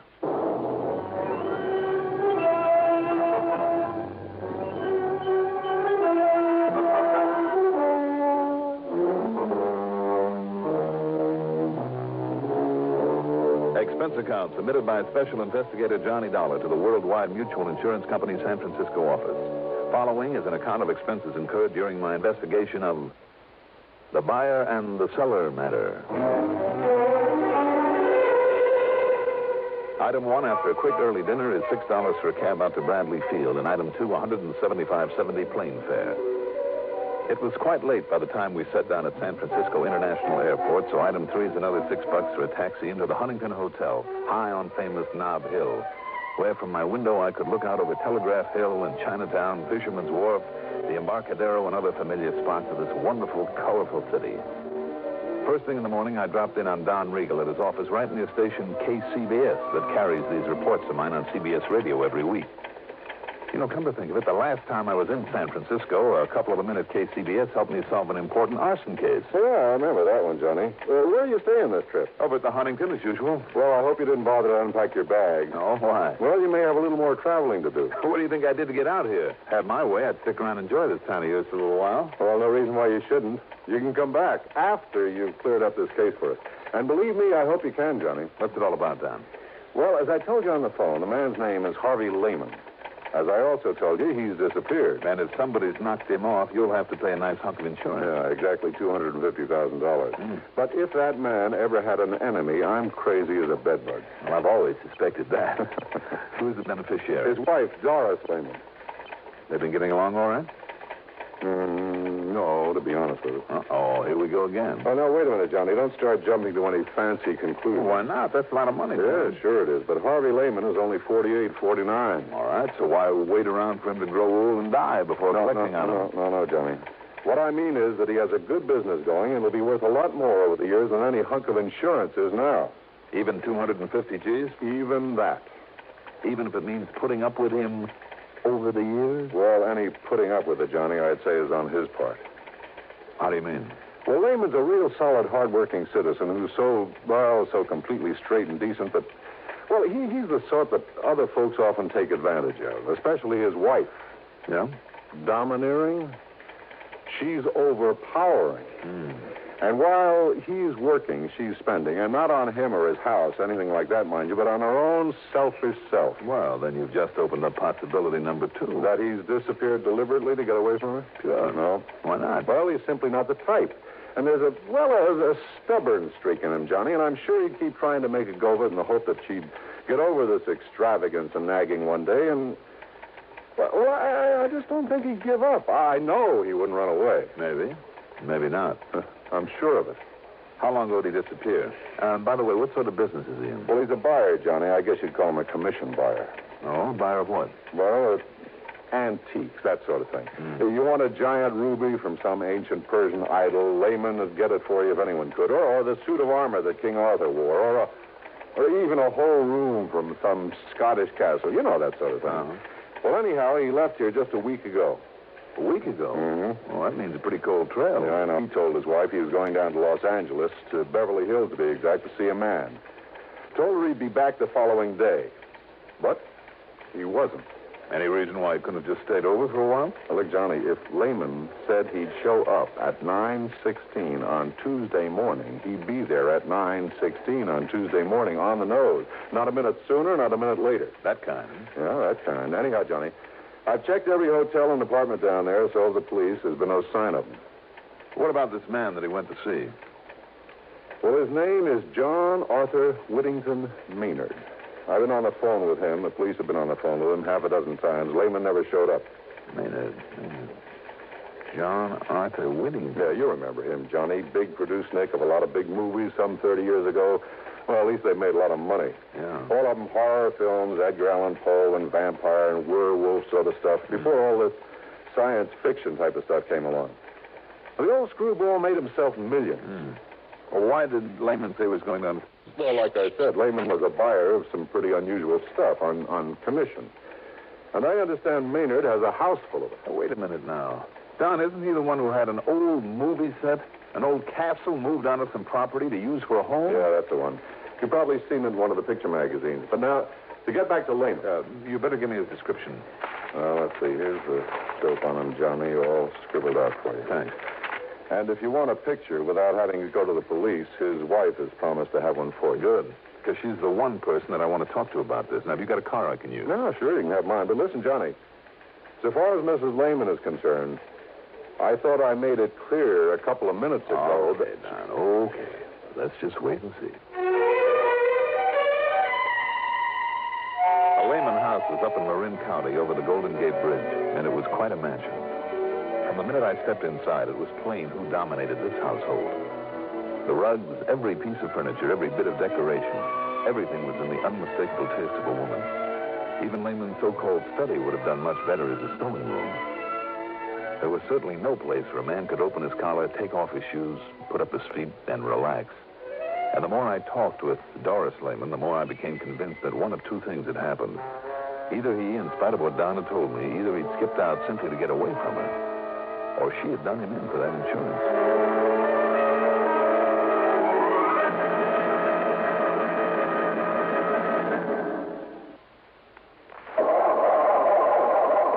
For cars left out at night or in unheated garages. Don't ask for trouble. Ask for DuPont, Xerox, antifreeze. Wintertime is trouble time for many of us who leave our cars out at night or in unheated garages. So don't ask for trouble. Ask for DuPont Xerox Antifreeze. Xerox outlasts winter. It protects your car against sudden drops in temperature all winter long. It won't boil away, even during a warm spell. And Xerox has an exclusive rust inhibitor, MR8, that protects all engine metals, including aluminum, against rust and corrosion. So, for safe, dependable protection, do as millions of motorists have done for over 20 years. Ask for Xerox Antifreeze. It's made by DuPont. Remember, for cars left out at night or in unheated garages. Don't ask for trouble. Ask for DuPont Xerox Antifreeze.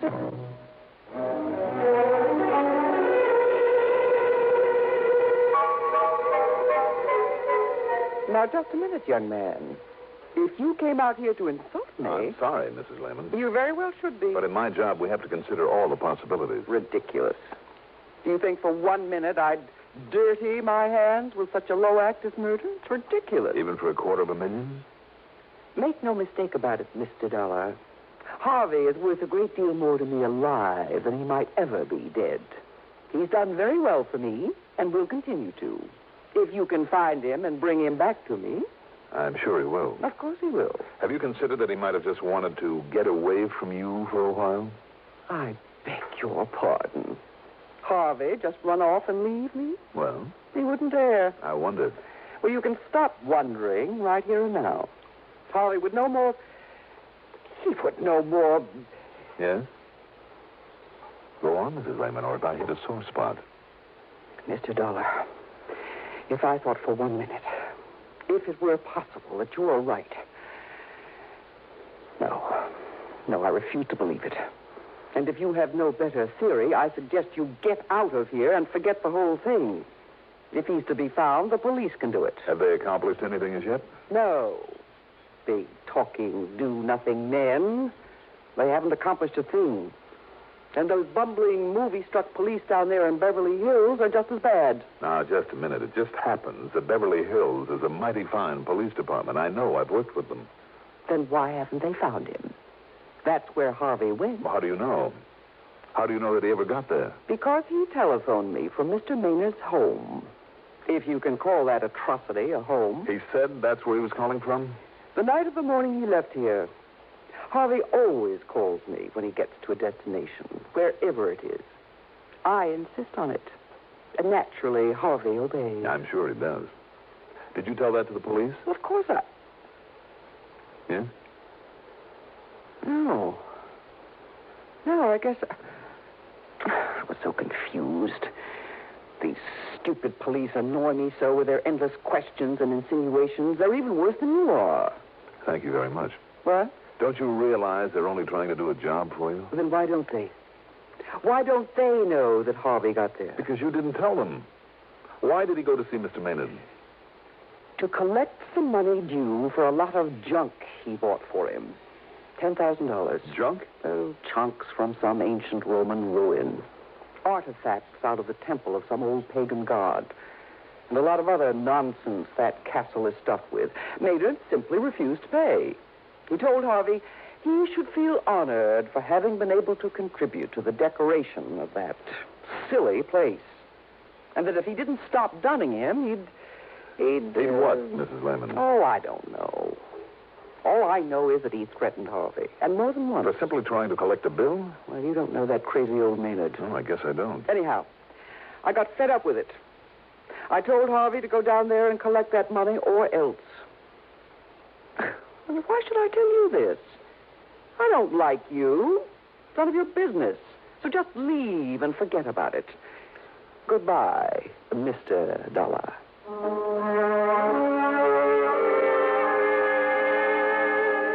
I was afraid if I lingered any longer, she'd literally throw me out. So I got the next bit of information, her telephone number, from the phone book in my room at the Huntington. Then I put through a call, not to her, but to an old pal of mine. Under the circumstances, it wouldn't be diplomatic to give his right name, so we'll just call him Brady. Sergeant Brady, the Beverly Hills Police Department. And 15 minutes later, he called me back. Johnny Dollar. Brady, Johnny. Yeah. Well, as you suggested, I snooped the phone company, and yes, there was a call to that Marin County number the same night Lehman should have arrived down here. All right, then, Brady. So maybe old Maynard called to see why he hadn't. He must have known Lehman was planning to come. I don't think so. I don't think Maynard would have called because I don't believe he did know Lehman was heading your way. Oh, you don't, huh? What's more, it was Lehman himself who made that call. No, wait a minute. You're sure of that? Yes. At least that's what I was told by... Yeah, Johnny? Well, maybe I'm not sure. Well, if you're thinking that maybe Lehman did get here and that maybe they had a fight or something, well, Johnny, we thought of that, too. You see, we know that wacky old Maynard pretty well. He's a real nut. And if you don't believe me, just dig up some of those old horror pictures he used to make. Wow. I know what you mean. Made a lot of the props for him, too, with his own little hands. Anyhow, just in case, some of the boys and I went through that joint of his from stem to stern. And? Nothing. Zero. No sign of Lehman or anybody else. We even tapped on walls and took measurements, looking for hidden rooms or secret panels, that sort of thing. Nothing. But you did suspect him. Did? Yeah. But only because that crazy old man, just to be dramatic, might try most anything just for kicks. Even murder? Murder. So what's a murder to him? I mean, after all those he put on film? But you know something? No? If that ham ever did kill somebody, why, Johnny, he'd be the first one to ask us over. He'd probably lead us right to where he'd hidden the stiff after fixing it so we wouldn't see it. Just to show off. Yeah, sure. That's why we went over the place so carefully. Even poked around in all the old suits of armor that he kept pointing out to us. Brady, how long are you going to be on duty? Well, I'm off in half an hour, but now listen, Johnny, if you think you have some Well, idea... I'm not sure, but maybe I'll run on down there. If so, I'll holler. Yeah, you do that.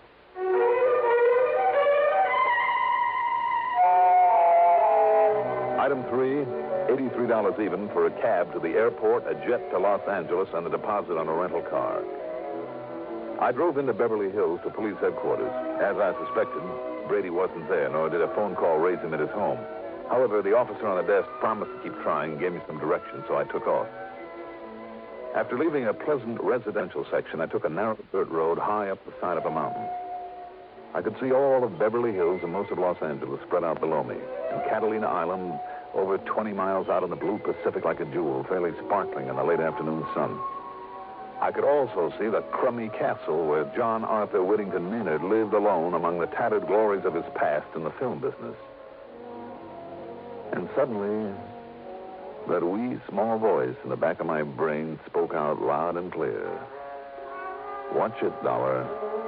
You may be getting into more than you bargained for, so watch it, Dollar. Watch it.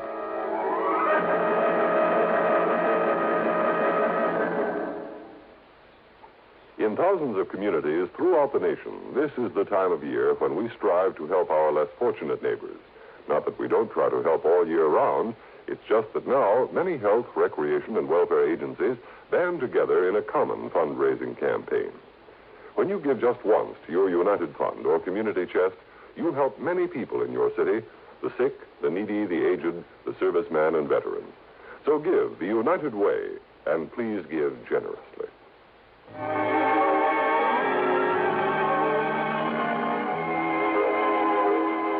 Picture it for yourself. This castle, once a movie set, built up among the rocks and boulders at the top of a mountain. Complete with gray stone walls, battlements, a gallery between the towers, and believe it or not, even a moat with a heavy wooden drawbridge. I almost expected to see the bridge thumped down and a half a dozen fully armored knights come galloping out to challenge me with lances at the ready. Instead, as I drew up in front of it, the bridge was lowered slowly. There was something almost ominous about the creaking and clanking of its iron chains. And then standing there, the man. Or rather, the caricature of a man. He was short, heavy-set, and in a way almost grotesque. The ugly face, the eyes of a pig, the long, black, straggly hair and 3 or 4 day growth of beard, the heavy, beefy shoulders hunched forward. I thought of Quasimodo, the horrible hunchback at Notre Dame. Welcome, sir. Welcome to my castle. Oh, how do you do, Mr. Maynard, is it? That's right. Surely you heard of me. As a matter of fact... Come in. It's not often I have visitors. Someone to show my place to. So few people even know of my beautiful castle. My name is Dollar, Mr. Maynard. I'm an insurance investigator. Insurance? Not a salesman. I'll have none of it. Get out. Leave my place. No, I said I was an investigator, Mr. Maynard. I'm trying to find out what happened to a Mr. Harvey Lehman. Harvey? Oh, yes, of course. A very old and very dear friend of mine. Come. Let me show you some of the wonderful things he has brought me over the years. Well, I would like to ask... Magnificent suits of armor, regal pennants and banners, beautiful tapestries.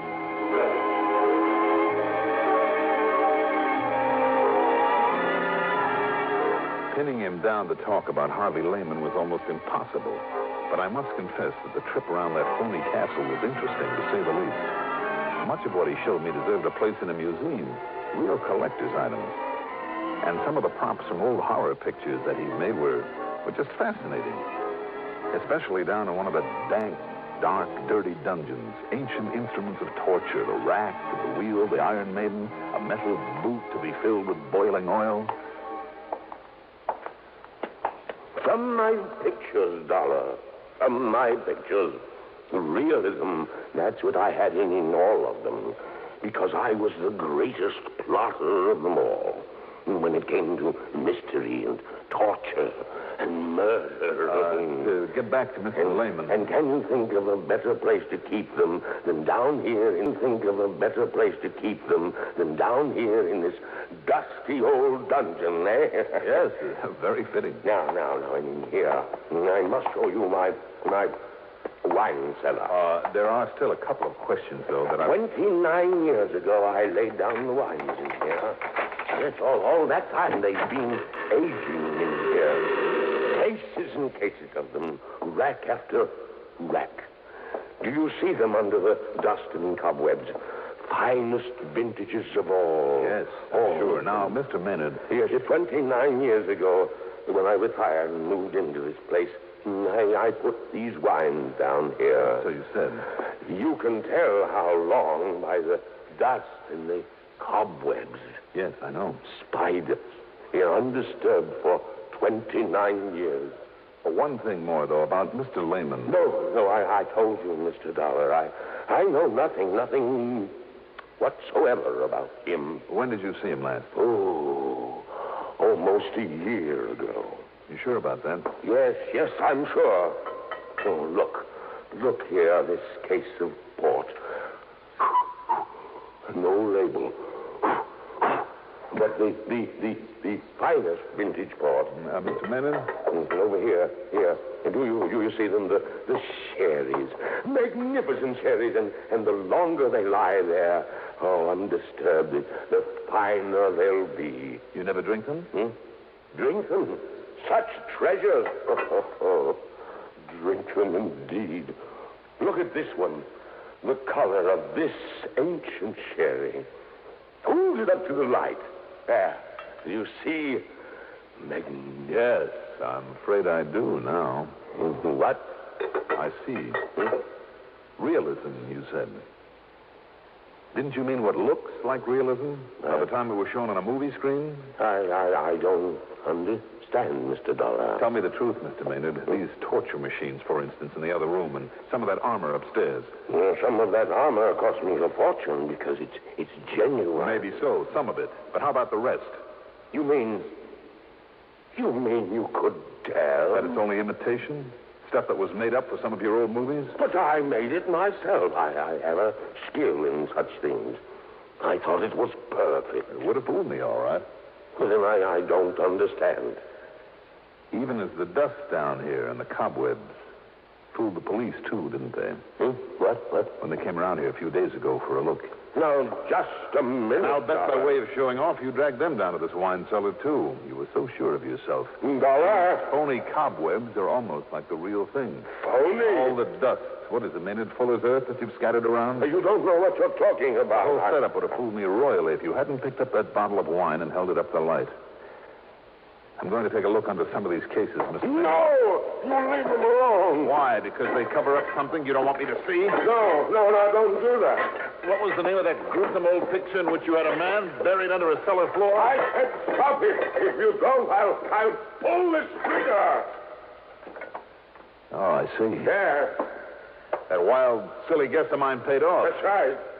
Harvey Lehman is buried under your feet, and you will join him there. Now, put down that gun, Mr. Maynard. Stand back, Dollar. You heard him, Maynard. What? Put it down. The police. I'll kill you. Watch him, Brady.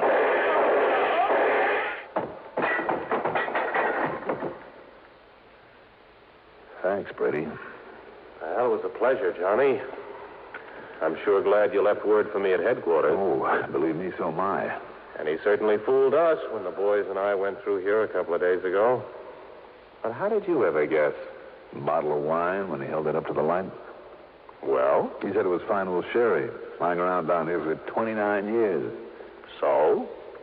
Sherry? There should have been a sediment in that bottle this thick. So the age and dust and cobwebs were a fake, huh? And he must have moved the bottles over this spot only recently. That's right. I just took a wild guess. You know the rest. Pretty smart, Johnny. Pretty smart.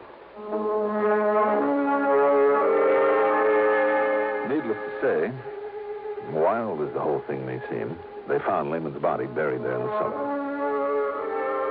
Expense account total, including the trip back to Hartford by way of San Francisco to pick up my clothes, $477.30.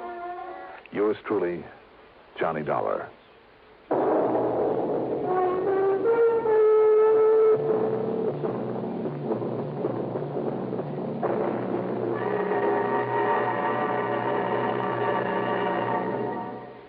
Now, here is our star to tell you about next week's story. Next week, Savannah, Georgia, after one of the cleverest crooks I've ever had to tangle with. Join us, won't you? Yours truly, Johnny Dollar.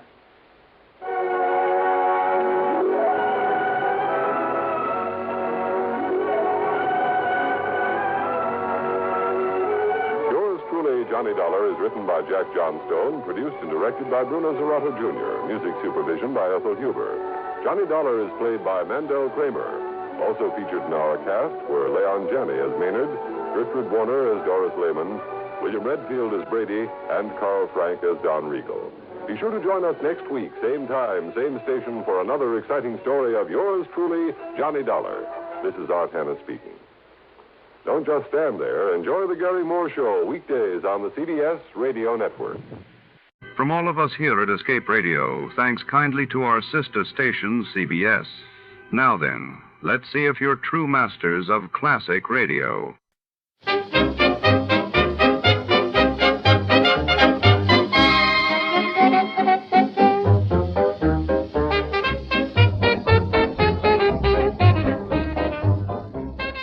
Tonight, we enter the silent corridors of the first Martian settlement, where the year is 1986, but the place is anything but Earth. A crew of American astronauts lands on Mars only to discover a small-town America from 1926, complete with white picket fences and familiar faces thought long dead. Are these ghosts a trick of memory or something more sinister lurking beneath the red planet's surface? Secrets and illusions converge in a surreal, labyrinthine colonial outpost where every door hides a riddle, and every smile could be the last thing you see before, to start Let's See What Happened the day it was broadcasted. It was May 17, 1950, and that day Britain's Parliament approved sweeping new measures for post-war economic recovery, while in Calcutta, India, violent clashes erupted between rival political factions, leaving dozens injured. Tired of the everyday routine? Ever dream of a life of romantic adventure? Want to get away from it all? We offer you Escape. Escape, designed to free you from the four walls of today for a half hour of high adventure. Escape, brought to you by your Richfield gasoline dealer and the Richfield Oil Corporation of New York, marketers of Richfield gasolines, motor oils, and other petroleum products. Look for the Richfield Eagle on the cream and blue pumps.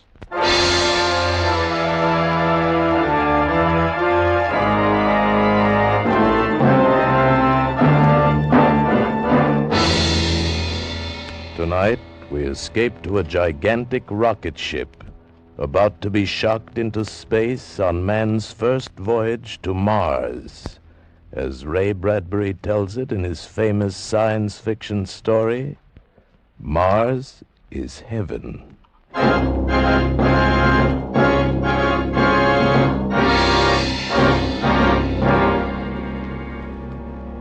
Project is magnificent, overwhelming and tremendous. We return you now to the scene of the takeoff in the desert of New Mexico. Go ahead, New Mexico. Thank you, London. This is Stuart Novins back in New Mexico. I'm standing here on the great steel observation platform overlooking the takeoff stand. As the moment for departure draws nearer, the whole area has been flooded with artificial light. It bathes the spaceship in a kind of silver luminescence, and surrounding it, engulfing it, this subdued hysteria of hundreds of thousands of people come to see the start of this incredible voyage of 18 men in the rocket ship, the Venture. It's standing there pointing upward, pointing toward the heavens, and in a few minutes it will bloom out into great flowers of heat and color, shocked into space on man's first voyage to Mars. As you know, ladies and gentlemen, prayers are being said for these 18 men and their ship, the first men, the first ship to dare the voyage to another planet. Prayers are being said by every creed in mosques and churches and synagogues the world over. We take you now to the Basilica of St. Paul's in Rome.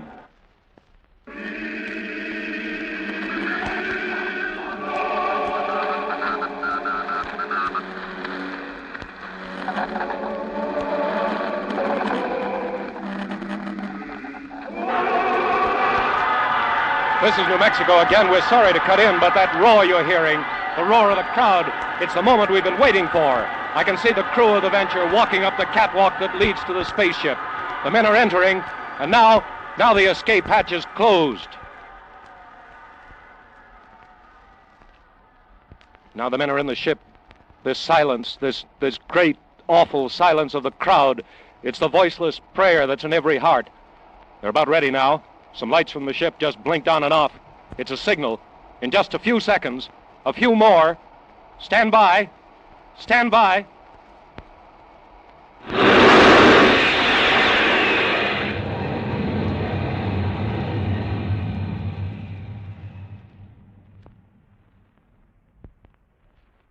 They're gone.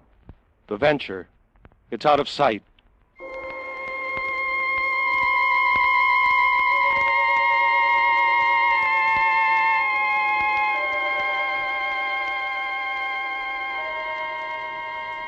Log entry, U.S. rocket ship Venture.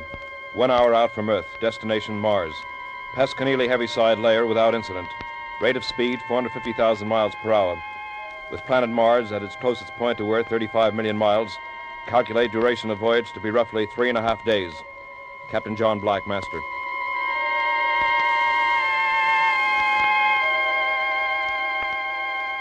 Log entry, U.S. rocket ship The Venture. 12 hours out from Earth. While navigating super-tensioned atmospheric forces, port shield generator broke down. Replaced by booster. Yes? Lieutenant Lustig reporting, sir. Come in, Pete. Have the report on the trajectory, sir? I'll put it on my desk. Pete? Yes, sir. How do you feel? Feel? Why, just wonderful, sir. Sitting up there in the observation turret, I don't know just how to say it. The sights, I mean. Moon so close and Earth looking like... and Mars, sir. Sir? Do you really think we'll make it?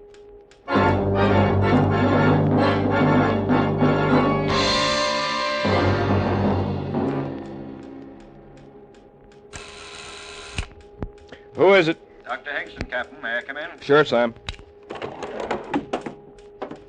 You weren't asleep, were you, John? No, Sam. Just sitting here thinking. Well, don't think about it too much. Sleep instead. You need all the sleep you can get. Who sleeps? Who sleeps and has no way of knowing what's waiting for him? Look at it through the porthole, Sam. Mars. How would you describe it, that glittering blob of red? That's good enough. Will it consume us? Spew out, dust out into space? Maybe it's the Elysian fields, all charm and sweetness and moonlight shining on the restless dead. Which will it be, Sam? I don't know. All I know is that they told me I was an expert in space medicine. At Randolph Field on a plot of ground called Texas, they told me that. That's all I know. What are you doing up? You're supposed to be in the sack. Well, I'll tell you, Captain. Sometimes a man can't sleep. That happens to me sometimes. So I just wander through the ship, check on the boys, see that they're tucked in properly. That's what you were doing with me, huh? No. I just... What made them do it, Sam? What made them volunteer? Man keeps looking for something. There are no new frontiers now, only new worlds. And there'll always be men who want to conquer them.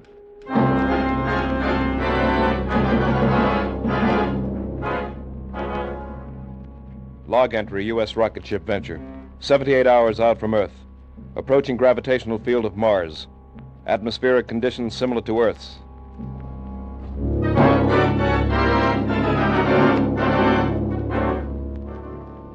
Log entry, U.S. rocket ship Venture.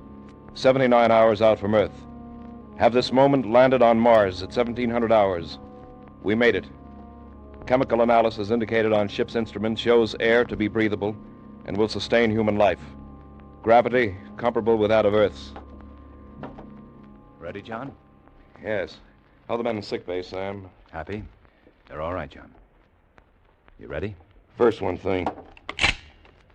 Captain to crew, your attention. We have landed on Mars. No man is to leave this ship under penalty of court-martial. Dr. Hingston and I will make a brief reconnaissance. Crew will proceed with repair of ship's hull. As you know, our ship is armed against any possible aggression. I can't impress it upon you too strongly. No man will leave this ship until Dr. Hingston and I ascertain that we are not in a hostile world. That is all. Let's go, Sam. You first, Captain. It's your honor. You, the first man from Earth to walk on Mars.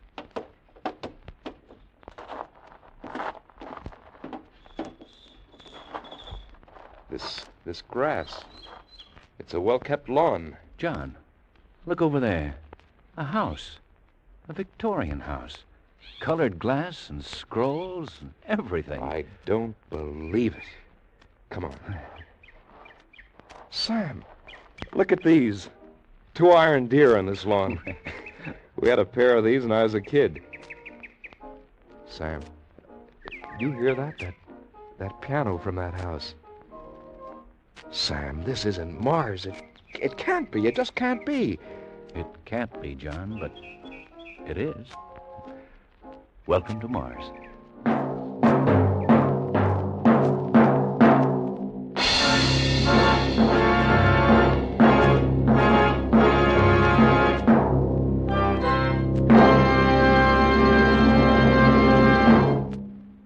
Perhaps you know that skilled research scientists have worked for many years to develop new high-octane components for gasoline. Components to give your car higher anti-knock performance and greater power. But do you know that from this research has come xylene? Xylene, one of the highest octane components in gasoline history. Now, listen. Today, every gallon of the famous Richfield gasoline contains xylene.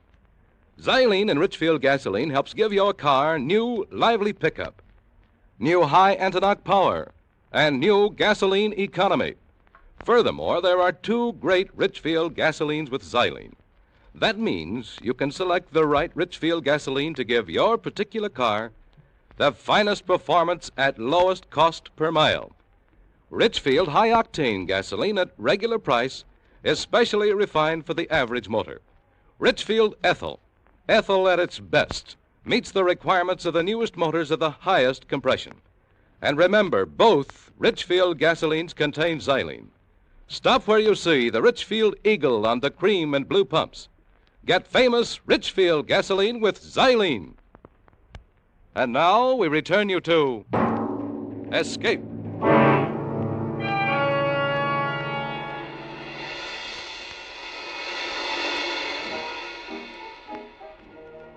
What did I say, Sam?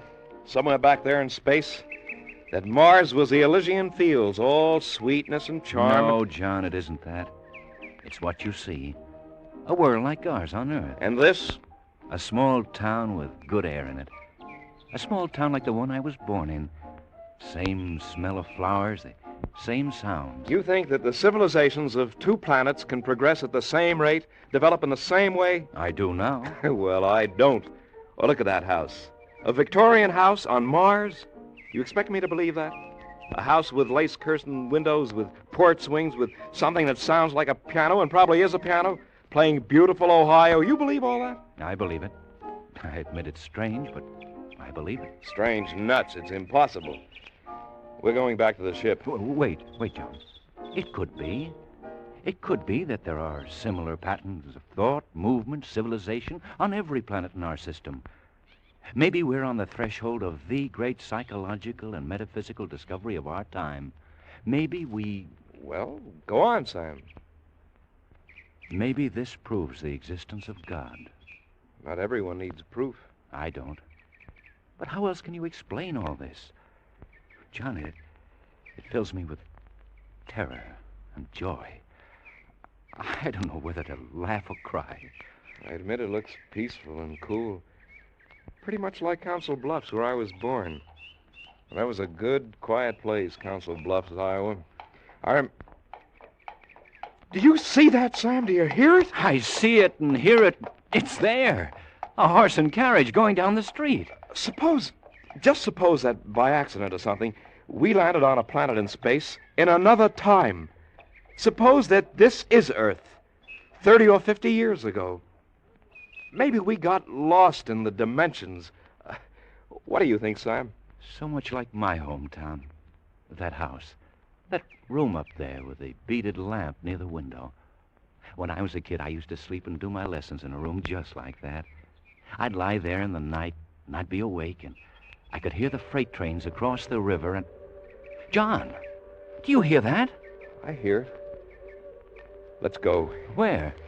We're going up to that house and ask questions. Where else? Come on.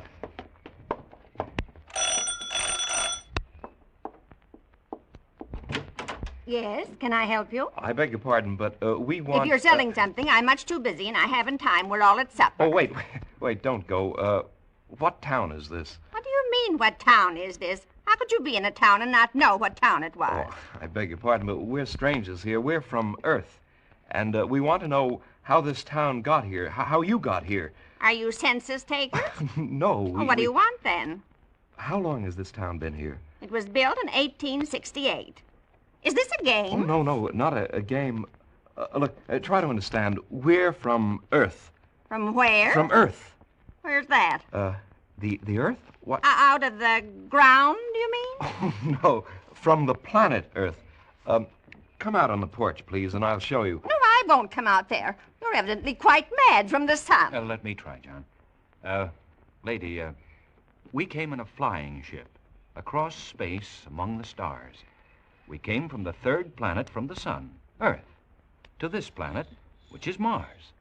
Now, do you understand? You're touched from the sun, too. Go away now before I call my husband from his supper. He'll beat you up. That's what he'll do. But this is Mars, isn't it? This is Green Lake, Ohio, on the continent of America, surrounded by the Pacific and Atlantic Oceans on a place called the world, or sometimes the Earth. Go away now. Go away.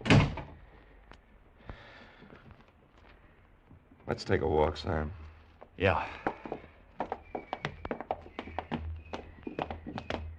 Sam? Yeah?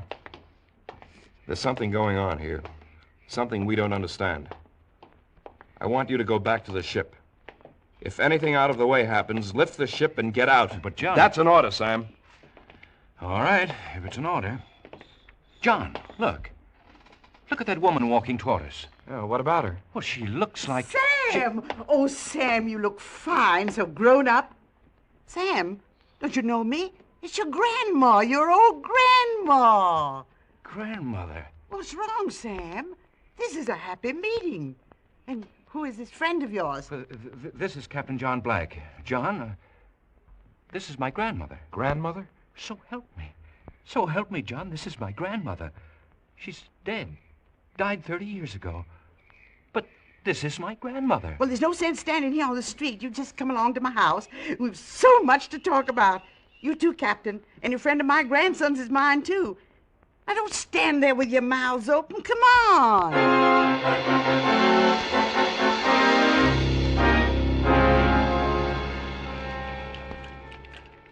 Here, Sam, have some more iced tea. Would you like some more, too, Captain? Oh, thank you. I would. Well, here's to our health. Health? How long have you been here, Grandmother? Ever since I died. What? Don't look like that. I said ever since I died, 30 years ago. Sam. Who are we to question what happens? What's living, anyway? All I know is I'm alive again and no questions asked. Here, Captain, feel. Go ahead, feel my arm. Solid, isn't it? You hear my voice, don't you? You hear it, don't you, Captain? Yes, I hear it. Grandmother... Well, then why go around questioning? Well, it's just that we... Well, I never thought I'd see you again, Grandmother. Mrs. Hingston. Yes, some more iced tea, Captain. Oh, no. I just want to ask you a question. Mrs. Hingston, is Mars Heaven? Nonsense. No. It's a world, and we get a second chance. It's like another Earth. How do we know there wasn't one before Earth? That's a good question, John. Well, maybe we better get back to the ship, Sam. It's been nice, Mrs. Hingston. Thanks for the drink. You'll be back, of course. For supper, I mean. We're having fried chicken Wait a and minute. mashed potatoes. Wait a minute. What's that? Excuse me, Mrs. Hingston. Sam? Sam, come here. Hey, well, what do you know, John? A parade with a brass band. But the crew, my crew marching behind the band with all those people. But they're heroes. These people are welcomed as heroes. The abandoned ship. They had orders. I'll court-martial every one of them. John, listen to me. They found all relatives and friends, just like I have. They had their orders. What would you have done? Obeyed orders. I... What's the matter? Sam, I don't believe it. It's impossible. John, they said I would find you here. Phyllis. Of course, darling. Phyllis. Of course. Who did you think it was? This is Phyllis, Sam. My 10 years ago. After that, I never got married. We're waiting for you.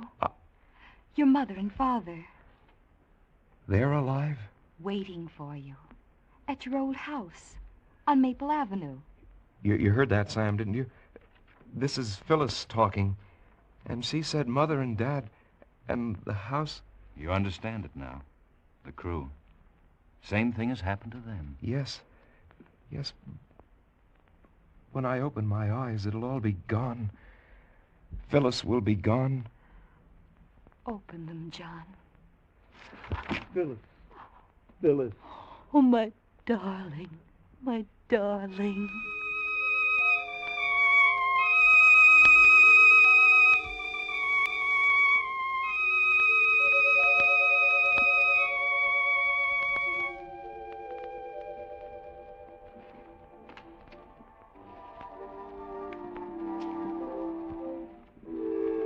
It's good to see you children dancing together again. Your mother would have enjoyed it so much, John. I must have worn her out with all my questions. Don't worry about it, son. She'll get a good rest tonight. Then in the morning, the days after... We have so much time now, son. We'll all be together. You and Phyllis, your mother and I. So much time. Yes, yes. Oh, don't go away from me, John. Hold me closer. Oh, I've dreamed so long of dancing with you. But No more questions. Just accept it. That your mother and father were once dead and are now alive. That I was killed. 10 years ago, I was killed in a horrible accident. And now I'm alive and in your arms. Oh, tight, John. Hold me tight.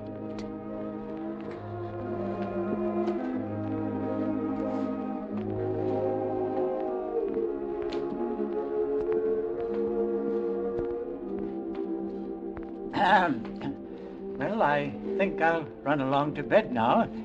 You children won't forget to turn out the lights. Well, you know what to do. Good night, Phyllis. Good night, Father Black. Good night, son. Good night, Dad.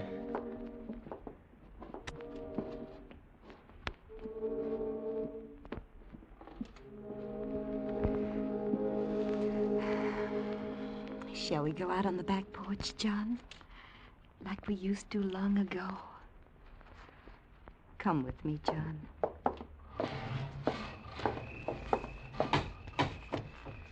Here. Let's sit here on the steps. Remember that grape arbor? You built it. Oh, I remember you hit your thumb with a hammer, and I cried. You're very silent, John. Is anything wrong? Phyllis, I've just had a crazy notion. Suppose this were Mars. But it isn't. Humor me, Phyllis. Suppose it were Mars, and the Martians saw our ship coming and saw us inside our ship and hated us, and they wanted to destroy us, but in a very clever way. Yes? Well, what would be the best weapon a Martian could use against us with our atomic bombs, our hydrogen? John... No, let me finish. The hypothesis is interesting. The Martians would use telepathy, hypnosis, memory, imagination. Oh, John, don't question us anymore. No more. Look, suppose this town is some other shape, a Martian shape. But by playing on my memory and my desires and my wants, they've made it what I've wanted it to be. Yes. I suppose my mother and father weren't that at all. But two Martians, incredibly brilliant, keeping me under this dreaming hypnosis as other Martians have done it to my men. To Sam. But me. You've had your arms around me. You've kissed me. We shared old secrets. Was that a Martian hypnosis, John? Phyllis. Yes, what is it, John? Where are you going? I've got to talk to Sam. I've got to find out what he thinks now that he's alone with his grandmother. Stay here with me, John. Well, I've got to talk to Sam. Maybe he's beginning to wonder, too. You're not going anywhere, John. Phyllis! Phyllis, no! You're not Phyllis! I was right! You're not... You're not...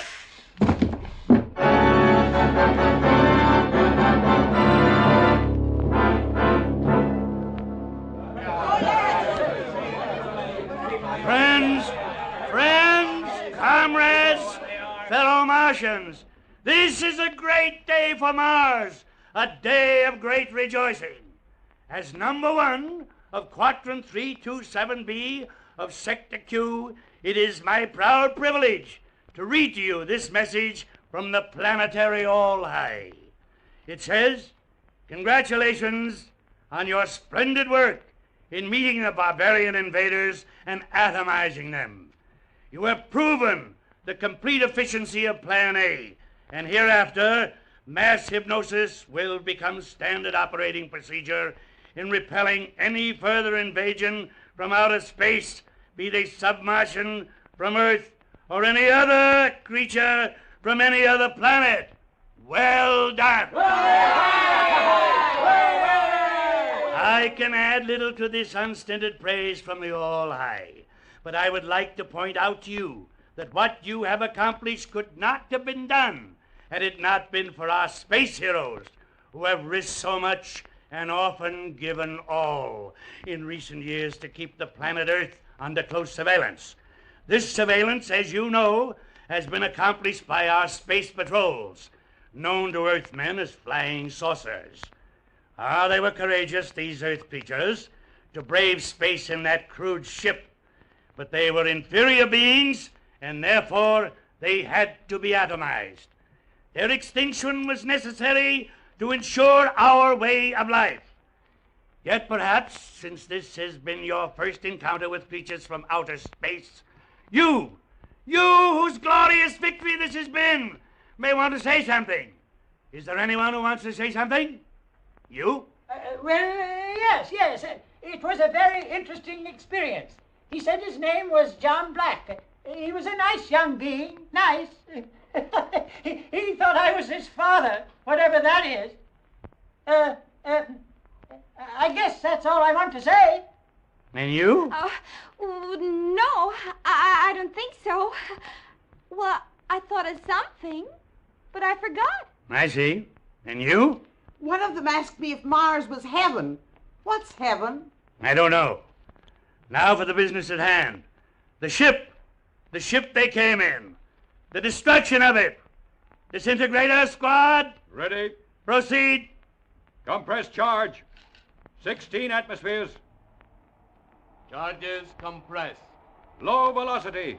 Trajectory 2. Low velocity. Trajectory 2. Release. Charge!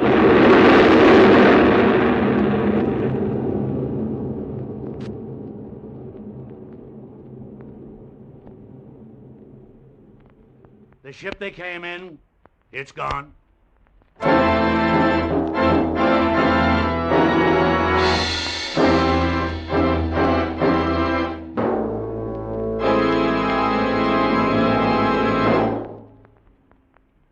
Motorists, did you ever consider that taking care of a car is something like caring for a baby? It's easier when you've got a system. And in caring for your car, the Richfield gasoline dealer has a system. It's called Richfield All-Point Safety Service. Have the Richfield dealer service your car tomorrow, because hot weather is hard on lubricants. Wear and sudden breakdown can occur before you realize there's anything wrong. With All-Point service, the Richfield dealer will change your oil to fresh, Rich Lube all-weather motor oil and give your car a careful all-point lubrication job. Chassis, differential, front wheels, and transmission. And that includes service of automatic transmissions with the new Richfield automatic transmission fluid. Richfield All-Point Safety Service also includes inspection and care of all the likely trouble spots, such as battery, spark plugs, tires, and radiator. So save time, save money with this one-stop service. Get warm weather protection for your car now with Richfield All-Point Safety Service. Look for the Richfield Eagle on the cream and blue pumps. Escape is produced and directed by William N. Robeson, and tonight has presented Mars is Heaven by Ray Bradbury, adapted for radio by Morton Fine and David Friedkin.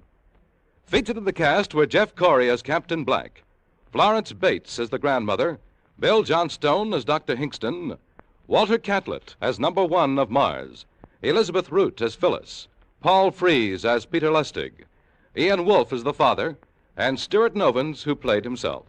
Also heard were Ruth Parrott and Ben Wright. Special music arranged and played by Ivan Ditmars. Next week. You're standing on the floor of the ocean, pronging up a fortune in sponges.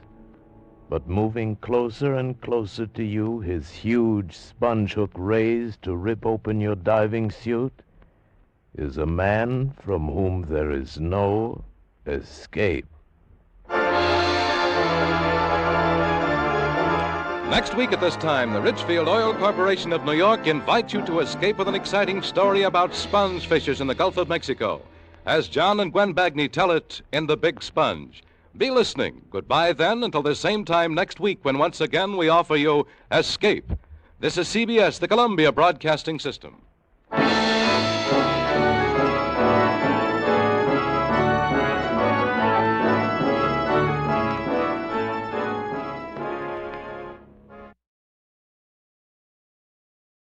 A warm word of thanks tonight to our sister station, CBS. And before the next thrilling episode begins, let's see how much you know about your favorite radio heroes.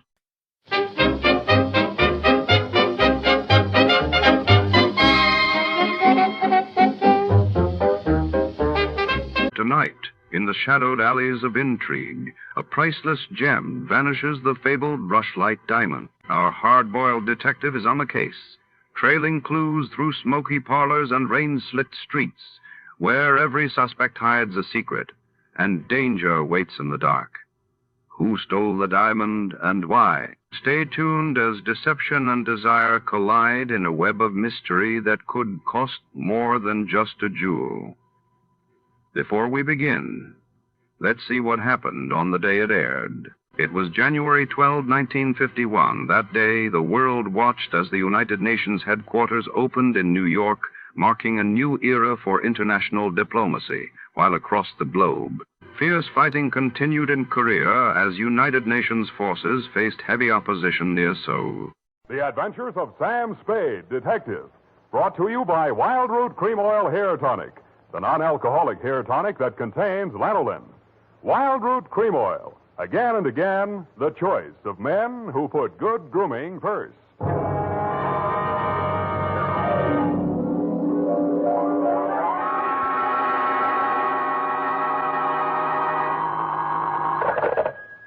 Sam Spade, Detective Agency. Good evening. That sounds funny in dialect. Good evening to you, and happy 4th of July, Bernadine Hemp. Oh, Mr. Spade, what was the caper? Don't you mean caper? No, the caper. The high point of the caper. The climax, the crescendo, the pinafore. Now, that's better. For a minute, I was afraid you were learning English. Oh, no, I'm studying Spanish. Soy infeliz que inicia... Yeah. Mucho interesting. Gracias. Shall I go home now? No, mal suerte. There's a little matter of murder in 2 languages, neither of which is Spanish, so stay where you are. I'll be right down to dictate my report on the Rushlight Diamond Caper.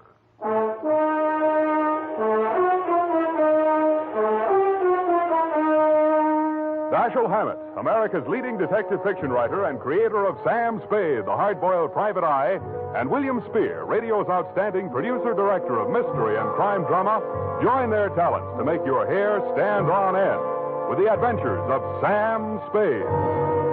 Presented by the makers of Wild Root Cream Oil for the hair. Listen, men, to this holiday tip on good grooming. To help spark up your whole appearance, first be sure that your hair is well groomed. Be sure it's groomed with popular Wild Root Cream Oil Hair Tonic. Wild Root Cream Oil grooms your hair neatly and naturally, the way you like it, the way she likes it. Wild Root Cream Oil also relieves annoying dryness, removes loose, ugly dandruff. So look your best all the time by sprucing up right with Wild Root Cream Oil Hair Tonic. Again and again, the choice of men who put good grooming first. And now, with Howard Duff starring as Spade, Wild Root brings to the air the greatest private detective of them all in the adventures of Sam Spade.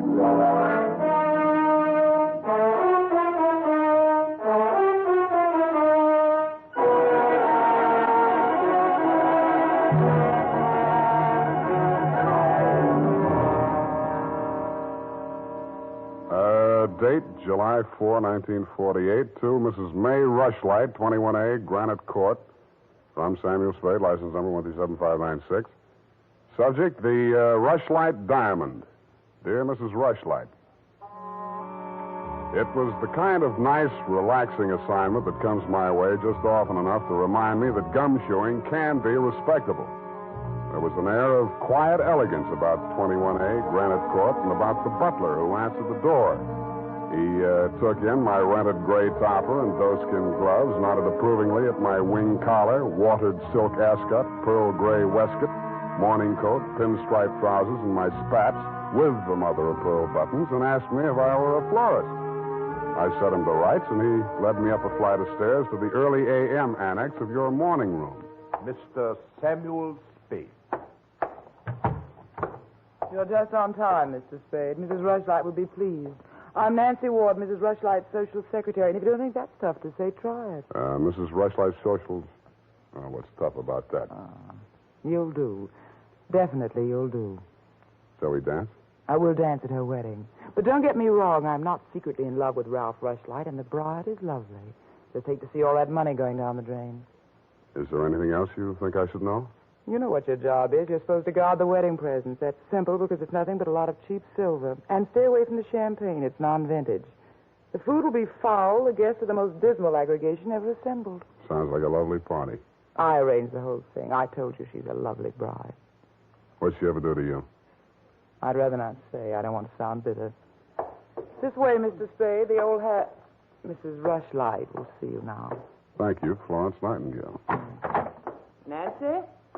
Oh. This is it, darling. Mr. Spade. Come over here, young man, so I can get a better look at you. How's this? It's good. Turn around. Yes, you'll do. That'll be all, Nancy. Couldn't I be finishing up these place cards while you talk? Take them with you. Do them outside. Very well. Nosy girl. But nice. Nice nose. Oh, you too, eh? Well, I agree. That's why I'm marrying off my nephew to that wretched girl, Lotta Van Eyck. Have you ever seen Bugs Bunny, Mr. Spade? You don't mean the... They protrude. The ears? No, the teeth. Oh. As my late husband used to say of her mother, she could eat a tomato through a tennis racket. Oh. There's only one thing that'll prevent this wedding from being an utter disaster. She doesn't understand much English. Well, what's the matter with your nephew? A great deal, but it doesn't show. Suffice it to say, he has criminal tendencies and the mentality of a snail. Mrs. Rushlight, I don't like to seem forward, but why are you telling me all this? Oh, you're supposed to mingle with the guests. You'll need some conversation. Now, as to your assignment. The bride, being what she is, the wedding presents are hardly worth guarding except for one. Ironically enough, it's from me. What is it, a machine gun? Oh, that's good. Oh, excuse me, I must write that down. And then tear it up immediately. Oh, dear. No, Mr. Spade. But it's bad luck, the Rushlight diamond. You've heard of it? Something about it in the American Weekly a while back, wasn't there? Yes. It's not as large as the Hope diamond, but there's not a flaw in it. My late husband, Roy Rushlight, bought it for his first wife. She sank with the SS General Slocum in Hellgate, the East River, 1904, over 1,000 lives lost. Luckily, she was wearing a paste copy at the time. I was only a young girl when I married Mr. Rushlight, and fool that I was, I signed anything his lawyers asked me to sign. After his death, I discovered that the diamond was to be mine only until the marriage of my husband's male heir, at which time it must go to his bride. Well, that's too bad. You say, though, that the Rushlight diamond is bad luck. Oh, there's that, of course. I wonder if it's too much to hope. Well, I must go and help dress the bride. Go along downstairs, Miss Spade. Take this jewel case with you. Put it on the table with the other presents, and guard it well.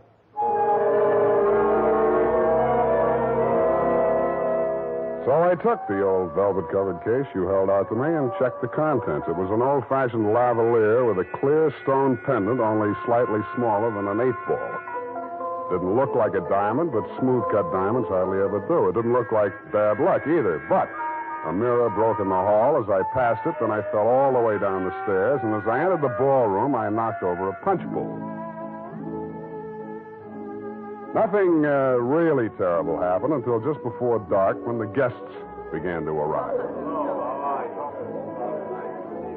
In theory, a detective guarding wedding presents is supposed to make himself indistinguishable from the other guests. In practice, it never works out that way. He has to spend most of his time within sight of the booty, so he is very easily spotted. I don't believe it. He's too good looking. Oh, but he must be. He's not anybody we know. Well, ask him. It's leap year. Oh, here comes Colonel Bixby. He'll know. Well.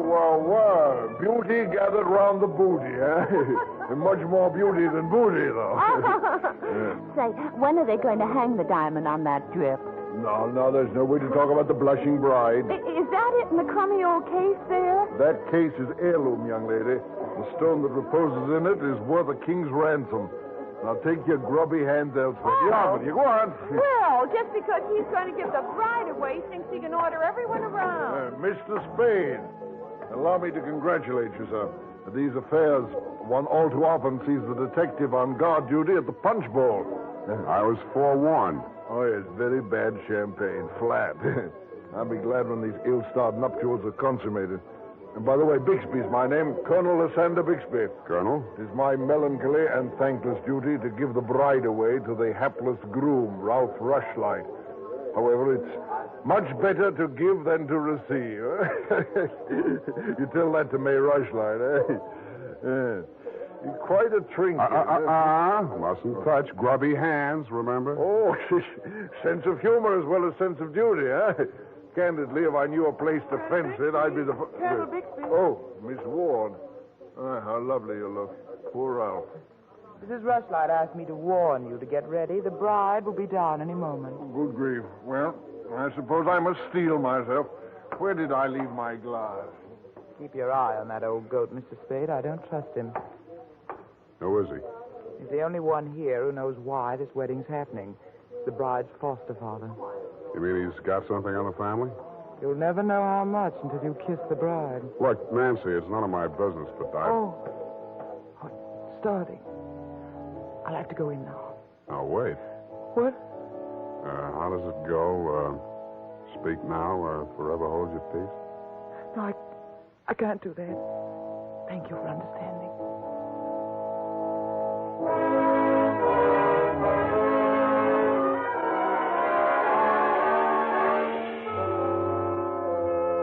I didn't witness the ceremony, but judging from the mood of those who had, it was just as well I didn't. They shuffled back into the ballroom looking as if they'd witnessed an execution, and nobody seemed to be in a hurry to join the receiving line. After a few half-hearted handshakes, the groom left the bride standing alone, looking kind of bewildered, and came over to take inventory of the presents. Look at that junk. I'm Ralph Rushlight. Who are you? Spade. I was hired to guard this junk, as you call it. Sorry I'm wasting my time. The Rushlight Diamond. It's bad luck. Look at what it did to me. Look at it. Did you ever say anything? Keep it to yourself. Why should I? Because I'm liable to slap you clear across this room. Haven't I been punished enough? Go on, scram. Keep your hooks off that necklace. That's mine. I heard it's your wife's. Come along, you heard Come wrong. along over here. Oh, Mr. Spade, you haven't met the bride yet, have you? No. Thank you. I wish you a lot of luck, Mrs. Rushlight. You're going to need it. Thank you. Well, I suppose now, as well as any time, Colonel. Oh, very well, my dear. Quiet, please. Quiet, everyone. Mrs. Rushlight, the elder Mrs. Rushlight, that is, has something to say to you. Mr. Spade. Yes? The necklace, will you please hand it to me? With pleasure. I'm tired of looking at it. Oh, you're not done yet. Stay close by my side. Dear friends, at this solemn moment, I want, first of all, to welcome this dear little girl into the Rushlight family. Thank you. Yes. And now, dear Lotta, I will place around your neck the gem which was my heritage when I became a Rushlight and which is now yours. Thank you.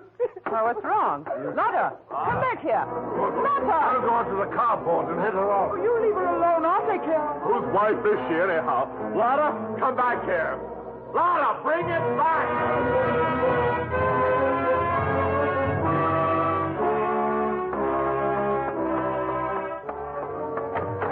I was almost ashamed to join in the chase, but I had to because I'd been hired to guard the Rushlight Diamond, and for my money, the best way to do that was to help her get away. Somebody got to her before I did. A strip of wedding gown satin marked the spot. The body lay crumpled under a hedge, but it wasn't the bride's body. It was the groom. He'd been stabbed to death with a pair of garden shears, which made sense. But what didn't make sense was that the necklace she'd been wearing was still clutched in his hand.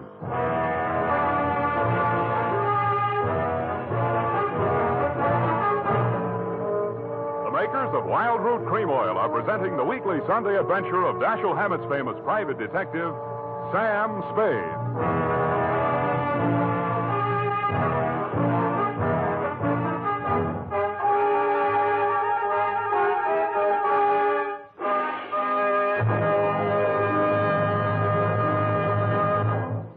If you want the well-groomed look that helps you get ahead, socially and on the job, listen.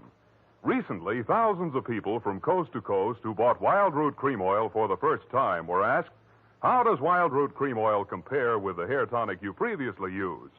Better than 4 out of 5 who replied said they preferred Wild Root Cream Oil. And no wonder.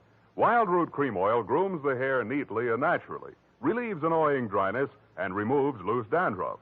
What's more, non-alcoholic Wild Root Cream Oil is the only leading hair tonic that contains soothing lanolin. So ask for Wild Root Cream Oil Hair Tonic. Again and again, the choice of men who put good grooming first. By the way, smart girls use Wild Root Cream Oil too, and mothers say it's grand for training children's hair.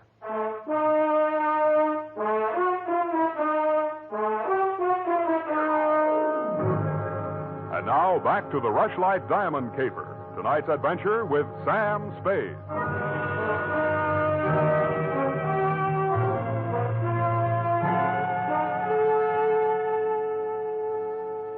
Number 21A Granite Court was teeming with motives and suspects. But the police were primarily interested in locating Lotta, the missing bride and widow of Ralph Rushlight. So was I. She looked like less work than the rest of you because if she had killed him, it was self-defense if she knew enough English. By 10 in the a.m., when I checked in at my office, she was still successfully eluding the police dragnet. That was because nobody, including me, had thought of looking in my office. Wow. Good morning. Thank you. Is that all the English you know? Thank you. No. I want my necklace. The police have it. You go with me and tell them who I am. Okay, but first I have to know who you are.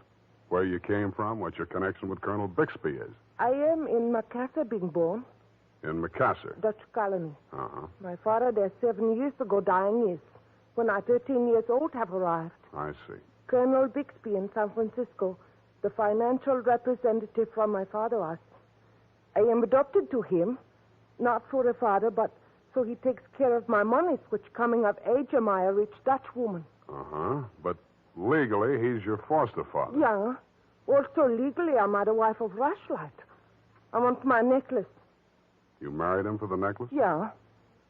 Why did he marry you? For 1/2 of necklace when we sell. But everything to take he wishes. You and Ralph were going to divvy the take from the Rushlight diamond, you thought. Yeah. And what was the colonel going to get? Money for Mrs. Rushlight. Oh, now, wait, that doesn't make sense. Mrs. Rushlight stood to lose a small fortune by that marriage. Why should she pay the colonel to promote it? You the detective are? You said that. Where my necklace are. That I say. Yeah, well, look, I'm not as sure as I was. Wait just a minute. I'll check on it. Homicide, Lieutenant Dundee. Spade, Dundee. Oh, yes, Sam. What's new on the Rushlight caper? Oh, you know I can't talk about the case, Sam. Oh? I got a line on that girl. Oh? Where is she? You know I can't talk about that, Dundee. Oh, you can't you? Well, let's see if this doesn't change your mind. The necklace we found on Rushlight's body was a phony, a paste copy. Uh-huh. Does that make her guiltier than she was before? Well, now she's got a motive. Throws all our previous theories into a cocked hat. Now, where's the girl? She's in my office, Lieutenant, dear. Come and get her. Thank you.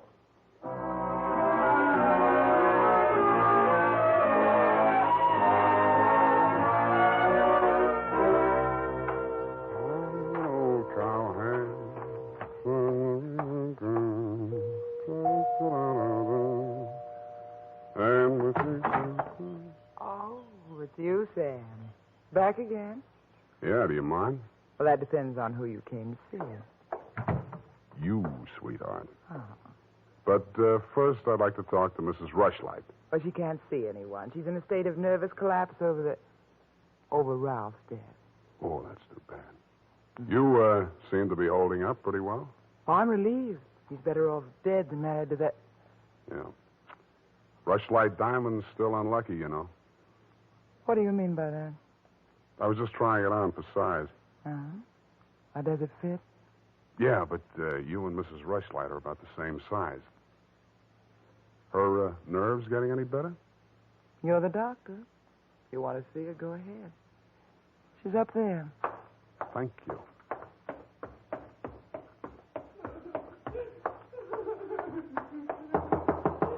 Mrs. Rushlight. Go away, I'm ill. I'm sorry to break in on you like this, but I haven't got much time. How dare you? Nancy! Try that girl.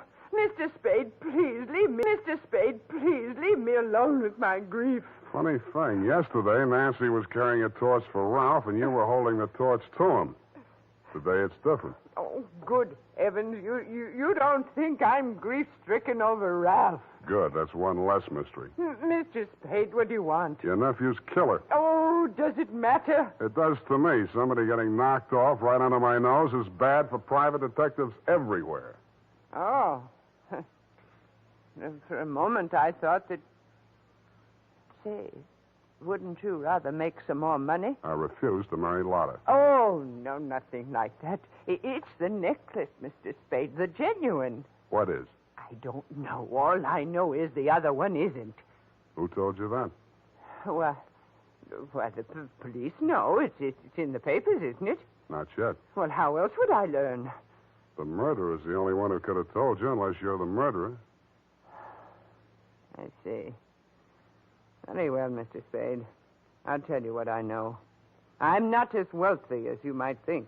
In fact, I have for 4 years lived from pillar to post, from hand to mouth, ragtag and bobtail, struggling to make ends meet. What you mean is you're eking out a meager existence, keeping your head above water, one jump ahead of the sheriff, stalked by the grim specter of poverty. Is that right? Oh, how well you put it. In fact, Mr. Spade, I'm something of a crook.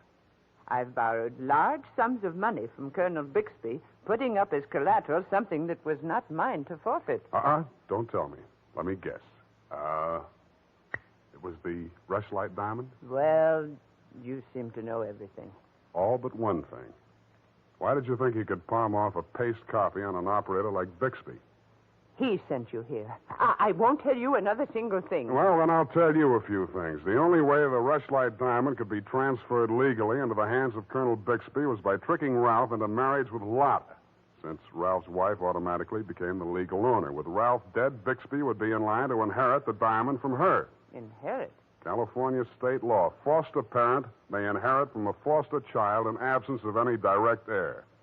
Well, why, then he planned. He'd kill her, too. Mr. Spade, we must stop him. She's safe for the time being. I had her thrown into the pokey. They can hold her 48 hours for questioning, but they can hold you longer. They can even hold you as an accessory before the fact. Why, I didn't know he was going to kill anyone. Lotta was just going to hand over $1 million diamond to Bixby out of the kindness of her heart? Oh, no. Lotta wanted to become an American citizen. Marriage is the quickest way. For her, Ralph was the only way. Okay, I'll buy that. Now, tell me honestly, Mrs. Rushlight, what happened to the genuine stone? I honestly didn't know. I wasn't sure. But now there can be only one answer. Nancy with the laughing face? She went with me when I went to the bank vault to get the Rushlight diamond to present to Lotta after the ceremony. Uh-huh. She looked after all my jewels, including the paste copy that I habitually wore. Homicide, Lieutenant Dundee. Spade again, Dundee. I think I got the Rushlight caper all wrapped up. I'm heading for your office now, so wait for me. And whatever you do, don't let that Lotta dame out of your sight. Thank you. Goodbye. Wait a minute, Sam. Wait a minute. Yeah? The Lotta dame, she's already gone. Escape? Bailed out, custody of her foster father. Wait a minute, I got the name here, son. Bixby. He's a colonel, and no wonder you're only a lieutenant. Mr. Spade, can't you stay for tea? Not thirsty. Nancy? Nancy, where are you? Oh, here I am, Sam. I was waiting for you. You got the keys to that car out in front? Why, yes. Do you want to borrow it? Yes, with you in it. Why, Sam, wait till I put my face on. Let it go. It's as good as lost anyway.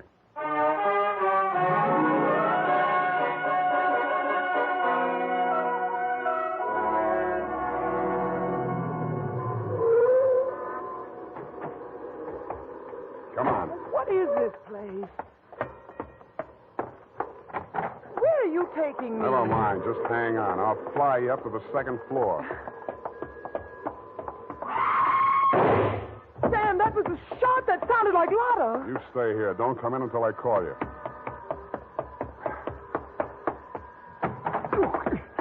Spade, what are you Get back in there. Drop it. No.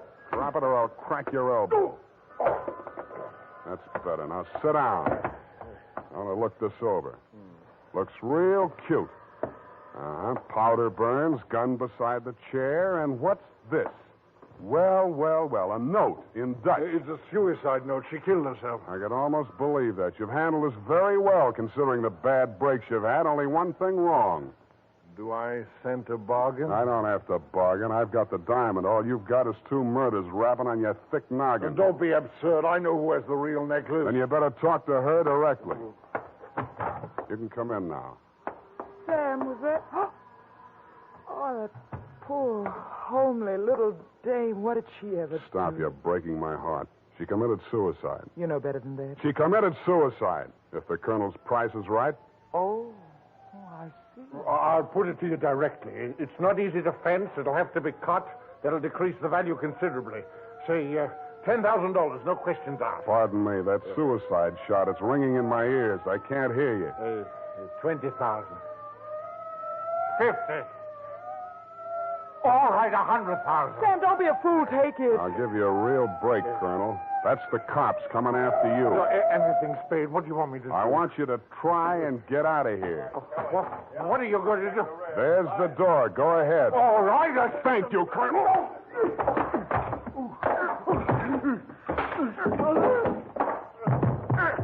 All right, men, remember, he's desperate. Bixby, we're giving you a chance. Come down or we're coming up after you. Come on. Come on, get up, Colonel. Here he comes. Careful, it may be a trick. Watch it, Dundee. Here he comes.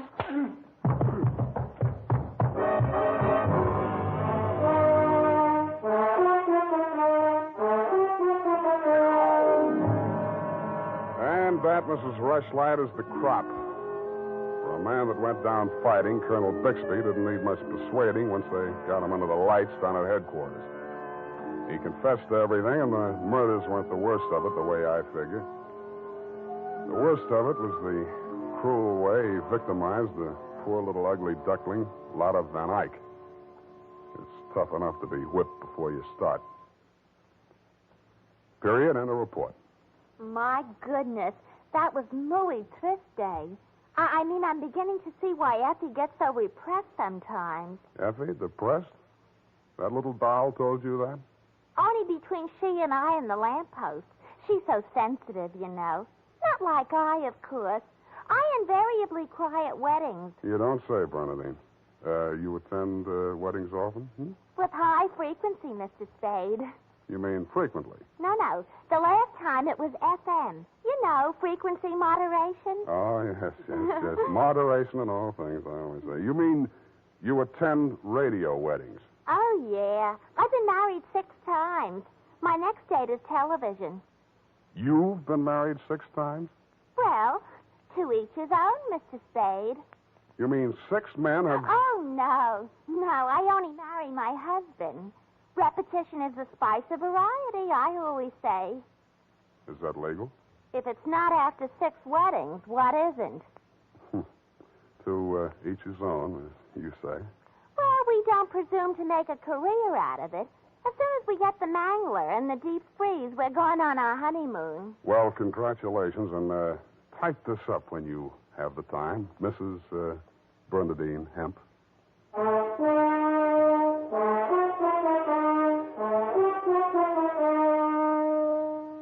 Every day, more and more men are turning to Wild Root Cream Oil for truly handsome hair. And that's not surprising, for what other leading hair tonic gives you these big advantages? It grooms the hair neatly and naturally, relieves dryness, removes loose dandruff. What's more, Wild Root Cream Oil is non-alcoholic and contains soothing lanolin. No wonder Wild Root Cream Oil is the favorite with so many millions of smart, particular men. Get Wild Root Cream Oil. Again and again, the choice of men who put good grooming first.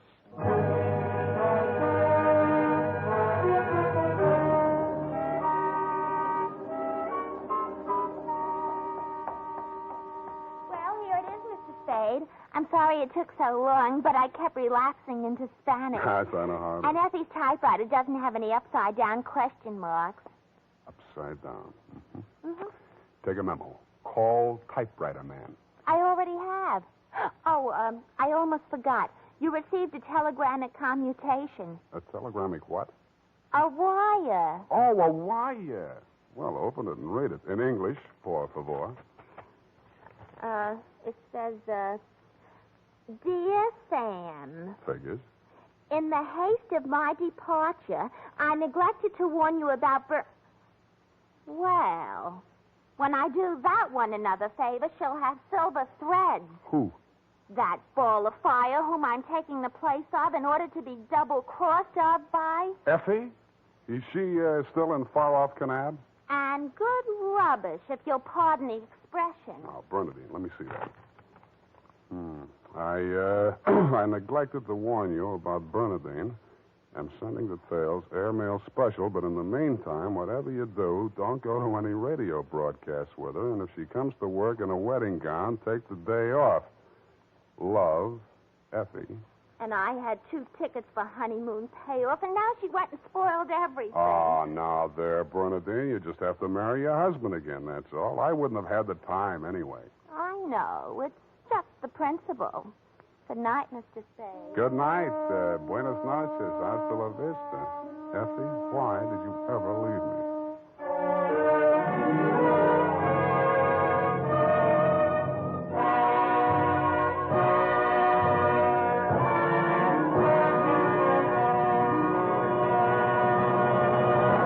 The Adventures of Sam Spade, Dashiell Hammett's famous private detective, are produced and directed by William Spear. Sam Spade is played by Howard Duff.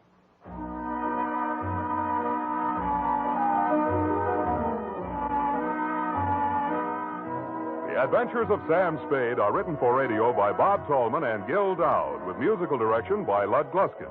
Gil Dowd directed tonight's broadcast in William Spear's absence. Join us again next Sunday for another adventure with Sam Spade, brought to you by Wild Root Cream Oil.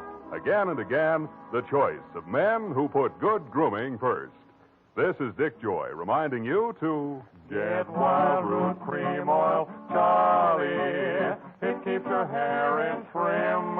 You see, it's non-alcoholic, Charlie. It's made with soothing lanolin. You better get Wild Root Cream Oil, Charlie. Start using it today. You'll find that you will have a tough time, Charlie. Keeping all the gals away. Hiya, Baldy. Get Wild Root right away. This is CBS, the Columbia Broadcasting System. Before we continue tonight's excitement here on Escape Radio, we'd like to thank our friends over at CBS. And now, a quick quiz for our loyal listeners.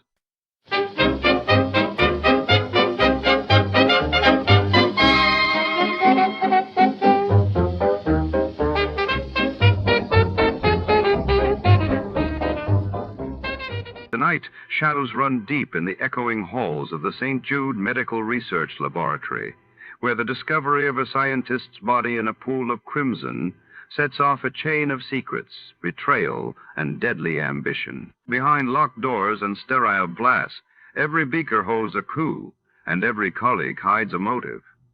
As Detective Harrington steps into the glow of flickering fluorescent lights, the truth waits to be uncovered, drop by drop. Before to start, let's see what happened the day it was aired.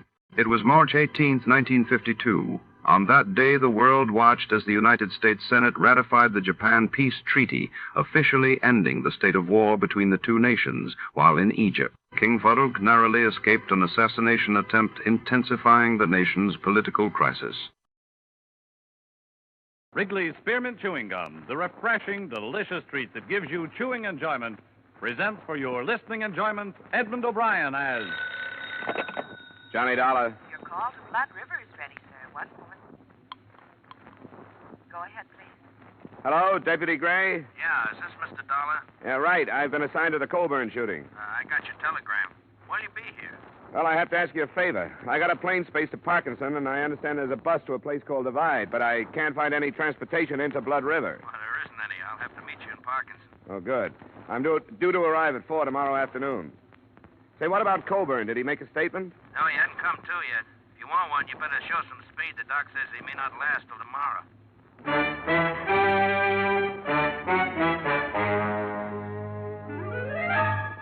The makers of Wrigley's Spearmint Chewing Gum bring you Edmund O'Brien in another adventure of the man with the action-packed expense account.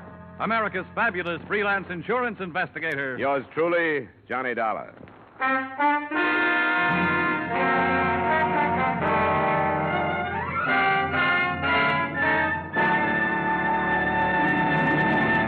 To make every day more enjoyable, treat yourself often to refreshing, delicious Wrigley's Spearmint Chewing Gum.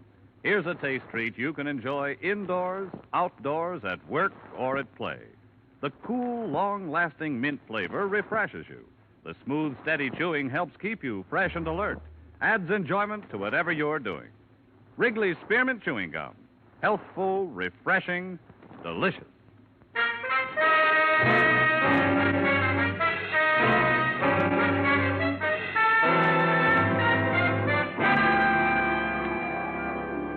Expense account submitted by Special Investigator Johnny Dollar to Tri-State Life and Casualty Company, Hartford, Connecticut. The following is an accounting of my expenditures during investigation of the Blood River matter. Expense account item 1, $240, transportation and incidentals between Hartford and Parkinson. I was paged at the airport and given a note that directed me to St. Paul's Hospital, where I was met by Deputy Sheriff Tom Gray. I brought Coburn in here this morning, trying to pump some blood into him, I guess. Nothing like a hospital out in Blood River. Any improvement? Yeah, I don't think so. Slugs from a 45, 4 of them. If it was me, I'd have left him where he was. Moving him 40 miles didn't do him no good.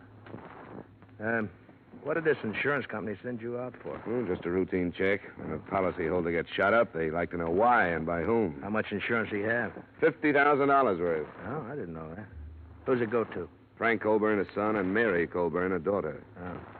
Do you have any leads, Sheriff? Leads? Oh, I got what the hired girl said.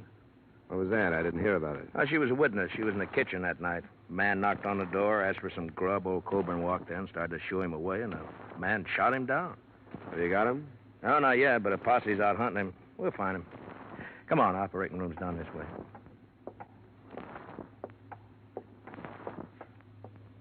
Tom, have you heard any news? Not yet, Mary.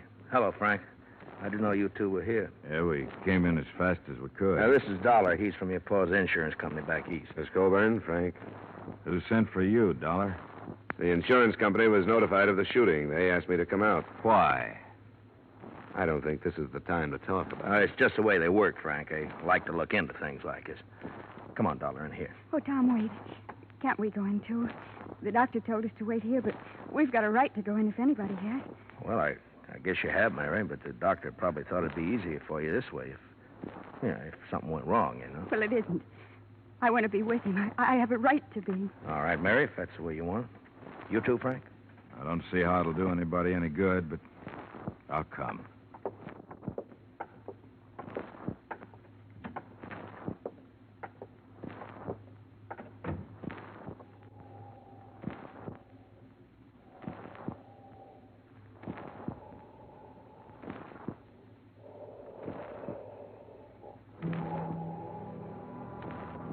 The son, Frank, was a huge man, well over 6 feet in his high-heeled boots. But the figure on the operating table must have towered over him during better days. I learned later that Max Colburn was more than a man. He was already a legend in the Blood River section. But here, under the intense glare of a battery of overhead lights, and under the probing instruments of the surgeon, Colburn was a great deal less than a man. Through the concealing sheets, you could realize the disintegration of his body, and his massive head, skin now bloodless and drawn, had already taken on the aspects of a skull. I knew he'd never make a deathbed statement, but we stood there and waited 2 hours for him to die.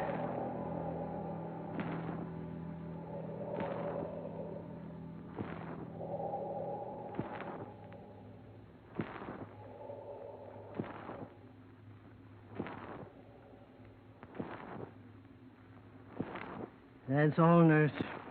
Jot down the time, please, and notify the coroner. Yes, sir. 6:15. Oh, now, Mary, don't do that. It won't do no good. Oh, Tom, what'll I do? What'll I do? You'll be all right, Mary. Frank, take her out of here, will you? Come on, Mary.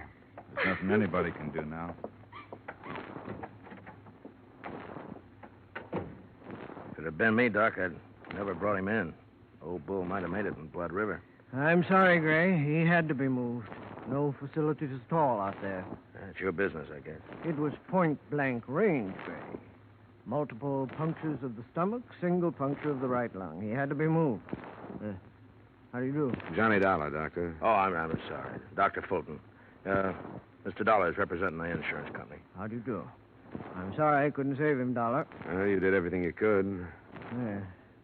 Who was it that shot him, do you know? Not yet. I hope you'll find him. Max Colburn was a fine man. Yeah, the best. What are you going to do now, Dollar? Go to Blood River? I'm still not satisfied about this thing. I'll put you up in my place. There's no hotel. Oh, thanks. I'd appreciate it. Well, nice to meet you, Dollar. Too bad it couldn't have been under better circumstances. You should never have brought him in. Well, he probably knew what he was doing. You think he shouldn't have been brought in? Why'd you let him? You're supposed to be the sheriff out here. There's nothing I could do to stop him, Frank. No, and there didn't seem to be anything you could do before to stop it either. Oh, now, calm down, Frank. The county don't pay you to run around with my sister. If you'd been spending half the time on your job that you do with her, this wouldn't have happened. That's enough, Frank. Now, shut up. And if Mary don't know it's mostly your fault, I'm going to tell her. He's a hot-headed buzzard. Yeah, I noticed. Can we make it to Blood River tonight? Yeah, we can make it all right. Look, Dollar, I want to tell you something. It's a funny little place, only about 300 people in it. aren't going to like you butting in. They don't like strangers. I'm used to that. Okay, as long as I told you. My Jeep is out in the back in the parking lot.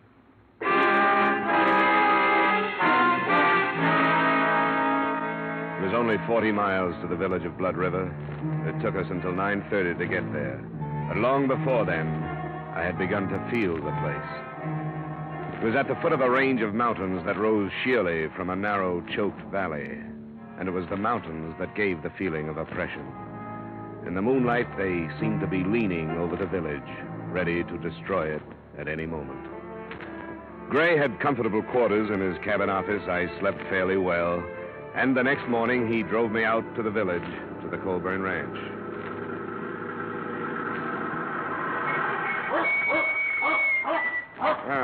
Quite a layout. Only 400 acres now. Colburn used to own the whole valley. There's open range up in the hills there. Well, this is the best fattening range in the whole... Will you get away, Duke? That dog dangerous?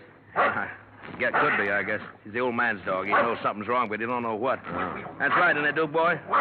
Yeah. Now, go away, go away. Go on, boy, go. Well, come on, we'll go up to the house.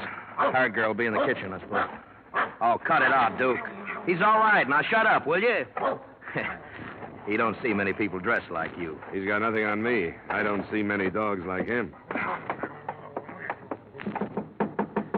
Millie, it's Tom Gray. I don't want to talk about it no more, Tom. I told you what I saw happen. Here's a man from back east. He wants to talk to you. Why? You tell him what I said. I did, Millie, but he wants to hear it from you. I see it all happen again. That's why I don't want to talk about it. But I will if I got to. Well, thanks, Millie. I'll make it short as I can. Go on, Duke. Now, you stay outside, boy. Go on, go on. There. Well, this is where it happened, Dollar. He's lying right there. This way with his head on the table. Two of the slugs hit the wall there. Hey, you see the marks? Yeah. Was he lying face up? That's right. Went over backwards. Shot from about here, I'd say. Is that right, Millie? I don't know. I went in the sitting room when I saw there was going to be trouble. How much did you see? I told Tom. It was after supper and I was cleaning up. A stranger come to the door and said he was hungry. I yelled to Mr. Colburn. I have to ask him about things. And he started right away to run him out. I fed a lot of strangers. I never heard him act that way before. Did it sound like he knew this stranger? I couldn't tell. He started cussing at him, and I run in the sitting room and held my hands over my ears till the shooting. Then I screamed. According to the description you gave Sheriff Gray, the man was short, stocky, with dark hair and heavy eyebrows. Now, can you remember anything else about him? I can remember one thing more. He was wearing some kind of a coat and had a newspaper in one pocket. Mm-hmm. Would you recognize him again if you saw him? Oh, yes. I'll never forget him. Why haven't you caught him, Tom? We'll get him. Did you see him after you heard the shots? No. I run back in here and saw Mr. Colburn. Then I run outside screaming. Randy come out of the bunkhouse, but I didn't see the man. That's Randy Drew. He didn't see this stranger coming or going. Colburn's son and daughter, where were they? They wasn't here. I don't know where Miss Colburn was, but Mr. Colburn wasn't home yet from riding fence. Millie. What? You telling the truth? Yes. You aren't protecting anybody. Of course I ain't protecting anybody. Why should I do anything like that? Who would it be? I only asked, Millie. That's all I want here, Sheriff. Good enough. Thanks for the help, Millie. Yeah, it looks like it's going to storm. How old is she? Huh? No, about 20, I guess. With a little work, she could be an attractive girl. She's peculiar. She grew up outside, but never quite did inside. How does she and Frankie get along? Pretty good, I guess. What are you driving at? Sometimes that stranger story sounds just a little too pat. Now, hold on. I take it that's the bunkhouse? Yeah, that's it. Now, how could somebody kill Colburn and then get across all this open yard before anyone ran out to check on the shooting? I don't know. I guess shooting out here don't mean what it does where you come from. Folks here do a lot of shooting. Well, Millie said she screamed. Yeah, it's pretty dark here, too. Mountains cut off the sun about 4 o'clock. Well, Maybe so. I told you we found a gun in a ditch near here. She said she had a newspaper in his pocket. The gun was wrapped in one when we found it. Who's this? What? That looks like Charlie Baxter. Oh, yeah, it is. He was in the posse. Wonder what he's steaming that horse about. Hold it. Oh! What's the matter, Baxter? What? We got him. We got the killer. We found him a Silver Star. Oh, well, good. Where's he now? We're bringing him to your place. It's Elmer Bryce. He came back? You better get in there. Right. You stay here and bring Millie in. She'll have to identify him. Use the truck. Okay. Let's get on back to town, Dollar. Who's Elmer Bryce? There used to be a hand here, just flunky. Kept the range string watered. Choked a colt to death with a rope, and old man Colburn darn near killed him. When was this? Oh, 2 years ago. You know, in 35 years of ranching, Elmer Bryce was the first hand the old man ever had to fire. Folks around here ran him right out of the country.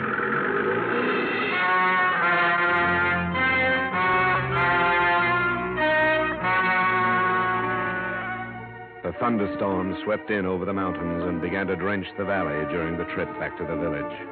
A group of maybe a dozen curious were huddled in slickers outside Gray's office waiting for a look at the prisoner. He arrived by car, went through the formalities of arrest, and a few minutes later, Colburn's hired girl walked into the office and faced him. That's him. He's the one. You swear on the Bible, Millie? Yes, I could never forget him. Okay. You can go on back to the ranch. Thanks for coming in. I'm glad they caught you. Oh, Millie. When they kill you, maybe I can sleep without seeing it happen all over again. That's enough, Millie. All right. Hey, you want Millie? Well, Bryce, you're under arrest. Anything you say will be used against you. I didn't kill him. You deny being at the ranch? I was at the ranch, but I didn't kill him. Well, what did you do? I was hungry. I thought I could get something to eat. He owes it to me. I can't get work no place because he talked about me so much. Nobody will hire me on account of the way he talks. It wasn't my fault that colt choked. He kept pulling and the rope jammed. Colburn, he told people I was crazy and I did it for fun. That ain't right. What happened at the ranch? Well, I asked the girl for something to eat. She called Mr. Colburn. He come and cussed me out and told me to get off his land. And I left. Millie says when he cussed you out, you killed him. I don't care what she says. What kind of a gun do you carry? I ain't got no gun, and you can't prove I killed him. Of course, I never did. Him too is Gray. We want Elmer Bryce. Why did you go to his ranch instead of some other? I told you.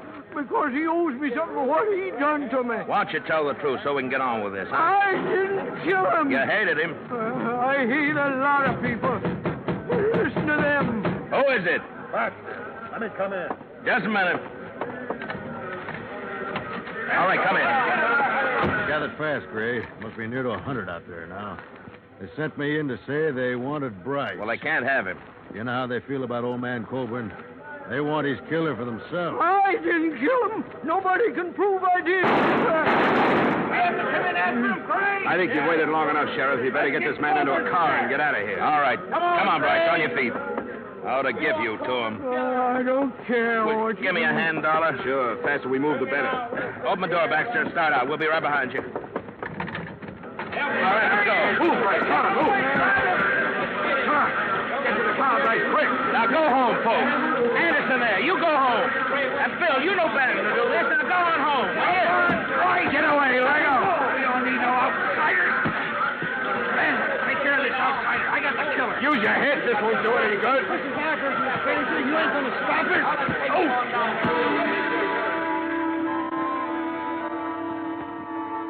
There was no stopping them. I caught a last glimpse of Bryce's face as I went down into the mud of the street. Then there was nothing but hundreds of thrashing legs carrying the mob and their victim to a waiting truck. Blood River was in the process of living up to its name.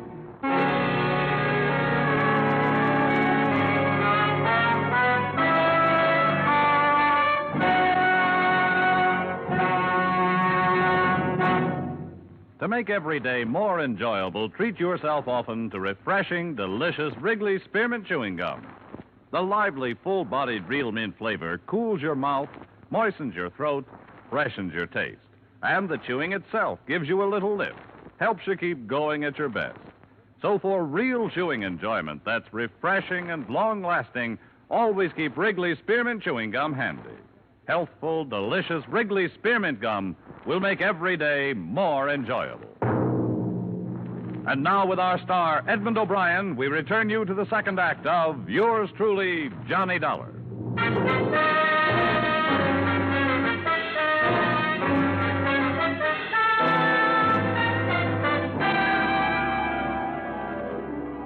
Deputy Sheriff Gray had fared worse than I. A boot heel had stunned him. So it was 15 minutes before we got underway in the Jeep. We found Elmer Bryce on the road to the Colburn Ranch, hanging from a bridge. We took his body back to the sheriff's office in the now silent village. You got to understand how they felt about Colburn before you can begin to understand their actions. I'll never understand. I've never been part of a mob. And neither have I. Neither have they. But this is something special. The old man is going to break up the rest of his land and parcel it out. He's done it before. He was loyal to the Blood River folk, and it meant they could have the land of their own. They could never afford it except the way he sold it. You're in a bad spot, aren't you? What are you going to do about this lynching? I'd like to call back the last hour and a half. That's what I'd like to do about it. Should have kept Bryce out of Blood River, but I didn't know. These people are my friends. I'll have to go into Parkinson and name as many of them as I saw. That's what you pay for wearing a badge, I guess. It's a lousy break. Is there anything I can do? I think I better strap on a gun. For the first time since I got this job. See there on the desk the receipt I made out when I took Bryce's personal things? I better have that. Is it there? Yeah, it's here. Sheriff? What? What's this? Who signed this? Charlie Maxwell. He signed because Bryce couldn't write. That's his X just above there. He couldn't write? Well, no, he wasn't much for brains. You saw that. He couldn't write his own name, but he carried a newspaper around with him? Why? Just to have it handy for wrapping guns? Or did he learn to read without learning to write? Well, it's going to be a strange kind of justice, Sheriff. If he was telling the truth and your village killed an innocent man, those that go free will live with that for the rest of their lives. I'll leave the Jeep with you. I'll drive Maxwell's pickup into Parkinson. Yeah, thanks. There's some of my clothes and boots you can wear. Better get out of them wet ones. And just take this advice, will you? Don't go throwing your weight around. It's going to send them crazy. Be careful. I'll be back after supper.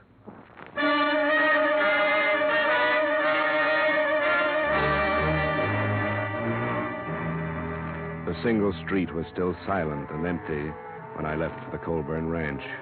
The mountains were closing in again. There should have been lights in the windows of the houses, but instead they were dark. And I could feel the eyes of the people who stood inside them, watching me pass. Finally, almost at the edge of town, a knot of men stepped from a doorway and waved me to a stop. Where's Tom Gray? He went into Parkinson. What for? To report the lynching. Lynching? Hear that, boys? He says somebody strung up the killer. I don't believe it. From what I hear, he hung himself. And good. Why are you trying this out on me? I'm not here to arrest you. I couldn't if I wanted to. What are you doing here? I'm still looking for Max Colburn's murderer. Bryce hung himself. He shouldn't have, because he wasn't guilty. Who says that? Sheriff Gray and I. There was nothing against him but your personal feelings and some circumstantial evidence. He's the one who done it. He even said so. Said what? That he went to the ranch first off. Why else would he do that? He was hungry. Now, come on, get out of my way. If you people think the rest of the story will help your peace of mind, I'll try to get it for you. But Bryce was innocent. Think about that for the time being. Come on, move it, Ben. I'm coming through. Let him go, Ben. Come on, boys. He can't hurt us.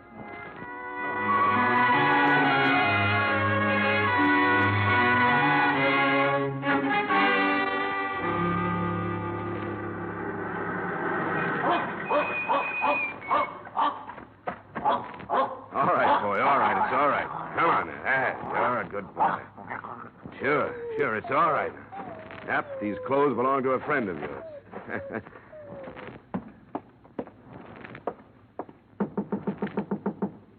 Who is it? Johnny Dollar, Miss Colburn. Oh, Who is it, Mary? it's Mr. Dollar, Frank. Oh, yeah. Come on in, Dollar. Thanks.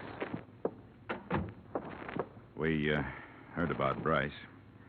I'm sorry it went that way.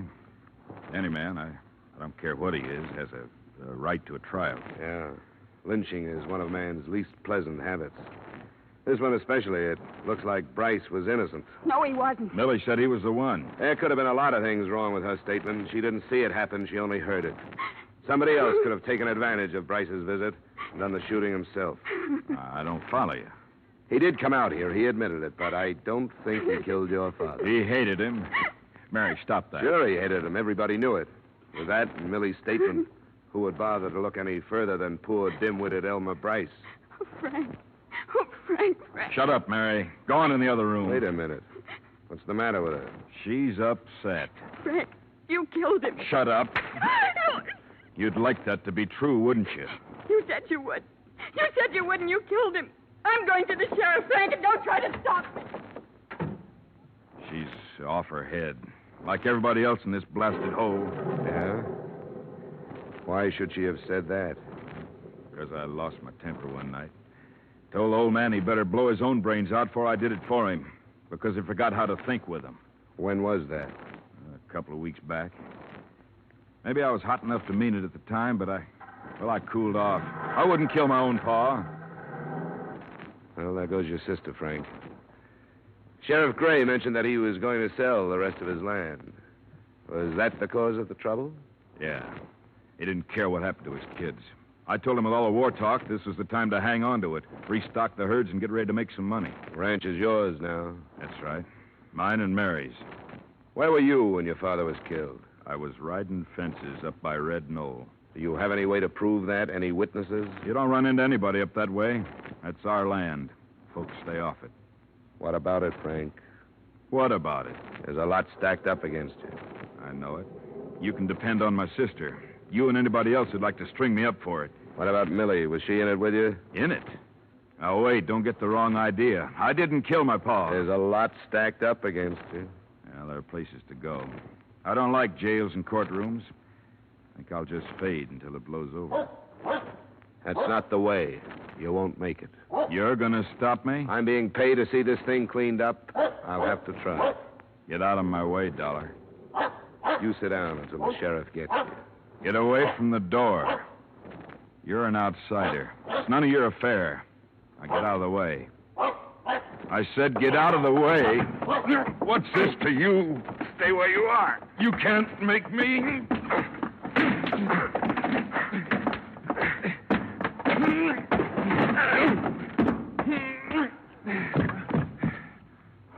No, I don't want to have to kill you. So don't get up. Frankie. What do you want, Millie? What are you doing with that gun? You've got to kill him, Frankie. Get out of here. You've got to. For me. Why? Because I lied. I lied to everybody. What about? About your pa. Elmer Bryce didn't kill him. Millie. Because I did. I killed him for you. You told me that night you wished he was dead. You remember that night? I remember, Millie. And I told you I'd do anything for you. Remember that? Anything. Yeah, I remember. I lied. Elmer Bryce came, but I stayed in the kitchen and heard everything he said. I knew he hated your pa, and after he ran away, I thought about it. You're crazy, Millie. I waited for a while, and when I knew nobody saw that man leave, I yelled to your pa again. And when he come in, I shot him. And that night, I threw away the gun. What's the matter with you, Millie? You know what's the matter. Now, you can't run off and leave me. You've got to help me. I can't help you. You've got to kill this man. I won't do it, Millie. Then you've got to take me away with you. I'm not going away now. I don't have to. I didn't have anything to do with it. This is the end for you and me. All right, Frankie. Hey, get down. Don't do it! Kill her. Drop it. Let go. All right. I did it for him. Now I don't care what happens to me.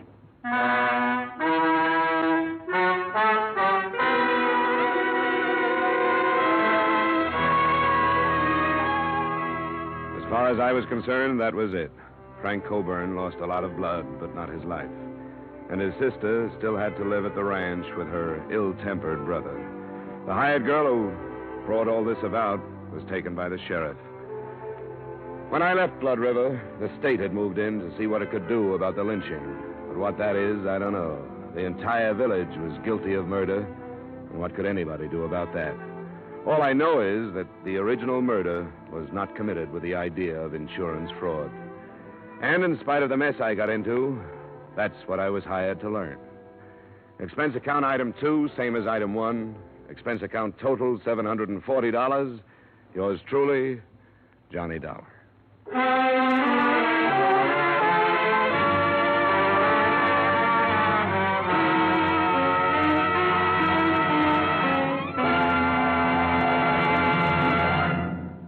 Remember, friends, to make every day more enjoyable, treat yourself often to refreshing, delicious Wrigley's Spearmint Chewing Gum. There's lots of cooling, real mint flavor in every stick. And chewing Wrigley Spearmint helps keep you feeling fresh and alert. You feel better, work better, get more fun out of doing things. So indoors, outdoors, wherever you go, keep some healthful, refreshing Wrigley Spearmint Chewing Gum handy. To make every day more enjoyable, treat yourself often to delicious Wrigley's Spearmint Chewing Gum.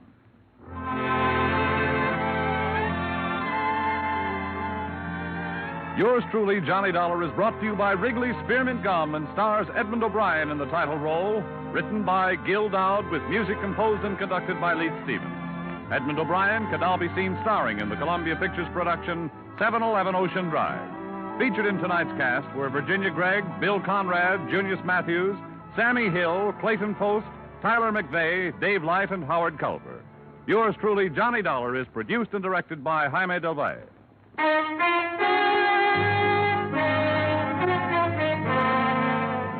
The makers of Wrigley's Spearmint Chewing Gum hope you've enjoyed tonight's story of Johnny Dollar and that you're enjoying delicious Wrigley's Spearmint Chewing Gum every day. We invite you to join us again next week at the same time when, from Hollywood, Edmund O'Brien returns in another adventure of... Yours truly, Johnny Dollar.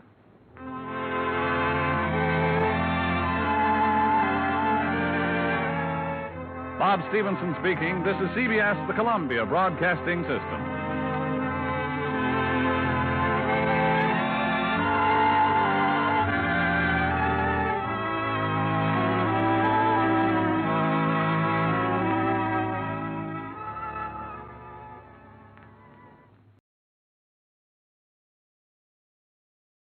Our thanks this evening to America's own CBS. And before the orchestra strikes up again, let's see who among you really knows the golden age of radio.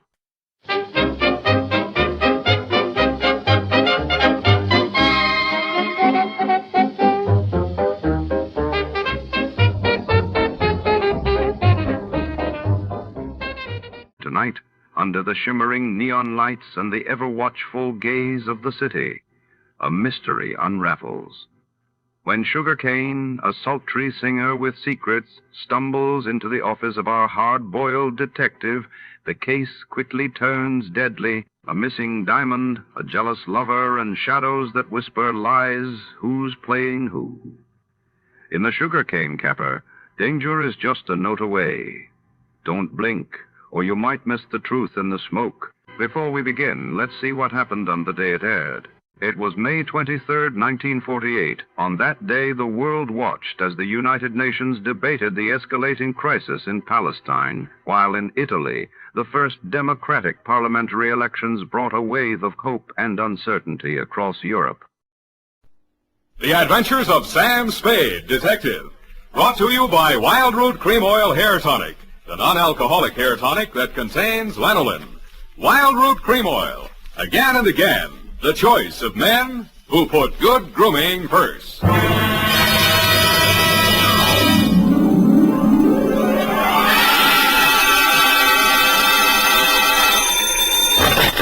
Spade Detective Agency. They offered me a cool $1.5 million, but I couldn't be bought. Oh, Sam, all the time fooling. Straight goods, Abby. Oh, really, Sam? Why didn't you take it? Oh, but you couldn't, of course. That's right, Angel. Taxes. Oh, you mean it would put you in a bracket? The girl's name, in case you were going to ask, was Sugar Kane. Was she sweet? Oh, Effie, you made a joke. Oh, not much of one, no. That is true, but even though you do seem to be, as you would say, in a jugular vein, I shall be right down, serious and frowning, to dictate a chronicle steeped in the bitter tea of general confusion, brewed in a witch's cauldron of murder, greed, and avarice. That's what gives it that nutty flavor. What, Sam? Silly girl, I refer to the sugar cane caper, on which I will forthwith my report be done to dictate on, goodbye.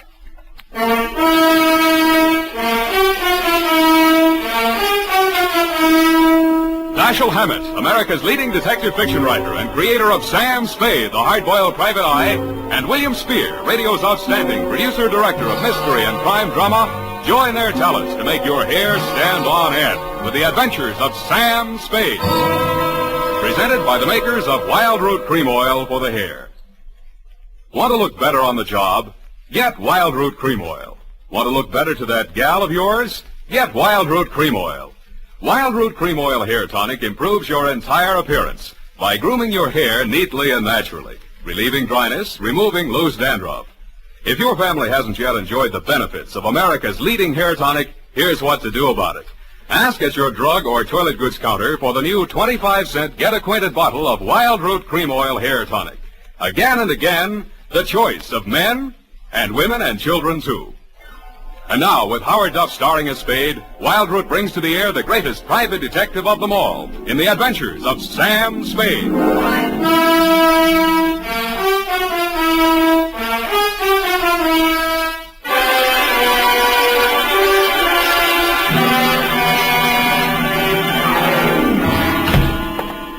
Hello, Sam. How are you, Sam? You were so lugubrious over the phone. Sometimes you're so bucolic, but tonight... What am I? When? Lugubrious tonight. Just bubbling over. Do you possibly mean I'm being lush with my verbiage? There, you see? Well, that's because I've been at work in the environs of Snob Hill, where they never use one word if 12 will do. Are you ready for the dictation, I guess it is? I plan to be most amusing tonight. Already I am yet. Look, I haven't even started. Oh. Really, I haven't. All right. Now, pencil. Date. Alan should have such an audience. Date. October 3rd, 1948, to Clifton Cavanaugh, Esquire. Down, Effie. From Samuel Spade, license number 137596. Subject, the sugar cane caper. On Thursday last, at 11 a.m., as I waited for the traffic signal so that I might legally cross Powell Street in order to board a cable car, a cat rubbed up against my leg. I leaned over to stroke it and noticed that it had 6 toes. I wondered if that meant anything. It didn't. Most Snob Hill addresses don't mean much anymore, but yours still does. The house was big, hideous, and reassuring. Oh. Are you from Peppersnell? No, I'm in business for myself. Mr. Cavanaugh in? Oh. Well, come on in. I can't understand what happened to that boy from Peppersnell. Oh, pardon me if I seem a little hungover. Gladly, but can you ever forgive yourself? I like you. You got a sense of humor. You'll need it. You trying to tell me you don't approve of Mr. Cavanaugh? That perfume pothead. What did he do to you? He married my mother. Oh. Stepfather? Yeah. I'm Fred Blair. Spade's my name. Where do I find him? Detective? Check. I'll give you a clue. Look behind you. I did. I turned and found myself looking straight into your handsome face. You looked several years younger than your stepson, with regular aquiline features, dark, widely spaced eyes, and blue-black hair. Well, so you're the notorious Sam Spade. Well, I don't want to seem modest. Come into the conservatory. There's just the barest chance that we'll not be overheard. Good. There. Sit down. What's your problem, Mr. Cavanaugh? Problem indeed. Problems, plural. Starting with that junior grade lush that collared you at the door. He's very fond of you, too. Well, you can't imagine what a trial that boy's been to me. Both the children. For some reason, neither Fred nor his sister Eunice ever quite accepted me as their father. You don't say. I suppose my youth counted against me. I think they misinterpreted my motives. When any man marries a wealthy widow twice his age... Yeah. Why did you send for me, Mr. Cavanaugh? Well, it all started several months back, before my wife, their mother, where was I? Oh, died. The scandal quite literally killed her. You're sure that's what did the trick? Fred, who, among other talents, was a positive genius for knowing the wrong sort of people, struck up an acquaintance with a hoodlum named Johnny Verona. Nice, clean-cut gangster type, runs a joint on Pacific Street. Precisely. With the positively hysterical name of the Subtropico. Mm-hmm. Well, there was a sordid brawl of some sort. A man shot. Obviously, this Johnny Verona shot him. Fred had to give testimony before the grand jury. It was all we could do to keep it out of the paper. But you did. No, and old Eleanor, my wife, that is, dropped dead when the butler brought in the Chronicle. But the worst was yet to come, Sam. Well, don't keep me hanging, Clip. Well, Fred continued to frequent this bistro, this dive of Verona's. I understand. I believe the bait is a toothsome little teaser with the unlikely name of Sugar Kane. She likes Fred. No woman in her right mind would look twice at that idiot, even if he were twice as rich and only half as sodden. Then, where was I? Oh, yes, this Verona person came here several times on the pretext of pouring Fred through the front door, and thereby met my stepdaughter, Eunice. Well, that's a very interesting story, Mr. Cavanaugh. Now, maybe you'll tell me what you want a detective for. Because my stepdaughter has brazenly informed me that she intends to marry this gangster. I want you to help me prevent that marriage. I don't see. Don't see what? I don't see how I can. Well, perhaps I didn't make myself clear. When Verona was arrested for that shooting in his club, Fred didn't tell the grand jury all he knew. Now, if you could prove that Verona is guilty, then we'd be rid of him for good. Is it Verona you want to get rid of, or your stepson? Good Lord, you don't think Fred did it? Do you? Why, no, of course not. Okay, supposing Verona did it, then Fred goes up on a perjury rap, maybe accessory. Oh. Well, I have no overwhelming desire to injure Fred. Look, why don't you tell me what you have an overwhelming desire for? Well, under the terms of her mother's will, Eunice will inherit $3 million as soon as she marries. When? When what? When do I meet her? Be serious, man. Now, I will pay Verona $50,000 in cash if he'll stay away from her. Would you take $50,000 as the payoff in a $3 million caper? In this instance, yes. Eunice is not very well, and you may quote me on that, book, chapter, and verse. To Johnny Verona? To Johnny Verona. Okay. Water's mighty cold this time of the year at the bottom of the bay, but if you don't care, I don't. Thank you. Let me know how it comes out. Don't give it a second thought. You'll know. Don't get up, Mr. Cavanaugh. I know the way out. Hey, Spade, wait up. Well, you look a little better. Listen, there's something you ought to know. He was my sister's boyfriend before he married my mother. He did it out of revenge because Eunice threw him over. He still wants to marry her.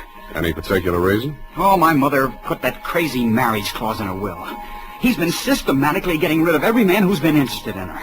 Bought him off, threatened him off any way he could. Why?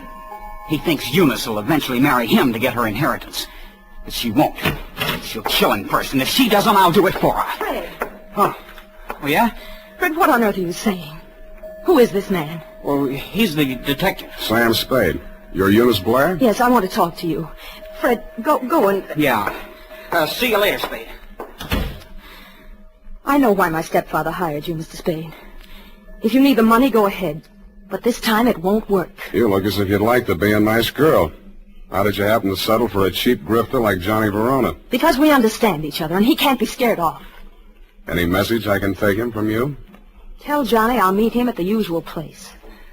And tell him I still like my coffee black. No sugar.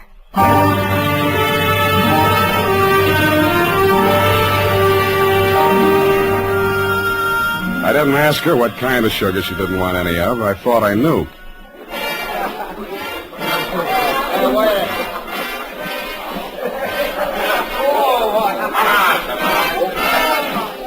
The only thing wrong with Sugar Kane's dance was her dancing, but the customers didn't seem to mind, and I didn't either. It was a pleasure to size her up carefully, as I would have felt obliged to do anyway in my professional capacity.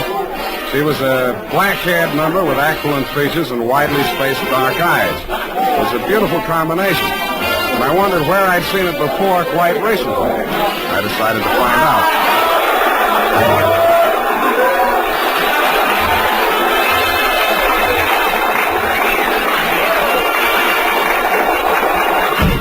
Hey, what's the idea of barging in here after me? Can't you see the sign on the door? No customers in the dressing room. Then let's go someplace else. I want to talk to you. Beat it. take it easy. This is on business. Good. I'll fix it up with the boss. Johnny! Yeah, sugar?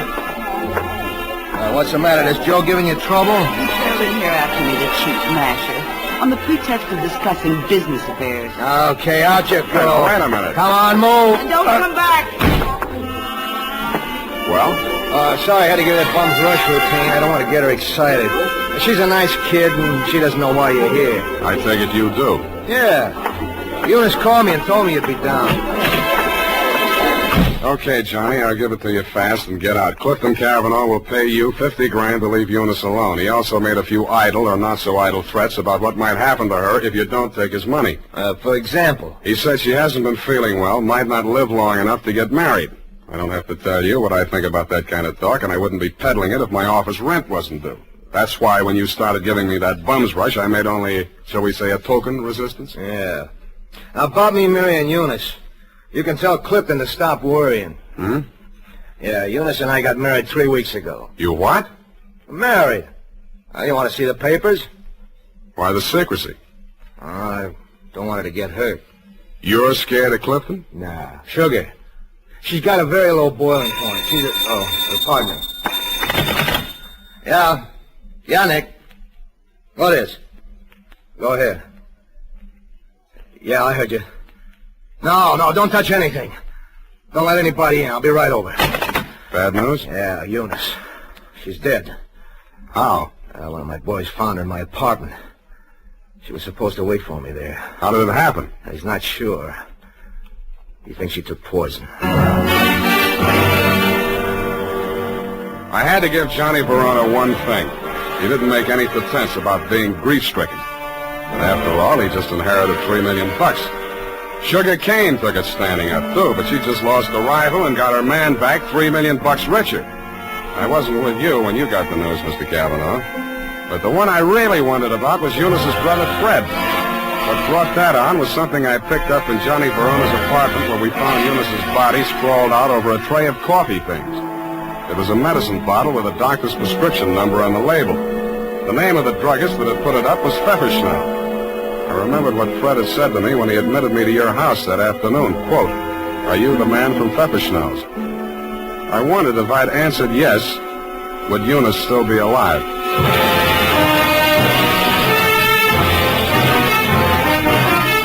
The makers of Wild Root Cream Oil are presenting the weekly Sunday adventure of Dashiell Hammett's famous private detective, Sam Spade.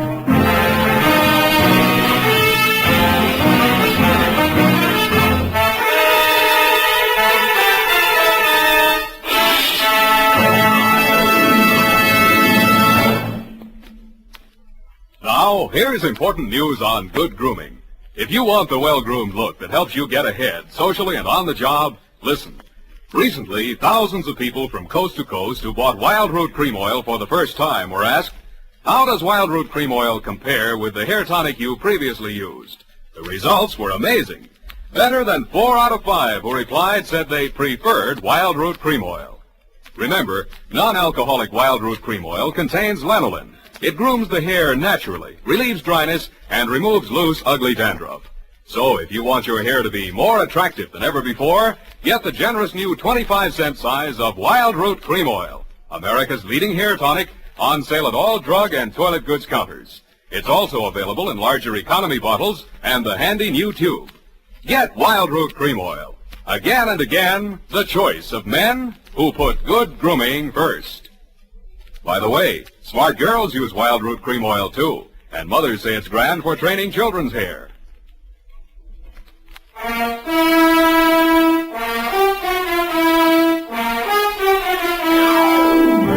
And now, back to the Sugar Cane Caper. Tonight's adventure with Sam Spade.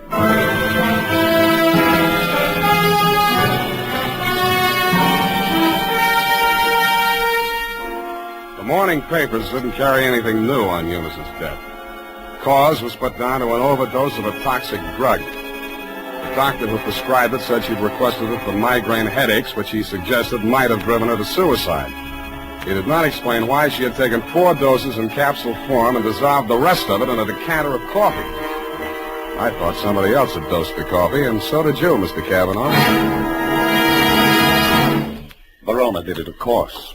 He knew she was taking those pills and dosed the coffee just enough to be fatal when added to what she took voluntarily. You knew all that, too. Well, so did Fred. But you had more reasons, 3 million more. But they were already married.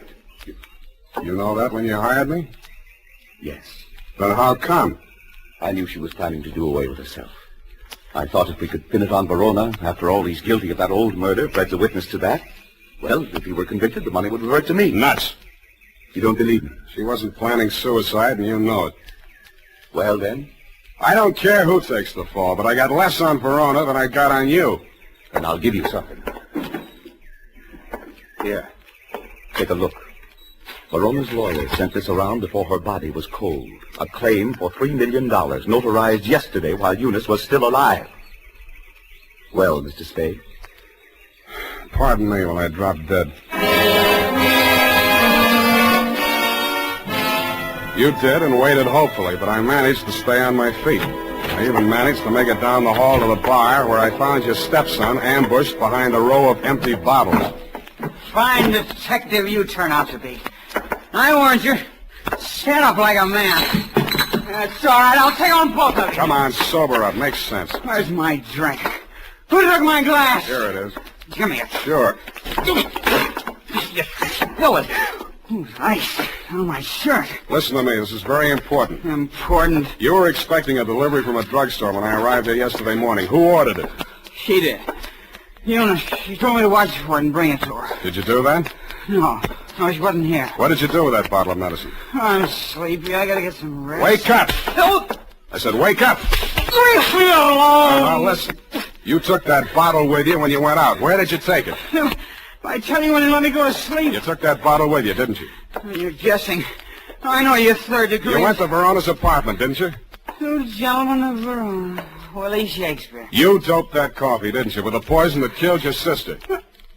I didn't mean it for her. I didn't know she was going there. Go on talking.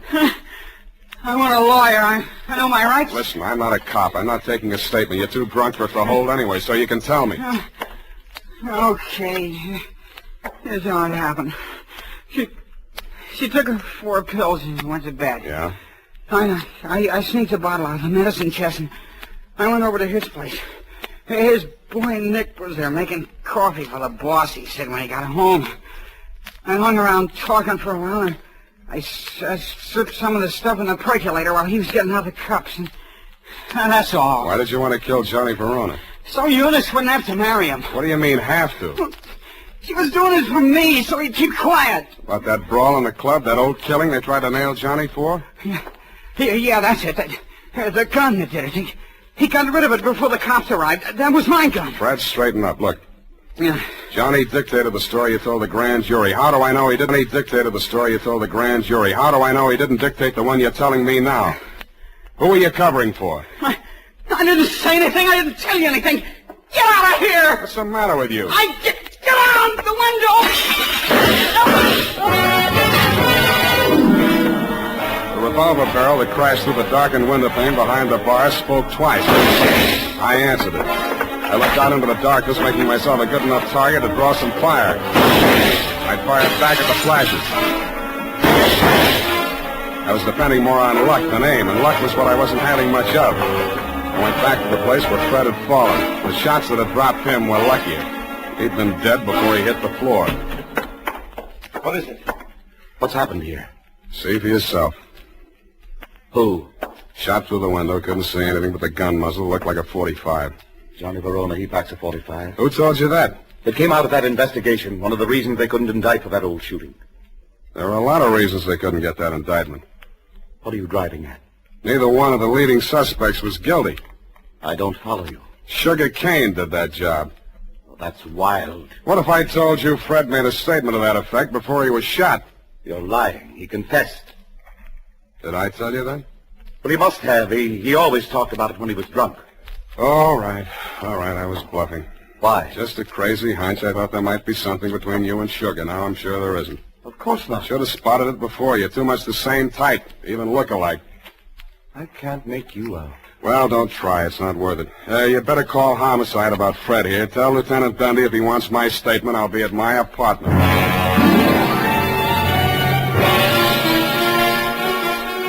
After I pretended to leave, I came back and did a little eavesdropping of my own. You didn't phone homicide, but you did spend an hour filing out the barrel of a .45 automatic. Then you went out. I tailed you to an address on Sloat Boulevard. A short time after you went in, Sugar Kane came out alone. I followed her to the answer, my apartment. I went in the back way via the fire escape and arrived in time to answer her buzz. Oh, Mr. Spade, thank heaven I found you at home. So am I. Come in. I know it's terribly late. Forget it. Won't you take off your coat or something? Can't stay very long. It's not safe. I may have been followed here. Oh, surely not. Sam, you don't mind if I call you Sam? No. I'm so frightened. It's about Johnny Verona. I don't know what he may do. He's convinced that Fred killed Eunice and he's out gunning for him right now. We've got to stop him before he does anything rash. You come to the wrong party, Sugar. I'm working for the enemy. Enemy? Kavanaugh. Oh. It's no skin off his nose if Johnny Verona drops Fred Blair or if you all drop. All he does is sit back and collect. Oh, he can't be as cynical as that. You ought to know. Has he told you anything about me? I'd rather hear it from you. Maybe sit down. Well, there's not much to tell. I played along with Johnny for one reason and one reason alone. To save Fred from that old murder rap. Were you figuring on marrying into that family, too? Oh, a regular pincers movement, was it? Johnny and Eunice, you and Fred. All right. It's true I wasn't in love with Fred, but it wasn't all the money. I was sorry for him. Money's not what I really want. I know that now. What do you want? Someone. Someone I can trust. Me too, Sugar. Oh, Sam, you're what I want. Say you want me to. Please say it.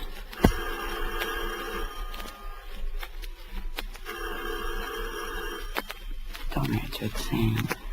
Why not? Johnny may have followed me here. He's insanely jealous. Well, I gotta face it out with him sooner or later. Might as well be now. Sam, be careful. Stand out of the way, Sugar. No, Sam. No, please. Don't reach, Johnny. I'm not gunning for you, Spade. In that case, come on in. Well, Sugar, I didn't believe him that you were coming here. I had to, Johnny. He got some crazy confession out of Fred while he was drunk. I had to stall him till you and Cliff could talk to him. To save Fred, I mean. Oh, stop horsing around. We all know that we all know Fred is dead, and we all know that we all know who killed him. Well, then Cliff was leveling. You are trying to pin that on me. I don't need it, but if you want it, you can have it. There's $3 million in my part of it. I'll split down the middle with you. If you throw in with them, it's a three-way split. There's no split at all if you take the rap for Eunice's killing, and you will if you throw in with me. It's their word against mine, 2 witnesses against 1, and all I've got is a confession by a drunk who is now dead. Sam, I was sure for a moment you... Get away from me. Sam, Go on, go to work on him. I should have given you a little more time. That wasn't fair, was it, Sugar? I hate you. I hate you both. I never want to see you again. Get back in that room, Sugar. Cliff. What happened, Sugar? Why were you running away? Johnny double-crossed us. Now Sam knows everything. What does he know? The whole caper. Part of it I wasn't quite sure of until I saw you and Sugar standing side by side. That blue-black hair, the same eyes, plus the fact that the bell on Sugar's apartment on Sloat Boulevard reads Kane, parenthesis, Kavanaugh. You took a crazy chance when you knocked off Fred with me right there in the room. The kind of a crazy chance a brother would take to keep his sister clear. I could have told you that. It would have helped a lot, Johnny, but you didn't. When a man lets his sister go on dancing in a joint like yours after he's in the chips and she goes on liking it, you can be sure they're both playing for big stakes and for nobody but themselves. Where do you think you were supposed to wind up, Johnny? I'll tell you. Drinking that poison coffee that Eunice got hold of by mistake. That isn't true, Johnny. I never told Fred a thing.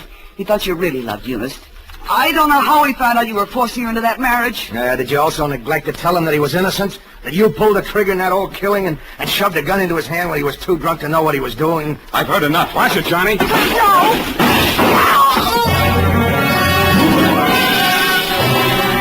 I winged you a split second before you fired.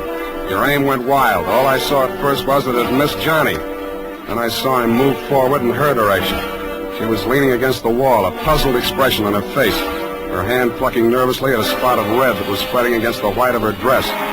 He caught her as she pitched forward and carried her over to a couch. She didn't speak again. You and Johnny knelt beside her until the cops arrived. If you were aware of each other's presence, neither of you showed it. Period. End of report. That was a sad ending, Sam. Yes, it is. I'm sorry it ended so sadly. Well, it was bound to, one way or the other. There wasn't anybody in the whole gallery that thought about anybody but himself. Except poor Fred, I guess, and his only friends arrived in bottles and left in the ash can. All those millions and millions. Who'll get the money now, Sam? I'm glad you asked that. It leaves me cold. Go tight that up while I knit myself a sweater. And now, listen to this. It's the smart mother who sees to it that Wild Root Cream Oil is always kept handy around the house. For she knows that Wild Root Cream Oil grooms her family's hair neatly and naturally, relieves dryness, removes loose dandruff. Get acquainted by asking for the new 25-cent bottle. Also, ask your barber for a professional application of Wild Root Cream Oil Hair Tonic. Again and again, the choice of men and women and children, too.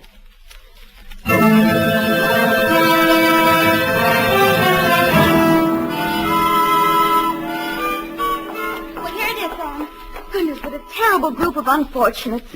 As you say, it just had to end badly. If you hope to get back in my good graces by quoting me, to trick me into agreeing with you, you have succeeded. There you go, Sam. So lugubrious. Effie, what is this? What means lugubrious? Oh, Sam, it's wonderful. It's my new habit. Oh? Every time I read a book now, and you know, like you read a book and there's a word you don't know what it means or you're not sure. Yeah. Well, I make it a practice now to write down and learn 3 new words per day. Right. And learn the definitions to use them in conversation. You know, like desultory. And lugubrious? Yes, that's one of my 3 for today. See? Lugubrious, right here it is. To talk a great deal.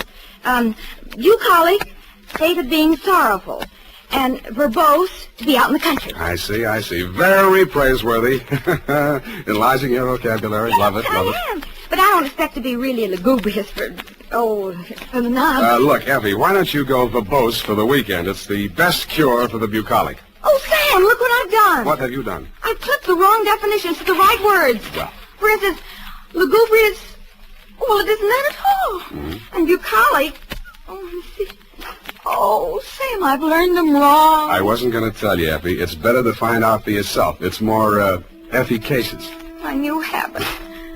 Oh. Good night, Sam. Good night, sweetheart.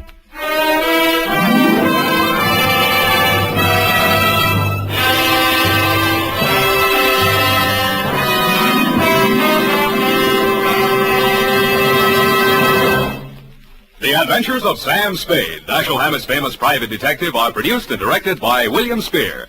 Sam Spade is played by Howard Duff. Lorene Tuttle is Effie. The Adventures of Sam Spade are written for radio by Bob Tallman and Gil Dowd. Musical direction by Lud Gluskin with score composed by Rene Garrigan. Join us again next Sunday when author Dashiell Hammett and producer William Spear join forces for another adventure with Sam Spade. Brought to you by Wild Root Cream Oil. Again and again, the choice of men who put good grooming first.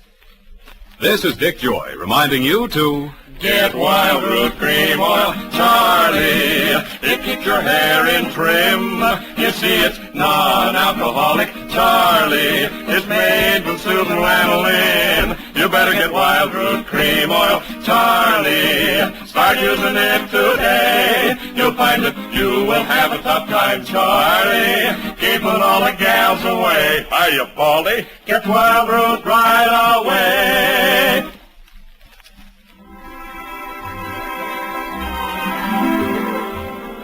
This is CBS, the Columbia Broadcasting System. A gracious thank you tonight to CBS for keeping America entertained coast to coast. And now, folks, let's have ourselves a little quiz.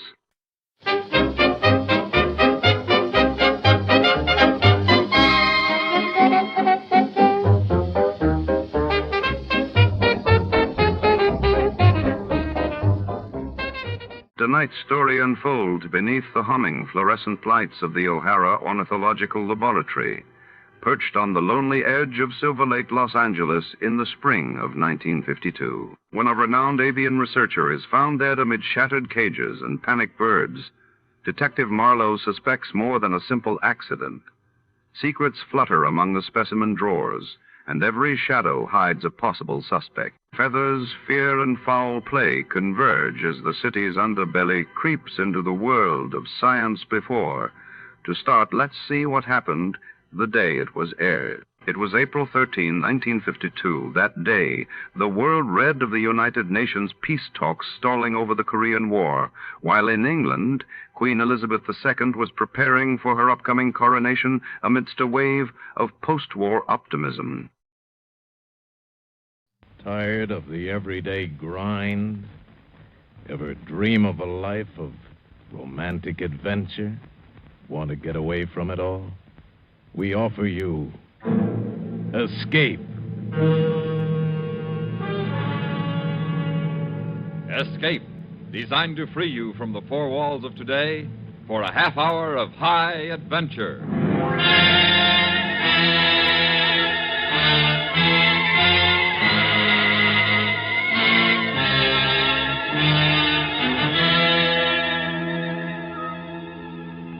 You are in a farmhouse on the southern coast of England. The autumn countryside around you desolate and bleak. And you know that in the dusk outside, waiting patiently for you, silently watching for you, is an enemy from whom there may be no escape. Listen now as Escape brings you Daphne du Maurier's story, The Birds.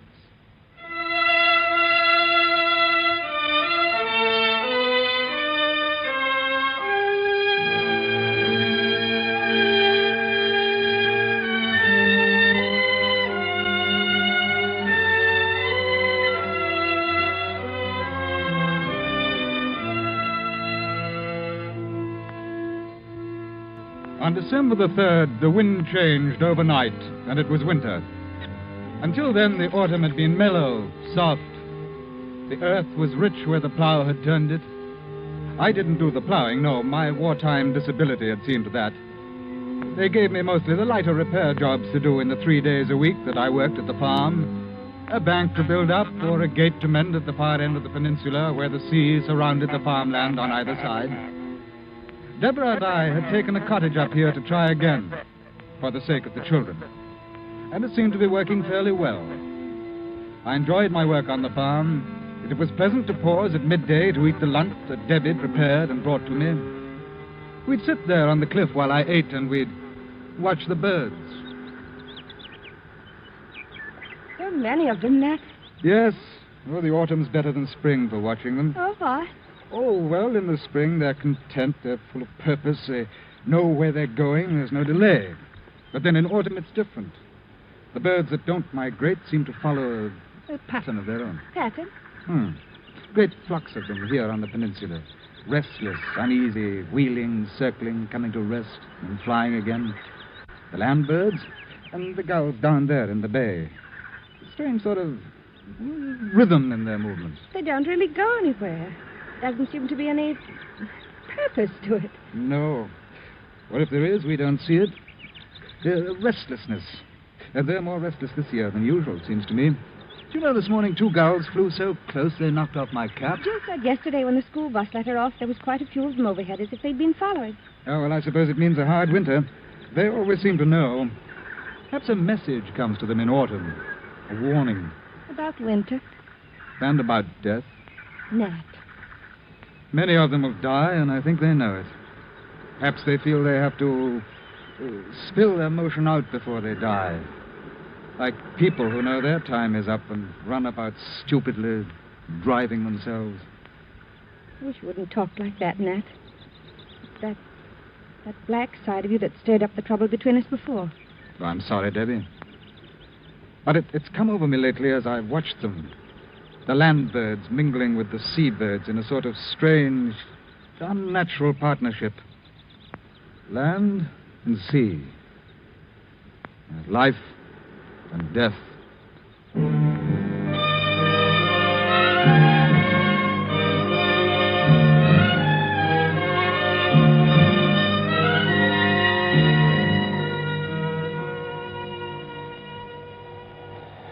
At night it turned colder, and the wind strengthened.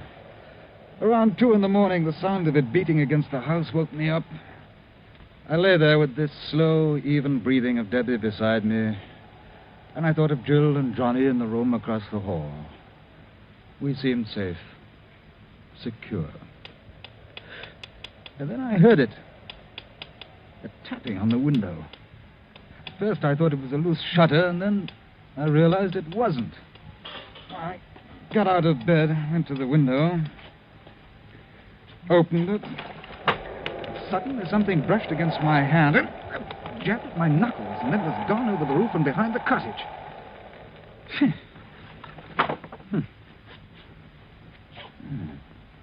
Nat, what's it? It's all right, Debbie. It was a bird. I don't know what kind. Bird? Wind must have driven it against the windowsill. My hand's wet. It's blood. Little beggar drew blood. Go to sleep, Nat. Must have been frightened and stabbed at me in the dark. Well, for the... Nat, the window seat door, it's rattling. I've already seen to it. It's some bird trying to get in. Send them away. I can't sleep with that noise. All right. All right.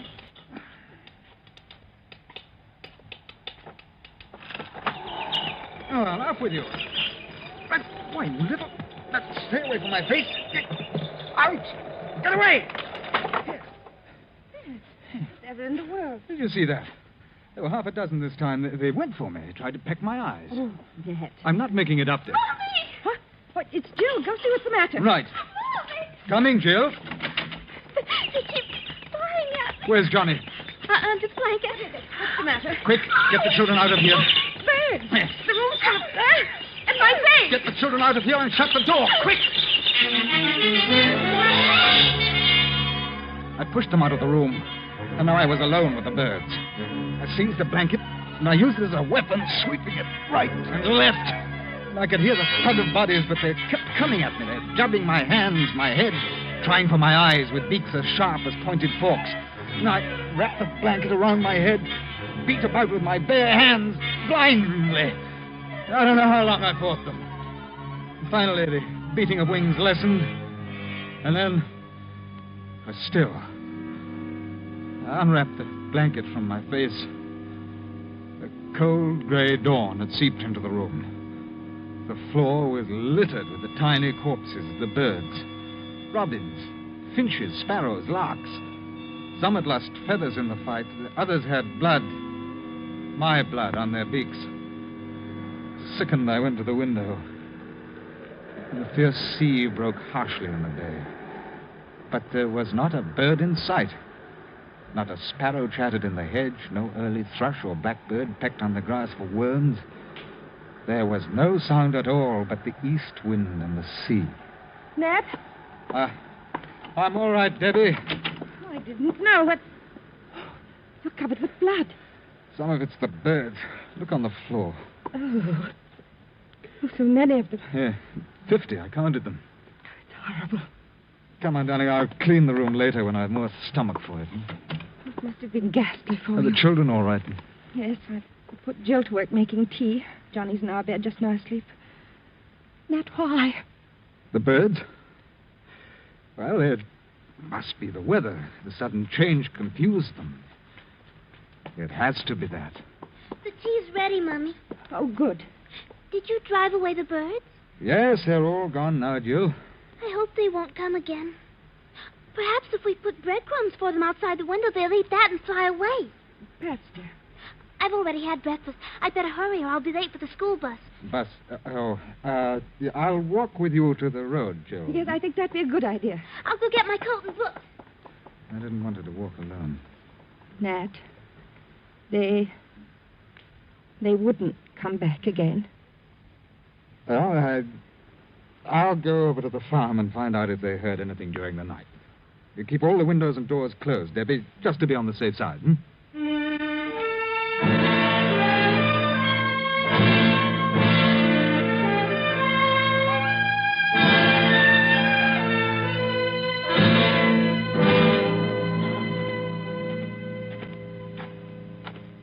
Hello?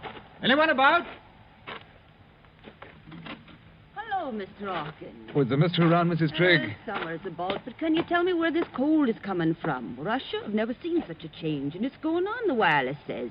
Something to do with the Arctic Circle. We didn't turn on the wireless this morning. Fact is, we had trouble in the night. Oh, Kitty's poorly. No, not exactly. No, we had some trouble with birds. Why, it sounds absurd, but they flew in the window and attacked us. Attacked you? No, Mr. Hawkins. No, I'm not making it up, Mrs. Trigg. There are 50 dead birds on the floor of the children's bedroom. Foreign birds. No, the kind you see about here every day. Really? Well, you ought to write up and ask the Manchester Guardian. They'd have an answer for it. Hey, morning, Hawkins. Mr. Trigg. Mr. Hawkins been telling about some birds last night. Oh? He says they attacked him. Attacked? Are you sure? Quite. Never heard of a thing like that before. Hungry, maybe. Looking for food. You put out some crumbs. Yes, of course. I'll be up tomorrow as usual. Good morning. Ordinary birds, he says. Attacked him. Now, what does he take us for, coming around with a story like that? He's a strange one, he is, with those superior airs. You see the look he gave us when we didn't swallow his story? Attacked him. I think he reads too many of those books.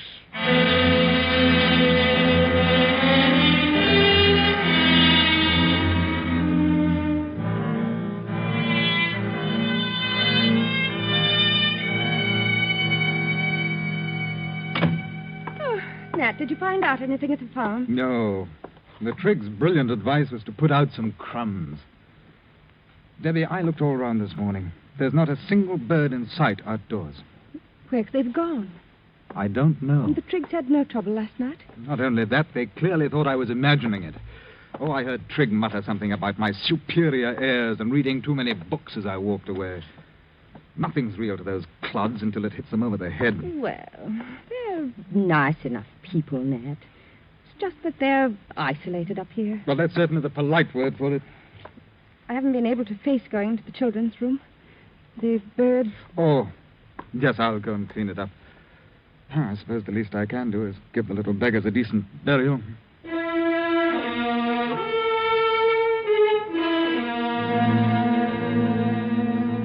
I dropped the dead birds into a sack, went down to the beach to bury them. The wind was bitter cold. I dug a pit in the sand with my heel and started to empty the sack into it, but the wind caught the birds and whirled them along the shore. There was something ugly in the sight, but the tide would take them when it turned. I looked out at the crested breakers, and then I saw them. The gulls. Out there, riding the seas. Thousands. Tens of thousands. They rose and fell in the trough of the sea like a mighty fleet at anchor, waiting for the turn of the tide. Waiting. They stretched as far as my eye could reach. They covered the sea. I started up the steep path home, almost running. Someone should know of this. Someone should be told. But who? And then, as I opened the front door, I saw Debbie beside the wireless listening. Damage and even attacking individuals. It is thought that the Arctic airstream is causing the birds to migrate south in immense numbers, and that intense hunger may drive them to attack human beings. Householders are warned to see to their windows, doors, and chimneys, and to take all precautions for the safety of their children. Further bulletins will be issued later. They've been repeating it every few minutes since you left. Well, perhaps now those empty-headed idiots at the farm will know that I was... You sound almost glad. Oh, don't talk rot, Debbie. It's just that when people with half a brain try to tell me that Can't you forget that superior attitude of yours, even now? Don't use that word superior to me. I'm sick of it. So am I, Nat. So am I. You... Oh, I'm sorry, dear. This thing has made me a little nervy, I guess. Yes, I'm sorry too, Marty. Nat, one of the bulletins said the birds seemed to be waiting. For what? I don't know. They said the birds are hungry. What are you doing? No, the hammer. I'm going to get some boards and see to the doors and windows as they tell you to. You think they could break in with the windows shut, those sparrows and robins and such? Why, how could they? I wasn't thinking about the smaller birds. I was thinking about the gulls. The gulls? Debbie, have you ever been close enough to get a good look at a gul's beak? There must be 100,000 of them out there, riding the sea, waiting.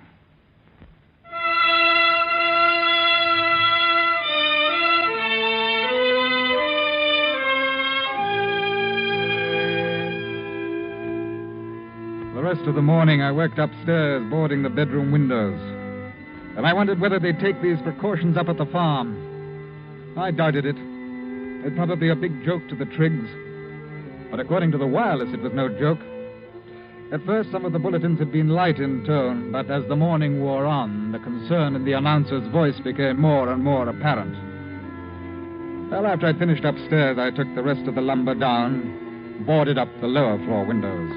What they ought to do is call the army out and shoot the birds. That would soon scare them off. Debbie, how are we off for food?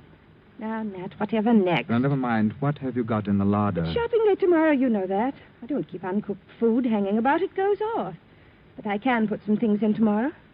Tomorrow?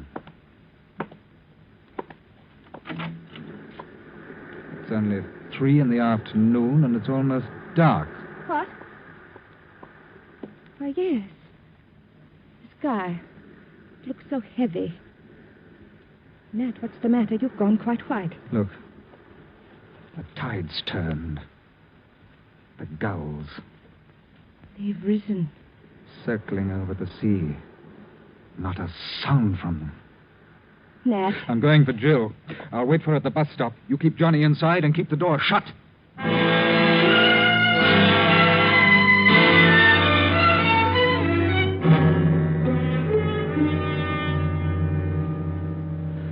Outside, I looked for a weapon, but a hoe was all I could find. Then I went to the top of the hill and waited. The surf was booming below, and a smudge rose behind the clay hills in the distance. It widened, divided, and spread north, east, south, west. It was a vast cloud of birds. It passed close by, heading inland, up country. They had no business with the people here on the peninsula. Rooks, crows, jackdaws, magpies, birds that usually preyed upon the smaller species. But this afternoon they were bound on some other mission. They've been given the towns, I thought. They know what they have to do. We don't matter so much here. The gulls will serve for us. The others go to the towns. And finally the bus came. When Jill got off, I took her by the hand. What's the horse for, Daddy? Oh, I just brought it along. Come along now, darling. Let's go home. It's cold. No hanging about. I want to play a bit in the rain. Not tonight. Now, come on. No dawdling. Look, Daddy. Look over there. Look at the gulls. They're flying in from the sea. They're so quiet. Yes, do hurry, darling. Where are they flying to? Oh, up country, I dare say, where it's warmer. Don't go so fast. I can't keep up. Hurry. The gulls, they're circling. It looks like they're waiting for something. Yeah, for a signal, an order. What? Nothing. Come on, dear, faster. But I can't go faster. Wait. There's Trigg in his two-seater.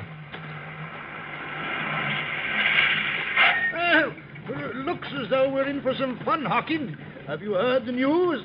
Everyone's gone bird crazy, talking of nothing else. I'm going to take a crack at them with my gun. Could you run Jill home first? Oh, yes, of course. Not room for you two, I'm afraid. Oh, that's all right. Just get Jill home. Get in, Jill, dear. You like to come shooting with me? No, thanks. Have you boarded your windows? No. There's a lot of nonsense. They like to scare you on the wireless. I'd board them if I were you. Oh, go on. You're windy. Well, see you in the morning. I'll give you a gull breakfast.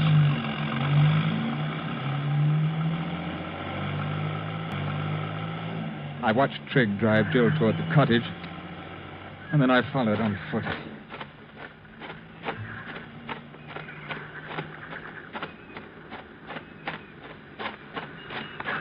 The sound made me look up. The gulls were approaching. The order had been given, and the farm was their target. The black-backed gulls were leading, and there were bigger birds. Gannets, terns. And suddenly one of them dove at me, missed, rose to dive again, and then came the others, 6, 7, a dozen. I dropped the hoe, covered my head with my arms, and ran towards the cottage. They kept coming at me from the air with beating wings. Each stab of a swooping beak tore my flesh. I had to keep them from my eyes. And with each dive, they became bolder. And they had no thought for themselves. When they missed, they crashed, bruised and broken on the ground. And as I ran, I stumbled, kicking their spent bodies in front of me. Now their aim got better, closer to my eyes, closer. And then I reached the door of the cottage. Let me in! It's Nat! Let me in! And then, above me, I saw the gannet, poised against the sky for his dive. The gulls drew back, only the huge gannet. The wings folded suddenly to its body, and it dropped like a stone at me. The door opened, and I flung myself in. Lord, what was that? A gannet. He'd have split my skull.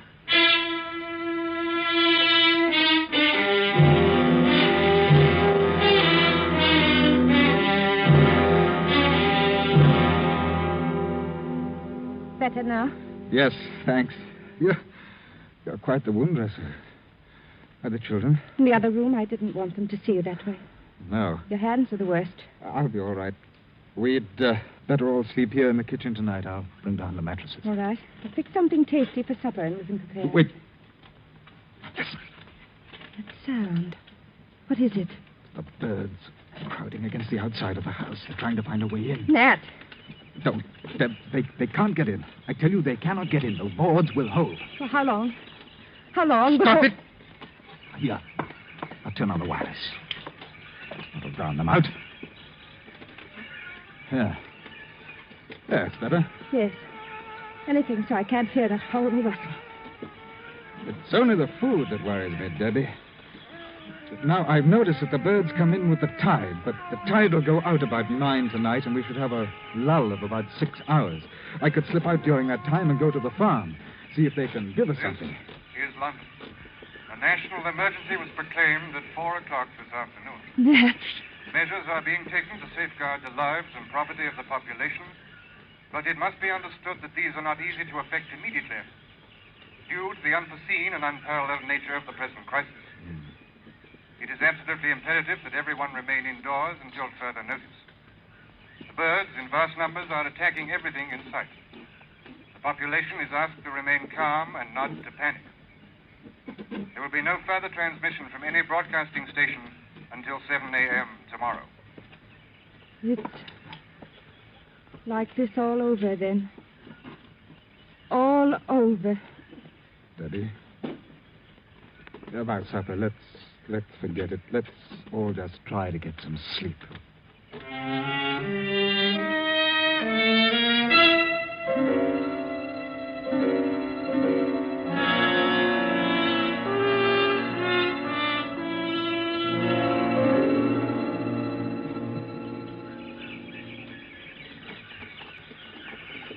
Nat, wake up. Nat, they're back again. But, what time is it? A little after 3. The tide's come in again. There's been a queer smell the last few minutes. Rather like burned feathers. What? Burned feathers? The chimney. I forgot to keep the fire up. They're coming down the chimney. No. Where's the oil? On the shelf. There they are. They're squeezing through the chimney. Stand back. Maybe throw the oil on the coals. That'll get them. Nat, I can't stand it. Get me paper, wood, anything that'll burn. Hurry. Their charred bodies kept dropping down the chimney. I raked them to one side, but more came. I threw on the rest of the oil. We piled papers on it, kindling, anything. The flames roared higher. More bodies. The stench was unbearable. I kept at it. Finally, they gave up. And I went over to the basin. I was sick.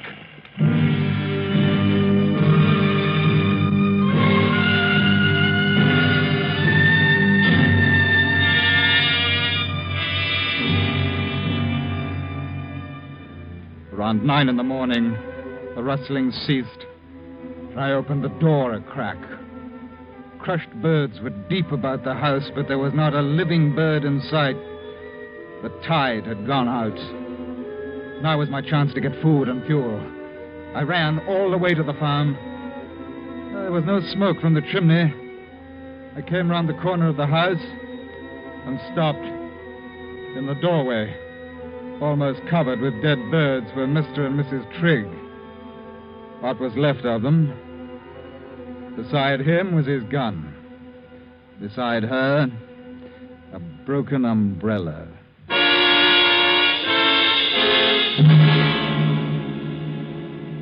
I loaded the two-seater with all the food I could find, enough for perhaps 3 days, and drove back to the cottage. I told Debbie that Triggs didn't need their car for a while and had told me to take it. She said nothing, and towards nightfall, the birds came back again. We sat by the fire and listened to the rustle as they crowded against the house. But this time there was a new sound. They'd brought up their heavier forces against us, the birds with larger beaks. I could hear the sound of tiny bits of wood being torn away. They'll stay till the tide turns. Then they'll leave. Then they'll come back again. And they'll keep coming back. Nat. Yes? The Triggs. They're dead, aren't they? Yes. We're all alone. Strange. I feel closer to you than I've ever. That it should take something like this to bring us. Debbie, you may be interested to know that right now, I do not feel very superior. Don't, Nat.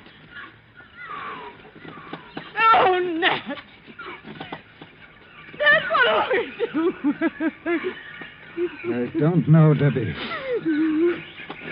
I do not know.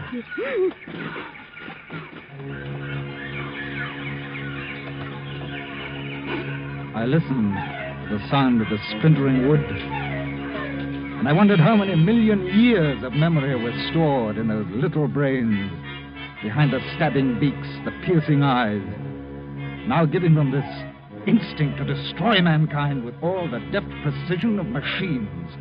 I switched on the wireless. It was dead. I reached for the cigarettes.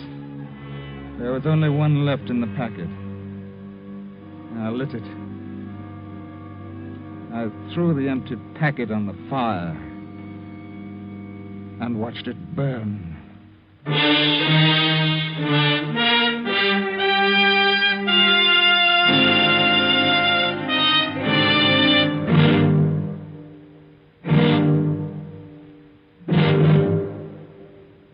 Under the direction of Norman MacDonald, Escape has brought you The Birds by Daphne du Maurier, specially adapted for radio by Robert Wright, starring Ben Wright with Virginia Gregg.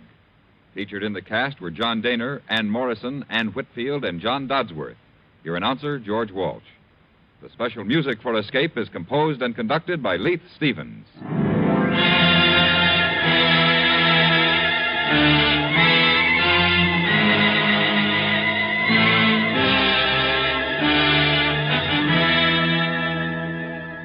If you like your thrills to be real, your adventure to be true to life, Gangbusters is the show for you. Now, every Monday night, most of these same CBS radio stations bring you the drama that names names, places, and dates in the nation's battle against crime. Stay tuned now for Night Watch, which follows immediately over most of these same stations. Where there's Gunsmoke, there's Western Adventure, Monday nights on the CBS Radio Network. Stay tuned for Night Watch. Herman Hickman isn't the only exciting personality you'll want to hear. Right here at the Star's address. Of course, where sports are concerned, the famous former football coach at Yale and one-time All-American player is a natural. And he's well worth listening for any Monday through Friday evening at 6:30. But when you're in the mood for musical entertainment, as you're likely to be any Monday through Friday morning at 9:30, Joan Edwards is the person to hear. The melodies she sings or plays each weekday morning are as sunny as her disposition. And her friendly personality only adds to the pleasure of listening to the Joan Edwards Show. Monday morning at 9:30 and every Monday through Friday morning at that time. Remember to tune in on Happiness on our lighthearted... America's airwaves shine a little brighter thanks to our friends at CBS. And now, ladies and gentlemen, let's see if you're ready for tonight's radio quiz.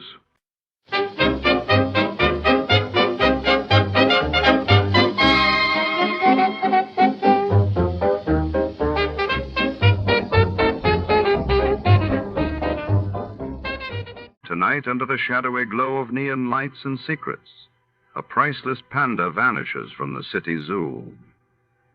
Detective Jack Malone is on the case. But with every clue, the mystery only deepens. A sultry stranger may hold the key or lead Jack astray. In a city where nothing is as it seems, can Malone solve the prodigal panda capper before time runs out? Stay tuned. Before we begin, let's see what happened on the day it aired. It was April 18th, 1949. That day, the world awoke to news that the Republic of Ireland officially left the British Commonwealth, declaring itself a republic while in New York. The United Nations convened to discuss the escalating tensions in the Middle East. The National Broadcasting Company presents The Adventures of Sam Spade, Detective.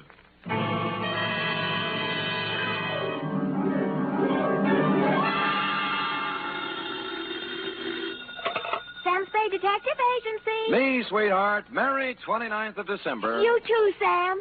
Did you take the little boy home? Yep. Straight home? Well, not exactly, F. Had to make a couple of emergency stops, but we got there. What do you mean, Sam? Well, I got my weekly knot on the head, for one thing. Sam, just taking the little boy home? Like I said, F, we were derailed. There was a dash of poison, for instance. A couple of pounds of $1,000 notes. And an infernal machine that nearly blew up half the Mission District. But other than that, we had a peaceful ride home. Why, Sam, this sounds like a caper. Which is just what it is, Angel. Get out our special holiday bottle of Napa Valley wine, and we'll get in our premature regards to the new year, following dictation of a report entitled The Prodigal... Prodigal, Sam? Are you sure that's the right word? Certainly, I'm sure. The Wanderer will return to the roost. You and your big fat roost. With a last bedtime story for 1950, namely... The Prodigal Panda Caper.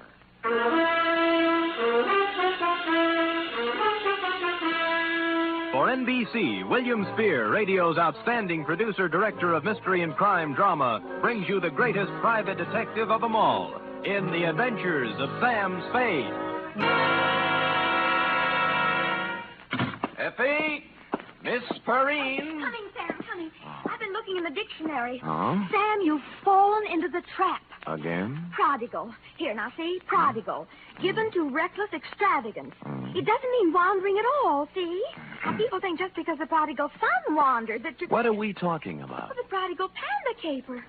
How can a panda be given to reckless extravagance? Well, let me see. Oh, here. Definition 3, prodigal. Yielding abundantly, luxuriant. A panda? You mean one of those black and white? Oh, right. See note below. It says, you ready for the note below? Where's my pencil?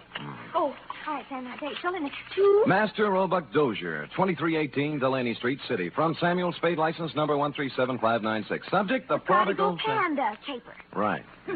Dear Roby, I'd spent a relatively pleasant day running down a case of slow pay in North Beach and, flushed with success, had returned to my office for a final check of the file. Underwood Helen, Usher Roderick, Varden Dolly, where the... Oh, Spirit's Holiday.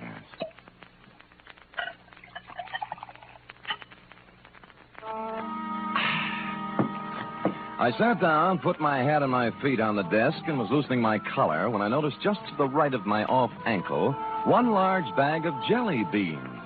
Siding past it, I saw in the corner chair an open copy of a magazine featuring on the cover a blonde in a low-cut dress taking a .38 slug from a slack-jawed thug in the background under big red letters spelling out Thrilling Crime Comics.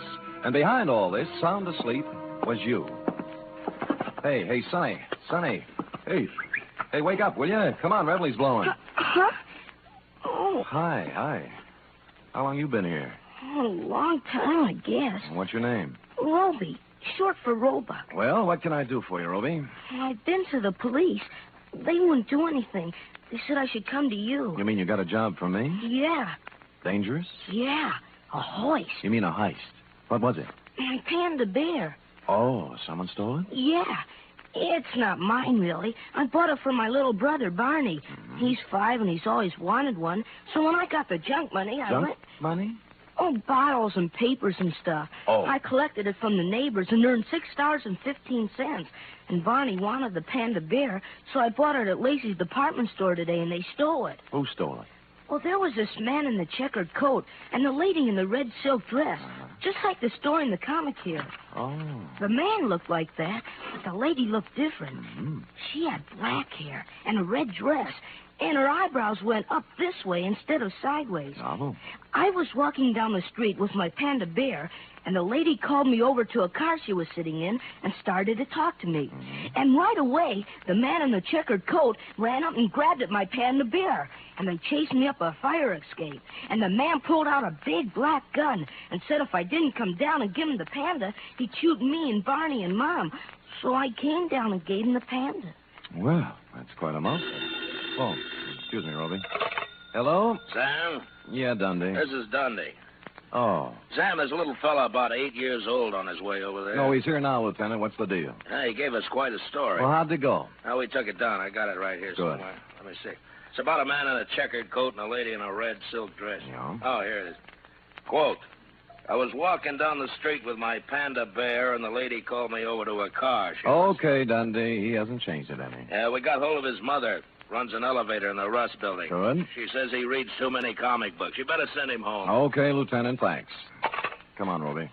You're going to send me home? Lieutenant Dundee called your mother, old man, and You don't believe me either. Oh, it's not that, Roby. It's just But I can't go home without the panda bear. What do I tell Barney? I promised him. My own brother. Oh, he's home now, waiting? Yeah. Well, tell you what I'll do, Roby. You let me put you in a taxi and send you home, and I'll take the case.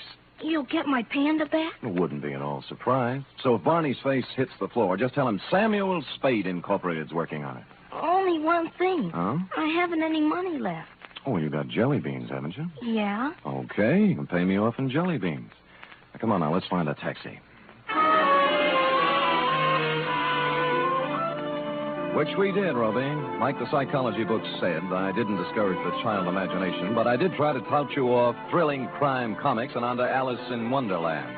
This, I could see, would take some doing. It was almost closing time when I got to Lacey's, but I talked my way past the man at the door and hustled up to the 6th floor and the toy department. The clerks were doing whatever clerks do at 5:30, but I found a handy floor walker. Dear me, Mr. Spade, I just don't know. I just don't know. You mean you counted your cash and everything, but you can't... It's not that, Mr. Spade. Oh. I am perfectly willing to stretch a point to please the little fellow. We like to think we're human here, you know. Well, that's nice. That you like to think so, I mean. But you see, something very strange happened this afternoon. Come over this way, sir, by the escalator. Oh. We had the giant pandas at this counter here. 25 of the large size. I assume that's what you're interested in. I guess so. Then what then? Well, for Christmas, they didn't do anything. Just sat here, huh? Yes. But would you believe it, sir? This afternoon, all 25 were sold. Well, how do you account for that? New Year's gaiety? Well, if you want my personal opinion, it's me. An impressive panda bear, Roby. It was hard to figure out how you could lose anything that big, and harder still to figure out how I'd explain this kind of thing to people who stopped me on Market Street. Be that as it may, my floor walker friend took my cash, tore off the sales slip, and I was about to set sail with my panda when I heard him make the kind of a noise floor workers make when they see what he was looking at. Miss Greenbar! Miss Greenbar! He pointed weakly, turned pale even by floor walker standards, and sagged to the deck. I turned in time to see Miss Greenbrier collapse at the top of the escalator and watched her come down, draped across 3 steps like the cover of one of your books of bedtime stories, Roby. She was the last passenger of the day, or so I thought. When I looked closer, I saw she wasn't a passenger. She was freight. At the lamp counter on the floor above, busily adding up receipts as if nothing had happened, was a dark type built along Dragon Lady lines. I'm very sorry, sir, but we closed. I want to know about the girl who just went down the escalator. Miss Greenbrier? Yeah, notice anything strange about her? Why, is she ill? Yeah. Did she look ill? I thought there must have been something wrong. I said hello to her, and she didn't pay any attention to me. It was only a second ago. Where'd she come from? Around the corner. I think she'd been at the wrapping desk. She had. There was a 10-size sheet of heavy brown paper, a batch of metered postage tape, and a shipping label addressed to Master Frankie Carson, 281 Avenida Ruiz, Havana, Cuba. Downstairs, I found my floor walker friend had come around and was bending over Miss Greenbrier with an impressive-looking gent with gray at the temples. Good heavens, it can't be. It just cannot be. That's all. I'm afraid she is, though. In Lacey's, it's unheard of. Why should she be... Good heavens. In my department, too. Excuse me, floor walker. Oh, this is Mr. Spade. He was with me when it... Oh, dear. I'm Dr. Kempthorne. I was exchanging some Christmas gifts when... Any idea what killed her? Well, it's pretty hard to tell without an examination, and I don't have my things with me. Heart, possibly. Natural causes? Well, of course. Why, do you have reason? There are more natural places to die than at the top of an escalator. And in my department at Lacey's, too. Good heaven. Well, who can say? Have to look up the girl's history. If she had a heart condition, well... Sure. Meanwhile, I'll call homicide. They've nothing better to do. For a minute, I thought I'd been reading so many comic books, Roby, but things settled down when they pulled out the records and found Miss Greenbrier had a heart condition of long standing, and the medical examiner wrote it off as natural causes. So, hoping you would consider a jelly bean bonus for promptness, I picked up my Panda and went. Outside, I'd gone about 10 steps when... Hi, Humphrey. It was Larry Healy, the cop who drives for Lieutenant Dundee, sitting in a patrol car. Oh, you and Bogart. Who's it for? A little kid in the mission. How come? What do you mean, how come? I'm buying a panda bear for a little kid in the mission who likes panda bears. Does that have to be explained? Okay, Sam, okay. Hey, it just hit me. The bear ain't turned out quite right. He needs a necktie. Oh? I just happen to have one here my brother-in-law got me for Christmas. Here, gimme. Now, see. Sure. Here. Ooh. Larry, how long has there been bad blood between you and your brother-in-law? Bad blood. Listen, even when we were friends, he gave me ties like this. There you are. On your way, Sam. Thanks. Taxi! The cab let me out near the end of Delaney, and I started walking up the row of dingy pre-earthquake flats towards your house, Roby, at the end of the street. Parked at the curb was a discordant note in this hard-pressed neighborhood, a sleek, custom-built red convertible, one of the kind that looks like it can go 90 miles an hour standing still. The same can be said for the dame in it, also a discordant note. You see, San Francisco is a very big, large city. You just don't run into a dame at the lamp counter in Lacey's and a half hour later in a dumpy neighborhood in the Mission, unless she wants it that way. Well, hello. Hello, Dragon Lady. Oh, silly. You must sell a passel of lamps. The car? Mm-hmm. But don't try to explain that now. Just tell me why you followed my cab. Follow you? Why, Mr. Spade. Come on. What is it? You're embarrassing me. I know. Since that moment at the lamp counter, you can't get me out of your mind. Well, that's a perfectly normal reaction. No, it's not that. It's... Oh, dear. The panda bear. You want it in the worst way. You're kind of attractive as men go, Mr. Spade. Could you give me a light, please? Sure.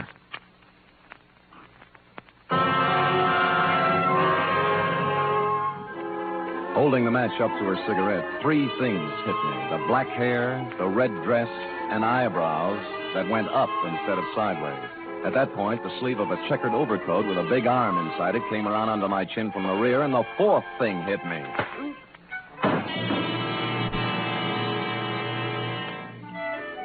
How long I dwelled in Panda Land, I don't know, but it was real nice while it lasted.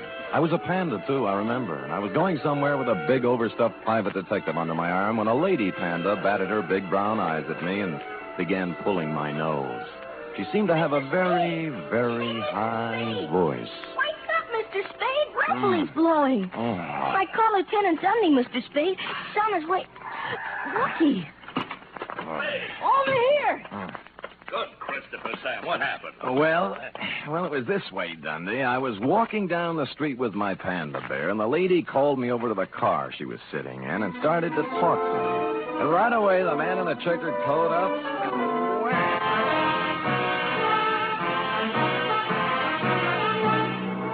You are listening to the weekly adventure of radio's most famous detective, Sam Spade.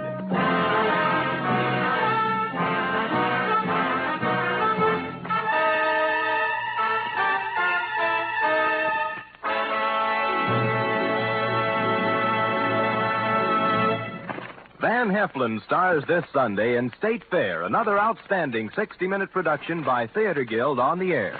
Co-starring in this exciting broadcast is one of the leading families in show business, Jean Lockhart, Kathleen Lockhart, and daughter June. It's a gala New Year's Eve broadcast when Theater Guild presents State Fair. Sunday over most of these NBC stations also means another hour and a half with Tallulah Bankhead in radio's greatest spectacle, The Big Show. Among Tallulah's guests will be Ken Murray, Gloria Swanson, Margaret O'Brien, Jose Ferrer, and many more.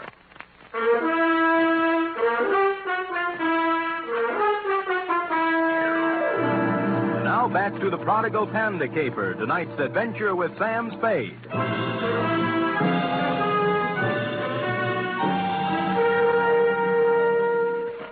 It was a humiliating experience, Roe, riding back to headquarters in black defeat.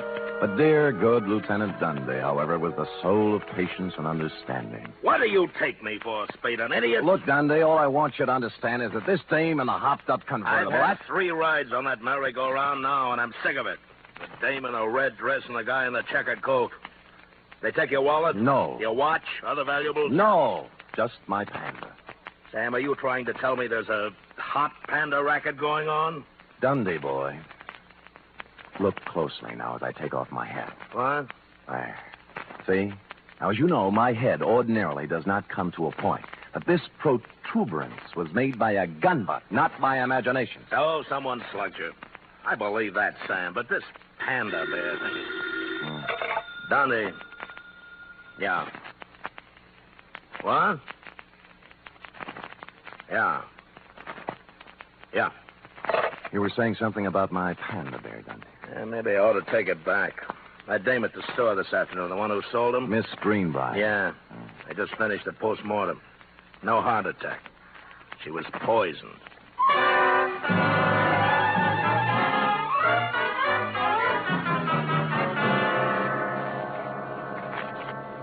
It's a strange thing, Mr. Spade, very strange.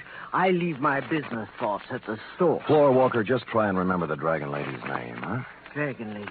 My good gracious, I can't remember my own name. I'm so upset. Oh, now concentrate now. Look, dark hair, up-tilted eyebrows, red silk dress. Works in lamp department on 7th floor. I can picture her so plainly. Dark hair, Floor Walker. Dark hair. Upshot eyebrows. Eyebrows and the red dress. Yes. Red. Scarlet. Scarlet, that's it. Easy now. I got a list of employees right here. I'll tell you. Scarlet Townsend. Scarlet Townsend, that's the dame. Floor Walker.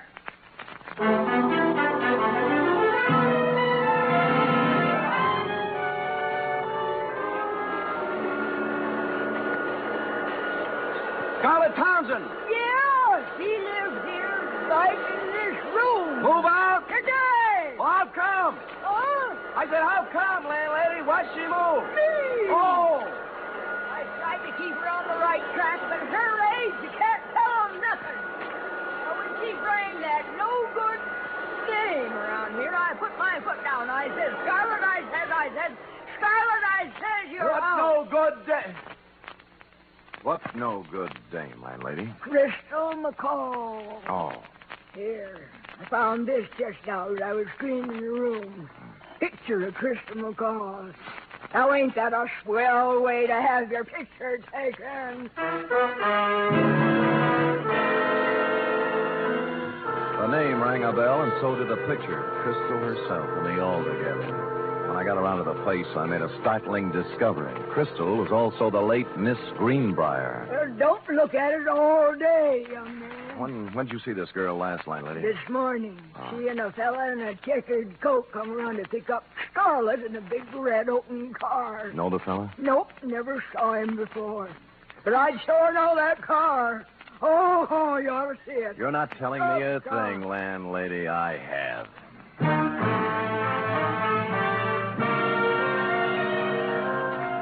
In Los Angeles, I'd have been dead, but San Francisco is not a convertible town. I found a free phone and began calling the dealers, figuring a bright red custom-built convertible is something you remember, whether you see it or sell it. An hour of this got me nowhere, and I'd begun to wonder if the car had been smuggled up from the unmentionable side of the Tehachapi when the wind changed. Sold a yeller one a while back. Thanks, but near misses don't count, friend. But the buyer had it painted red. Special job. Well, you're improving. Who's the buyer? Kim Thorne. Dr. Kim Thorne? Right, Dr. Jules Kim Thorne. Lives on Motley Drive in Burlingame. That's the only red one I know. Great. That's the only red one I need.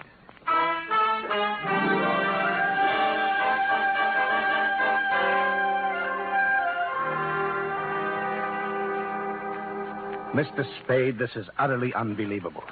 And I certainly don't intend to stand here all night discussing the pros and cons of panda bears. All right, Kem Thorne, let's slide over into your field. All right, Kem Thorne, let's slide over into your field.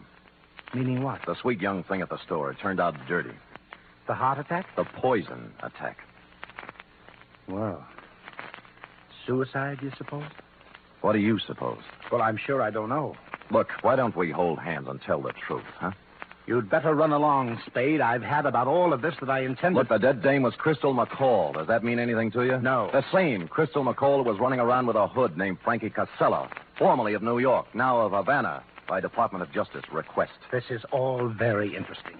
What has it to do with me? She was riding around in your red convertible this morning, for one thing. That's a hot car, you know. I took a close look at it 2 hours ago and got slugged. I don't know how you score these things, Kem Thorne, but in my book, this calls for a couple of answers. You're right. You're right, it does. Where's the car? It's gone. Who has it? My chauffeur. This is the last straw, I guess. There's no point in covering up for him any longer. Who is he? Lenny Flegel. Oh, an ex-con, isn't he? Yes. I thought I could straighten him out. He's been missing for 2 days this time. He just took the car and left. I knew he had something to do with that girl in the toy department at Lacey's, so I went there today. I guess I was too late. You think Flegel killed her? I don't know. I don't know. Where did you see the car? Near the end of Delaney Street. What's the license number? 49H822. Oh. I'd better report it stolen. If you need me to testify, please... Feel free to call. That I will, Dr. Kem Thorne. Bye.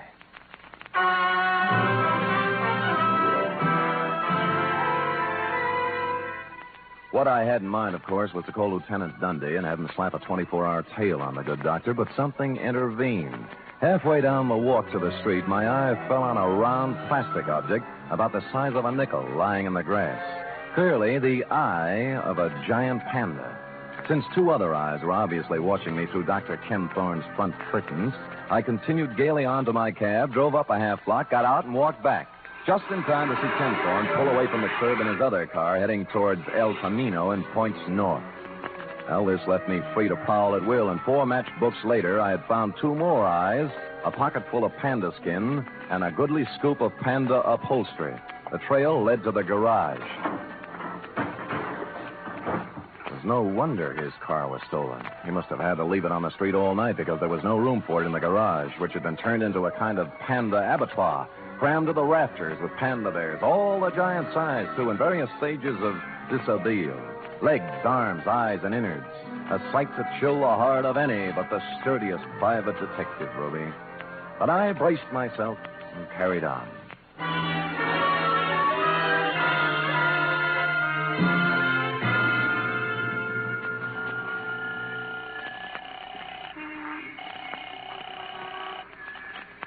Homicide, Dundee. This is Sam, Dundee. Sam, where you calling from? Phone booth in a drive-in on El Camino. Listen, the license number on the red custom job is 49H822. And the guy driving it is Lenny Flegel, an ex-con. Don't talk to me about that car. Larry Healy picked it up tonight going 90 on the Bay Shore. Great. Lousy. Why? What happened? Next time I see one of them panda bears, I'm going to spit right in its eye. So Larry pulls the guy down, and first thing he sees is the panda bear with a necktie. What about the dragon lady? She came second.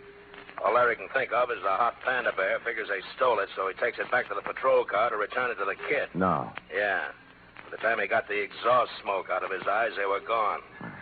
Oh, what's that license number again? 49H822. You sure? Positive. I'm looking right at it. Oh, Sam. Dundee. Yeah. We're all at Anderson's drive-in on El Camino. Put it on the air.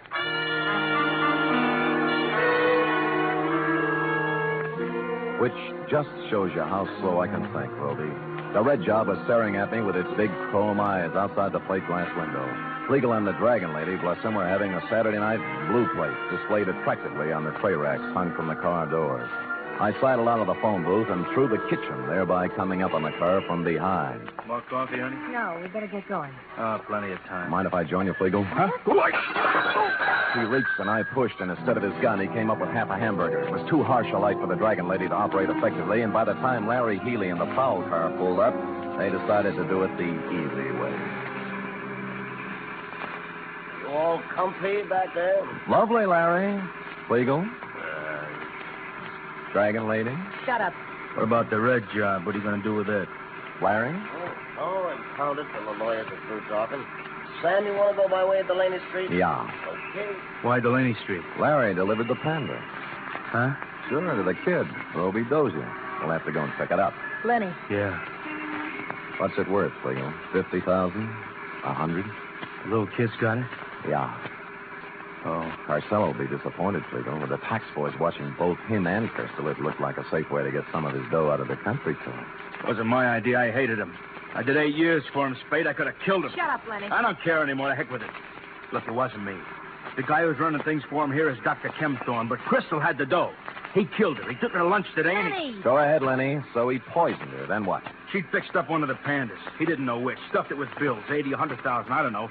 Anyway, you'll find the money in the red car under the back seat. Under the seat? What are you talking about? It's in the Panda. The kid's got it. Look, why do you think I'm telling you this, you stupid flatfoot? I fixed that thing for Carson myself after we took the dough out.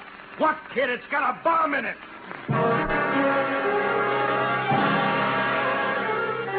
I don't remember much about the ride from then on, Roby. All I could see was a white line unwinding in the headlights. But somehow we got to the end of Delaney Street and around that corner again. Roby! Roby! Over here, in the alley. Roby, you hurt? No, just resting. Where's the Panda? Well, I'm through with pandas, and so is Barney. Next junk money, I'm going to buy him an elephant. What happened? Well, a policeman brought it. Yeah? I started home with it when a car drove up, and a man with gray hair got out. Kempthorne. What then? Same thing. He grabbed it and got in his car and drove off. He's around the corner there playing with it. Go ask him. I don't care anymore. Around the corner? You mean he...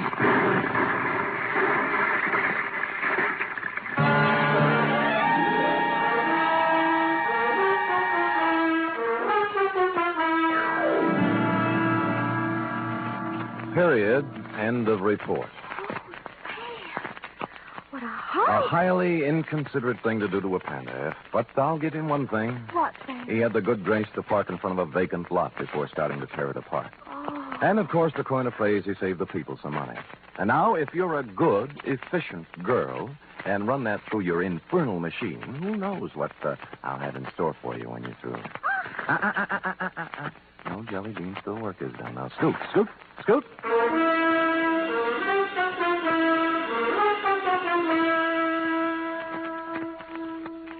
Three chimes mean good times on NBC. Friday means another visit to that entertaining eat establishment, Duffy's Tavern. Archie, the manager, and his whimsical friends have cooked up another fresh half hour of laughs and typical Duffy's Tavern madness. And you're all invited. There's also another delightful adventure with Chester A. Riley, played by William Bendix, tonight on The Life of Riley. Keep your dial set to NBC for the very best in radio entertainment.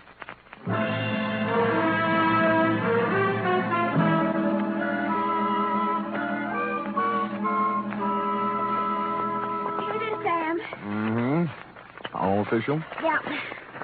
I like the black ones. Lay off, lay off. Well, you're no favorite eating all the black ones. They're my favorite still now.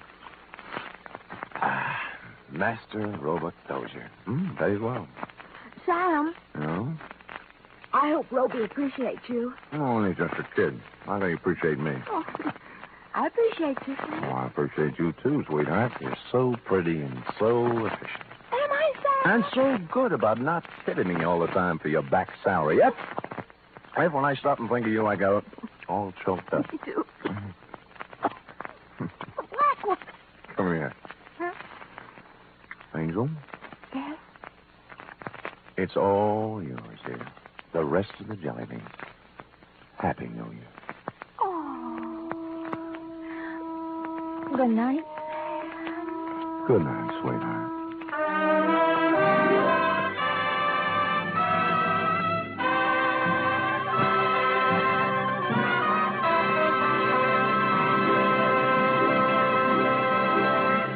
The Adventures of Sam Spade are produced, edited, and directed by William Spears. Sam Spade was played by Stephen Dunn. Doreen Tuttle is Effie. Script for tonight's adventure by Harold Swanton. Musical scoring by Lud Gluskin, conducted by Robert Armbruster.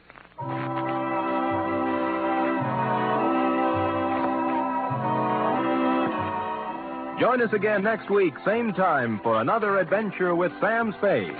Enjoy The Magnificent Montague, then Duffy's Tavern on NBC.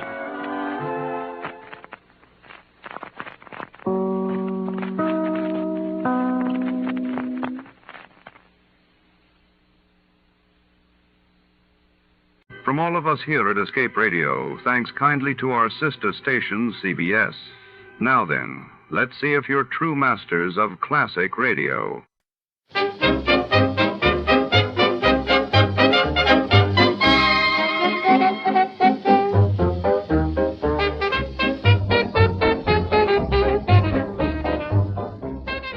Tonight our story begins in the shadowy corridors of the abandoned Pacific Maritime Warehouse, nestled along the fog-choked docks of San Pedro, Los Angeles.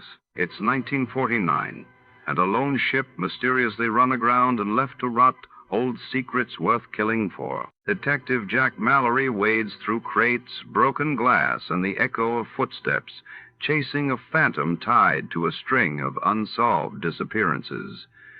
What really happened aboard the derelict vessel? And who wants the truth to stay buried? Before to start, let's see what happened the day it was aired. It was October 28, 1949. That day, the world learned of a devastating earthquake that struck Ambato, Ecuador, claiming hundreds of lives while in the United States. President Truman announced a new program to combat communist infiltration within the federal government. Tired of the everyday grind? Ever dream of a life of romantic adventure? Want to get away from it all? We offer you Escape.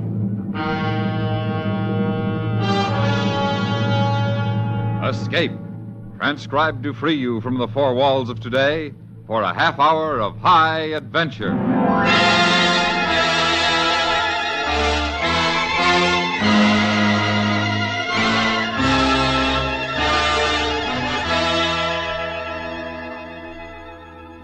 You are aboard a dead ship, drifting aimlessly in the endless reaches of the Indian Ocean, while the three men who are your companions, unaware of your innermost thoughts, are making their own plans for the division of treasure, which, because you are a woman, can mean life or death for you all.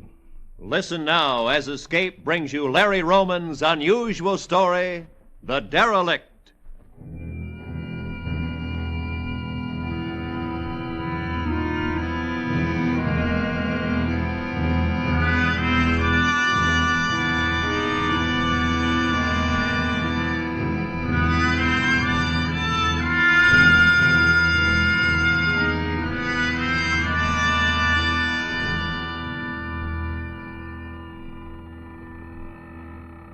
I'm rich now. Good looking, too.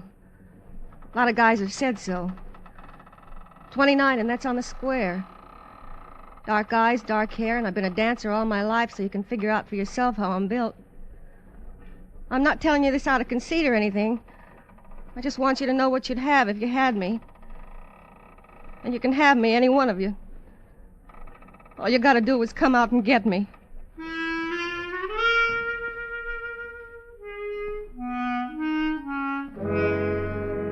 A couple of weeks ago, I climbed aboard the freighter Capricorn out of Singapore for Suez with a load of porcelain and 6 passengers.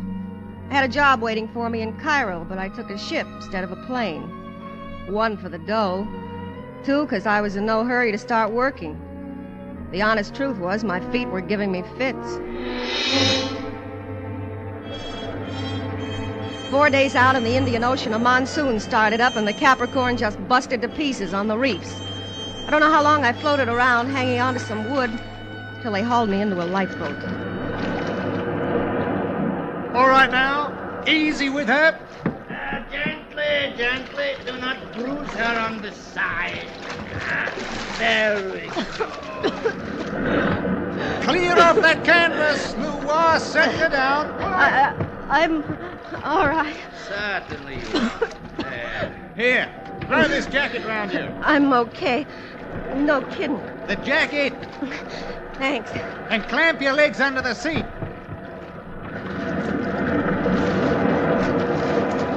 what? All right? Everything all right here, Mr. Mike? Okay. We're just going to have to ride her out.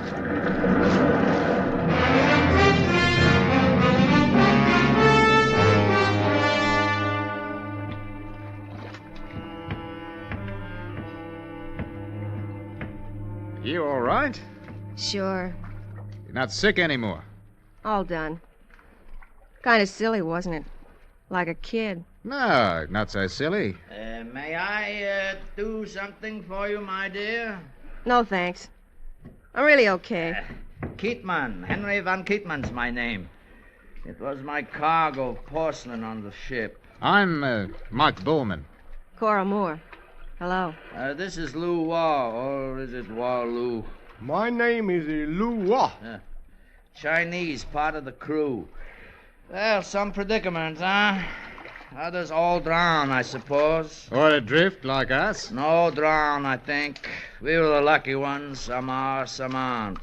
Well, spirits up, everybody. Look, we have water for a few days, so that is fine. Sure. Well, people do not get lost at sea these days, not with airplanes and so much ocean travel. All right. We'll set up watches and take turns trying to catch fish. Fish? Who can think of food now? There's always later. You take the first watch, Keatman. Lua and I will... Are you setting yourself up as captain, Mike? I hadn't thought of it that way.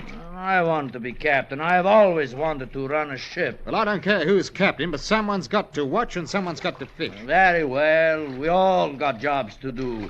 Lau, you fish. Mike will watch. I shall tend to the water, portion out the proper amounts, and Cora, my dear, you shall sit there and be womanly. The water sits in the middle so everyone can see it.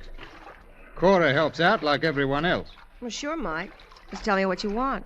Settled, Mr. Keatman? Settled, Captain Bowman.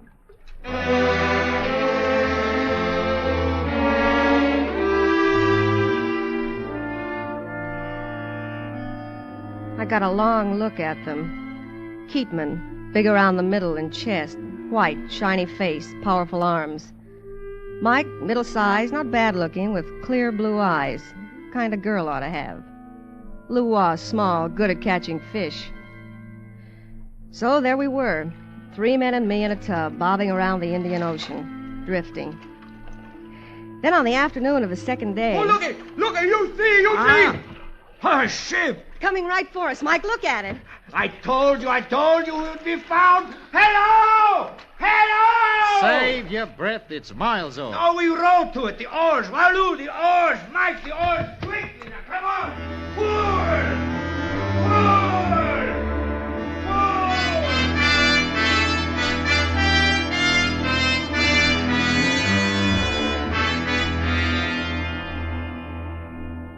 It was dusk by the time we got aboard. She was a 3-masted sailing ship. All her lifeboats were gone and junk was all over her deck. Seaweed and ocean stuff, so you knew she'd been under once. An old barkentine, Mike said. A ghost ship. Her deck cabins were caved in and she stank from rot. We looked her over. Then down in the captain's quarters we saw it. First, a couple of human skeletons in a pile of junk that was once clothes. Then a metal box, near the skeletons, open. And in it were bricks of greenish-yellow stuff. Mike knew right off what it was. Gold. Gold? Impossible, it cannot be. That's gold, all right. I've seen gold before. Well, sure it is. Sure it is. Oh, feel it. Hold on. 20, 30 pounds a brick. Why, that's a fortune. No kidding? How much? I don't know, but a fortune, easily a great amount. Easily. Shut the box, Keatman. The salvage laws, it's ours. If we bring it in. We will. We've got another problem but first. I tell you, you do not get lost at sea these days. This is 1953. You do not get lost at sea in 1953. No. Shut the box. It won't swim off. What? Shut it! Who are you to tell me what to do? Oh, stop it, you two. Squabble, squabble like a couple of chorus girls. Oh, sorry. I apologize. All right. Now let's check the galley. We ought to figure out a way to start a fire. What about the skeletons? Well, what about them? Well, you should get them overboard. I do not like to share the ship with them. You do what you want. You throw them overboard, Mike. I wouldn't care to touch them. Well, other things come first. That is right. And before we do anything, don't you think we should have an understanding? About what? The gold. What's there to understand? There are 4 of us. We bring it in, it's split 4 ways. 4 ways, yeah. Then I have a right. Now you go to the galley, Mike. I will stay here. I want to count the gold. All right. Come on, Cora. No, I'll stay down here if you don't mind. I'd like to know how much there is, too. Honest to Pete, I don't know why I said it. I wasn't thinking it. It just came out. Well, it rained that night, and we collected a lot of clean, fresh water. Next day, it was real sunny and warm. We cleaned the ship up a bit. All of a sudden, I got the feeling how funny things were. Adrift at sea on a ghost ship. But we had food, water, sun. At times, it was almost like a pleasure cruise. Good morning. Morning. Sleep well? Not too good. Of course, the place you fixed up for me was real nice, but... Well, I kept thinking about things. Cora Moore from San Diego with a jackpot. You know, you don't seem too happy about it. First problems first. We'll get found. Keatman's right. You don't get lost at sea these days. Ship is bound to cross us. Isn't it? Sure. So then we'll all be rich and happy. You still don't feel good about it. I remember once when I was a kid. I reached for a pot in a dice game with my winnings. It was fair. I got the back of my hand ripped open with a knife. I never got the winnings. I see. Counting your chickens. That's it. Everybody does that. Look at me. I was going to be a ballet dancer. I was a ballet dancer. In my mind, I mean. Pirouettes and all that. Who knew I was going to end up a fan dancer? Well, that's not so bad. No? Oh, well. What are you going to do with your share of the gold? I mean, if we bring it in. Go back to Australia, get a ranch, sheep. Sounds like work. You won't have to work. You'll have enough. I don't mind. Good morning. Morning. Hi. Fine this morning. Where's Waloo? Lou Wah is making breakfast. This morning I would like fish for breakfast. Have him make fish. I feel good. I slept well. I always knew the rich slept well no matter what they tried to tell you. Yeah. Ah, I see the skeletons are gone, Mike. I tossed them overside last night. Oh, thank you, Mike. Lou Wah found a barrel of nails. We're going to board up some cabin holes after we eat. You'll help? Certainly. I'll see you later, Cora. Surly fellow. Well, you look lovely this morning, my dear. A fresh look. The sea air, yeah. You are a beautiful girl. Sure. I'll get better looking to you the longer we're at sea. Cora, my dear, I've been doing some calculations in regard to our wealth. If the bars weigh 20 pounds apiece, and since there are 100 of them, we have 20 by 12 by 100 by 35, the value of gold per ounce. In dollars, 840,000. Buy a lot of meat and potatoes. Ah, filet mignon, pheasant, pompano, almondine. What's that? Something very delicious. Now, suppose the bar weighs 25 pounds. $1 million. $1 million? If the gold is sold at Macao, where the market is free, say $50 an ounce, 1,500,000. Oh, it keeps getting bigger. Matter of multiplication. Multiplication is a wonderful thing. It makes everything grow. Uh-huh. Division, however, is not so wonderful. What do you mean? Well, take a large satisfactory number and divide, say, by 4. What are you left with? A small unsatisfactory number. Do you follow me? No. Mull it to yourself, my dear. I'm sure it will come to you.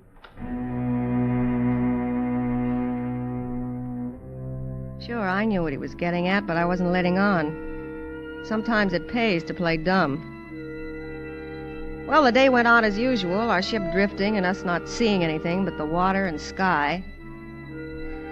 And then that night, laying in my bunk, suddenly began to think of something.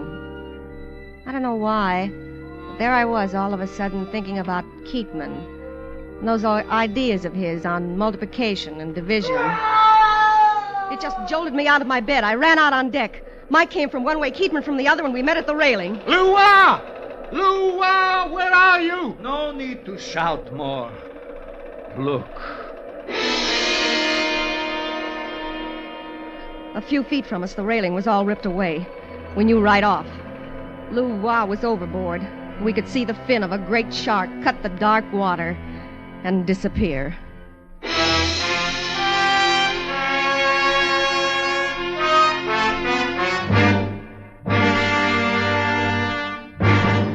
We will return to Escape in just a moment, but first... You should not have leaned against the railing. The wood is rotten. What makes you think he leaned? The ship's tossing, then. It threw him against the side. Lua was a sailor. It's a calm sea. He could keep his feet in this ocean. I don't understand you, Mike. How else could they have gone overboard? There are ways. I can't imagine. Look, do we have to stand around talking about it? Oh, of course not, my dear. Accidents do happen. There's no point. Keatman, you watch your step. Oh, what could you mean by that, Mike? Just watch your step, that's all. I don't know what happened to Lua, but you just watch your step. As you say, Captain Borman. Come on, Cora. I'll walk you back to your cabin. Mike walked me back. I had my chance to do some talking, to tell him about the conversation I'd had with Keatman. I should have told Mike. I know it. But somehow the words just wouldn't come out. I don't know why. Mike left me. I asked him to, and I tried to get some sleep. No luck. I kept thinking about poor Lua and also something else. I don't really know why I thought about it, but the fact is I did. Without me doing anything, I just got richer. Cora? Are you asleep? May I come in? Well, Just for a few moments, my dear. I want to talk to you. All right. Just a sec. It's real late. Oh, just a little while. The thing is, I do not get to see you enough alone. Oh, Cora. No, wait a minute. Oh, it's all right. Mike is asleep. He will not hear. Hands off, mister. That's all. Oh, have I made a mistake? I thought you had some feeling for me. Well, it's just that you sure rush a girl. Oh, I see. I'm sorry. Why don't you go now, Keatman? Oh, no, Henry. Why don't you go, Henry? I feel kind of upset tonight. You know what I mean. Lua and everything. Yeah, all right, my dear. You're not mad? Oh, no. There'll be other times. Oh, yes, of course, other times. Cora, Hmm? when we are safe on land and rich, we will go someplace, you and I. Italy, perhaps, or the south of France. Cora, 1.5 million divided by 3 is a large number. That should mean a lot to you. Yeah, I have to admit. I've been thinking about it. 1.5 million divided by 2 should mean even more.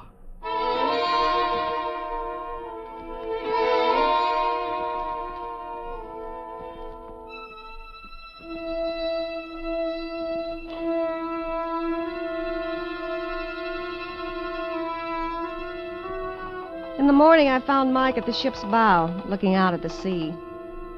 I remember saying to myself, he looked kind of good to me. Funny how a guy can look one way to you at one time, then at another look so very different. Oh, hello. What do you see? The usual. Nothing. Oh, it's not so bad. Still got fish and water. It's only the 3rd day. Guys were adrift during the war for weeks. They got saved. Sure. They had it worse than us. Mind if I, sit here with you? No, of course not. You seen Keatman? Below, I guess, counting. Yeah. He sure has gone off on that gold. You know, I've been thinking. About what? Those skeletons we found. You wonder who they are? Who they were? Mm-hmm. A little. You think they were part of the crew or, come on later like us? Why, it looks to me like the whole crew abandoned ship. No, I'd say those two came on later. That's after the ship came up from the bottom. And they found the gold, huh? Just like us? Uh-huh. Wondered what happened then. It sure smells good up here. It's about the only place aboard you don't smell the ship's rot. Maybe I should have been a sailor instead of a dancer. A lot of good outdoors. Ranching gets you outside, too. Yeah. Bet Australia's just loaded down with fresh air. What about sheep, huh? What about them? They smell?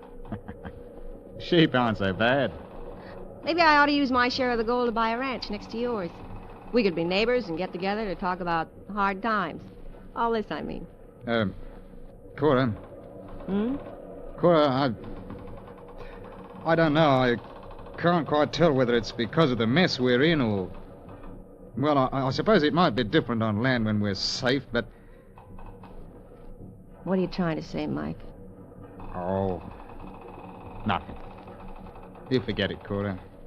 Sure. All right. Mike. Keatman came into my cabin last night. He did? I thought there was going to be trouble. Well, now, let Cora... No, it's all right. The only thing is... Well, I think you better watch yourself. What do you mean? Well, it's what he said to me. He said him and me could split the gold in two. Yeah. I just thought I ought to tell you. Thanks. There's a knife in the galley. I don't want to suggest anything, but nobody's going to blame you if you moved first.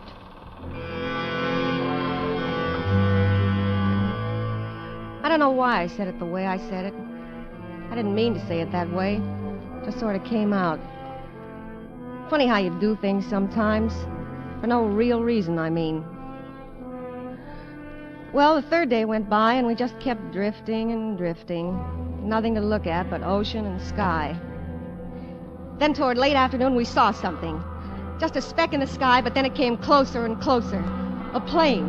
One of those big four-engine passenger jobs. Hey! Hey, down here! Down here! Hey! Keatman waved his shirt and screamed to beat the band. The plane saw us, dipped its wings, and then took off again. We knew it would send a ship and that we'd soon be saved. That night in the galley, we sat down for what we hoped would be our last meal on the Derelict. Fish. Have some delicious fish. Thank you. I don't want any more. Cora? I don't feel much like eating. Water, then. Have a big drink of water. No, I don't want any. Watch out. You're spilling it. Oh, who needs it anymore? I told you we'd be found. This is 1953. The ship will come to us tomorrow, I bet. All right. And we'll celebrate tomorrow. You put the water down. We've still got tonight. Tonight? Yeah, tonight. Keatman shut up then, and a few minutes later left the galley. Then Mike went out, too. That's when I noticed that the galley knife wasn't there anymore. The sea got kind of choppy that night, and I was sure restless. Wind started acting up. It began to rain. Looked like a storm was building. Then I heard the scream. I ran out along the wet deck and stood outside the hold, looking down into the blackness. I couldn't see, but I knew what it was. Mike and Keatman. And only one was going to come up. Only one.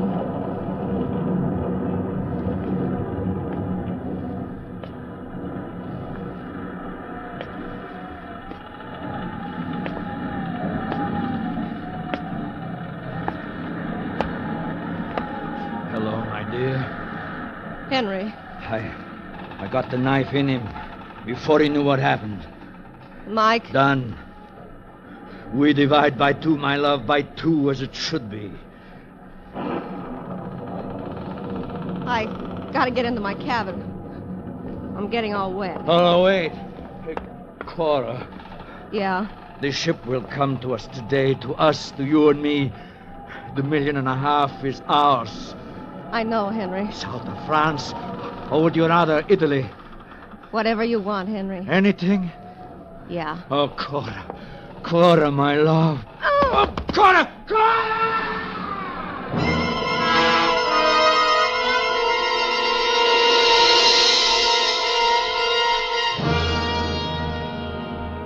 I don't know why I did it.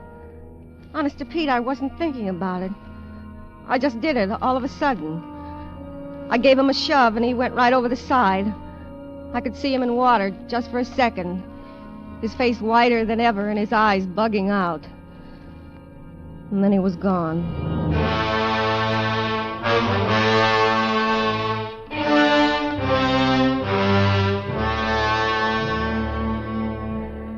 The storm lasted for days.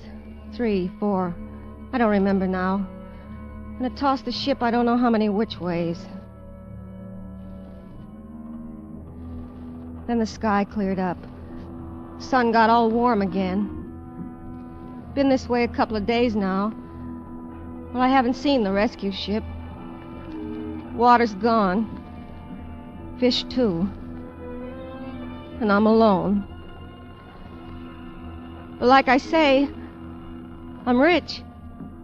I'm still good looking.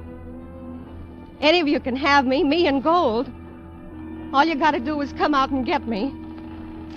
But please, please come quick.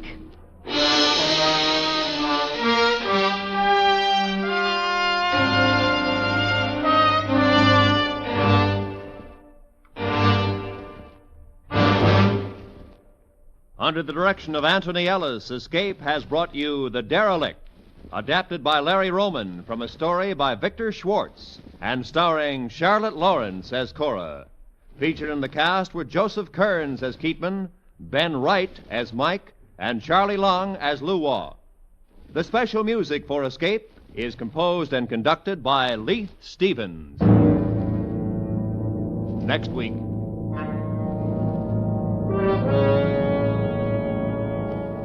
You are standing guard deep in the forests of Africa, while around you, closing in on you, are the dreaded Mau Mau, who, if you relax your guard, will kill you.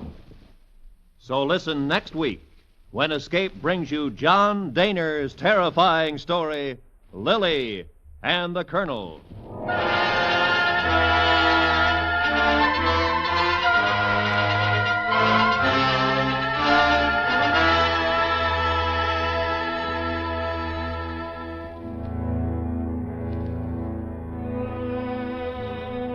This coming Tuesday night, mystery fans will want to stop, listen, and thrill to Mr. and Mrs. North Looking for Trouble on CBS Radio. And to John Lund as yours truly, Johnny Dollar, probing the San Antonio matter. The Norths collide with homicide and come close to grief themselves. Johnny Dollar comes close to falling in love, closer still to trouble in San Antone. Remember, they're both this coming Tuesday night on most of these same CBS radio stations. Mr. and Mrs. North, and yours truly, Johnny Dollar. Don't miss them. This is Roy Rowan speaking. And remember, you're invited to Art Linkletter's house party every weekday on the CBS Radio Network.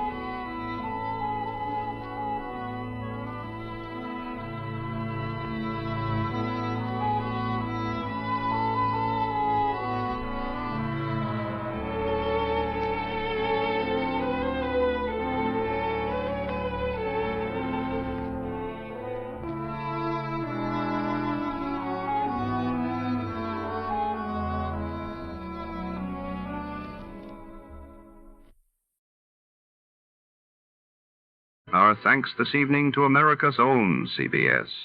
And before the orchestra strikes up again, let's see who among you really knows the golden age of radio.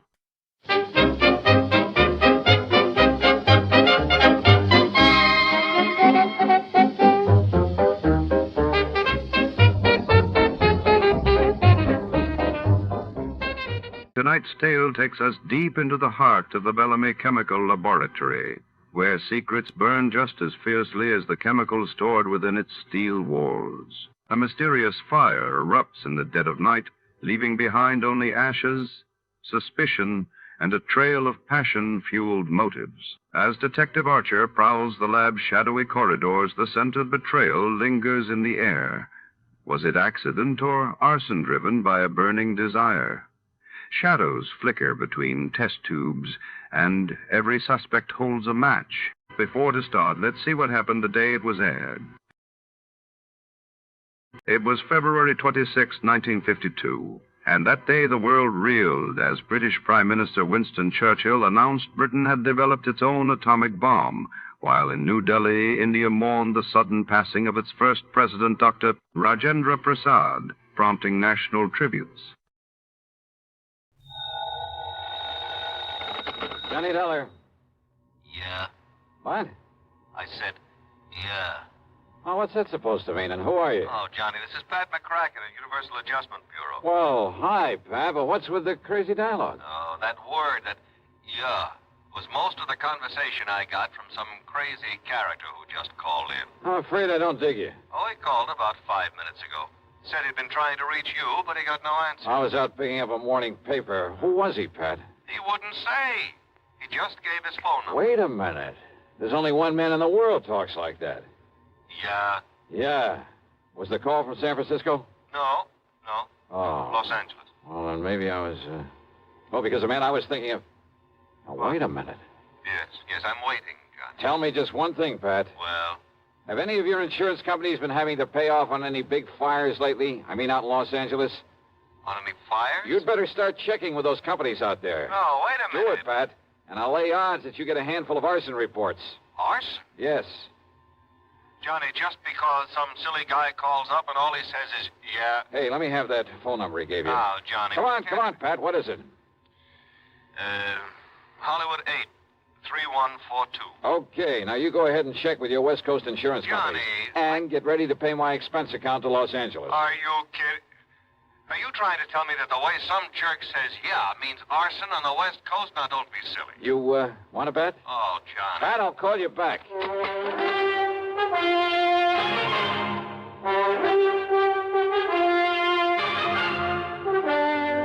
CBS Radio brings you Bob Bailey in the exciting adventures of the man with the action-packed expense account, America's fabulous freelance insurance investigator. Yours truly, Johnny Dollar.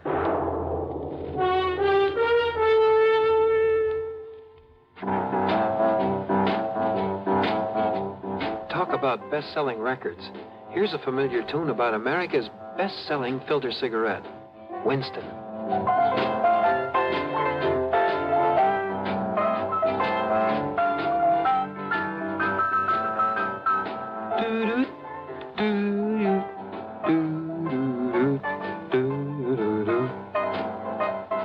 Winston gives you real flavor, full, rich tobacco flavor. And you know, that's because only Winston has filter blend up front. Choice, flavorful tobaccos, specially selected and specially processed for filter smoking. No wonder Winston tastes good, like a cigarette should. Smoke Winston. And now, Act One of yours truly, Johnny Dollar.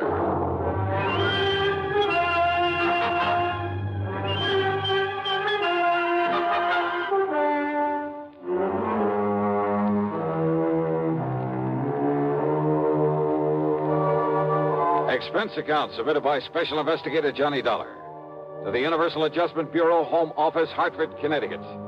Following is an account of expenses incurred during my investigation of the burning desire matter.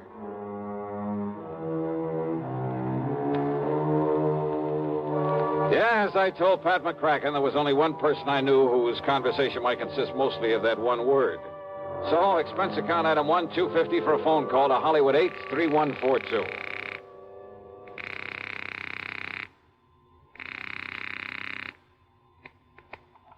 Hello? Hello? Yeah? Yeah, I thought so. Yeah? Smokey Sullivan. Well? Smokey, this is Johnny Dollar. Yeah? Hey, you tried to call me here in Hartford. I was out. You called Universal Adjustment Bureau. I got the message. Here I am. Yeah, Johnny. Only what are you doing in L.A.? Last time I saw you was in San Francisco. Got a job here, Johnny. Legit. Hey, that's the stuff. Pays off, too, doesn't it? Yeah. You're my friend, Johnny. You've done a lot for me. So, when I got a chance to help you... Well, is something doing out there, Smokey, that I ought to know about? A bunch of fires, Johnny. Arson, huh? Yeah. Is there insurance involved? Why else anybody use a torch? Yeah, you got a point there. But do you have any lead on whoever is behind the fires? Yeah. So you better come out here, Johnny. Okay. The first plane I can get. Where'll I find you? 322 South Equity Avenue. South Equity. Okay, Smokey, I'll be there. Yeah. Uh-huh.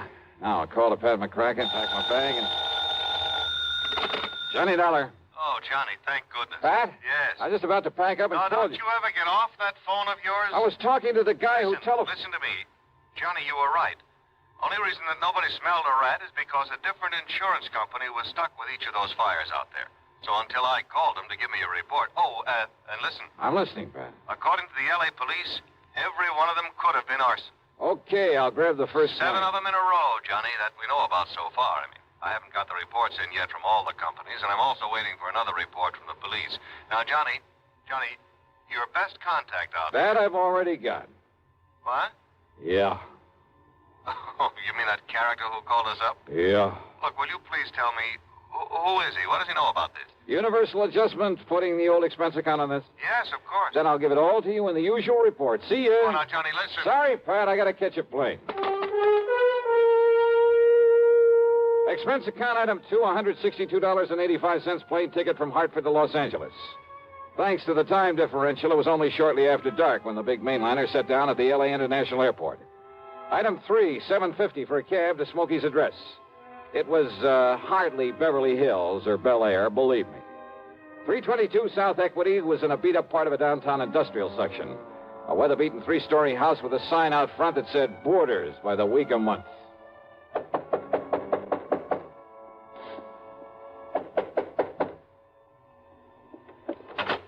Yeah, who are you? Well, my name is... Just what's a fancy dresser like you want around a place like this, huh? Well... I'm looking for a man by the name of Smokey Sullivan. I understand he lives here. That's right. Are you the man he said he was expecting? That's right. My name is Johnny Dollar. Well, he didn't tell me what the name was, but if you're sure he was expecting... I'm sure. Now, where is his room? And I don't know. Where is his room, please? Well, it's up on the second floor. It's just to the right after you get up the stairs. Okay, But now, thank look, you very much. Well, now maybe you'd better... It's all right, I'll find it. Thanks a lot. No, what I mean is, I thought you'd already come. What I mean is...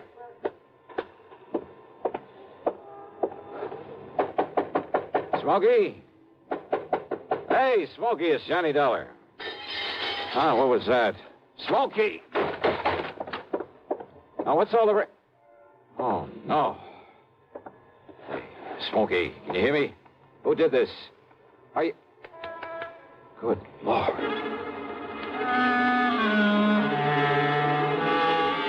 Smokey had really had it. Whoever had beaten him up probably would have killed him if I hadn't come along and scared him away. I looked out of the broken window, but of course it was too late to see who'd done this. Meantime, the landlady appeared, and I had to get me some towels and a basin of cold water. Here you are, Mr. Oh, good. Thanks a lot. Somebody sure laid into him, I'll say that. You ask me, it's a wonder if he stays alive. He'll be all right. He'd better be. You're lucky you come along to see him, is all I got to say. Yeah, you better get me a couple more towels and maybe another basin of water. No, wait. What? You won't need them, mister. I got a much better idea. If I can find it. Hey, Smokey. Give me a minute to find that bottle. Well, here it is. Yes, sir. this here'll fix him up. Smokey, can you hear me? Fix him up quicker than a wink. It's Johnny Dollar. Here now, mister, you just pour a slug of this down his gullet and see if it don't bring him to. Huh? Oh, yeah, good idea. Let me have that. Oh, sure. It's real genuine California cognac, it is. And soak up another towel for me, will you, please? I sure will, mister. All right, here now, Smokey, here. See if you can get down some of this. Easy now, huh? That's it. Attaboy. Really? Yeah. A little more of this. Here. You know, before you come up here, mister, I tried to tell you. Easy now, Smokey. Yeah, I tried to tell you. I thought that other man that come up here to see him was the one he was expecting. Here, now, here's his fresh towel. Thanks. Did you say other man? That's right. Come in just before you did. You know him, who he was? The chimp. What? What, Smokey? The chimp, Johnny. That's who it was. The chimp? Yeah. Strong arm for Mickey Fortina. Who's Mickey Fortina? He's the one that... Oh, now, look, Smokey, maybe you'd better wait until you feel better. You and I should get a doctor. No. Now, listen, Johnny. Yeah? Unless you stop him, there's going to be a lot more fires around here. Fires? That's what he said. Just don't worry about it, Mrs. Miss Fletcher. Bertha Fletcher. That's my name. Johnny, listen. Oh, okay, Mrs. Fletcher. You go along. I'll take care of him. Oh, well, now, I don't know. You sure I hadn't better get a doctor? No. I'll take him to a hotel. In his condition, I'll look after him. Now, you go downstairs and get me a cab. Well, I don't know. Here's a 10 spot for your trouble and this bottle of brandy. Oh, well, thanks. You're a gent. Go ahead, please. Oh, yes, sir. Anything you say. Johnny. Yeah? You gotta listen to me. Yeah, go ahead. You had come up the stairs, scared him off. The chimp might have killed me. Well, he won't get to you again. I'm going to take you out of this place. Somebody must have tipped off Mickey Fortina. Must have known I'd put in that call to you. So listen, Johnny. Later, Smokey, after I get you out of here.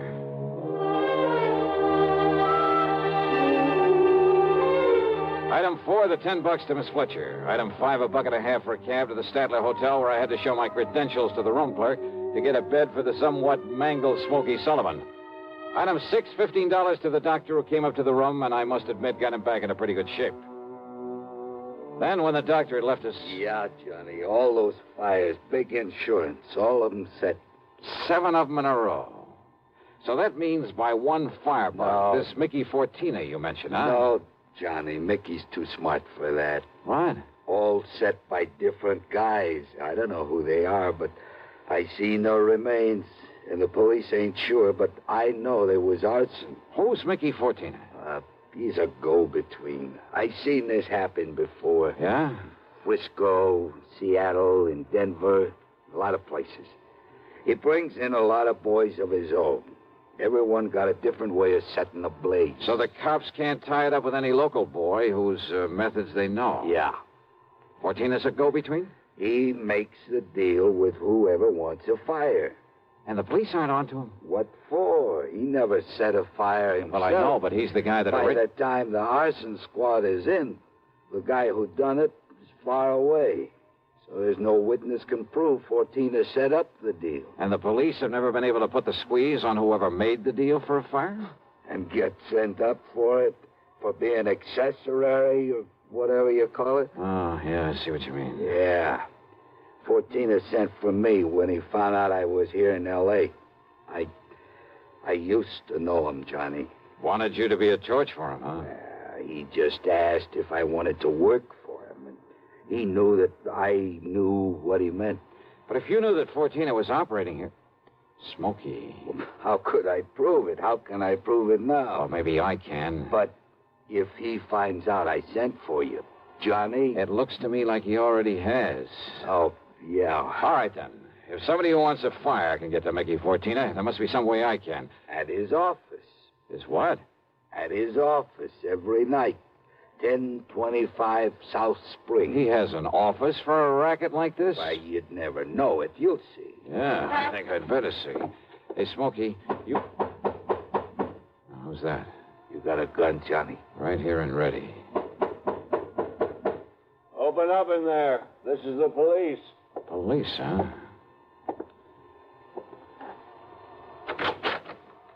Well, surprise. It is the police. The room clerk reported a man was brought in here who... Johnny! Yeah, Pat Nichols. Sergeant Nichols now, Johnny. Good. How are you, boy? Now, wait a minute. Is this the man you brought in here? Smokey Sullivan?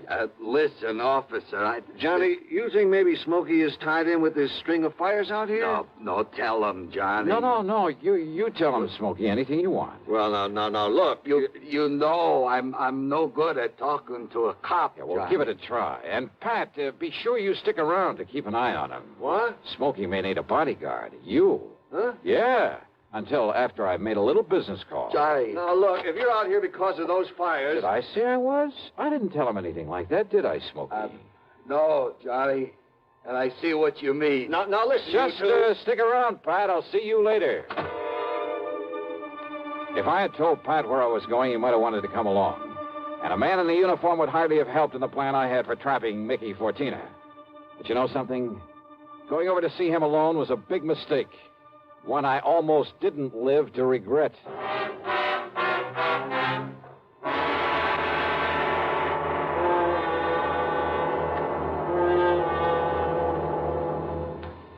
We'll bring you Act Two of yours truly, Johnny Dollar, in exactly 1 minute. Here's Hollywood star Mona Freeman. Who feels like acting with a miserable cold? I relieve cold distress the fast way with 4-way cold tablets. Yes, tests of all the leading cold tablets proved 4-way fastest acting. Amazing 4-way starts in minutes to relieve muscular pains and headache, reduce fever, calm upset stomach, also overcomes irregularity. When a cold strikes, do what I do. Take 4-way cold tablets. It's the fast way to relieve nasty cold distress and feel better quickly. 4-way, only 29 cents. Now, here's a word about another fine product of Grove Laboratories. Had dandruff for years? Now get rid of it in 3 minutes with Fitch Dandruff Remover Shampoo. 3 minutes with Fitch regularly is guaranteed to keep unsightly dandruff away forever. Apply Fitch before wetting hair, rub in 1 minute. Add water, lather 1 minute, then rinse 1 minute. Every trace of dandruff goes down the drain. 3 minutes with Fitch, embarrassing dandruff's gone. Fitch can also leave hair up to 35% brighter. Get Fitch Dandruff Remover Shampoo today. And now, Act Two of yours truly, Johnny Dollar and the Burning Desire Matter.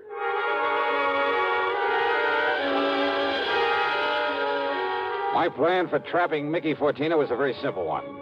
I'd make like a property owner who was anxious to collect some fire insurance, who was willing to pay in advance to make sure my property went up in flames. Easy, or so I thought. Item 7, 85 cents per cab to the office building at 1025 South Spring.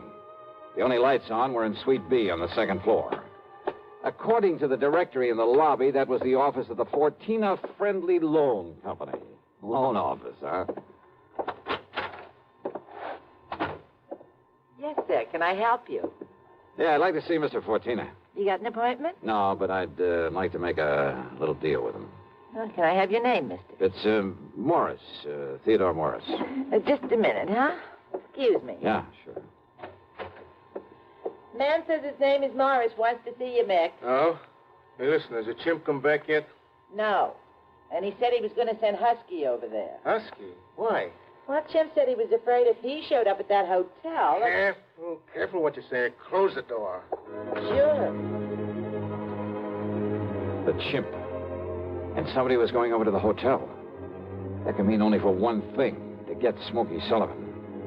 I carefully edged over closer to the door of Mickey's office, hoping I could hear more. But it was too thick. And it suddenly dawned on me. If they knew I was the one who put Smokey in that hotel, they probably also knew why I'd come here. There was only one way to make sure. I'd have to go through, or at least try to go through, with a bluff I planned. Oh, sorry to keep you waiting, Mr. Morris, is it? Yeah, that's right, Mr. Fortina. Ted Morris. Oh, Mary, when he gets you, send him in. Sure, Mick. Come in, please. Sit down. Yeah, surely. Thanks a lot. All right, I'll get right to the point, Mr. Fortina. Oh, by all means do, Mr. Morris. Well, I own a big shoe store over on North La Brea. Yes? Well, business has been pretty bad lately. I've been losing a lot of money. Too much stock on hand, big inventory and hardest. Well, if it's good merchandise, I see no reason why we can't arrange a loan for you. Yeah, well, a loan? Of course. What else? Well, listen, I carry a lot of insurance on not only the stock, but the building, too. Oh? How much, Mr. Morris? Well, it adds up to over $185,000. I see. It's very commendable. But why do you tell me about this insurance? Well, I said I'd get to the point. Now, listen. If that place was to burn up some night, the whole works. If that place was to burn up some night, the whole works. I'd collect a lot of money on it, all the insurance. And, of course, be in a position to repay whatever loan I advance to you. All right, stop beating around the bush, 14. I want that place burned out. Can you fix it? Mr. Morris, if you want a loan, possibly even a sizable... Well, you know what I want. Come on, how about it? As I said, possibly we can advance it to you. Now, look, I didn't come up here to... However, as evidence of your good faith, your, shall we say, good intentions, are you prepared to make a down payment on such a loan, say, $10,000 cash in advance? What are you talking about? Set the fire, burn the place up so I can collect the insurance, and I'll give you $15,000. Now, just a minute. Who said anything about setting a fire? I did. Well? Who sent you here?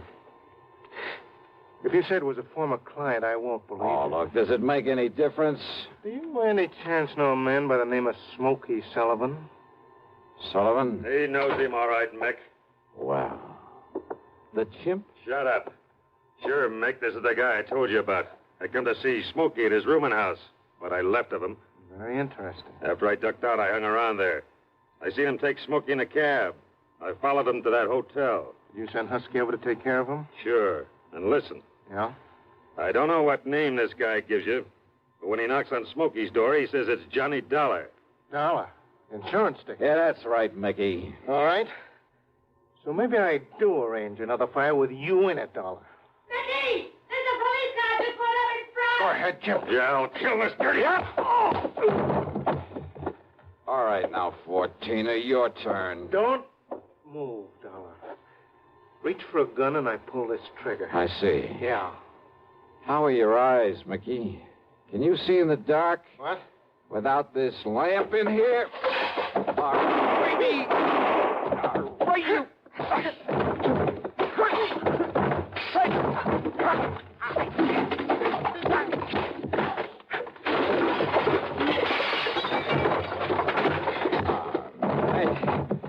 Yeah.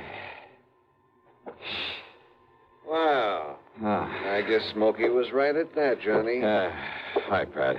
You seem to think you wouldn't need any help around here. You all right, Johnny? Yeah. When that strong arm, that husky Castellini, came up to the hotel room after him, well... I had to tell him, Johnny. I had to tell him what it was all about. Yeah, it's okay, Smokey. It's okay. So we threw Husky in the clink and came over here. Well, I got an admission out of him, Pat, but unless you can get these goons of his to talk, I don't know what you're going to hold him on.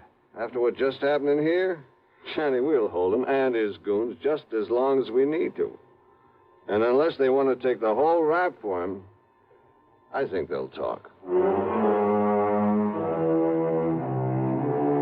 Yeah, they talked all right. And as a result, the police in a couple of nearby states should have no trouble at all in picking up some of the other of Fortina's boys, his hired torches. Funny, isn't it? These stupid jerks just never seem to learn. Expense account total, including hotel bill, plane ticket back to Hartford, and a sizable bit of folding money for Smokey Sullivan.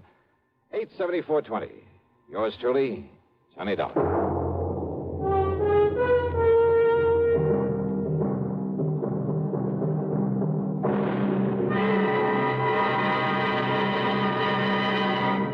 Now, here's a word from our star about the case he handles on next week's program. Thank you, Daniel. It's called the hapless ham matter. And yeah, you guessed it, the ham turns out to be an actor. A really bad one with one of the cleverest methods of committing murder I've ever known. There's a lot of action, suspense in the story, and I think you'll like it. Who knows? Maybe if you listen closely, you'll be able to figure out his method even before I do. So join us, won't you? Yours truly, Johnny Dollar.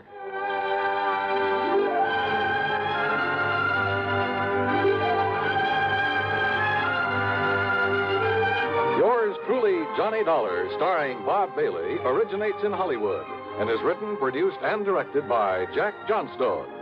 Heard in our cast were Virginia Gregg, Gene Tatum, Lawrence Dobkin, Vic Perrin, Paul Duboff, Don Diamond, and Frank Gerstle. Be sure to join us next week, same time and station, for another exciting story of yours truly, Johnny Dollar.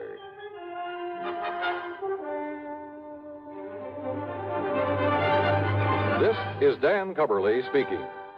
Intrigue breeds terror as Suspense brings a shady moonlight sail next on the CBS radio network. If I should ever become totally disabled, it would be a mighty comfortable feeling to have a check coming in every month regularly. Yes, it's a good feeling to know you have a financial cushion against trouble like that. Well, if you're a veteran with World War II or Korean GI insurance, you can protect yourself. You do it by adding a disability income rider to your present policy. The cost of the extra premium is just a few cents a day.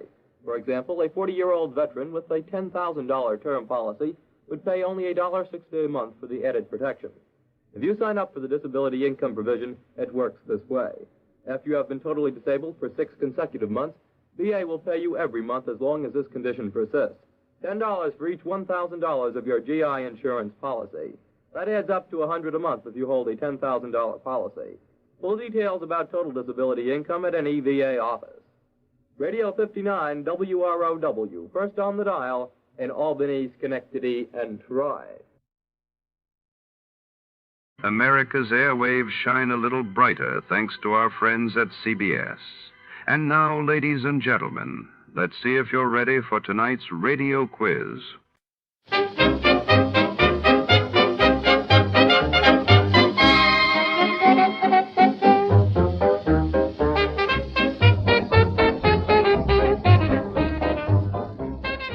Tonight's tale winds through the marble corridors and echoing stairwells of the downtown Los Angeles Central Post Office in 1949. Under the harsh glare of fluorescent lights and the ceaseless hum of sorting machines, a mysterious letter arrives, addressed only to Jason. What secrets lie sealed inside, and why has this letter drawn the attention of the city's most notorious private eye? As the clock ticks past midnight, shadows lengthen and loyalties unravel among the rows of mailbags. Before to start, let's see what happened the day it was aired.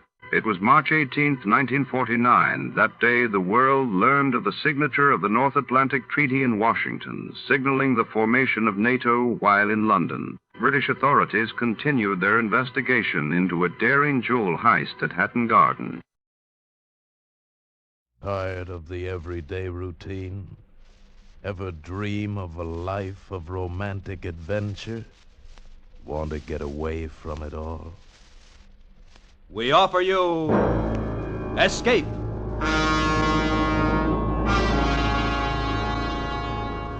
Escape, designed to free you from the four walls of today for a half hour of high adventure. Tonight, we escape to the island of Pelota in the South Seas, and an exciting tale of the strangest bargain ever made, as we bring you Letter from Jason, adapted from George F. Wirth's famous story, Sunk.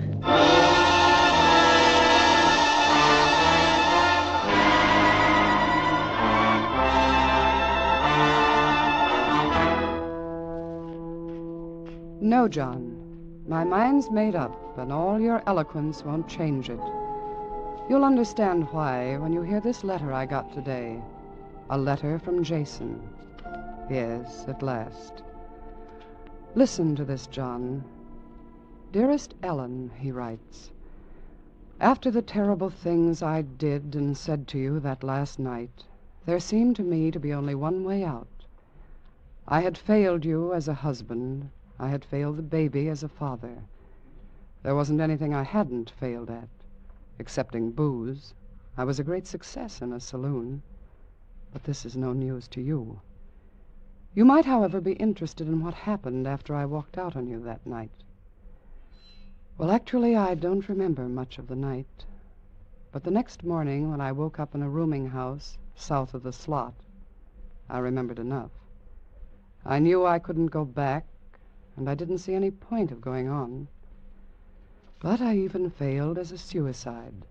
Somebody smelled gas and called the police. When I came to in the receiving hospital, Uncle Jeffrey was there. Well, Jason, you've sunk pretty low. Oh, go away and leave me alone. You must have been drunk to find the courage to try suicide. I don't ever really get drunk anymore. I just drink. That's scarcely news. What about your wife and child? You're suddenly very solicitous. No, I never approved of your marriage, but you're still my brother's son. Why did you try to do this? Money. A couple of other things, but money principally. Your father left you plenty of money, too much for your own good. Now it's gone. Of course it's gone. I'm over my years in debt. How much do you owe? More than I could pay back in a year, and some of them won't wait. There's a bookie in Sacramento Street. How much? More than $3,000. Why didn't you come to me for it? Would you have given it to me? You know I wouldn't. Why, you're getting a big kick out of this, aren't you, Uncle? Get out. Get out. Jason, you misunderstand me. I didn't come here for fun. I came on business. What? Yes, I came to offer you a job. Oh, that's funny. That's a great big laugh. No, I'm serious. On the way over here, I did a lot of thinking. Since you're ready to die anyway, perhaps I can arrange it in a way to provide for your wife and child. Yes, and pay your debts. Oh. You know where I spent my youth? Yes. Poaching pearls in the South Seas with my father. Really, Jason? That's an ungrateful conclusion and unkind to the memory of your father. We were traders, honest traders. But there were others not so honest. There were killers down there in those days. There's one in particular who crossed me several times and is still alive. His name is Jake Finch. What the devil are you talking about? A business deal, Jason. I want Jake Finch killed. Since your life doesn't mean anything to you, you might as well take the job. Me? Kill a man? That's right. This morning you tried to kill yourself for nothing.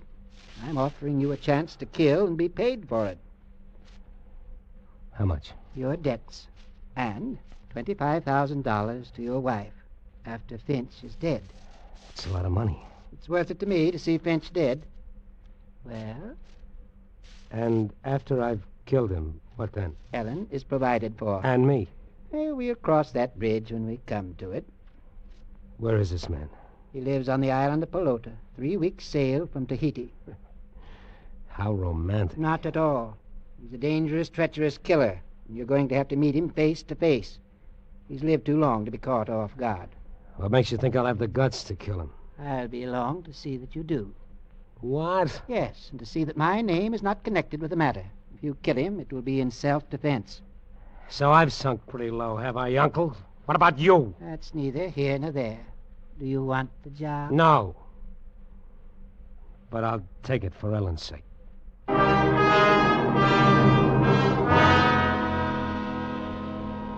Yes, John, I know it sounds incredible, but don't be so hasty in your judgment. The letter from Jason goes on. I suppose if I hadn't been foggy with booze and gas fumes, I would never have accepted such a dreadful proposition, even though it meant security for you. But once I agreed, Uncle Jeffrey wasted no time. He paid my debt and sent you that $1,000 check as an advance on my murder fee. And in less than 24 hours, we were slipping through the Golden Gate bound for Tahiti.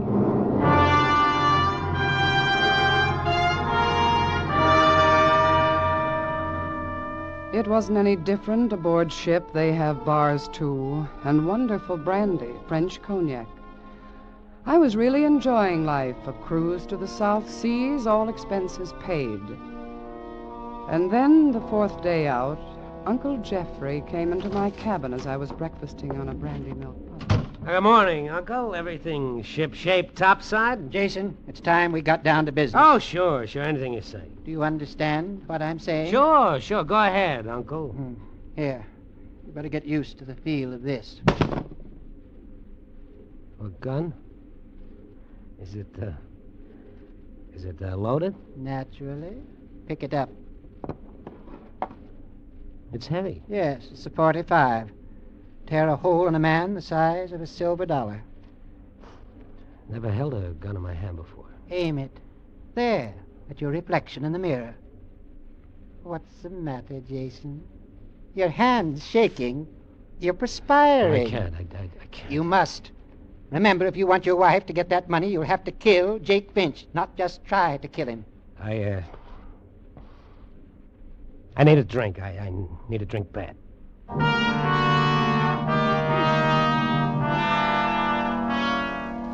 Poor mixed-up Jason. That was his solution for every problem, his answer to every challenge. I need a drink. He goes on to say, we arrived in Papeete, in Tahiti, on a Wednesday afternoon, but Uncle Jeffrey was in a hurry. He had chartered an island schooner, the Lorelei, and she was to sail at dawn the next morning for Pelota and Jake Finch. But at least I would have one evening ashore, and I intended to have it alone.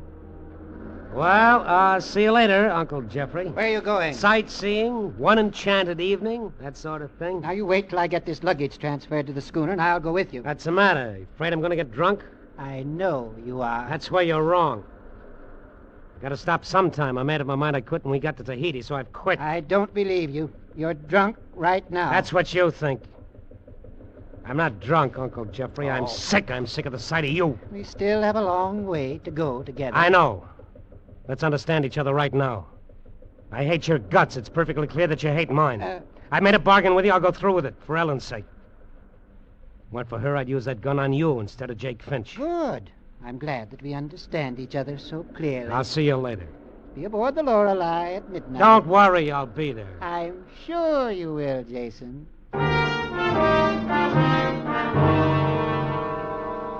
Papeete, the letter goes on, is not the South Sea paradise we dream of back home. Unpaved streets, miserable natives, provincial French colonists, but plenty of bars.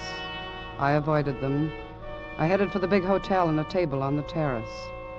Take away the palm trees and the French accent, and it was about as exotic as the commercial house in Sioux City. Monsieur désire quelque chose à boire? What did you say? Oh, je m'excuse. Would monsieur like something to drink? An aperitif, perhaps? Cézanne? Du bonnet? Oh, no, thank you. Just tea.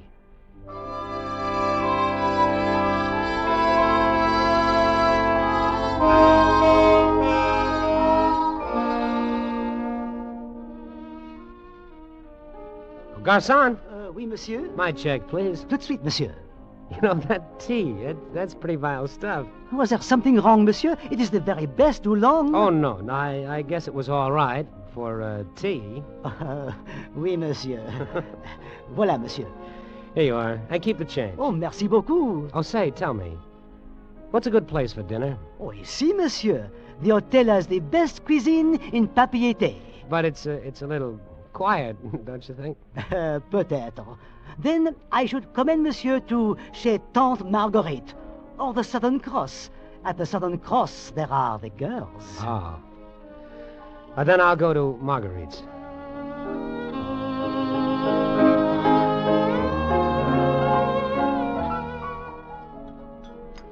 And with the dinner, monsieur desires to drink? Water. Water? Yeah, just water. But if monsieur will permit, we have a proverb in my native Normandie. Un repas sans vin est comme un jour sans soleil. Yeah, I'm sorry. I don't understand French that well.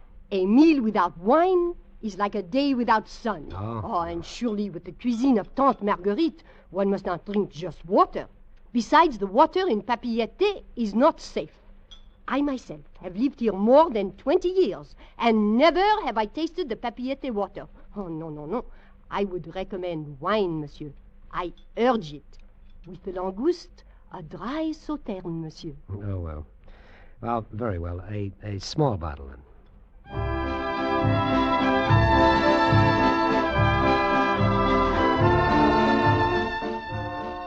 Monsieur has eaten well? Oh, yes, thank you. And now perhaps liqueur? No, I really don't. Permit me to offer it, monsieur.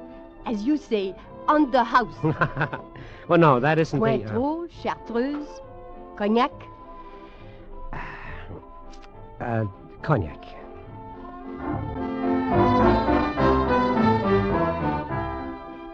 Oh, it's an excellent dinner, madame. An excellent liqueur, and the world begins to look all right again. Of course it does, monsieur. Of course it does. And now, madame, tell me.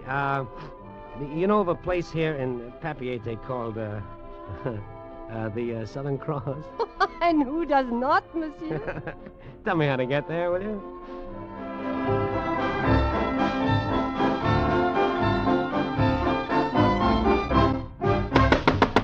Charlie! You deaf? Oh, yes, mister. You like maybe something, huh? Oh, yeah, another cognac. Oh, yes, sir. You like cognac maybe, so help yourself. Oh, sure, I like it. That's the best thing the French do is make cognac. Oh, look out. You're spilling it. I'm trying not to. Can't you see? I'm trying to hold it steady. You're not so steady yourself. Why can't I hold it steady? Yeah, it's like the gun. I can't hold the gun steady either. How can I shoot straight if I don't hold it steady? All the same. Whiskey, gun. You can't go steady with both. You go steady with me. Hmm? Oh. Well, hello, baby. You are alone? Yeah, I'm alone. It is not good to be alone too much. No, I don't mind. You like me to keep you company. I don't mind. You have cigarette for me? Yeah, Hey, sure, mate, just what's a the big idea of knowing this lady? I know it. What do you mean, this little... What's your language? Now, look, here, I'm sitting here minding my own business. Well, now you're minding mine. Now, scram. Well, I got as much right Are you as... looking for trouble? Well, no. But it seems to me you are. Why, you little jerk. Okay, boys, carry him out. Nice work, sister. Here's your 100 francs. Thank you, Captain Steve. You want me to make change? Not now. Some other time. I got work to do now.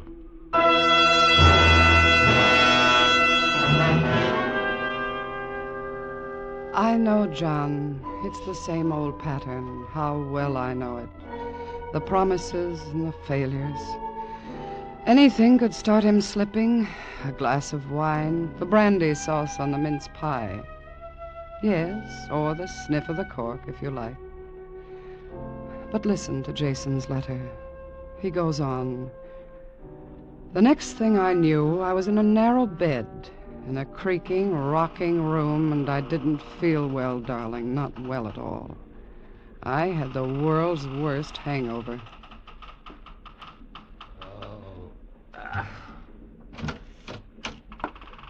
Oh. Good morning, Jason. Oh, Uncle Jeffrey, where am I? Aboard the Lorelei. 5 hours out of Papeete. Oh. Bad night? Yeah, I guess so. Looks like you were in a fight. I was. I don't remember anything afterward. How'd I get on board? You were delivered at my instruction. What do you mean? My captain brought you aboard. I want you to meet him. Captain? Yes, Mr. Sheldon? Come in. I want you to meet my nephew, Jason Torrance. How do you do, sir? Why, you... We've already met, Uncle. This is the man who knocked me out. I know, according to my instructions. That'll be all, Captain. Yes, sir. Well, you're a... Save your breath, You're the Jason. dirtiest... Your head will only ache more if you get excited. I'm not trying to hide anything from you. Captain Steve is a tough guy, but not nearly as tough. Not half as quick or strong or hard to kill as Jake Finch. And he tells me you never even hit back. Object lesson, huh? That's right. You've already cost me a lot of money, and I want my money's worth. You're no good to me, drunk, or to yourself, or to your wife and child.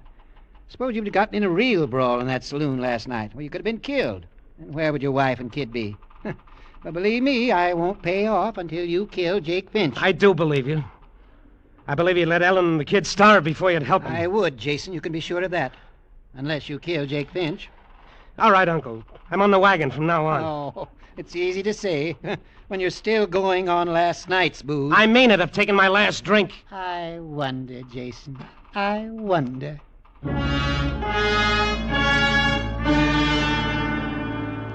After he had left the cabin with that sneer on his face, Jason writes, I lay there hopeless and nearly helpless.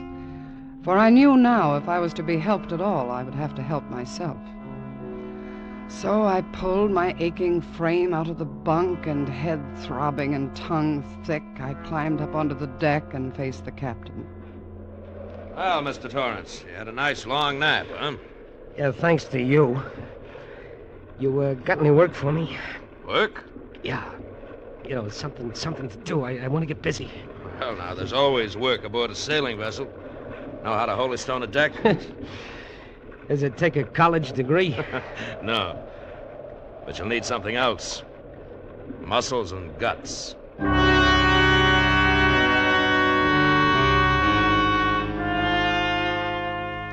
Who said it gets easier day by day? Jason writes. It didn't for me. I was stiff and sore from using muscles that had never been used before. And the only thing I wanted was a drink, just one drink to ease the pain. But I knew I'd never stop with one. It got tighter and tighter inside me, and there had to be a breaking point. And then on the 10th day out, the captain sent me up to secure a block on the mainmast. The sea was kicking up a little, and when I was 15 feet above the deck, the schooner lurched suddenly. I lost my grip and fell. I grabbed at the shroud, and it bit into the skin of my palms, and I hit the deck and lay there for a moment, shaking with fear, knowing that this was the end of my fight. Then I got to my feet, ran down to the galley, and opened the cabinet where I knew the captain kept his brandy. Having a little nip, Jason? Yes! I'm through. With your rotten bargain, your Jake Finch and your... Through with Ellen and the baby. Through with keeping your word. Back where you started from. A gas-filled room, trying to commit suicide. Well, go ahead. What are you waiting for? You've got the bottle in your hand. Go ahead. Take your drink. Shut up. What are you waiting for, Jason? Shut up. Shut up. Just remember, Jason, one drink will finish you. Jake Finch will kill you, and Ellen won't get the money. I'm a businessman, Jason. I made a bargain. Don't think I'm going to renege. I didn't want you to marry Ellen in the first place, remember? She won't get a penny from me when you die. Remember that. A penny from me when you die. Remember that. Be careful, Jason. You're trembling so, you might drop the bottle. Maybe you do need to drink, Jason. Think it over. It's an easy way out. And I won't embarrass you by staying and watching. Murderer! You dirty murderer! I won't touch it, Rick. I won't touch it. I'll show you. I'll show you.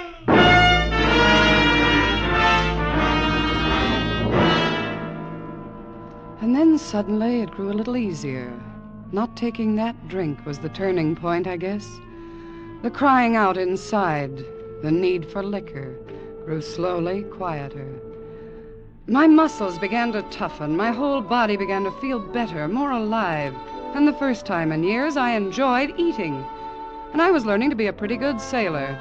I began to get a kick out of the neat way the schooner handled, the clean feeling of the sea air, the wonder of just feeling good. And with this change, I slowly began to realize what kind of a bargain I had made. I didn't want to kill anyone. No, not for any reason.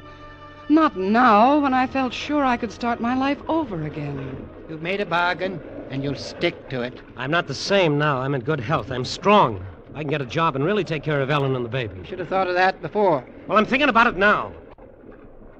I can't just deliberately go out and kill a man. I'm not going to go through with it. All right, we anchor at Pelota tomorrow. If you refuse to carry out your end of our bargain, I'll put you off the schooner and leave you there. You won't see a ship for more than 6 months. And when it does come, you'll have sunk lower than you've ever been. You won't have passage money back to San Francisco.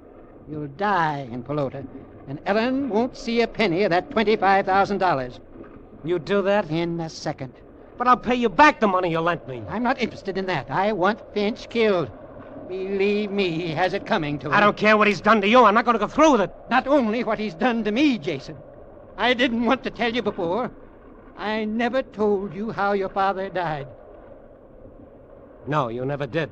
Jake Finch killed him, Jason. Jake Finch killed your father.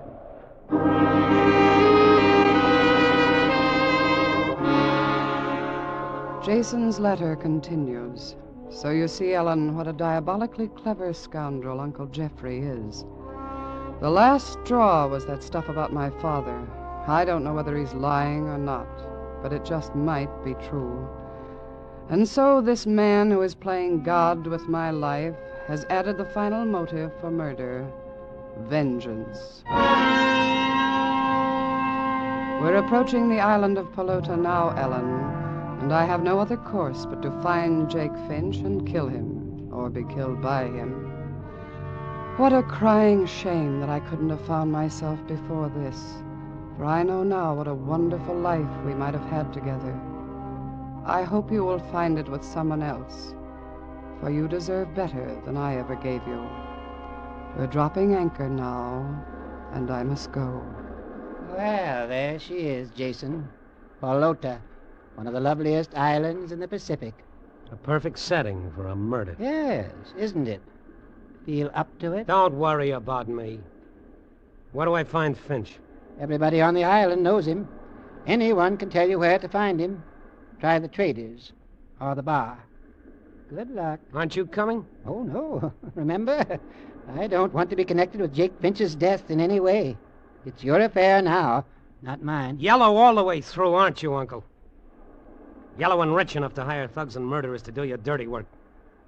I ought to kill you instead of Finch. Dinghy's ready, Mr. Tower. I'm coming, Captain. Kill Finch first, Jason.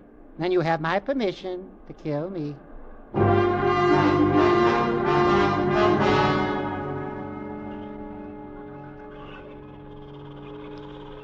Good day to you, sir. Good day. Put in for supplies, have you? No. Well, we've got everything a trim little schooner like yours would be needing. Look, can you, tell me where I can find Jake Finch? Jake Finch? What do you want with him? Well, that's my business. Where is he? I couldn't say exactly. He might be down on the beach this time of day. Thank you.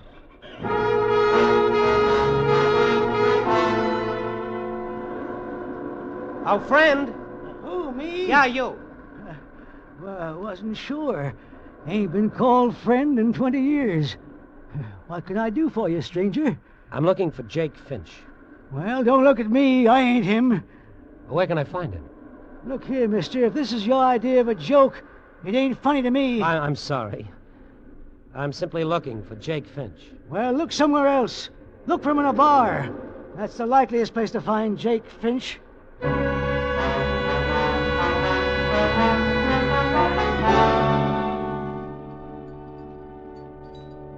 Yes, sir. What'll it be? I got the finest brandy on the island. 4 years old, it is. No, thank you. I'm looking for someone, but the place seems to be empty. Oh, who are you looking for? Jake Finch. Jake Finch. What do you want with him? I've got business with him. Yeah? What kind of business? He inherited $1 million or something? No. But I want to settle a debt with him. Okay, mister. He's in the back room. This way.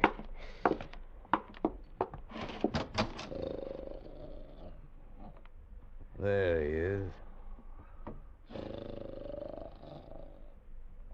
That old bum? Yeah. Sleeping it off. Been there since I closed up last night. Jake Finch? This can't be Jake Finch. Yes, one of them. There's more down on the beach, kicking around town. What are you talking about? Well, there's at least a dozen Jake Finches here on Pelota. A dozen? Hey, look, somebody's been kidding you, mister. Don't you know? Jake Finch is the name we give any rum bum here on Pelota. They spend their last penny here in the bar and sleep it off on the beach. Drink, mister. All the Jake Finches drink themselves to death. Jake Finch. Me. All along, the Jake Finch he wanted to kill was in me. Hey, where you going? I've got an apology to make. You look like you need a drink. How about one for the road, huh? No, thanks. I don't drink.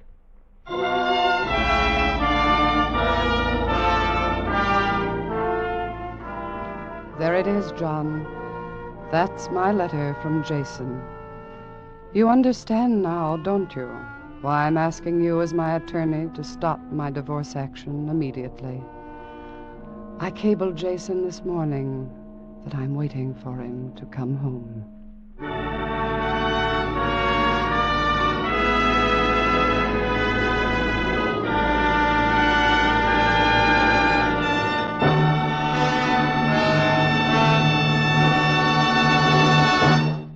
Escape is produced and directed by William N. Robeson. Tonight we have presented Letter from Jason, adapted by Celie Glester, Merwin Gerard, and Mr. Robeson, from Sunk by George F. Wirtz. Featured in the cast were Frank Lovejoy as Jason, Will Gear as Jeff, and Kay Brinker as Ellen. Special music was arranged and conducted by Del Castillo. Next week. You are lying on a small knoll in the prairie west of the Platte River. In a few moments, dawn will herald the attack of the encircling Apaches. An attack of such fury that for you there can be no escape.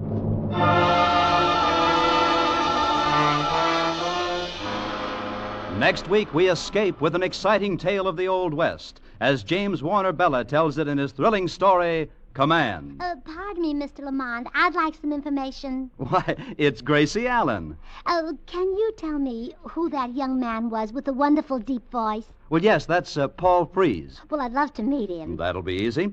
Paul, this is Gracie Allen. Gracie, this is Paul Freese. Hello, Gracie. Or should I call you Mrs. George Burns? Well, yes, you should. You see, I've been Mrs. Burns ever since that day when a certain tall, handsome man came along and pronounced George and me man and wife. I see. But it's George I've come to talk to you about. You have such a beautiful voice yourself, so I thought if you let him sing on this program, our sponsor will hear him and realize how great he is. Then he'll let him sing on our program Wednesday nights. Well, Gracie, this is not a musical program. This is Escape. Well, George can make your program more popular. When he sings, everybody will be looking for Escape. I'm sorry, Gracie. I'll have to turn you down. Oh? Well, goodbye, Mr. Freese. You are a cold man. Goodbye, Gracie. Be sure to listen next week, same time, when once again we offer you Escape. This is CBS, the Columbia Broadcasting System.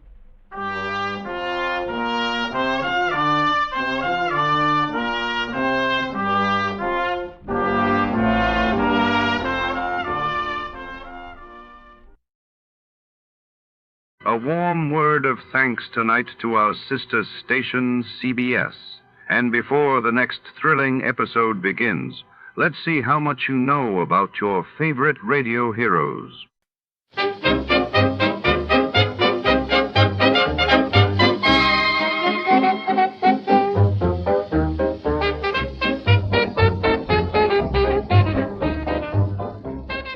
Tonight, the shadows fall across the marbled halls of the city's Grand Museum, where priceless artifacts sleep behind glass until a single night of terror shatters the silence. When a mysterious figure in a velvet mask leaves a trail of death in a stolen jeweled casque, investigator Johnny Dollar is called in to untangle the secrets lurking between ancient relics and modern greed. Each echoing footstep in the exhibit becomes a heartbeat of suspense as Johnny races against time to catch a killer hiding among the artifacts. Before to start, let's see what happened the day it was aired. It was January 21st, 1956. That day the world watched as the United States and Great Britain announced joint plans to withdraw their troops from the Suez Canal, shifting the balance of power in the Middle East while in Japan. Thousands mourned the death of former Prime Minister Shigeru Yoshida, a key architect of post-war recovery.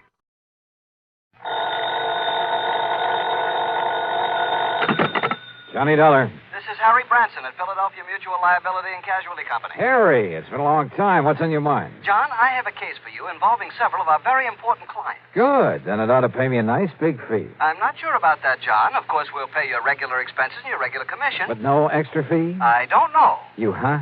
That is to say, it all depends on what you're able to, shall we say, unearth. Something or someone, Harry. What? You said unearth, didn't you? What facts you're able to ascertain is what I meant. Oh. So what about these very important clients of yours? John, they have disappeared. Oh, well, then maybe unearth is the proper term. What? What have the police got to say about them? You did call in the police, didn't you? Oh, yes, but they gave up years ago. At least years in the case... ago? That's right. At least in the case... Now, wait a minute, Harry. You say they disappeared years ago. Well, some of them... But now, all of a sudden, you expect me to be able to... what did you say the extra fee will be on this case? I told you It all depends. Exactly. Yeah, on whether I'm able to literally dig them up for you. You know where they're buried? John, this morbid so-called sense of humor of yours. Okay, Harry, okay. I'll be down to see you. And you might have a good, strong shovel ready and waiting for me. John!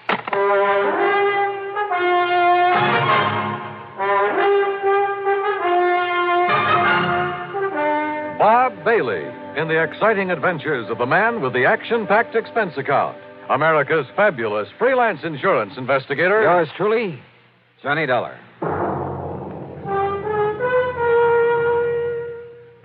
Now, Act One of yours truly, Johnny Dollar.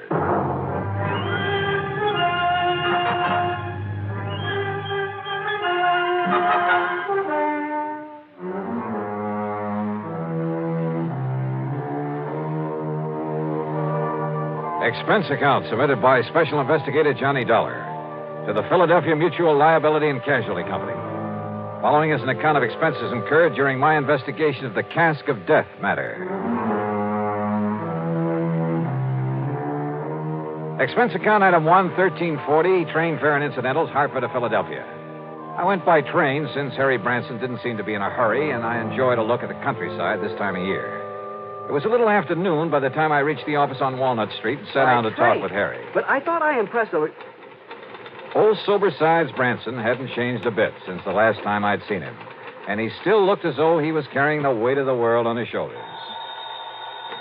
However, now that you have finally arrived, suppose I get right to the point and tell you what this is all about. Well, you said on the phone that some of your policyholders have disappeared. Yes, and you must understand this, John. Yeah? In accordance with Pennsylvania law, in a case of a mysterious disappearance, and I'm sure you're familiar with the mysterious disappearance clause that's part of all our life insurance contracts. Well, if you mean, did I ever read the fine print on one of your policies, the answer's no. You should sometime. The fact remains that when the insured disappears and fails to return or otherwise be accounted for by the end of 7 years, when the company has received no proof the insured is still alive, the company then presumes the insured to be deceased. Do I make myself clear? Keep talking, Harry. It simply means that at the end of 7 years, the full amount of the insurance is then paid to the beneficiary or beneficiaries, whichever the case may be. So, 7 years ago, a Mr. Wilbur Davis of Goshenville here in Pennsylvania mysteriously disappeared. Now his beneficiary is demanding payment of the insurance. Naturally. So why don't you pay it? We shall. But in checking through the files, I've suddenly discovered that his was only the first in a long series of mysterious disappearances. There have been a total of 8, all within a relatively small area, and of recently increasing frequency. When was the last one? The 4th of last month, Mr. Charles Moody. Charles Moody. Where? In the little town of Kirkwood, New Jersey. And the police have found no clue as to what might have happened to him? None whatsoever. One in Goshenville, Pennsylvania, one in Kirkwood, New Jersey. Where were the others? 2 in other small Jersey towns, 2 here in Pennsylvania, and 2 down in Delaware. Any relationship among the beneficiaries? None. That is, none that we know of. Why do you ask that? I just wondered if some one person was killing them off to collect the insurance. No, the beneficiaries are all widely separated individuals, so you can dismiss any possibility of murder. Harry, in a case of this kind, that's the one possibility I never dismiss.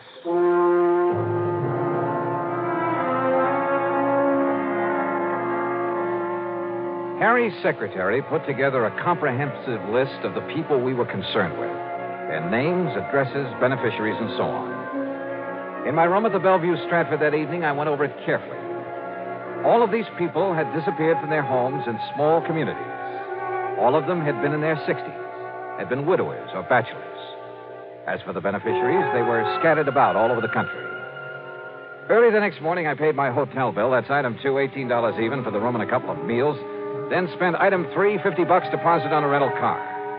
I drove first to the little town of Kirkwood, New Jersey, from which a Mr. Charles Moody had disappeared just about a month ago. I stopped to make inquiries at the general store. Thank you, Miss Peterson. I'll see you next week again. Now, as you were saying, Mr. Hurley? Yes, Mr. Dollar, I certainly hope Mr. Moody shows up again. You're a fine man. Fine man. Used to come down here at the store for a quiet game of checkers now and then. And the police have no idea where he might have gone or why? Yeah, well, I guess I'm about the only police we have here in Kirkwood. Oh? Of course, I notified the state police, and I presume they're still looking for him. Just, what happened, Mr. Hurley? Just took the bus into Philadelphia one day, and, well, that's the last we heard of him. Do you know anything about the beneficiary of his insurance? Let's see. According to my list... It's a nephew, Mr. Dollar. Yeah, Charles Moody. Lives out in California. Yeah, Mr. Moody always felt that he was the most deserving of his relatives. Left him everything, huh? Well, the insurance and his money, yes. Well, I know because, well, I'm the only lawyer here in Kirkwood, and I made out a will for him. You say just the money to his nephew? Except for his wine cellar, all his property will go to the town. Wine cellar? Yes. If Mr. Moody doesn't come back, or if he's proved to be dead, the wine cellar will go over to a man over in Philadelphia. Had themselves a sort of a gourmet club, I guess you'd call it. I see. But now tell me... You know, I kind of wish he'd have willed me that wine cellar. You see, you should see the collection he has there from all over the world. Yes. German wines and French and Italian. Yes, I'm sure. Swiss, But, Hungarian, now, Mr. Hurley, champagne. is there anything else you can tell me that might help me to find him? How about his friends? Everybody was Mr. Moody's friend, Mr. Dollar. But as I started to say about those wines he had... So I checked out all of Mr. Moody's friends there in Kirkwood and ended up with no more information than I got from the storekeeper. But you know something? If I had had sense enough to realize it, I'd have gotten plenty from him.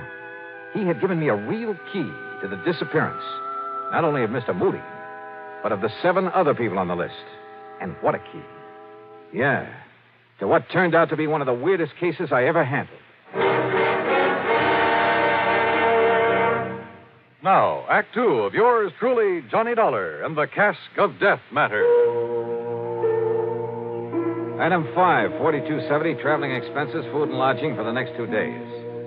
I drove my rental car to Pitts Grove and Malaga, New Jersey, Armstrong and Mount Pleasant down in Delaware, then Hickoryville, Pennsylvania, Goshenville, and the nearby town of Milne. I contacted not only the local police, such as they were, but dug up the lawyers who'd written wills for the missing men. And by doing so, I learned a strange, intriguing fact.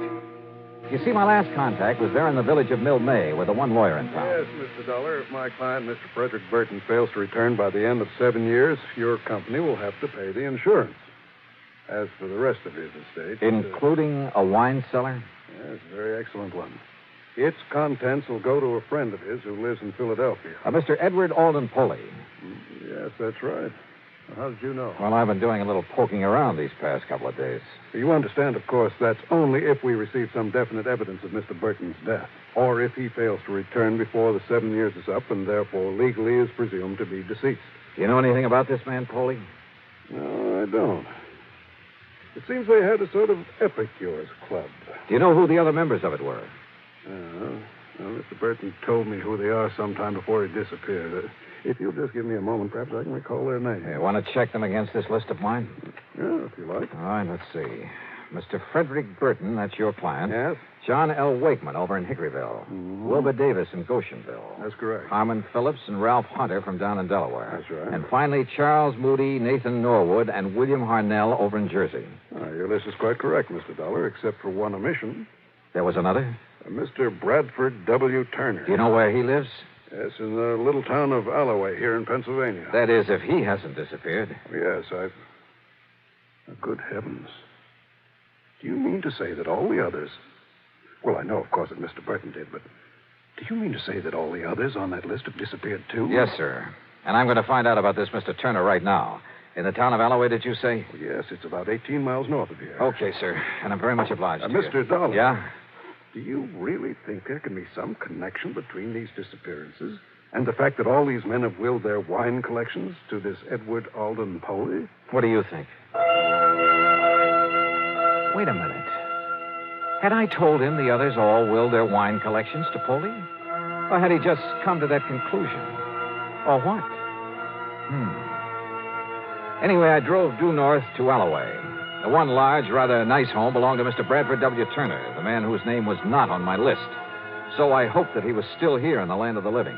He was, and he turned out to be a very fine gentleman, despite his preoccupation with vintage wine. No, Mr. Dollar. Our little order of epicures has not been very active since several of the members have, disappeared. But not you or Mr. E.A. Poley. I was just preparing to make the trip over to Philadelphia to pay a visit to Mr. Poley. Oh? Mind telling me why, Mr. Turner? Not at all, sir. Not at all. I happen to have an excellent wine cellar. Yes, I rather guessed that. Oh, but it's nothing compared to that, Mr. Poley's. Edward is younger than I, younger than any of us. But his vast, labyrinthine cellar is a veritable treasure house of rare and priceless vintage. I see. Now... Even I haven't seen the full extent of it, but... Oh, if only I could get hold of some of that ancient, rare Amontillado he has so often told us about. Promised to show us so many times. Up until now, I've not had anything worthy to offer him in exchange. But now... I've acquired a bottle of very old and very fine Medoc at a half. So I shall take it to him in the hope... You know, you talk as though this wine collecting were the most important thing in your life. Oh, it is, sir. And with Polly, it's an almost overpowering passion. It is his life. The kind of man who'd kill his own mother for a bottle of wine, huh? That's not the jest you may think it is, Mr. Dollar. Which is why I wonder if this bottle of fine Medoc will be enough. Mr. Turner, you're not taking it over to him. I beg your pardon. I am. Now, look here, Mr. Dollar. I've been awaiting this opportunity for years. Yeah, and you'd probably give just about anything. You're right, sir. I would. Your life?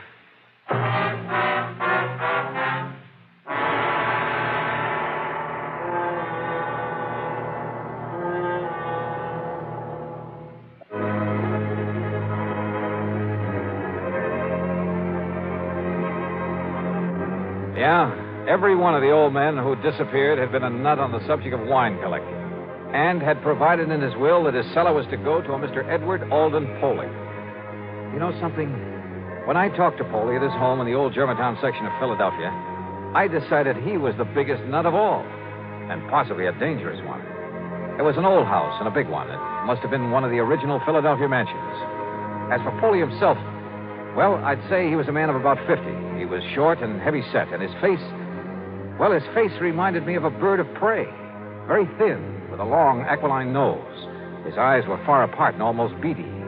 In spite of his shortness, he seemed to almost hover over things, including me. As he led me into the library, his eyes kept glancing at the package I carried, and there was a kind of inner glow in them. I can think of only one thing. Madness. Dollar, did you say? That's right. Johnny Dollar. I see. Oh? I mean, it's a very unusual name. I, can't help but admire this library, Mr. Poley. Only the best. I must have only the best, Mr. Dollar. Yes, it looks so. Nothing, no one must stand in the way of my having the rarest, the finest of everything. Sometimes it takes years, Mr. Dollar, but sooner or later I get what I want. I notice you have a lot of the works of Edgar Allan Poe. The greatest writer who ever lived. I am fortunate to bear the same initials. What? Oh, yeah. Look there. First copies of his works. And look there. The manuscript of one of them. Well, it has to do with a certain wine. Yeah, I see. Which brings us to what you have there. Well, it's a famous old Medoc, Mr. Poley, a de Gras. Its age, the vintage. Let me see. What? Well, sure. Yes. Look at it. Well, I only brought it here for your opinion. Huh? Oh, but I must have this. I must have... I'm afraid that's impossible. Oh. We shall see. Perhaps we'll make an exchange. I have in my vaults an old, a rare, a priceless Amontillado. Come, Mr. Dollar. The Casque of Amontillado, huh? What was that? Nothing, sir. Lead the way. He did. Yeah, he sure did. Through a hidden door behind a panel in the wall. Instead of using a flashlight, he took along a sort of torch, a flambeau, I think you call it, that gave off an evil, oily smell that stained the passageway with smoke. He led me down a long, winding staircase between the walls. Then finally we came to the vast wine vaults deep underground. This was really something out of Edgar Allan Poe. It was cool and damp with great drops of water slipping down the old stone walls. On one of them was a motto. Nemo me impune lacessit. I'm afraid my Latin is a little rusty. No one dare seek to best me with impunity. Yeah. But now the Amontillado. A little further. Are you a mason? A mason? A little joke, Mr. Dollar. You see, I am. He pulled a small trowel out of the inner pocket of his coat, then laughed strangely. Sure. The Casque of Amontillado, just like in the story by Edgar Allan Poe. The dark, damp wine vaults, that motto on the wall, the trowel. And this madman was living apart. No wonder his friends had disappeared, because each of them had had some priceless wine that he wouldn't part with. That is, until... The next vault, Mr. Dollar. A large crypt with niches in the walls, some of them blocked in, others empty, waiting. There I'll introduce you to my friends who are gathered there. Your friends? Of the Order of Epicures. They, too, have brought me wines for my collection. Davis, Norwood, Harnell, Hunter, Phillips, Wakeman, Frederick Burton. Those names. Even my old friend Charles Moody. You killed them, didn't you? Killed them? You brought them down here. Let me see the bottle of Dugram. You promised to show them the Casque of Amontillado. Yes. Then buried them here in one of these crypts. Yes. But, Mr. Dollar, you must not keep our friends waiting. Yeah. There's the mortar and the bricks. And the Amontillado? In the niche behind you. The mortar box. A hole for mixing in that shovel. Yes, the shovel. And with it, you'll join my friends.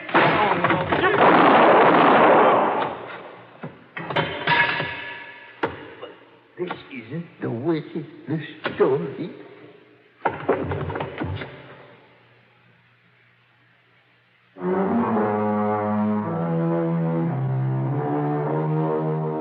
The 8 men who disappeared, yeah, they were all buried behind the bricks and mortar that walled up 8 of the niches in that deep underground vault.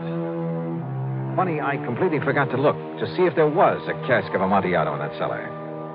Edward Alden Poley, when the courts get through with his case, I'm sure he'll be committed to an institution for the rest of his life. Yeah, I told you in the beginning, this was the weirdest case I ever tackled. Expense account total, including incidentals and the trip back to Hartford, $101.20. Yours truly, Johnny Dollar.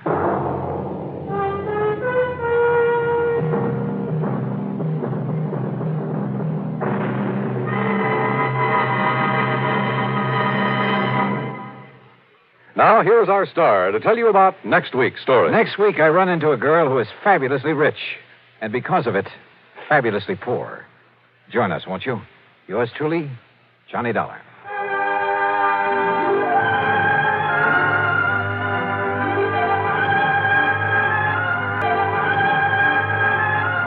Yours truly, Johnny Dollar, starring Bob Bailey, originates in Hollywood and is written, produced, and directed by Jack Johnstone. Heard in our cast were Harry Bartell, Forrest Lewis, Bartlett Robinson, Farley Bear, and Marvin Miller.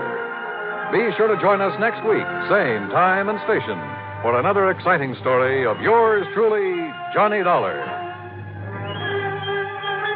This is Dan Cubberly speaking.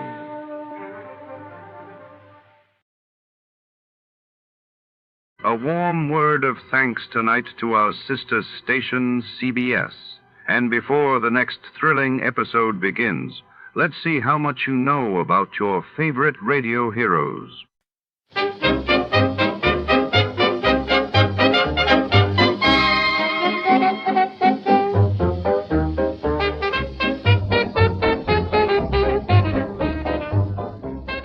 Tonight, the city trembles under the shadow of a mysterious heist when a notorious explosive device known as the Bouncing Betty vanishes from an army depot. Hard-boiled detective Jack Malone is pulled into a deadly game of cat and mouse. As the clock ticks and suspects multiply, secrets explode in a world where trust is a luxury and danger lurks around every corner.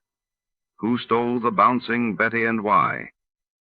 Find out in the Bouncing Betty Caper. Before we begin, let's see what happened on the day it aired. It was April 2nd, 1947. On that day, the world learned of the tragic Texas City disaster as a ship loaded with ammonium nitrate exploded in a harbor, while across the globe, Britain announced plans to grant independence to India, sparking hope and tension on 2 continents. The Adventures of Sam Spade, Detective.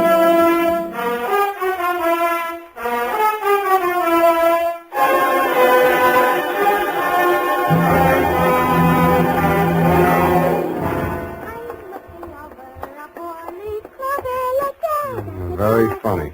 Certainly took you long enough. Oh, thank you, Sam. Well, do you like them? My girls?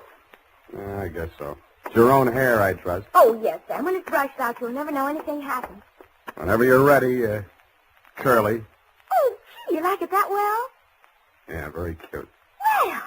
It's a business. To Detective Lieutenant Dundee, Homicide Detail, San Francisco Police, from Samuel Spade, license number 137596, subject, a bouncing Betty Caper. Dear Dundee. It all began on a Wednesday. My secretary, Miss Effie Perrine, tiptoed into my office and laid an engraved calling card on the desk in front of me. The name on it was Randall Carruthers. She said he looked like money, so I said, show her in. Or him in. She did. Good morning, sir. Do you wish the morning paper? Thanks, I've read it. Dear me. What's the matter? This ashtray, sir. Have you a silent butler? I don't even have a noisy one. Oh. In all my years of service, it has been my constant endeavor to keep things neat and tidy, down to the smallest details. I see. Well, if it bothers you, just dump those butts into the wastebasket. Very well, sir.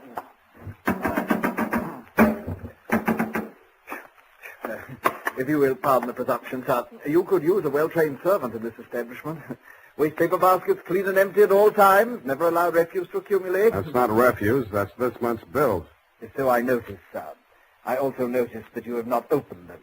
From this I conclude that your services are immediately available. Yeah, and I conclude that in spite of your glad rags and fancy handle, you are somebody's butler. Oh, that is correct, sir.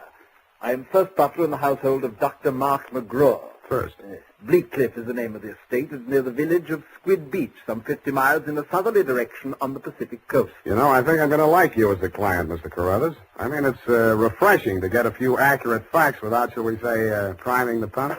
Thank you, sir. You're welcome. To continue, not counting the staff, there reside at Bleakcliff 3 persons. Dr. McGraw, master of the house since the death of his wife, his stepson, Mr. Anthony McGraw, of whom more later, and Mr. Anthony's sister, Miss Casque. It is on her behalf that I've come to you, sir. What is her problem, Mr. Carruthers? The correct form of address is Carruthers, sir, not Mr. Carruthers. Check. Yes, thank you, sir. Now, as to Miss Casque's problem, sir, someone is attempting to murder her. Specifically, she has upon several occasions been shot at from ambush. Twice she has awakened in the night to feel the hands of an assailant closing about her throat. And only yesterday, she narrowly escaped death when her motor car went out of control owing to some blackguard tampering with the steering mechanism, and upon numerous other occasions... That's enough. You have convinced me that she indeed has a problem. What do the local police think? No one has been to the police, sir. Why not? It's a delicate situation, sir. Miss Carthy's brother, Mr. Tony, is undergoing treatment for nervous disorders. Mm-hmm. The family did not wish to place him in an institution, and since Dr. McGraw, his stepfather, is a psychiatrist, he is allowed to remain at home. I see. He's flipped. Where do I fit in, Carruthers? Well, sir, if a reputable gentleman such as yourself were to come to Bleakcliff and witness these persistent attempts upon that girl's life, perhaps they could be forced to put the boy away where he belongs. It's possible. I'm willing to try. For money. Oh, splendid, sir, splendid. I took the liberty of drawing, in your favor, a draft upon the First National Bank of Squid Bay, 1 week's remuneration in advance of your services to the Bleakcliff estate in the capacity of chauffeur. Chauffeur? Yes, sir. I thought that might be a capital disguise. Have you a better suggestion, sir? Well, no, that's okay. This check. Yes, sir. $200. It's a pretty big weekly salary for a chauffeur, isn't it? Well, you will be allowed to shop for the vegetables, sir. Your cut has been added in.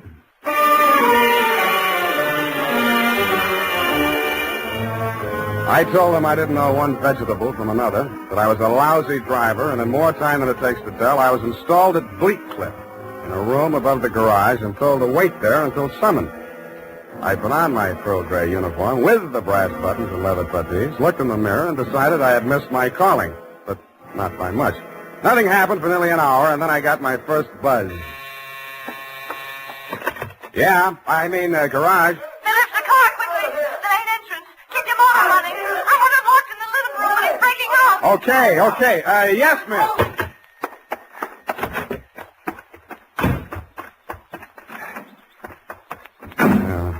Let me see. Get that door open. Open that door.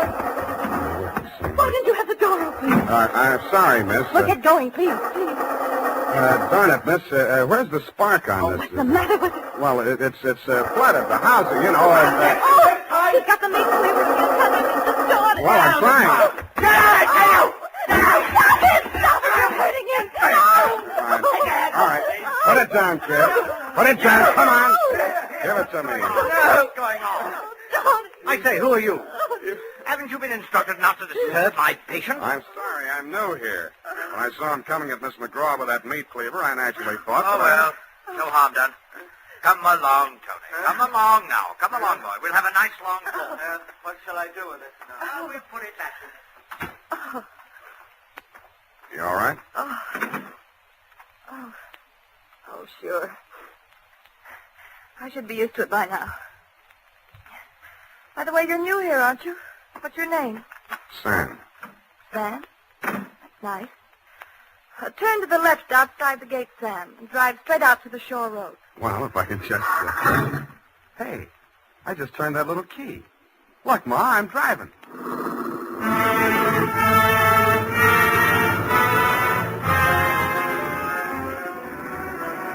I adjusted the rear view mirror so that it showed more of her and less of the rear view. A mile from the house, she ordered me to stop, moved up to the front seat with me, and asked me to drive on. By the time we got to the shore road, she was driving, and I was resting my head on her shoulder. Where are we going? I've got a little hideaway down the coast, right on the beach, at the foot of a tall cliff. There's a fireplace, a little bar, some records. Got some bop? It's wonderful there with the surf pounding outside, hidden away from the world. You feel so safe. Don't stop. You'll like it there. You feel as if there's no one else on earth. Time standing still. If I could just be sure that Mother wouldn't worry about me. You're impossible. Okay, Kathy, I'll be serious. What's with that brother of yours? Tony? I'd rather not talk about that if you don't mind. Well, maybe I can talk about your stepfather. I really should know what kind of a man my boss is. I go for these drives to forget all that. Please don't spoil it for me. Okay, Kathy, okay. Oh, please. The sharp turn into this driveway. Now, we get out here. Yes, ma'am. Down this path. Uh-oh. What's the matter? You afraid of high places? Yeah, you just pushed me off of one.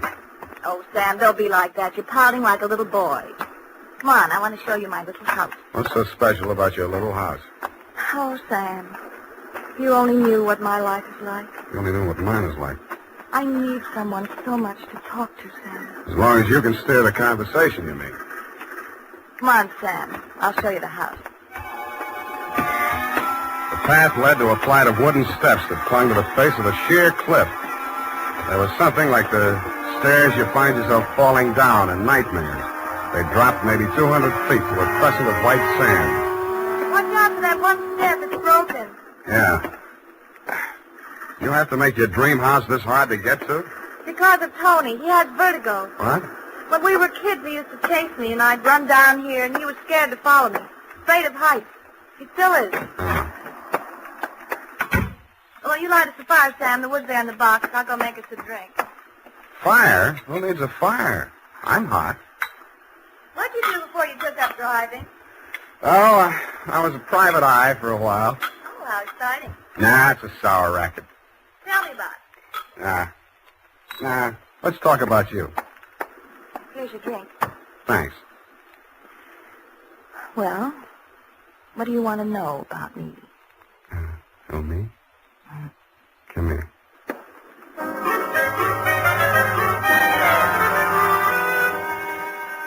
The scent she was wearing was 20 carat, but the story of her life was heavy melodrama. It seemed that Dr. McGraw, a handsome fortune hunter, was a folly of her mother's middle years. that she had come to her senses shortly before she died and cut him out of her will. But that was not the end of it. When Kathy's brother had been faced with the alternative of entering an institution or remaining at home under his stepfather's care, she had begged the doctor to remain in spite of his warnings that her brother might take a notion to kill her. But get this, Dundee, it's real deep. In spite of visible evidence to the contrary, she was convinced that her brother was not out to kill her, but that the doctor was. I couldn't sell myself on that part of the yarn, but she looked so awfully pretty while she was telling it. And suddenly, she didn't look so pretty. An expression of terror was on her face. Get down! I rolled her onto the floor and kicked the lamp out. By the glow of the embers in the fireplace, I could still see the gleam of the gun barrel shoved in through the broken window. I hope he couldn't see so much. I knocked over a chair to give him something to shoot at. I was already halfway up the face of the cliff on those rickety wooden stairs. At the top, he turned and looked back. Who was it? It was Mark, wasn't it? The doctor? You know better than that. It was Tony. Usher told me he was afraid of heights, couldn't come down those stairs. He never did before. Don't you believe me? Yeah, Kathy. I may wind up believing the rest of your story.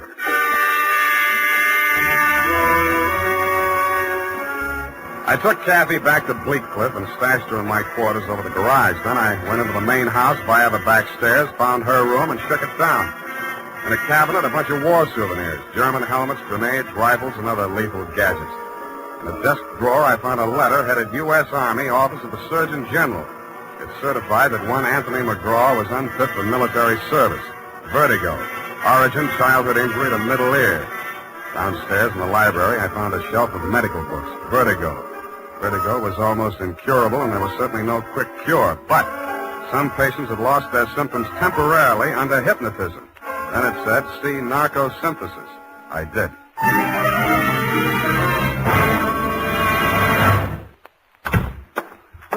Spade, I beg pardon, sir. Mr. Spade. Whatever are you doing in the butler's pantry, sir? Looking for a butler. Namely you, Carruthers. May I serve you, sir? Yeah. How do I get an interview with Dr. McGraw? Well, sir, I should... Oh. Strange, after all my years of service, I still start as a master summons. Hey. You did it again. Well, I'm sorry, sir. I'd better see what Dr. McGraw wants. Forget it. I'm answering this one. You're not going to drop your disguise, sir. Why not? Who am I kidding, anyway?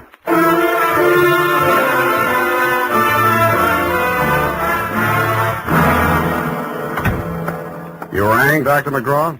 Oh, I didn't ring for you. I rang for Carruthers. I ordered him to tidy up my office while I was at dinner. And look at it. Looks neat as a pin to me, Doctor. Oh, yeah, sure new here. Chauffeur, eh? I'm only wearing his uniform. Here's my card. Oh, detective, eh? That's right, Doctor, and this one's just about ready to wrap up. Well, you interest me. Go on. I will. I think you've been trying to use that boy as a murder weapon against his sister. Oh, and you call yourself a detective? If you can call yourself a doctor, I guess I can. You've been treating him with narcosynthesis, haven't you? That's right. Hypnotic drug. While he's under it, you brief him on his activities for the day, and he follows through, including assaults with deadly weapons. That would be possible with certain very suggestible patients, but I'm afraid impossible to prove. I think I can prove it, Doctor. You shouldn't leave your textbooks lying around loose. I found out the only way Tony could have walked down that stairway to Kathy's beach house without falling would be temporary relief of his symptoms due to hypnotic suggestion. Unquote. I see. What do you intend to do about this theory of yours? What do you suggest? You see this row of buzzers here on my desk? Mm-hmm. This one is for my secretary. This is to summon Carruthers, and when I press this buzzer, two of the most hideous plug uglies you've ever seen will rush into this office, beat you to a pulp, and dump you outside the front gate. That's what I think of your theory. Buzz away, Doctor. I think I like them better than I do you. As you wish.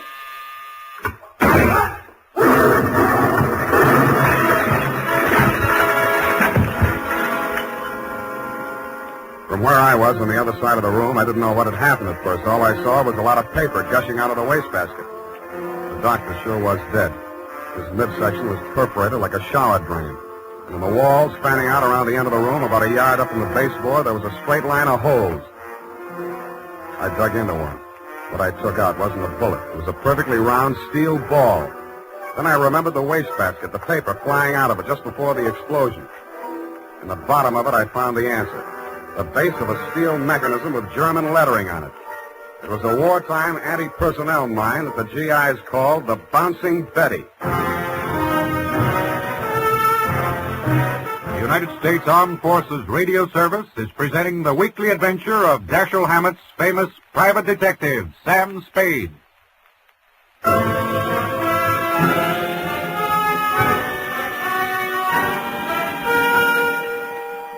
I didn't wait for the Squid Beach law to arrive. Who could? I went straight back to San Francisco. You, Lieutenant Dundee, were waiting at my office. Morning, Sam. Hello, Dundee. About that McGraw killing, Sam. The chief down at Skid Beach has asked us to cooperate with the department down there at Skid Beach. Squid Beach, Dundee. Squid, that's right. They say you caught a bus at Skid Beach. Squid. That's right. At a 1:45 in the company of a young woman answering the description of the McGraw girl. They say that, do they? They say they got a statement from that butler, Carruthers. Well, it's open and shut anyway. The butler hired you, the girl is wanted, and you're hiding her out. Why? Why not? Well, it's established that the girl hated the deceased and bickered with him constantly. The doctor and the boy were pals. That girl's guilty as... You've been able to place her in the murder room? Well, no, but here's an item. She worked with an Army ordnance during the war in research. Subject, I made a note of that. Enemy landmines, anti-personnel. One of the reports she helped put out was on the Bouncing Betty. Yeah? Definitely.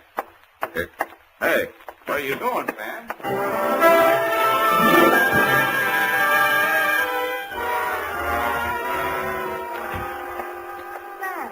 Sam, it's been so lonesome cooped up here all day. Why didn't you tell me you were with Army ordnance during the war? I don't know. I suppose it thought it was unfeminine or something. Try again. All right, I'll tell you the truth. I had a copy of that report with instructions for the operation of the Bouncing Betty in the desk in my room. What the devil are you doing with a thing like that? I don't know. I was proud of it. It was the only report I worked on with the general. Should have got rid of it. I did. I burned it in the fireplace as soon as I learned what had killed it. You didn't burn it good enough. Sam, they found it. Yeah. Have they arrested Tony? Not yet, but he's definitely sane. He'll have to take a rap for anything he's done. I see. Well, I guess there's no other way. Tony didn't do it, Sam. I did. I want to make a confession. Not to me, please. Not to me. After what happened down at the beach when I knew I was no longer safe anywhere, I realized I had to do it. For Tony's sake as well as mine. When we arrived back at the house, I looked into the dining room and I saw Dr. McGraw eating dinner. I knew it was my chance to get into his office. Yeah? Then what? Well, the Bouncing Betty was in my room. There was some wire in the tool chest, and I knew that Carruthers always went to tidy up while the doctor was at dinner. So I waited until I saw him come out, and then I went in, and I looked around for a place to plant it, out of sight. Then I saw the wastebasket full of papers. It was the perfect hiding place. The whole thing didn't take more than 5 minutes. Well, say something. I guess I don't know what to say. Go on, say you hate me, say it. I don't. Wish I did. Oh, Sam. Help me, help me. I'm sorry, baby. I am sorry.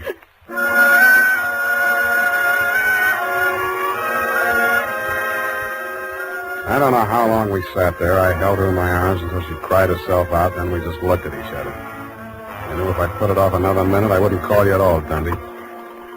So, with my arms still around her, I reached for the phone. Homicide. Lieutenant Dundee, this is Sam Spade. Lieutenant Dundee. Dundee. Hello. Hello. Give me that. Lieutenant, this is Captain McGraw. I wish to make a full confession in the murder of my stepmother. I walked out while she was still talking to you, Dundee. I knew she'd wait for you, and I didn't want to be there when you took her away. As I walked over to my office, everything she'd said kept coming back to me. I could see her sneaking into her brother's room and getting up and crashing out of the cabinet. I could see her hiding behind the door until Carruthers came out after tidying up McGraw's office, dumping ashtrays, emptying wastebaskets. And that's as far as I got. I went back to my office to wait. And sure enough, 20 minutes after the papers hit the streets with Kathy's confession, the door opened and he came in. Well, sir, I believe it's turning a bit raw out of doors. The gardener was saying only this morning that we should order out some shrouds for the Santa Claus to see you after. Am I discommoding you, sir? No, Carruthers, I've been waiting for you. With your permission, sir, the ashtray. Just dump it in the wastebasket. I am gratified to note that your secretary has been looking after things and has emptied your waste paper basket. This is right and proper. Quite. Yes, sir. And, speaking of waste paper baskets... Allow me, Carruthers. You've come to apprise me of your part in the death of the late Dr. McGraw. Am I in error? You've already divined my purpose, sir. Yes, it was I who placed that infernal machine. In the wastebasket, Carruthers, yes, I know. It struck me as a bit of poetic justice that the buzzer, which that dreadful man used as a symbol of his despotism, should be the instrument of his own destruction. I'm sorry, Carruthers. I'll do all I can. No need, sir. No need. I'm aware that there is no final justification for taking the law into one's own hands. Every man is entitled to trial by jury of his peers. But where, Mr. Spade, where could be found 12 good men and true who would allow themselves to be called the peer of that monster, Dr. McGraw?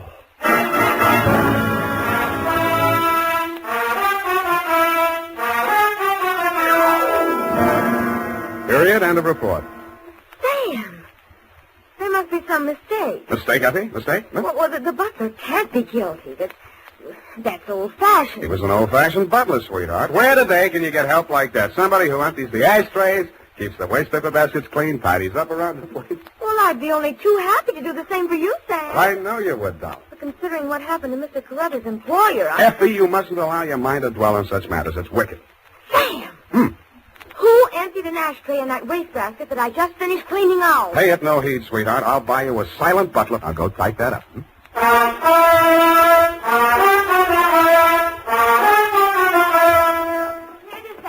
hope I haven't made any mistakes. I'm in such a hurry. Whatever did you do to your hair? Well, I brushed it out, Sam. What happened to the pin curls? I told you, Sam, when it was brushed out, it wouldn't be noticeable. Hours of torture sitting under a hot dryer for something nobody will notice. But, Sam, it puts bounce in your whole makeup. I get it, the bouncing Effie caper. Oh. Eyeshadow, new shade of lipstick. You look real gone. Oh, no. Whom is it tonight? Well, it's his friend of Maud, Sam. Of course, she's not really serious about him, so it's all right. Your conscience bothering you? Oh, no, Sam, no. He's definitely not serious about her. I mean, Well, have fun, sweetheart, while Maud burns. Oh, well, she won't. I suppose you'll be seeing that girl, what was her name? Oh, yes, Kathy. Well, at least if I'm not playing in someone else's garden. No. Well, have fun anyway. Good night, Sam. Good night, sweetheart.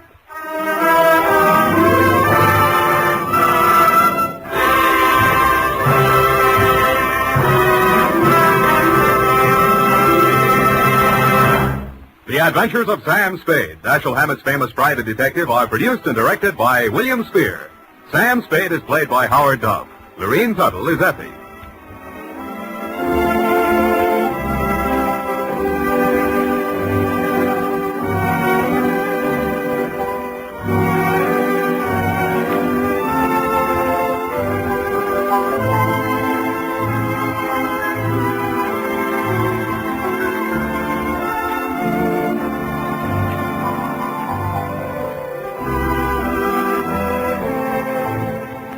The Adventures of Sam Spade, Private Detective, is a presentation of the United States Armed Forces Radio Service, the voice of information and education.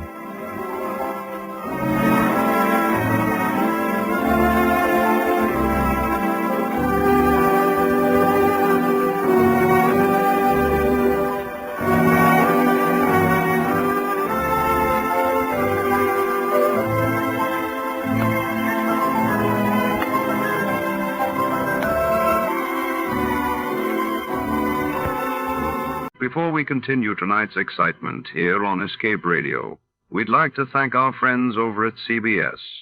And now, a quick quiz for our loyal listeners.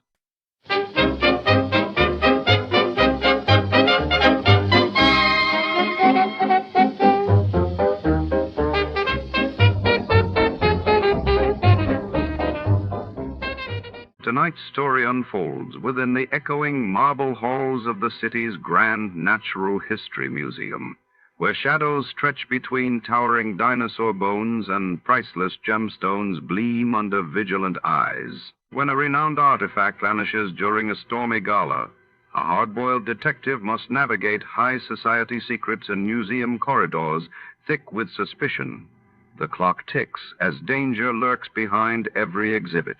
Before to start, let's see what happened the day it was aired. It was March 5th, 1952. That day, the world was shaken as Winston Churchill announced Britain's plans to develop its own hydrogen bomb, while in the United States, the New York Stock Exchange soared to a record high, reflecting post-war optimism. Johnny Dollar. This is Mary, the operator at Worldwide Mutual Insurance Company, Mr. Dollar. Yes, Mary. I had a call for you, but now he seems to have picked up his other phone. Oh, Les Waller's, no doubt. Oh, excuse me. Worldwide Mutual, Good morning. Yes, he is. I'll ring Mary? for you. I'm sorry, not you, Mr. Dollar. That was another call that came in, and I'd left your line open. Oh, okay. Look, if Les Waller's wants to call me back a little later. Oh, here you are. I can ring now. Oh, hello. Hey, you're a bum. I beg your pardon. I said you're... wait a minute. Who is that? Are you Johnny Dollar? That's right. Good. Dollar, this is Jonathan Harmon of Worldwide Mutual. Mr. Harmon? That's right. You sound surprised. Yes, I am, Mr. Harmon. I was expecting a call from Les Waller's there in your office. Oh, I see. And that explains your reference to a big bum, did you say? I thought you two were the best of pals. Oh, we are, sir. But he was supposed to call me early this morning about going down to New York tonight to see a hockey game at the Garden to celebrate my birthday belatedly. Oh, I see. If, that is, he could get away from his wife for the evening. Well, I hope everything's all right there, don't you? What's that, sir? I mean about Walters and his wife. And she's such a charming little lady, too, isn't she? Yes, indeed, very. But he's not here, and what I called you about is... Oh, I'm sorry I interrupted you. No, I guess I interrupted you, Dollar, but what I called you about is this, and I think perhaps you'd better get out there right away. Yes, sir. About an hour ago, shortly after noon, a client of ours, Mr. William Willoughby, insured for some $70,000, was found dead in his apartment over at 19525 East Maple. Oh? What was the cause of death, Mr. Harmon? As the very unfunny police officer put it when he called, it was a case of lead poisoning. There's certainly nothing funny about that. So I think, Dollar, that perhaps you'd better get right on out there and see what's what. Right away, Mr. Harmon. And if Les Waller's... Fine, Dollar. Goodbye. Hello? Mr. Harmon? I wonder what he meant about Les and his wife.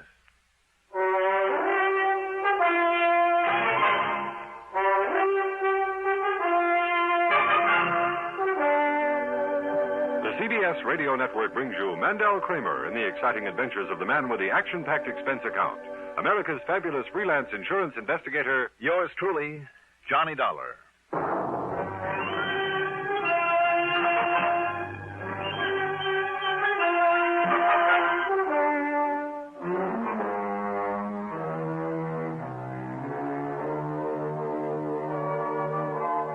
Expense account submitted by Special Investigator Johnny Dollar to the Worldwide Mutual Insurance Company, Home Office, Hartford, Connecticut. Following is an account of expenses incurred during my investigation of the Can't Be So matter. Expense account item 1.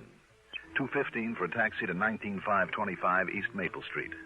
There was a prowl car out front, a small group of thrill seekers, and a patrolman with his hands full, keeping them from entering the smart new apartment building.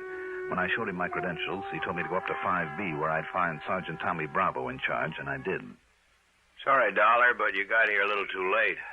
The boys just hauled young Willoughby, what was left of him, off to the morgue. Was it you who called the insurance company, Sergeant? Yep. See, I knew he had a policy with him. You did? How come? Oh, we've been kind of keeping an eye on Willoughby ever since he moved back here to Hartford and put up in this fancy place. Why? You, know him when he lived here before? No, I didn't. Well, he wasn't much use to himself or to anybody else. Wanted the best of everything, but wouldn't do an honest day's work to earn it. I know the type. The chief even wondered there at one time if he might have had some connection with a narcotics pusher that we nabbed and set up the line. Narcotics? Well, I couldn't prove it, though. Anyhow, what he left here was to get out from under a lot of bills he owed, that sort of thing. Mm-hmm. And so then when he came rolling back a couple months ago, apparently rolling in dough, well, it just made the chief kind of suspicious is all. So we kind of kept an eye on him. But he stayed clean so far as we could see. Just what happened here, Sergeant? No signs of a fight or anything like that? No. And the lab boys, before they left, wow, Dollar, they figure it was somebody he knew pretty well. How come? Because Willoughby himself must have let him in, for one thing. Him? Him, her, what's the difference? But it was probably him. Was it? See those chalk marks on the coffee table? Mm-hmm. Lab crew made them, where a couple of drinks were sitting. Willoughby's next to that chair, and the other guy's next to this one. How'd they figure that? Well, that one had Willoughby's prints on it, and this one didn't. Did it have any prints? They were all smudged pretty badly, except one. Looked like they were deliberately smudged. So they took the glass to the lab for good look. Anyhow, there was no sign of lipstick, so it must have been a man. And he shot Willoughby. With a cannon. They'll find out for sure down there at the lab, of course, but it looked to me like it was a .45 at least. A .45? Yeah. But, Dollar, that's just about all we know so far. No other prints around, no nothing. Nobody was seen entering or leaving. And if the man 3 doors down hadn't stayed home from work with a virus and heard the shot... how did you find out about this? I got a call from Les Walters at the insurance company. Walters? Well, I should have said from Mr. Walters, huh? Yeah, why? Isn't he the one with that tall, good-looking blonde wife? Name of Constance? That's right. Connie. Why? Nothing. Just that I saw her having lunch with him one day last week. Lunch? You know, in one of those intimate little joints out on 44. With Les? Walters? No. What? With our now departed pal here, Willoughby.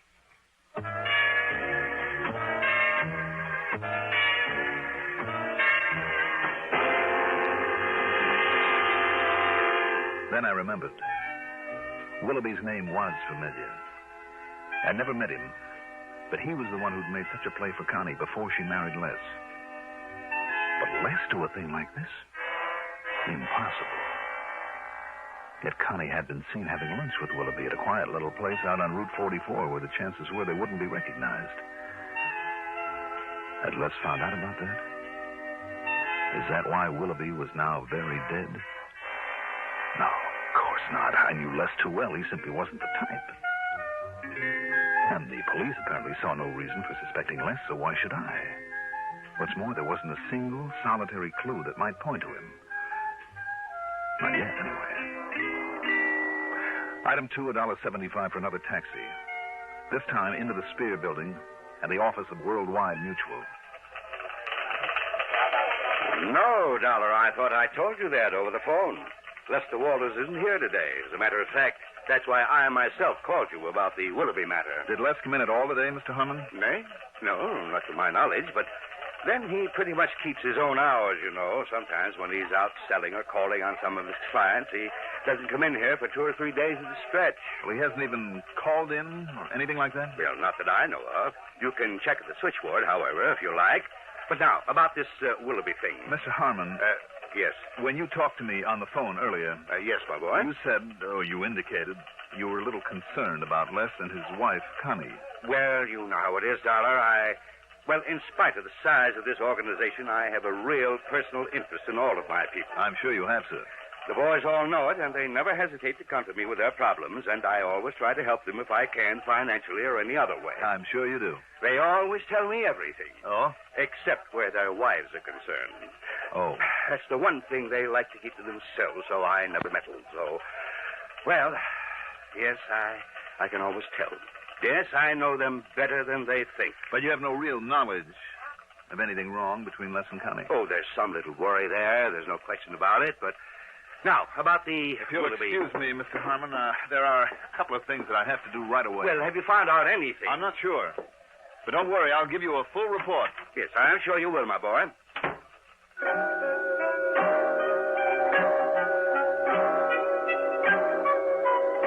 I checked with Mary, the switchboard operator. No, she hadn't heard from Les Walters all day. But he usually checks with me, you know. I mean, when he doesn't come in this way. Excuse me. Good afternoon. I told her then where I'd be and that if Les did call in, she was to let me know immediately and from where he called. I told her she was not to mention this to Les. The fact that I was looking for him under any circumstances. Item 3, $1 even for a cab out to the little apartment that Les shared with his wife, Connie.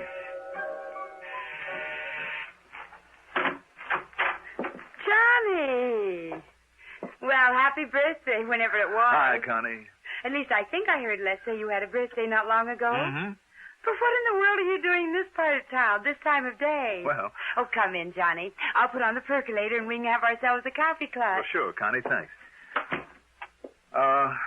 Les around? Oh, no, he isn't. He tried the office? He isn't there. Oh. Well, then he must be out selling people insurance or something. Why, Johnny? All right, it's just that we talked about maybe taking in a hockey game tonight, and I haven't heard from him, that's all.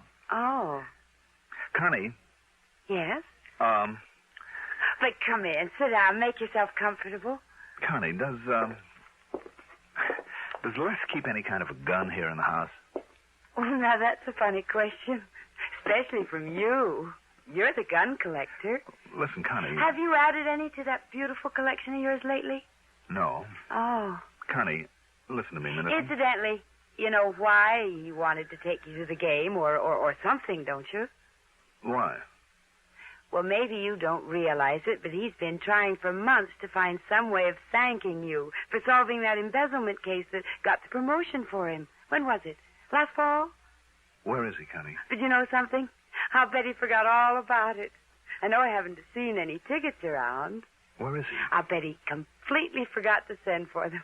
That's just like him, too. But he'll think up some excuse or something or something. Connie, where is Les? You say he isn't at the office? Well, he did say something about some errands when he left this morning, but I don't... What's the matter, Johnny? You're acting very peculiarly. You know it? Maybe I better lay things right on the line, Connie. What? Do you know a Bill Willoughby? Oh. Well? Yes. Go on. Bill sort of had a crush on me, Johnny, before I married Les. And? That's all. Is it? Have you seen him since he moved back here to Hartford? Now, why should I want... Well, he called me a couple of times. Have you seen him, Connie? Johnny. Please tell me. Yes. Yes, I have. But these questions, Johnny... Tell me. Well, I don't see what... All right. One day last week, Thursday, I guess it was, I was way out on Albany Avenue. That's Route 44. Yes. A seamstress who lives out there did some work on a dress for me. On the way back, I stopped at the gas station and... Johnny, what's all this about? Just go on, Connie. Well, Bill Willoughby was also there getting some gas. He insisted on taking me to lunch in one of those little places way out there, and... Well, that's all. That's all? Oh, well, he talked some nonsense about still being in love with me and wanting to see me again, but... Have you seen him again? Well, I certainly have not. When he started talking like that, I just got up and left him there. After all, I never really cared for him, and... Johnny? Connie, did Les know that you had this date with Willoughby? But it wasn't a date. Not really. Not at all. Well, did Les know about it? Did you tell him? What difference did it possibly make? Well, Les can be pretty jealous, can't he? Les? Of course not. You say that as though you don't really mean it. Of course I do. Well, where is he, Connie? Where's he been all day?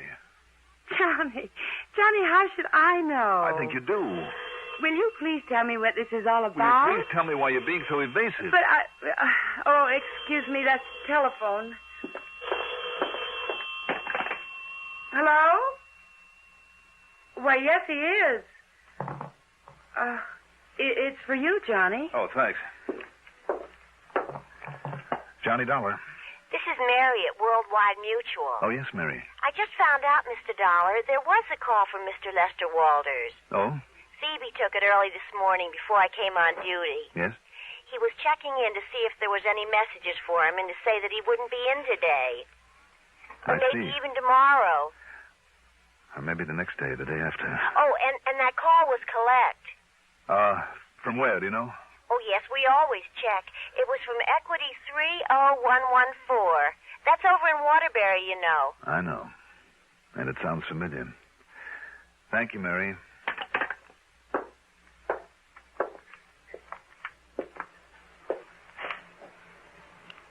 Johnny. Now listen, Johnny. Will you please tell me... Later, Connie. Later. I went to a phone booth at the nearest gas station and spent item 4. 40 cents for a call to that equity number that had sounded so familiar. I hoped and prayed that I was wrong about it. That it wasn't. Bearcloth's Gun Shop. Who? Bearcloth's Gun Shop. Gun shop. Can I help you? Did a Mr. Lester Walters buy a gun from you recently?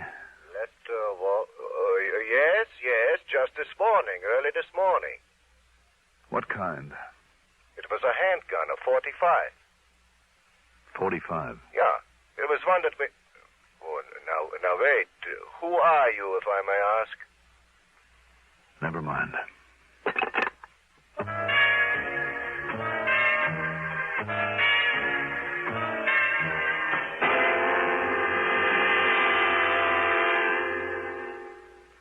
Not everyone is as lucky as yours truly, Johnny Dollar, who has an unlimited expense account.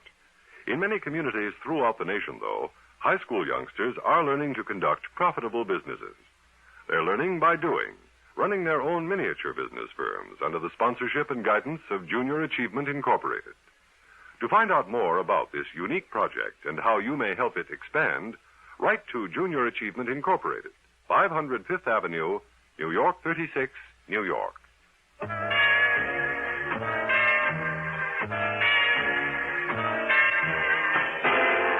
I still couldn't believe it. I wouldn't believe it. And yet all the evidence, every bit of evidence I had. Well, sure, it was circumstantial, that's all, every bit of it. But it all pointed to only one person, to my friend Les Walters. I still couldn't believe it. Yet there it was. His failure to check in at the office the way that he usually did. Didn't he know that would arouse suspicion? His slip-up on our date for the hockey game. Didn't he know that would make me suspicious? Connie's having been seen with Willoughby. If the cops knew about that, why not Les? And then Connie's evasiveness about Les's whereabouts. But did she really know about what finally happened to Willoughby? And the gun. A 45 did it, Sergeant Bravo had said. A 45, the gun shop owner had said. That was sold to Les only that morning. All right, there it was. Okay, now what? Go to the police? Tell them what I knew? Or let them find out for themselves? Why not? They had as much to go on as I had. Almost. It was their job to run down Willoughby's killer just as much as mine, wasn't it? Yes, and it was my job just as much as theirs. My dirty, rotten, lousy job. Why? Why did it have to be? Couldn't I just... No, I couldn't, and I knew I couldn't. If Les did commit that murder, if...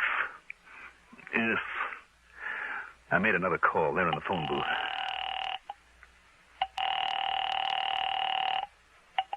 Sergeant Bravo. Sergeant Johnny Dollar.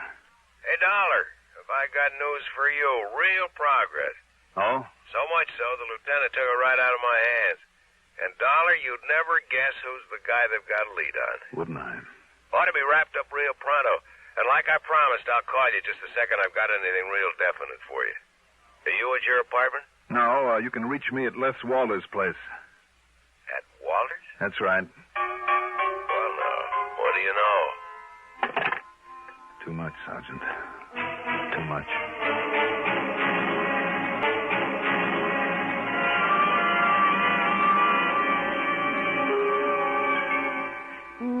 I don't know, and I don't know when he's coming back. And, Johnny Dollar, you just sit yourself down here in the den and tell me why you're acting so strangely. Now, sit down, Johnny. Please. Sure, Connie. Look, would you like a drink? Maybe that would help whatever it is that's bothering you. Yeah, maybe it would. Well, all right, then. I'll go get you. Oh, now, who could that be? Excuse me. Hi, honey. Les. I'm sorry I'm so late. Les. Need a couple of business deals on the way back. Sold a couple of policies. Les, listen. Hey, look, honey, I got it. The gun shop over in Waterbury. Now, wait here. Let's wait. Look here. Isn't it a beauty? An honest-to-goodness, genuine, original, single-action Army Colt. 45 caliber. Honey, do you have to yell this way? Why not? Isn't it a beauty? Do you know who's sitting there in your den? Oh, boy. Johnny Dollar. Oh. Yes. Well, you didn't tell him anything, did you? No. So go on in and make the best of it. Go on, Les, while I get the phone. Okay. Well, Hello? I didn't expect to find you here waiting for me, Johnny. Kind of spoils all the big surprise. But here you are, baby. Catch it. Thanks, Les. Well, don't you like it, Johnny? Should I? Oh, now look. After seeing that gun collection of yours and seeing what was missing from it, and after what you did for me last fall and with that birthday you had, well, listen, I've been negotiating with the old man Berghoff over in Waterbury for 2 weeks to get this for you. What's the matter, Johnny? Johnny? Oh, yes, Connie. That phone call is for you. Sergeant Bravo, I think he said. Oh, thanks. Johnny? No. Johnny Dollar. Well, it's all wrapped up, Dollar. Well... Yeah? Yep. Prints on that glass led the lieutenant straight to him. Well, what was that? The killer, the one that knocked over Willoughby. It was Shorty Scarpone, one of his pals in the dope racket. Broke down and confessed the whole thing when the lieutenant busted in on him. And Dollar... Oh, brother. Oh. Johnny. Okay, now, what is bothering you? What's bothering you anyway? Me? Yes. Yes, you. Not a thing. Believe me, not a thing. Connie, where is that drink and we'll celebrate? Good. My birthday and a lot of things.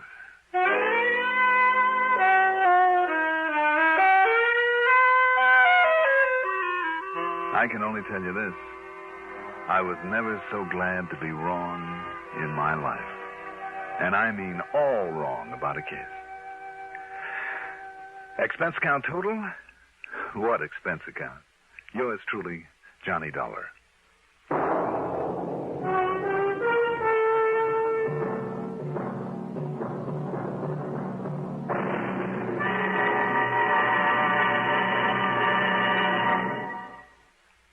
Now, here is our star to tell you about next week's story. Next week, a talisman.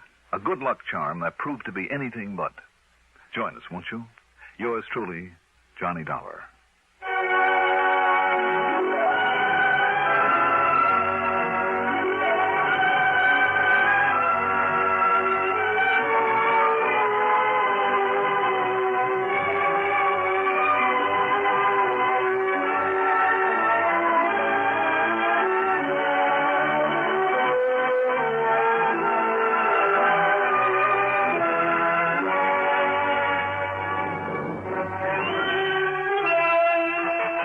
Truly, Johnny Dollar is written by Jack Johnstone, produced and directed by Bruno Zerato Jr., music supervision by Ethel Huber. Johnny Dollar is played by Mandel Kramer. Also featured in our cast were Mason Adams as Sergeant Bravo, Margaret Draper as Connie Walters, Arthur Cole as Jonathan Harmon, Pat Hosley as the telephone operator, Casey Allen as Les Walters, and Sam Gray as Mr. Burkhoff. Be sure to join us next week, same time, same station, for another exciting story of yours truly, Johnny Dollar, Art Hanna speaking. Dilbert Kirby's favorite program, The Gary Moore Show, on the CBS Radio Network. WROW Albany. Welcome wagon hostesses rate their work as the most fascinating public relations job in the whole world. In the United States and in neighboring Canada, too, you will find thousands of welcome wagon hostesses who do a vitally important job every day of the week. Right here in the Capital District, there are more than 20 welcome wagon hostesses, your neighbors and mine, each one a charming ambassador of goodwill. We'd like you to meet one right now. I'm Lenny Gannett. I welcome all the newcomers in the McGowanville-Gilliland area. I try to make new families feel at home. The basket of gifts I bring is just a small part of my welcome. I'd like to call on your new neighbor. All you do is tell me who she is. Call Welcome Wagon at State 59640. Give the hostess the name and address of the newcomer you know. She'll call on them with a basket full of gifts from civic-minded businessmen. Call State 59640 for Welcome Wagon. Our sincere thanks go out to the wonderful network at CBS. And now, dear listeners, let's put your knowledge of the airwaves to the test.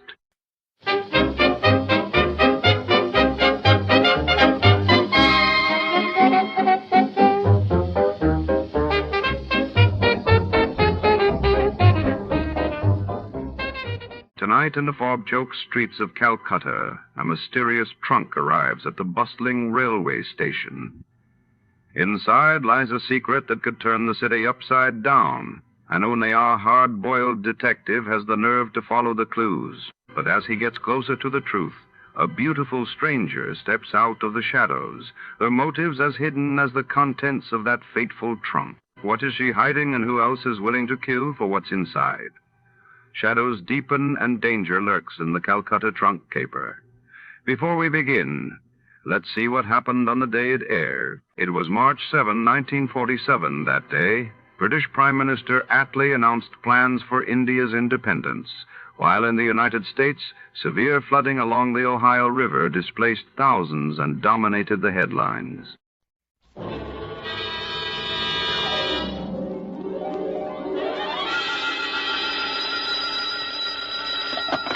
Sam Spade Detective Agency. Ahoy!